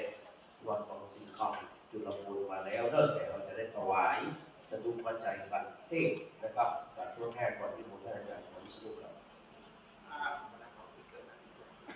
คนที่เป็นปีเกิดเด้อครับปีเกิดลูกเลยครับลูกเลยครับเรียนเชิญเลยครับ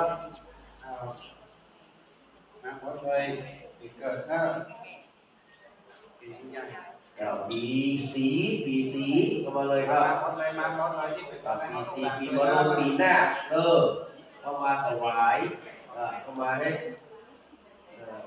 เอ้ยเข้าก่อนนะเรียนเชิญเลยครับเราเข้ามาเลยเข้ามาเลยเอายกเข้าไปได้เจ้าที่อาจารย์จับด้วยนะเป็นตัวแทนเด้อตัวแทนนะจับต่อไปเด้อเอาสาธุสาธุสาธุปีไปตามที่เราได้พอจะได้จากเด้อ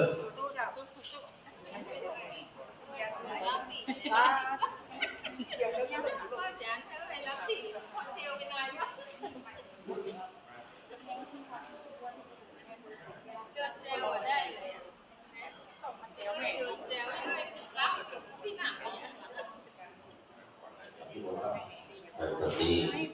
ได้ประเทศปัจจัยไทยธรรมเป็นตีหนึ่งร้อยวิชาธรรมเนื่องมาจากเวสสันดรกันที่ห้าคือว่าการชูชก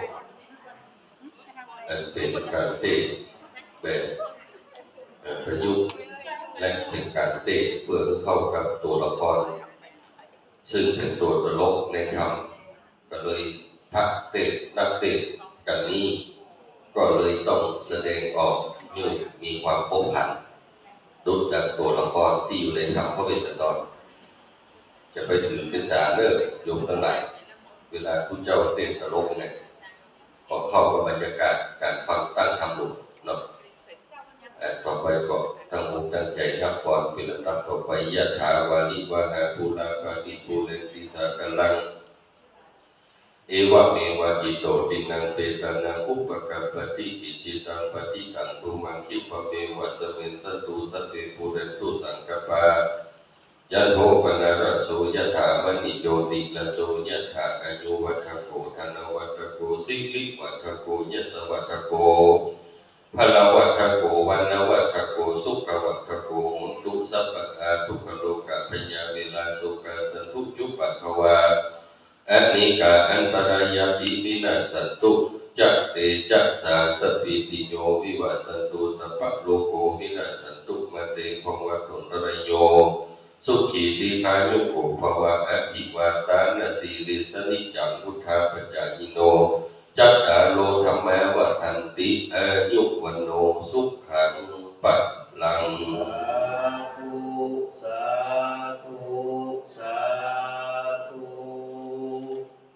บังกล่าวในนามของท่านอาจารย์พระมหาวิษณุจารุธรรมโมนะครับของคณะศรัทธาวัดเย็นดีเลิกกราบนมัสการขอบพระคุณนะครับในเมตตาธรรมของท่านอาจารย์นันไดนันทธรรมิโกวัดสุวรรณสิริมงคลเพื่อมงคลเนาะโดยสังเกตนะครับที่ได้เมตตามาแสดงพระธรรมเทศนาในวันนี้กับต้นห้าเป็นที่เราเอาใจได้เรียกเสียงหัวเราะเนาะอายุยืนไปหลายปีเด้อนะครับอนุโมทนาครับพี่นานนะครับอาจารย์สทอานนท์นามาเนี่ยไอ้เบาคนนั้นเจสี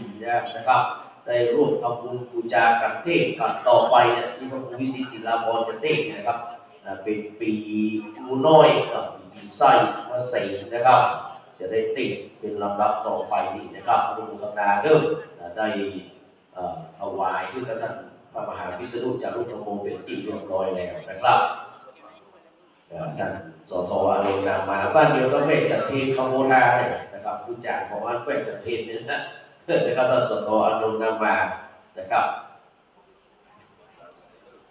ขอบพระคุณเด้อนะครับโอ้กลางก็เด้อแล้วเป็นเอาปั่นเต้สักกำเลยว่าแกไม่เป็นตัวยังพูดเด้อเราสังเกตคนเด้อเอาไว้สาครับขอบพระคุณครับน้ำโมไปส่งเด้อไปส่งตู้วีเด้อนะครับนี่โมท่านอาจารย์ครับต่อไปปิดเกษตรนั่นเล็กศรัทธาทั้งหลายที่อยู่ในบ้านก็ดีอยู่บนวิหารก็ดีมีเจ้าภาพหลายผู้หลายท่านมีโยมแม่ศรีนวลศรีออนโยมพ่อบุญศรีอุปนี500 บาทโยมแม่อารีวงตุ้ยพูดแม่กระทองโดยจากแฟนเราไม่วางคุณ500 บาทโยมแม่รุ่งเจริญ500 บาทโยมปิยธาสุริศักดิ์สมานนท์100 บาทโยมแม่มณีนาชุติมาโยมแม่เกียงคำลูกไพโรจน์อันนี้เกิดที่18ได้ครับโยมสิริชัยกับคำสิริคำประสิทธิ์500 บาทโยมแม่โยมพิมาสอนอันนี้ทุกการเลิก300 บาทโยมแม่บางพันมากมาย 1,000 บาท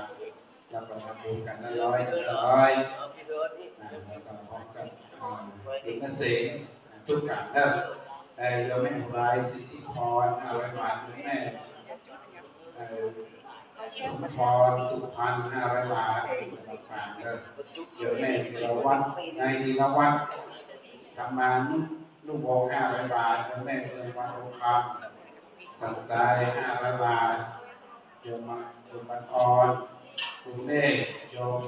ทิตาการวัฒนนองพง20 บาทอาจารย์แม่รัตวันการรุ่งชัยเดช500 บาทโยมแม่อังคาเสวยราช500 บาทวัน400โยมทุกการตึงมดตึงมวล900 บาทโยมแม่สุธิวงศ์ไม่เคยมาเมื่อกี้ทุกการเลยไม่เคยปีเนาะ2 ปีเนาะไม่เคยสุธิวงศ์500 บาทสอทออนนท์นางมา200 บาทสาธุนะเอา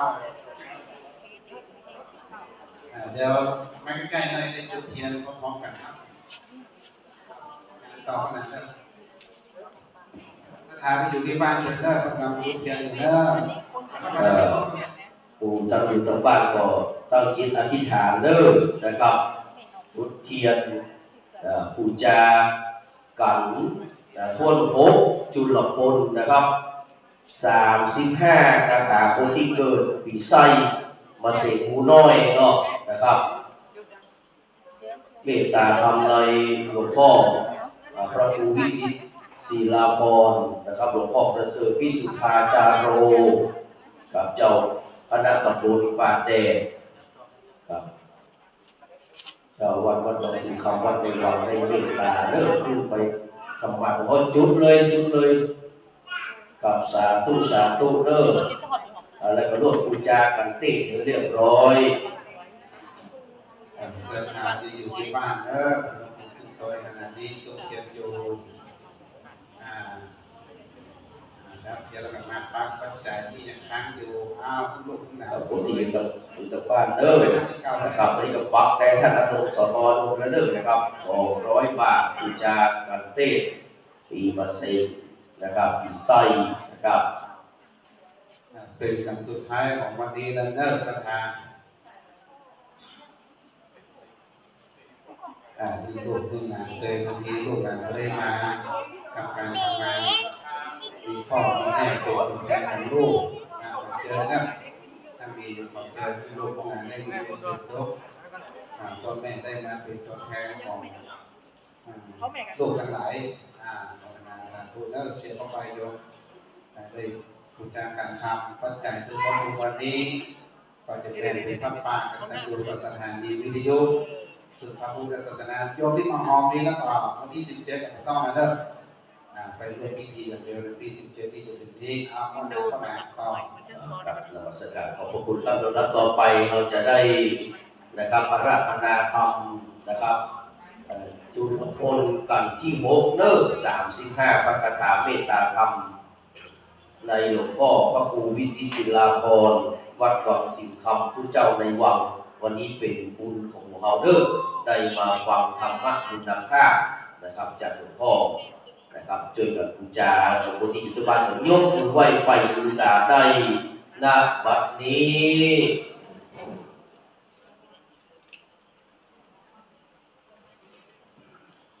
จุลกะปะปังนิติตัง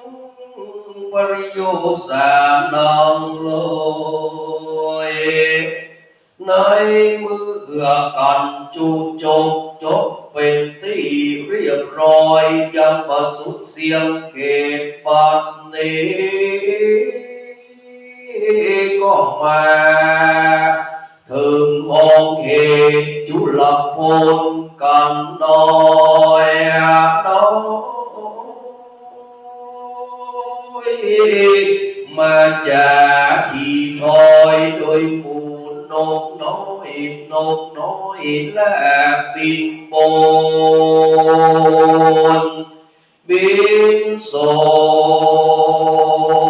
นดอกไม้ที่ปลายโคนตะเว้ารำเวววนเอียงแอนฝนตั้งเขา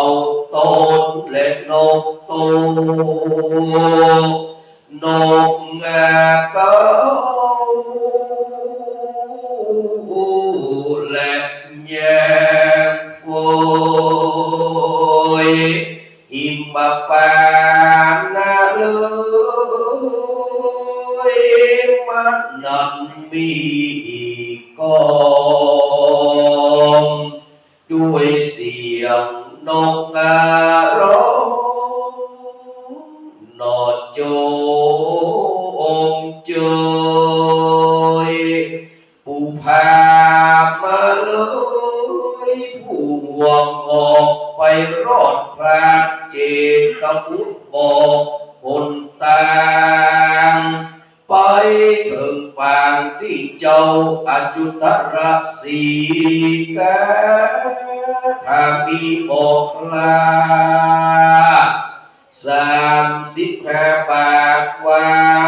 งลงขอ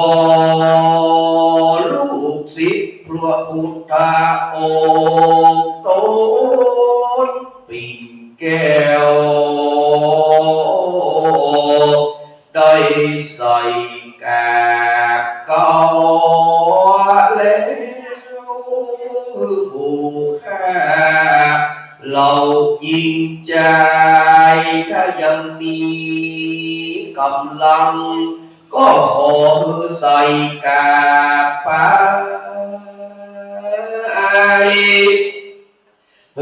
บุคาต่างแล้วได้รับฟังกันบัดนี้แด่ทลาธรรมังอนุกัมปิมังปัจจังอราธนังกะโรมา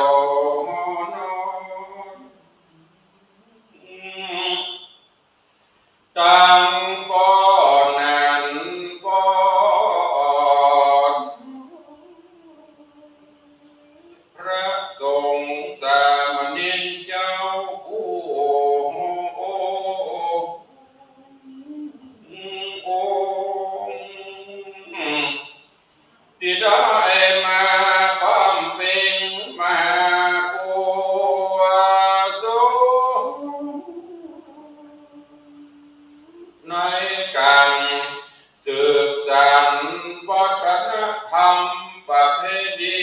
ฟังธรรมหลวงที่วัดเจ็ดดินต่างอันขอเป็นมงคลนานาใจเนี่ยผ่องเพียวเกิดมาเป็นคนเมื่อใดก่อนขอเพื่อได้พบเกี่ยวประเสริฐสามดู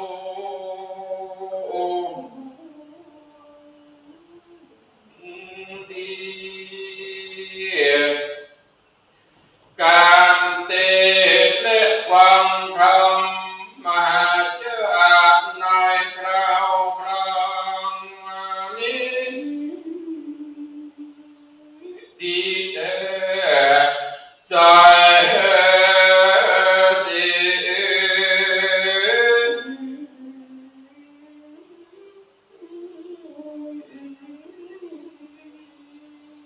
เพื่อความสวัสดี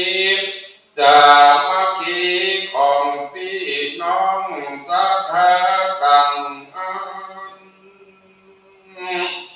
และเป็นการอนุรักษ์วัฒนธรรมอันดีนั้นคือสืบยาวไปถ้าเราช่วยกันรักษาไว้คนเราก็จะห่างเหิน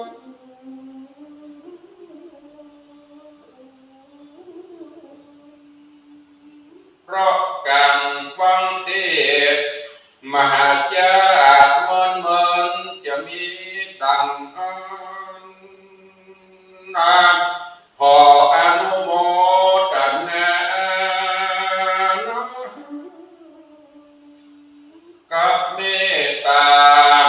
ปารมีธรรมท่านเจ้าอาจารย์พระมหาวิษณุจารุธรรมโมท่านเจ้าที่ได้ปาสิโยมศรัทธานั้นช่วยกันสืบสานเวสันดรจาต่อไปนี้นะอาตมานั้นจะได้เทศนายังมหาชาติกันทวนหกชื่อจุลพลนั้นลำดับป่าไม้ฟังที่พระเจ้า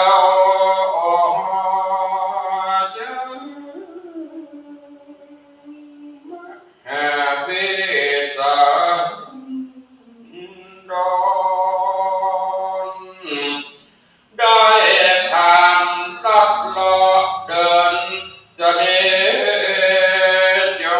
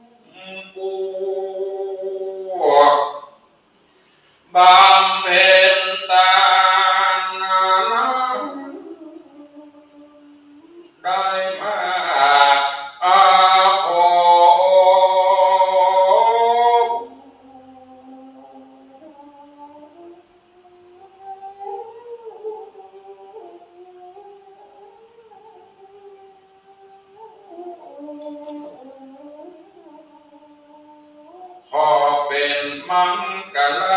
ใจโยคือเกศคาผู้ฟังตัวห้องขอเชิญสักหาเอาอาปีจุงได้ตั้งจิตใจมโนฟังไปต่อไปไปนะดังอาตมานี้จะคอยตั้งหน้าอุปวางน้ำเลนา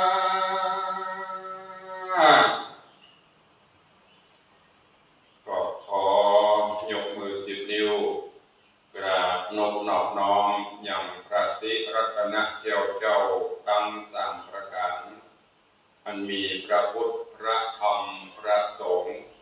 อันเป็นสรณะที่เพิ่งที่เคารพนับถืออันสูงสุดในชีวิตกราบไหว้สาในเมตตาบารมีธรรมท่านเจ้าจันทร์พระมหาวิษณุจรุวโนท่านเจ้ารามาธิปติวัดเจ็ดรินแห่งนี้พร้อมถึงภิกษุสงฆ์องค์สมณเณรเจ้าจุตนทุกองค์ด้วยความเคารพยิ่งขอความผาสุกความเจริญในศีลในธรรมจงบังเกิดมีกับสาธุชนญาติโยมพุทธบริษัททุกท่านที่ได้เข้ามาร่วมในการบำเพ็ญบุญมหากุศลฟังเทศน์ฟังธรรมมหาจารย์ที่วัดเจ็ดรินเฮาที่นี้ในเมตตาบารมีท่านเจ้าอาจารย์พระมหาวิษณุได้เชิญชวนศรัทธาสาธุชนทั่วสารทิศได้มาร่วมจิตร่วมใจสร้างมหาบารมีธรรมตามธรรมหลวงมหาจารย์กันตั้งแต่ตะวาวันนี้แล้วก็วันพุธนะ3 วันล้ำคุ้มไปเนี่ยเปิดฟังมหาจารย์ตลอด1 วัน 1 คืนนะอันนี้3 วัน 3 คืนนะจนจะเกิดปะอริยเมตไตรก่อนก็วันนี้ดีใจได้มาพบมาปะFCเป็นยาสถานีวิทยุวันนี้ประเดี๋ยวนี้กำลัง3:24อยู่ในช่วงเวลาตุ๊บลุงพอดีปกติเขาอยู่ว่าวันนี้จะเป็นรายการยามบ่ายคลายเหงาประเดี๋ยวมันนั่งเหงาสกปรกกันวัดเจริญอยู่ทางบ้านกันจองก็ฟังธรรมมันเนอะพุทธเจ้านี่จะเปิดเพลงเป็นเปิดเพลงม้วนเพลงละสาวถ้าเพลงถูกใจเพลงละวันบริเวณธนวัฒน์จ่ายทุกวันไม่เลี้ยงพัดพิจารณ์500มื้อนี้เป็น3 บาทวันนี้โยมถามว่าตุลุงอย่างมาผอมสาเหตุที่ผอมก็คือ FC หายวันนี้มาปะนี่จัดหลายหายจะเอาไปเป็น4-5 ปีเนอะไม่แมวก็หายนี่หันไปที่อื่นแต่เอาคนไปในวังจะหลายคนนั้นก็ตั้งผมมันหายอันนี้โอเล่นไปได้เนอะไปในวังของมันนี่ของเป็นยังว่างอะไรก็ปล่อยไปได้ไม่มีปัญหาในวังต้อนรับเสมอถึงแม้จะเป็นวังอย่างของวังบาดาลวังบาดาลวังชิเปียเป็นอย่างต้อนรับเสมอที่สำคัญจะไปลืมกันวันเถอะถ้าลืมวันนี้โจ๊กเขาเทศรู้ฟังนะถ้าลืมนะวันนี้ขนาดเนี่ยขัดแตกหอนนะครับหอนขนาดว่าหอนเนี่ยจะหอนเหินถ้าหอนนี่จะเขาตุลงตัวตะกี้บนหอนมันหอนก็เลี้ยงหมา32 ตัวก็แล้วนั่นก็ลูกศิษย์กำลังไต่เต้าขึ้นมาใหม่ปกติตุลุงจะเป็นพระเอกเตะกันกุมารวันประเด็นนี้กุมารเข้าละนี่ก็บอกให้ออกเสียงก็บอกให้มีละก็เลยต้องรุ่นใหม่ขึ้นมาแทนรุ่นเขาก็รักษาอยู่ถามว่าเตะได้ไหมได้แต่มันผมหมดละ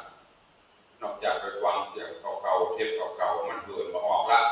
ตำนองก็มีน้ำหนักเนาะก็มีอย่างก็นกเขาเหินน้ำดันปืนมะนาวหลอกของหมาน้อย คนเจ้าหอนก็เลิกเบิร์นก็เลยด้วยนะศรัทธาฟังนี่ม่วนกะโอ้ที่เจ้านี่หอนม่วนเย็นนี่นะแต่แล้วตัวเจ้าของเจ้าบ้านนะลูกศิษย์ลูกหาของเรามาเขาก็ล้ำฟุกล้ำฟูก็มีนี่ก็หลายลูกหลายตัวนะได้เจาะจงอ่ะอันเดียวไปฟ้องเอามามันต้องไปตามระบำที่ครูบาอาจารย์พูดสอนมาถ้าจะเอาระบำเชียงใหม่กับเชียงใหม่จะเอาระบำเป้กับเป้จะเอาระปูนกับระปูนอย่างไฮก็จะเป็นระบำขินของไปของมันพระเจ้าบางลูกบางคนเนี่ยเอาสูนกันเมืองเชียงใหม่กับมีเป้กับมีหนังกับมีใส่ไปเลยแต่ถ้าทาความม่วนแต่ระดับครูบาอาจารย์อย่างทุลุงคณียันตมาคณีเป็นนักสอนเอาฟังเราหูมันก็เลยเป็นแกงแคอันนี้ฝากไปด้วยที่ว่าผอมอยากโยมทั้งหลายส่วนหนึ่งก็มาจากโรคประจำตัวผู้เตือนนี่จะเตรียมธรรมะจำมัดไปในนี้หายไปมีอย่างห้องก็รู้มันไม่ใช่ที่โยมคนนี้นะของเขามีสปาหนึ่งกับเขาได้ของอีแบงกันนะต้องซื้อต้องหาทุกปี1เบาหวาน2ไขมัน3ความดัน4หัวใจ5ประเด็นมาละนิ้วล็อกไม่ใช่นับสตางค์เชื่อนะเนี่ยการนับนิ้วล็อกละสาเหตุนึงก็คือหมอท่านจะเปลี่ยนยาเมื่อก่อนวันที่ก่อนลอยกระทงงานนับที่นับที่ดูคือคนมาตรวจวัดประชารัฐสร้างสุขใครที่ดูข่าวนี่นะครับระดับประเด็นนี้วัดวังสิคำไปเช่นวัดนะ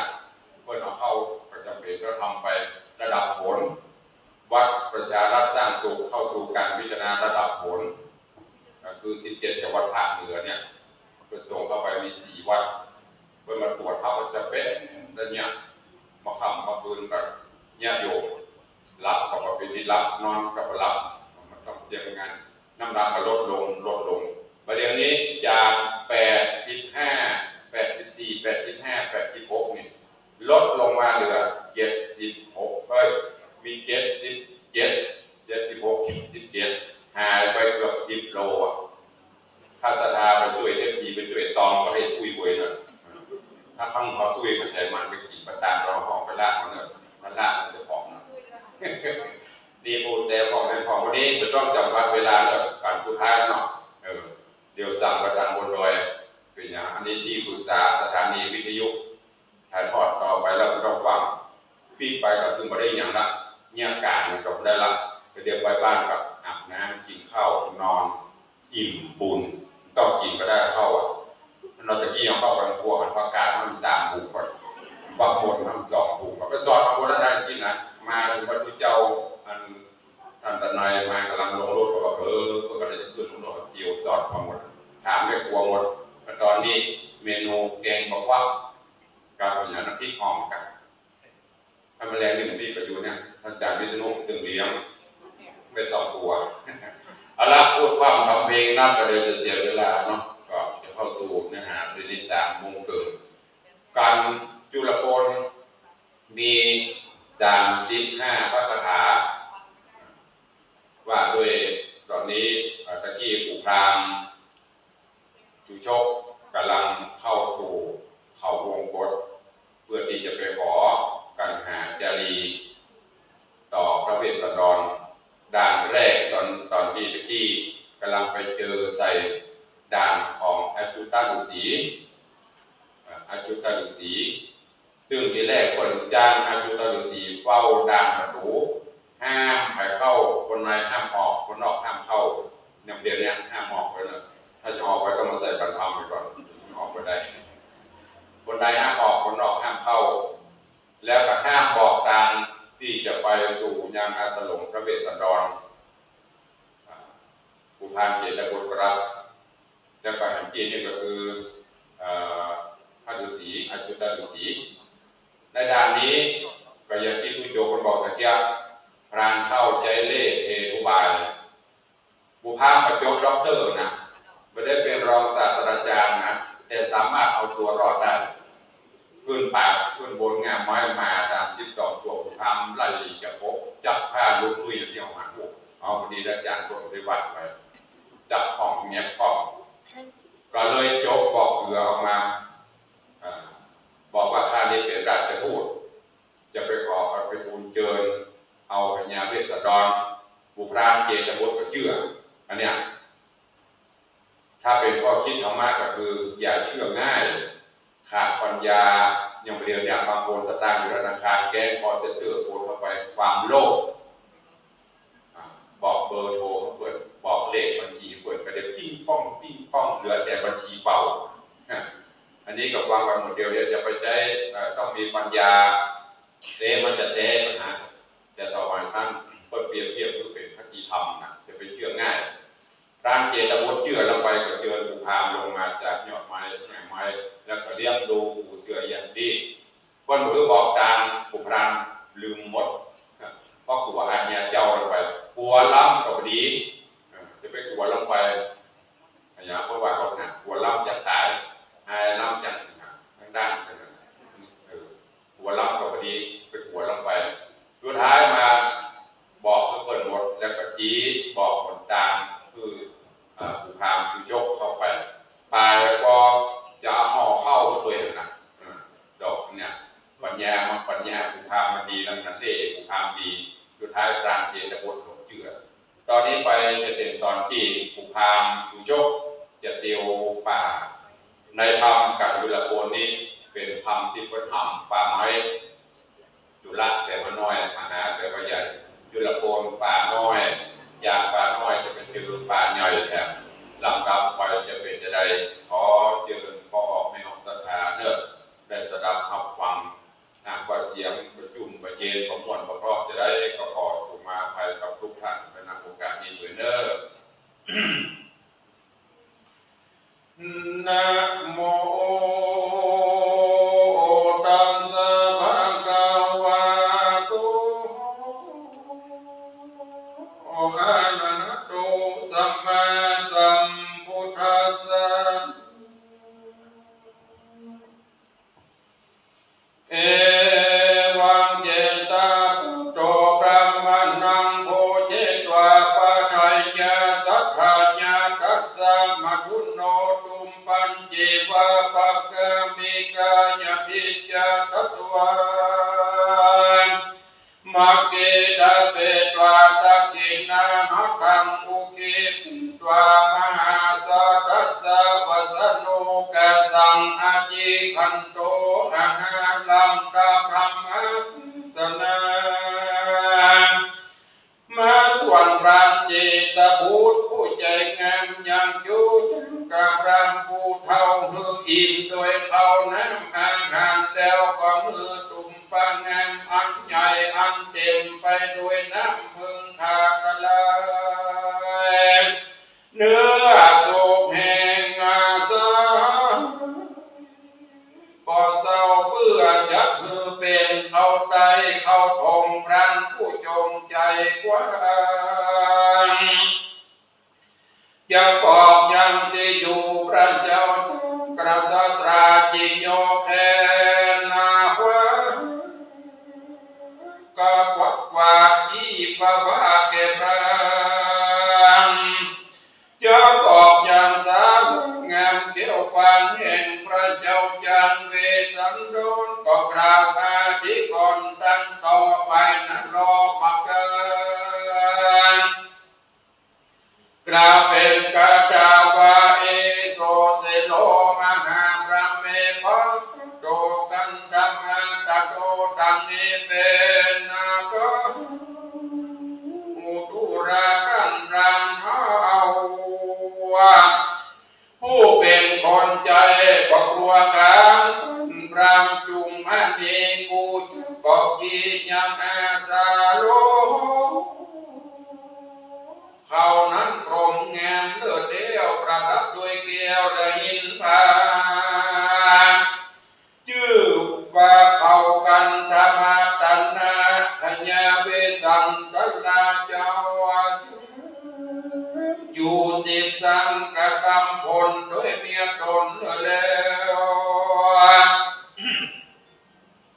ก็ตั้งสองลูกแก้วอุดมอยู่ในอาสาลมที่ใต้ด้านพรามไปก็จะหันดันจุงเข้าป่าตันนี้เถิดนะเตตุมาอันว่าหอยตั้งหลายง งพนานาลาคนทุกราบนานาอุกตามีลำสูงใสสะอาดเป็นดังอากาศกลางหาวเต็มไปด้วยหมู่ดาวทั้งหลายนั่นแหละจงมาม้อยตะเบกเกี่ยวใบปานม้อยหูกวางตั้งภูมิม้อยเสลียมหนุ่มกลางเกียงม้อยลำเลียงดอกจอม้อยสักคอเปลือกบางม้อยยุ่งยางสูงพ้นเปื้อนนกแอวเล่นเดือนไปอันว่าสาขาและใบไม้ในที่ไกลกวักวายลมก็แม่ปานนาวันอ่อนเอือกน้อมนาเลือกไปมาเป็นดังปานาปาปูยังเท่ากินเหล้าเราเสียงใส่นั่นแหละพระเมตลาดันพรามอันว่าปาฏิมันดูผ่องใสผ่องไผ่ผ่องเต็มไปด้วยดอกไม้ยอมเรียงรายแม่นคนฟุ้งได้ไปรอดหันในป่าที่นั้นก็ยินดีเป็นเตสนุกมีแสนเต้าแม่นคนอยู่เก่าก็มือยินดีอาสาโมอันว่าอาสาลมโพดดันไทยอันอินตาแต่งไว้ดูแงมก็กลัวข้ามเข้าสู่เหมือนที่อยู่แห่งเทวดาทั้งหลายนั่นแหละพระเหยยักษ์ดาเวสันตาลุราชาสวรรค์ปัญญาเวสันตละแก่นนาคังอยู่ป่าไม้บงกฎก็วิจัยโอกาสกรรมเปลี่ยนตุกคำเจ้าเนื้อพอเศร้าส่องใส่งามต้านรำไปรอดหันในที่นั้นก็จะหันต้านดันลงทำตนสวาอันอยู่กับโดยนั้นนาเทวีเจ้าจะดีและปัญหาลูกนากันกลางกันดาวดงเลียพระละสีตนบุญความศีลก็อ่านจุภาวนาทาเลโตก็จะลงพันนาวิเศษเอาเป้เป็นราศีถือขอให้ยาวยืนมวลเกล้ายืนเป็นจักดาจำมากกว่าสีกันดุงนางเสืออย่ายุ่นนอนอย่าอุ่นดินได้ย่าหือถ้าไปจุ่มจอบไปนกนอกกองไฟเปลวเส้นใสบ่อสาวตุกข้ามาจังเป็นวัดแห่งพระศรีนั่นแหละนะพระเวทุราจันทรามอันป่าป่านั้นเต็มไปด้วยดังแหมสะภูไม่เข้าอยู่ใหญ่ยางก็เต็มละวังสุขตาปุ่มเป็นป่าเป็นน้ำเรื่องงามใจน้องเป็นดังคนหักร้อยหักกองไม้ตั้งอ่องฟุ้งเป็นดอกมีกันขอบมักกะสุ่มไกลตาพอเงินดังไปจ่อไปตุงนั่นแหละพระเพยมีตาไม้เฟยแงมลมมาแล้วจางลูกย้อยกะยาน้อยหอมเพชรเกศนาหอมอ่อนหอมจักจรเบิ่งใจไม้ตั้งหลายพวงนั้นล้ำเลิศเป็นต้นเกิดแก้มดวงมีตั้งไม้สำลงและไม้ตะเบ็ดอ้อยจักเจ็บใบบาง จิงทางคนกลางที่นั่นกันรำไปหอดที่มันก็จะดอกอัญชันเรื่องพัวคือไม่หมักหัวหนักหนาไม่หมักหนาวหนักน้อยไม่ปล่อยซอยผิวแดงเกลือเปล่าแฝงดอกพีทอยไม้บุกน้อยแต่ดอกเก็บใบโกดซอสแก้มจีบตักกันรีบางงามแค่ปอยลาไปทีก็มีใครอาสะลมและครั้งเฮย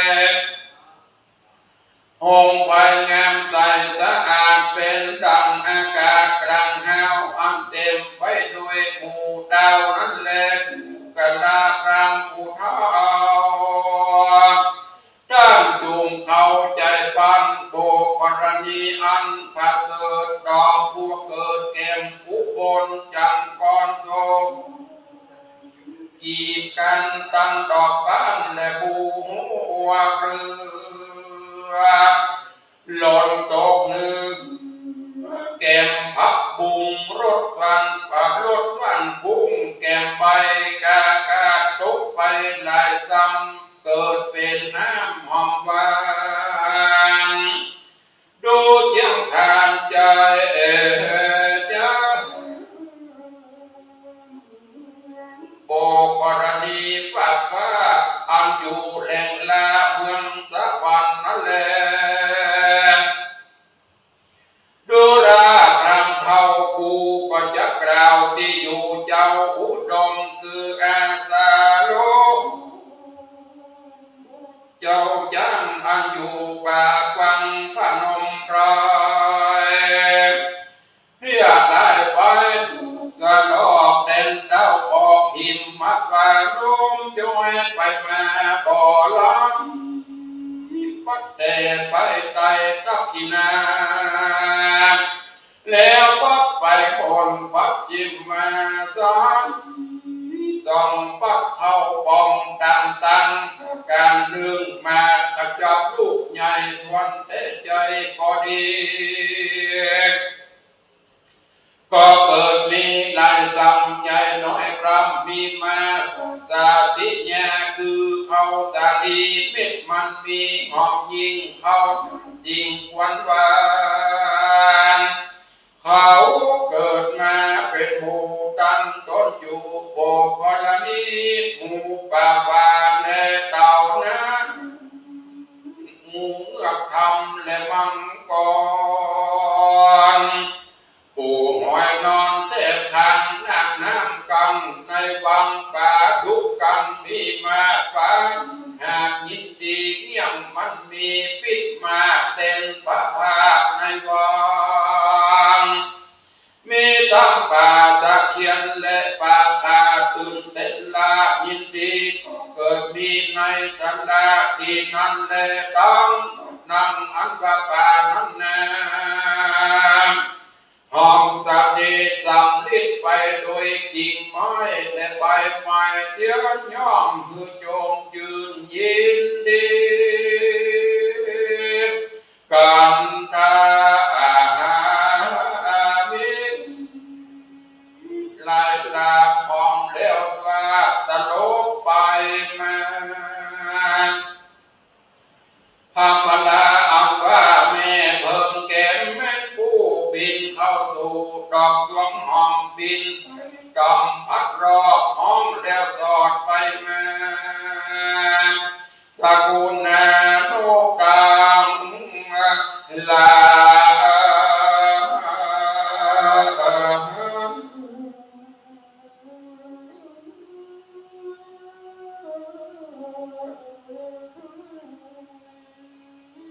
มวลมากมีหลายหลากหลายประการห้องผ่านคานเสียงโกนมาส่วนศาลาเขาเกิดมาสองข้าคือเกิดมาจากต้องสกุณา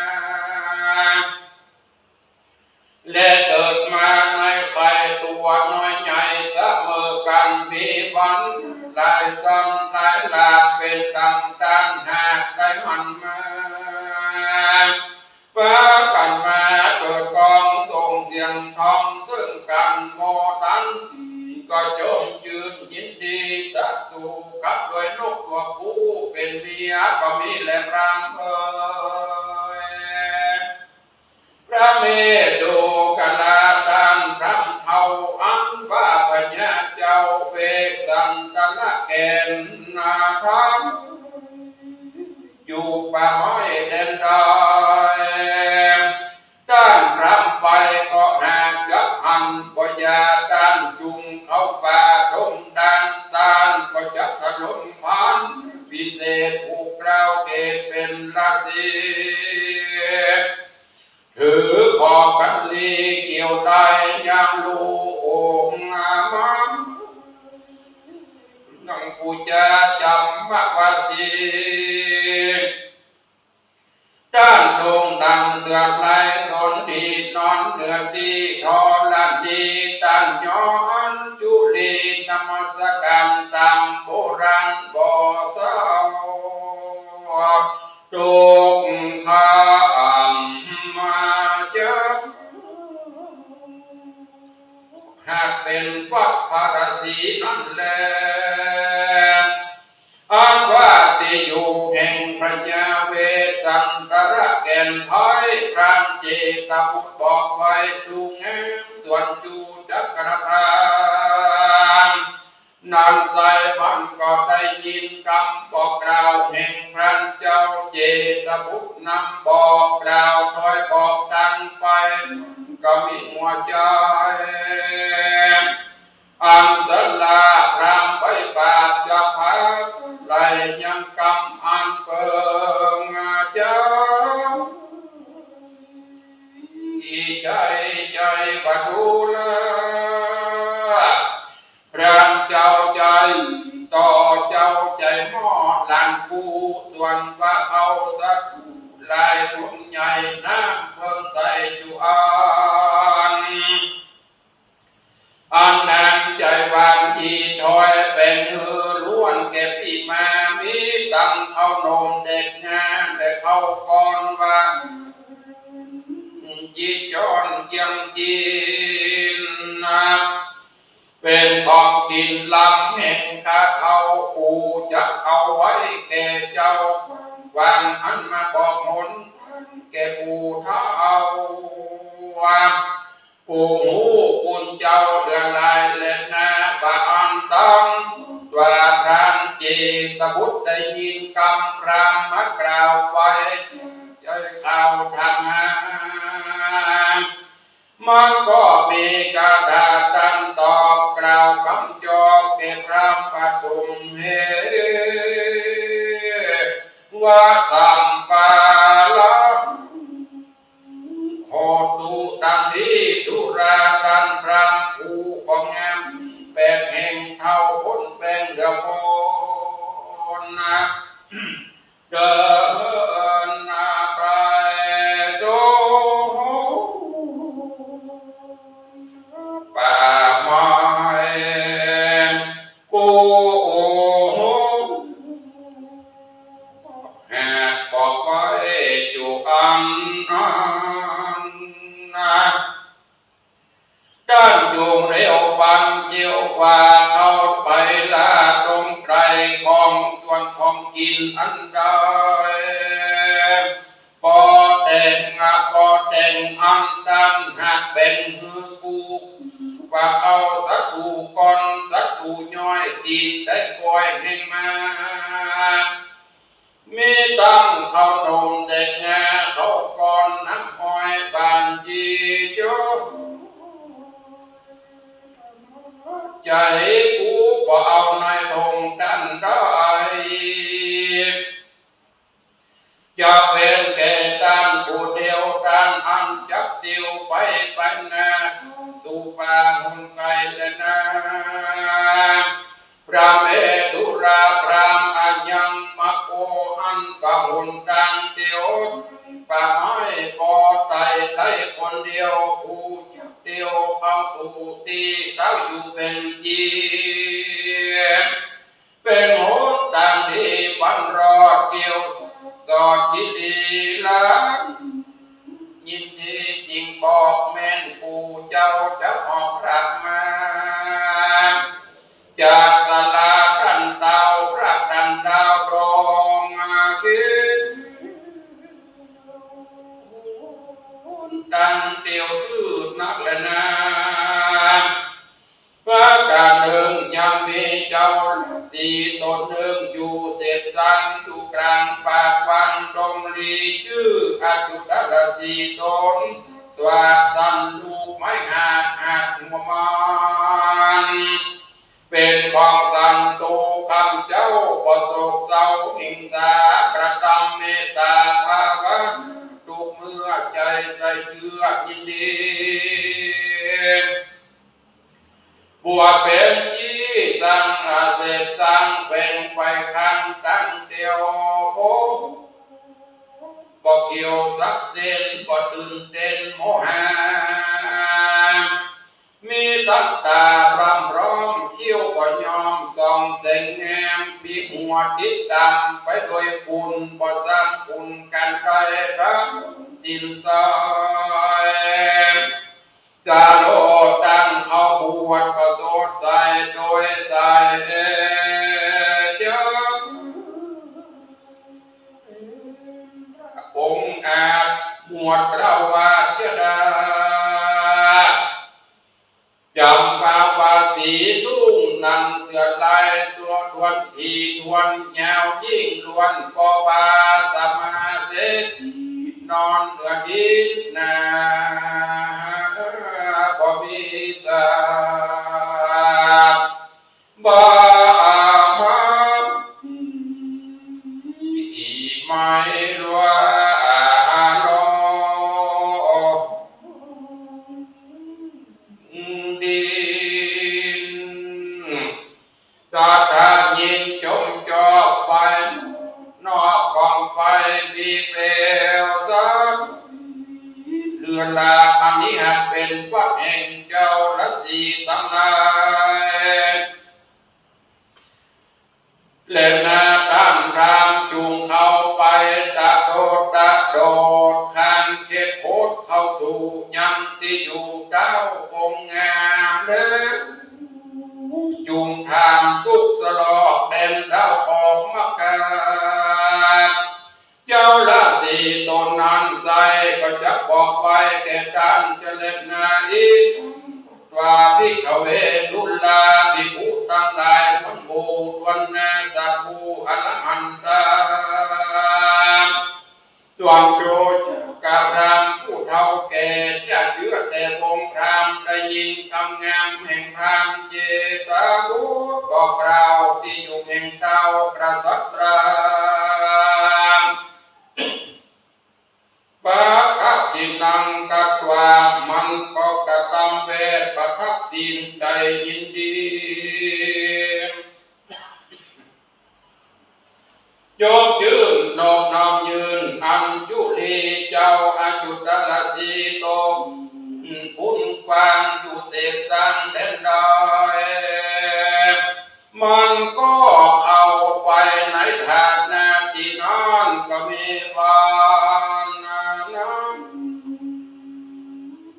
เลนะ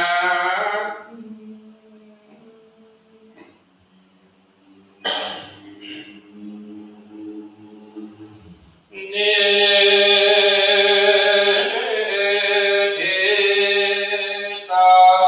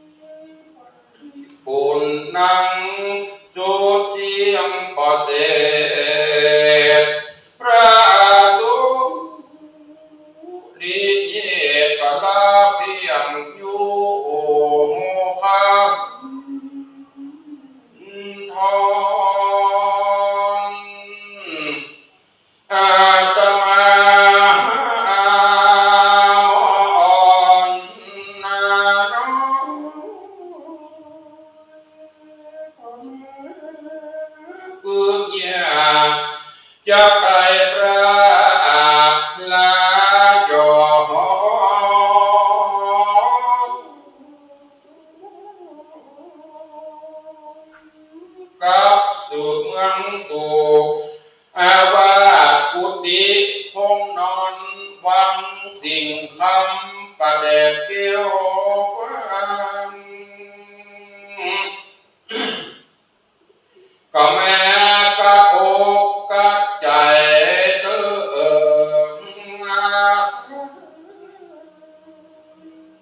บ่เหลือบุพมโนโอ้นายจะขออำลายังสมณะศรัทธาและมูลศรัทธา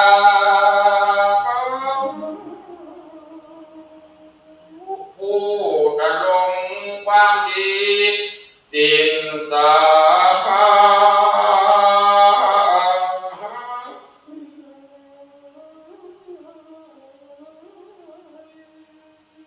ร้อมตั้งพ่อออกไม่ออกยิ่งใจญาติกาคงใหญ่อันมาพร้อมใจกันที่นี้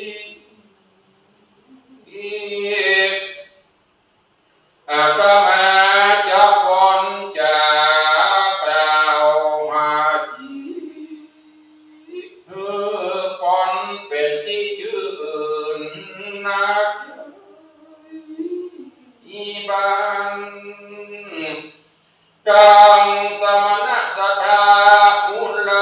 ศรัทธาโอศรัทธาหนุ่มเท่าไปแผ่มป่ออาจาร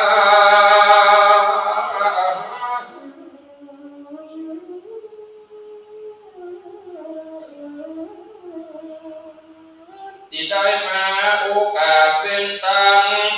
อาราธนาธรรมใส่กาโซ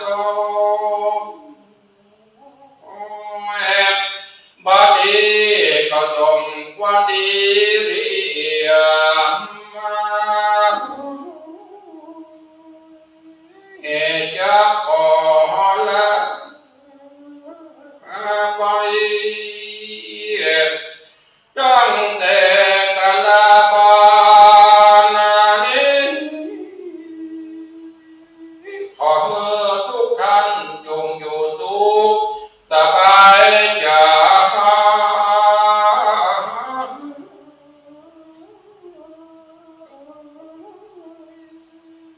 จะได้มีเพศภัยมาถูกต้องการปัญญาโรคาเจ็บตาปวดหนักเพื่อได้พัดพรากจากท้องกาญากังกุงเพราะแนมสิ่งจะได้มาไกลคนใดนั่นแหละคือมันตกจากกันแย่ไปเสียผู้คนผู้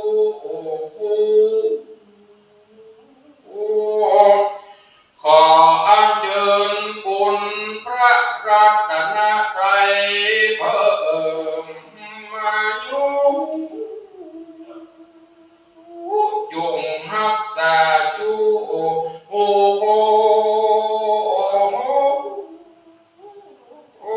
คนมีอายุติขาดียังบอกว่าไปนอกไปในจูดนโต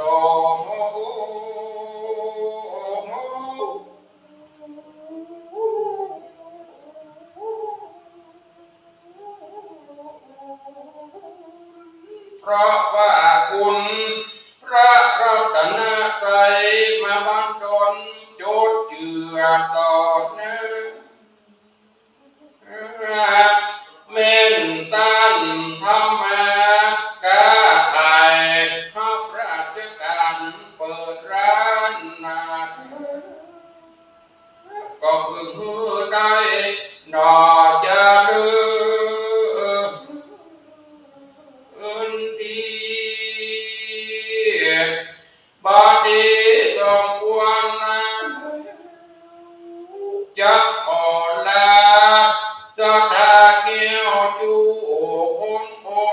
นาปิดหวังสิ่งคำก่อนเนื้อเจ้าขอบคุณแก้วเจ้าพกหอมสมณะสถาบุญราชการนั้นนามืออยู่กุมจินเท่าร้อยเสาพวกเข้าภาษาเมืองกันจุดนจุ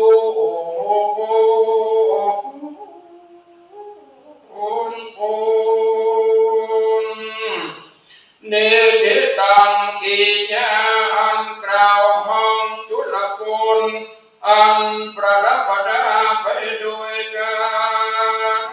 นบาดอย35บาทกานิติตาปวังคุณสมเด็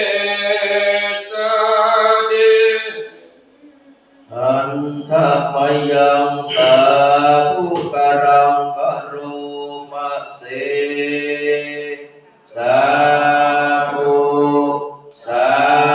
ธุสาธุ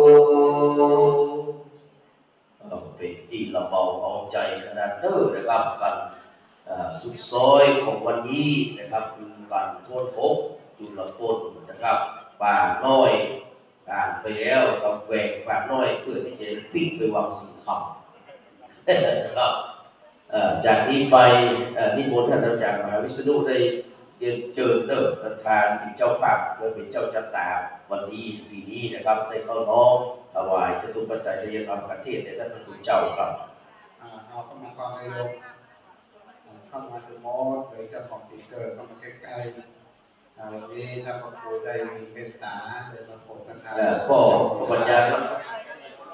เข้ามาที่ครบไปที่เก่งจะเข้ามาที่ครบเอาที่ครบปัญญาถึงเก้าเลยโอ้คนใจหายเนี่ยเข้ามาเอาใส่ข้อแม็กได้อยู่ใกล้แปลงพูดแปลงไหนก็ได้พร้อมไหมยังสาธุสาธุสาธุจับแม่จับต่อยสถานที่อยู่ที่บ้านเลิกแม่โบเร็วเขาเพลงนี่นอนบนเตียงฟ้าอยู่ในความสุขนาที่กับปูก็ได้เอาแม่เลยอย่างดีตั้งใจลองฟังแล้วก็ปูได้ถ้าพระครูกับก็ได้มาวัดเจดีย์ประมาณสัก3 ปีนะเมื่อก่อนเรามาได้ที่ทำอาหารจานเดิมนะครับที่โบวิทได้ยัดเลย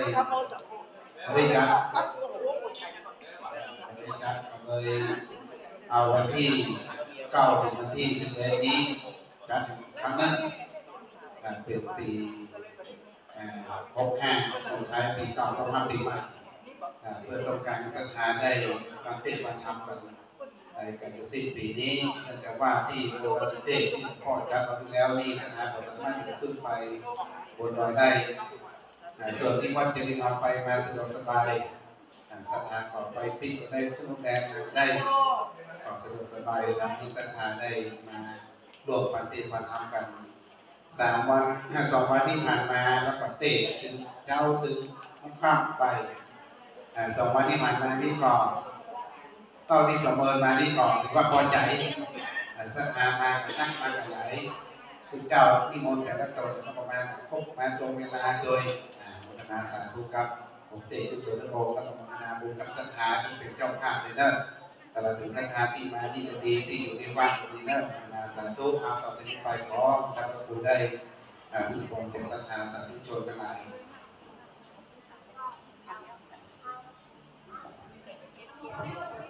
ก็ขอบคุณทุกท่านเนอะแล้วก็ขอบคุณโยมเป็นจันเทนคำโพธาด้วยร่วมทำบุญหัววัดตรวจประชาสัมพันธ์ขออนุญาตเนี่ยFC ของทุกท่านวันที่23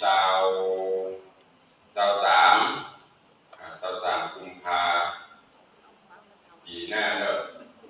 จะเป็นวันทำบุญวัดหลวงวัดวังสีคำก็ได้ปากคนใดผมไปก็จะตัดออกสมโนครัวหมดแล้วกล้องวิดีโอส่องมันไปมาห้องนี้ผู้เรียนไปได้เนอะเชิญชวนไปร่วมกันกินใหญ่การหลวงที่23เป็น วันตาล24เป็นวันตกแต่งดาวกดถิ่นกดตาล25กดตาลบ้าน26หมู่วัดเป็นปราบเป็นนายนิสงเป็นช่วยเป็นพิธีกรเป็นเดือดวังสีทองแห่งไปร่วมกับใครจะร่วมโมทนาบุญด้วยวันนี้โยมแม่จันเพลทำโมทาห้อมกันทำ300ตุลุงเอาไปเป็นการหมู่วัดนะหมู่วัดวัดละ300สังฆทานชุดใหญ่ชุดละ2,500เป็นอานิสงส์อัพละ1ชุดแล้วก็บริเวณธนวัฒน์โยมมหารัตนอุบาสกอุบาสิกาวัดอันอัพ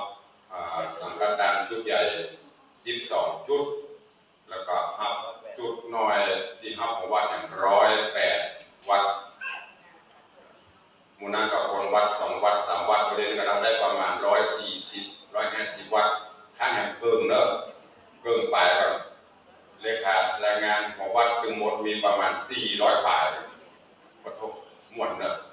เชิญชวนโดยไปร่วมกินร่วมทานด้วยกันเนอะสาธุอนุโมทนาโดยอาจารย์วิษณุก็จะนำปลาสถานไปโดยแห่เห็นแต่ชิงมองเข้าไปเสียงกองเสียงมองกับเขาเชิญชวนไปเนอะเวลาดีเราเรียนอาจารย์ว่าก็ได้มานี่ลาอะไรก็คุยโดนครับมีปีหนึ่งนี่เล่าเขาความรู้ความเอามาลาก็โดนมาเตะรับปีโจที่มูลปีโจจำตั้งประเดี๋ยวเนี่ยเลยตะกี้นี้บ่ายโมงของมาละมากำลังจอดรถเข้าด้านในกำลังจะลงรถผู้โยประเด็นเตี้ยกันก็เลยเติมในรถทดลองมารอก่อนนาทีเนี่ยตรงต่อเวลาดีที่สุดเพราะฉะนั้นสาธุอัพพอร์เนอร์ไปเรียนทางสถานีเพื่อจะได้ตัดไปถูกรายการอยู่ยะถาวาริวหาภูลาวาริปุเรนติสาคลังเอวเมวะอิโตปินังเปตานังอุปกัปปติอิจิตังปฏิตังตุมหังคิปเมวะสมิจจตุสัพเพปุเรนตุสังกปาจันโกปนัสโสยะถามณิโชติระโสยะถาเมนกมักกัมหาคณากันเจ้าสัมมนัสสธาและมูลศรัทธาทั้งหลายไว้มักไปด้วยประการจะได้อันพอดีสมิจจตุจุมปันอุดมสมสลาภุติไปตุอย่างทุกประการพระลักษณ์กุฎาลพิบาลพกองค์ปกปักรักษาเจ้าสักมนัสสธาอาจารย์พระมหาวิษณุจารุปโนตัญจรธรรมาธิปติวัจจรีพระโดยพิผู้สงฆ์องค์สามเณรประจนพอออกไม่ออกศรัทธาสติบาลตันเข้าจุดหนุ่มเท่าจะยิงคือได้ดีวิสุเจริญไปโดยจตุรพิษอภรใจมีอายุวันนาสุขะพละภาธนาได้สมบัตินาไปทุกอย่างทุกประการนี้ถึงจะมีวิรุณหาพุทธศาสนาโลกาสุขิตาโหทาสหัสเปยาติปิภวสปีติโยวัจตุสัพโรโภวินาศตุมเตภวัตุนประโยสุขีตีกายุโภภวะอภิวาทานสิริสนิจังพุทธาปัจจายโนจัตตารโอธรรมปตันติอายุวันโนสุขังปลังสาธุสาธุสาธุวันตามิพันเตสัพพังอภาระทังธัมมานังเมพันเตมยากตังปุญญังสามินาอนุโมทิทัพพังสามิกตังปุญญังไปหันตาทัพพังสาธุสาธุอนุโมทามิจัตตารโอธรรมปตันติอายุวันโนสุขังปลังสาธุสาธุสาธุสาธุอาจารย์เด้อไม่เคยเกณฑ์การผู้จัดเด้อมาลดพอเลยว่าแล้วก็พอผู้จัดโดยผู้ให้การเรื่องมา2 วันเกณฑ์ได้นาวเอาฮับพอโดยน้อยเจโตปณิธานแม้ว่าคำว่าคำปรารถนาของสมณศรัทธาและบุรศรัทธาทุกผู้ทุกคนมีด้วยประการฉันใดตังสมิจตุขอความปรารถนานั้นจงอุดมสมสารวุฒิสำเร็จไปทุกอย่างทุกประการนั้นจงจะมีใจยตุภวังใจยมังคลังใจยะโสถีภวันตุโวสุขีธิกายุโกอายุวันโนสุขังพลังหลวงปู่มาต่อแล้วมาด้วยกันละการที่2 นี้ขอบคุณและขอบคุณท่านที่มีความเมตตาที่เราเป็นประธานสาธุชนทั้งหลายพรุ่งนี้สุดท้ายนะโยมน้ำหางเตะเลยไม่เตะเลยนะคุณ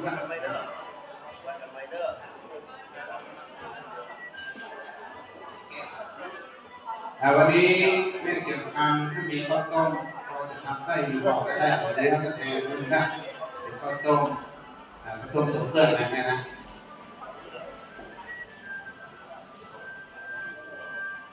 เดี๋ยวแม่เกี่ยวกับเรื่องสถานที่ไปตอนวันเนาะ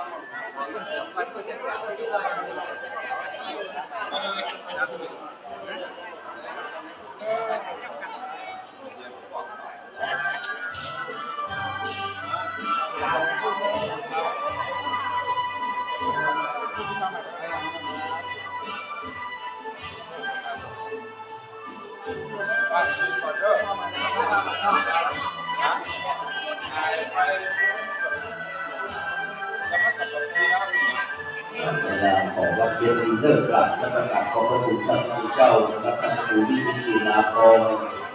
หลวงพ่อรองหลวงพ่อเจ้าคณะตำบลปานแดงนะครับวัดหนองสิงห์คำเนี่ยจะมีข่าวดีอยู่นะครับยังก้าวรุ่งเรื่องข่าวดีนี่นะนะครับข่าวดีนอกจากปล่อยหลงแล้วก็จะมีอย่างอื่นอยู่นะครับรอคำพึ่งนะครับ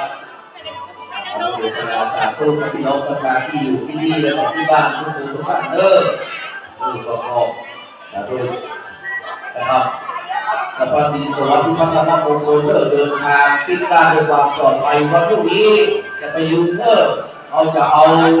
นะครับป้ายสิ่งต่างๆที่ลงเชียงหัวมดเลยนะครับจะได้ทุกคนเลยสุขตายอ่านละครนะครับ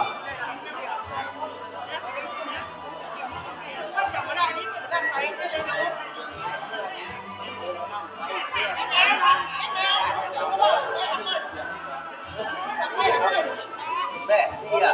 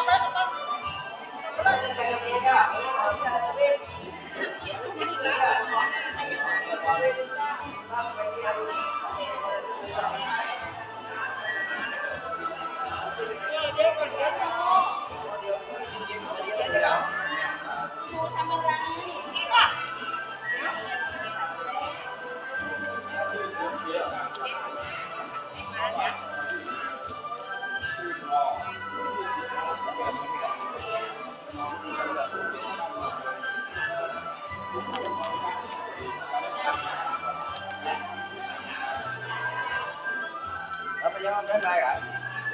Cái này đi, cái gì ạ? Ủa, cái này bắt đầu là.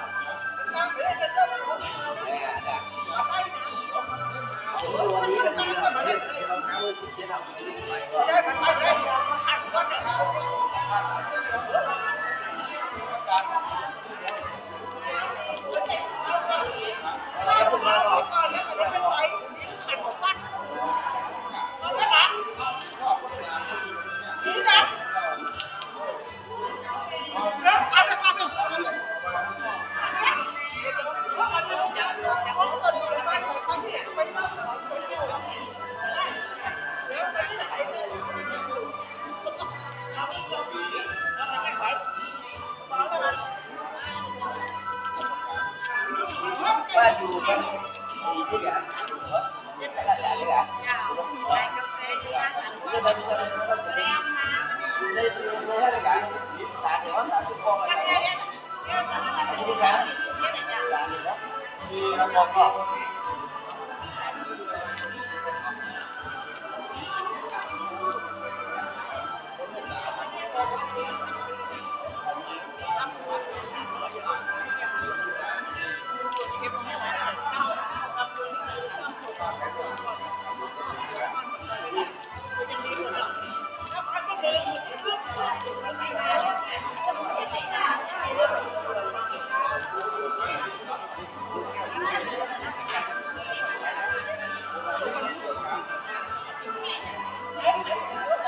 ยากเก็บอาจารย์น้ำเด้อ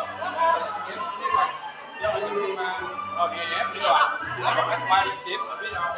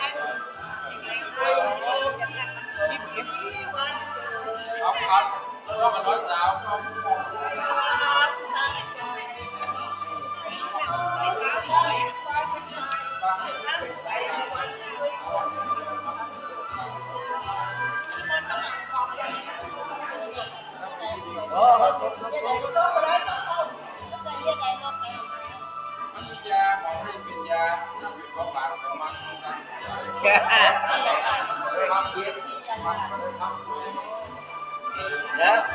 เพราะว่านะถ้าส่วนเปลี่ยนความอย่าไอ้มันหัวใจไขมันความดันเบาหวานสิอะไรตัวแกจะไหนนะเราไม่กลับเราไม่ดูแลเอาเป็นหัวใจไขมันความดันเบาหวานเราใส่เลย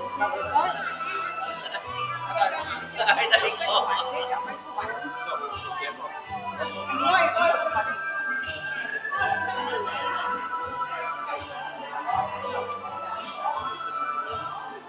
อันนั้นประเทศไม่ได้เขียนมาเลย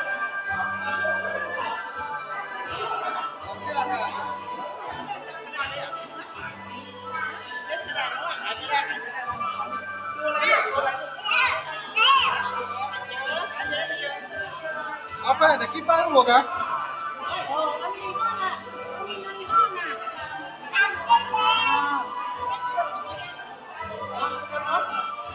เราไปดูนั้นมันจะตั้งหัวนี่ดูนี่boleh nak lu pegang dulu ini pegang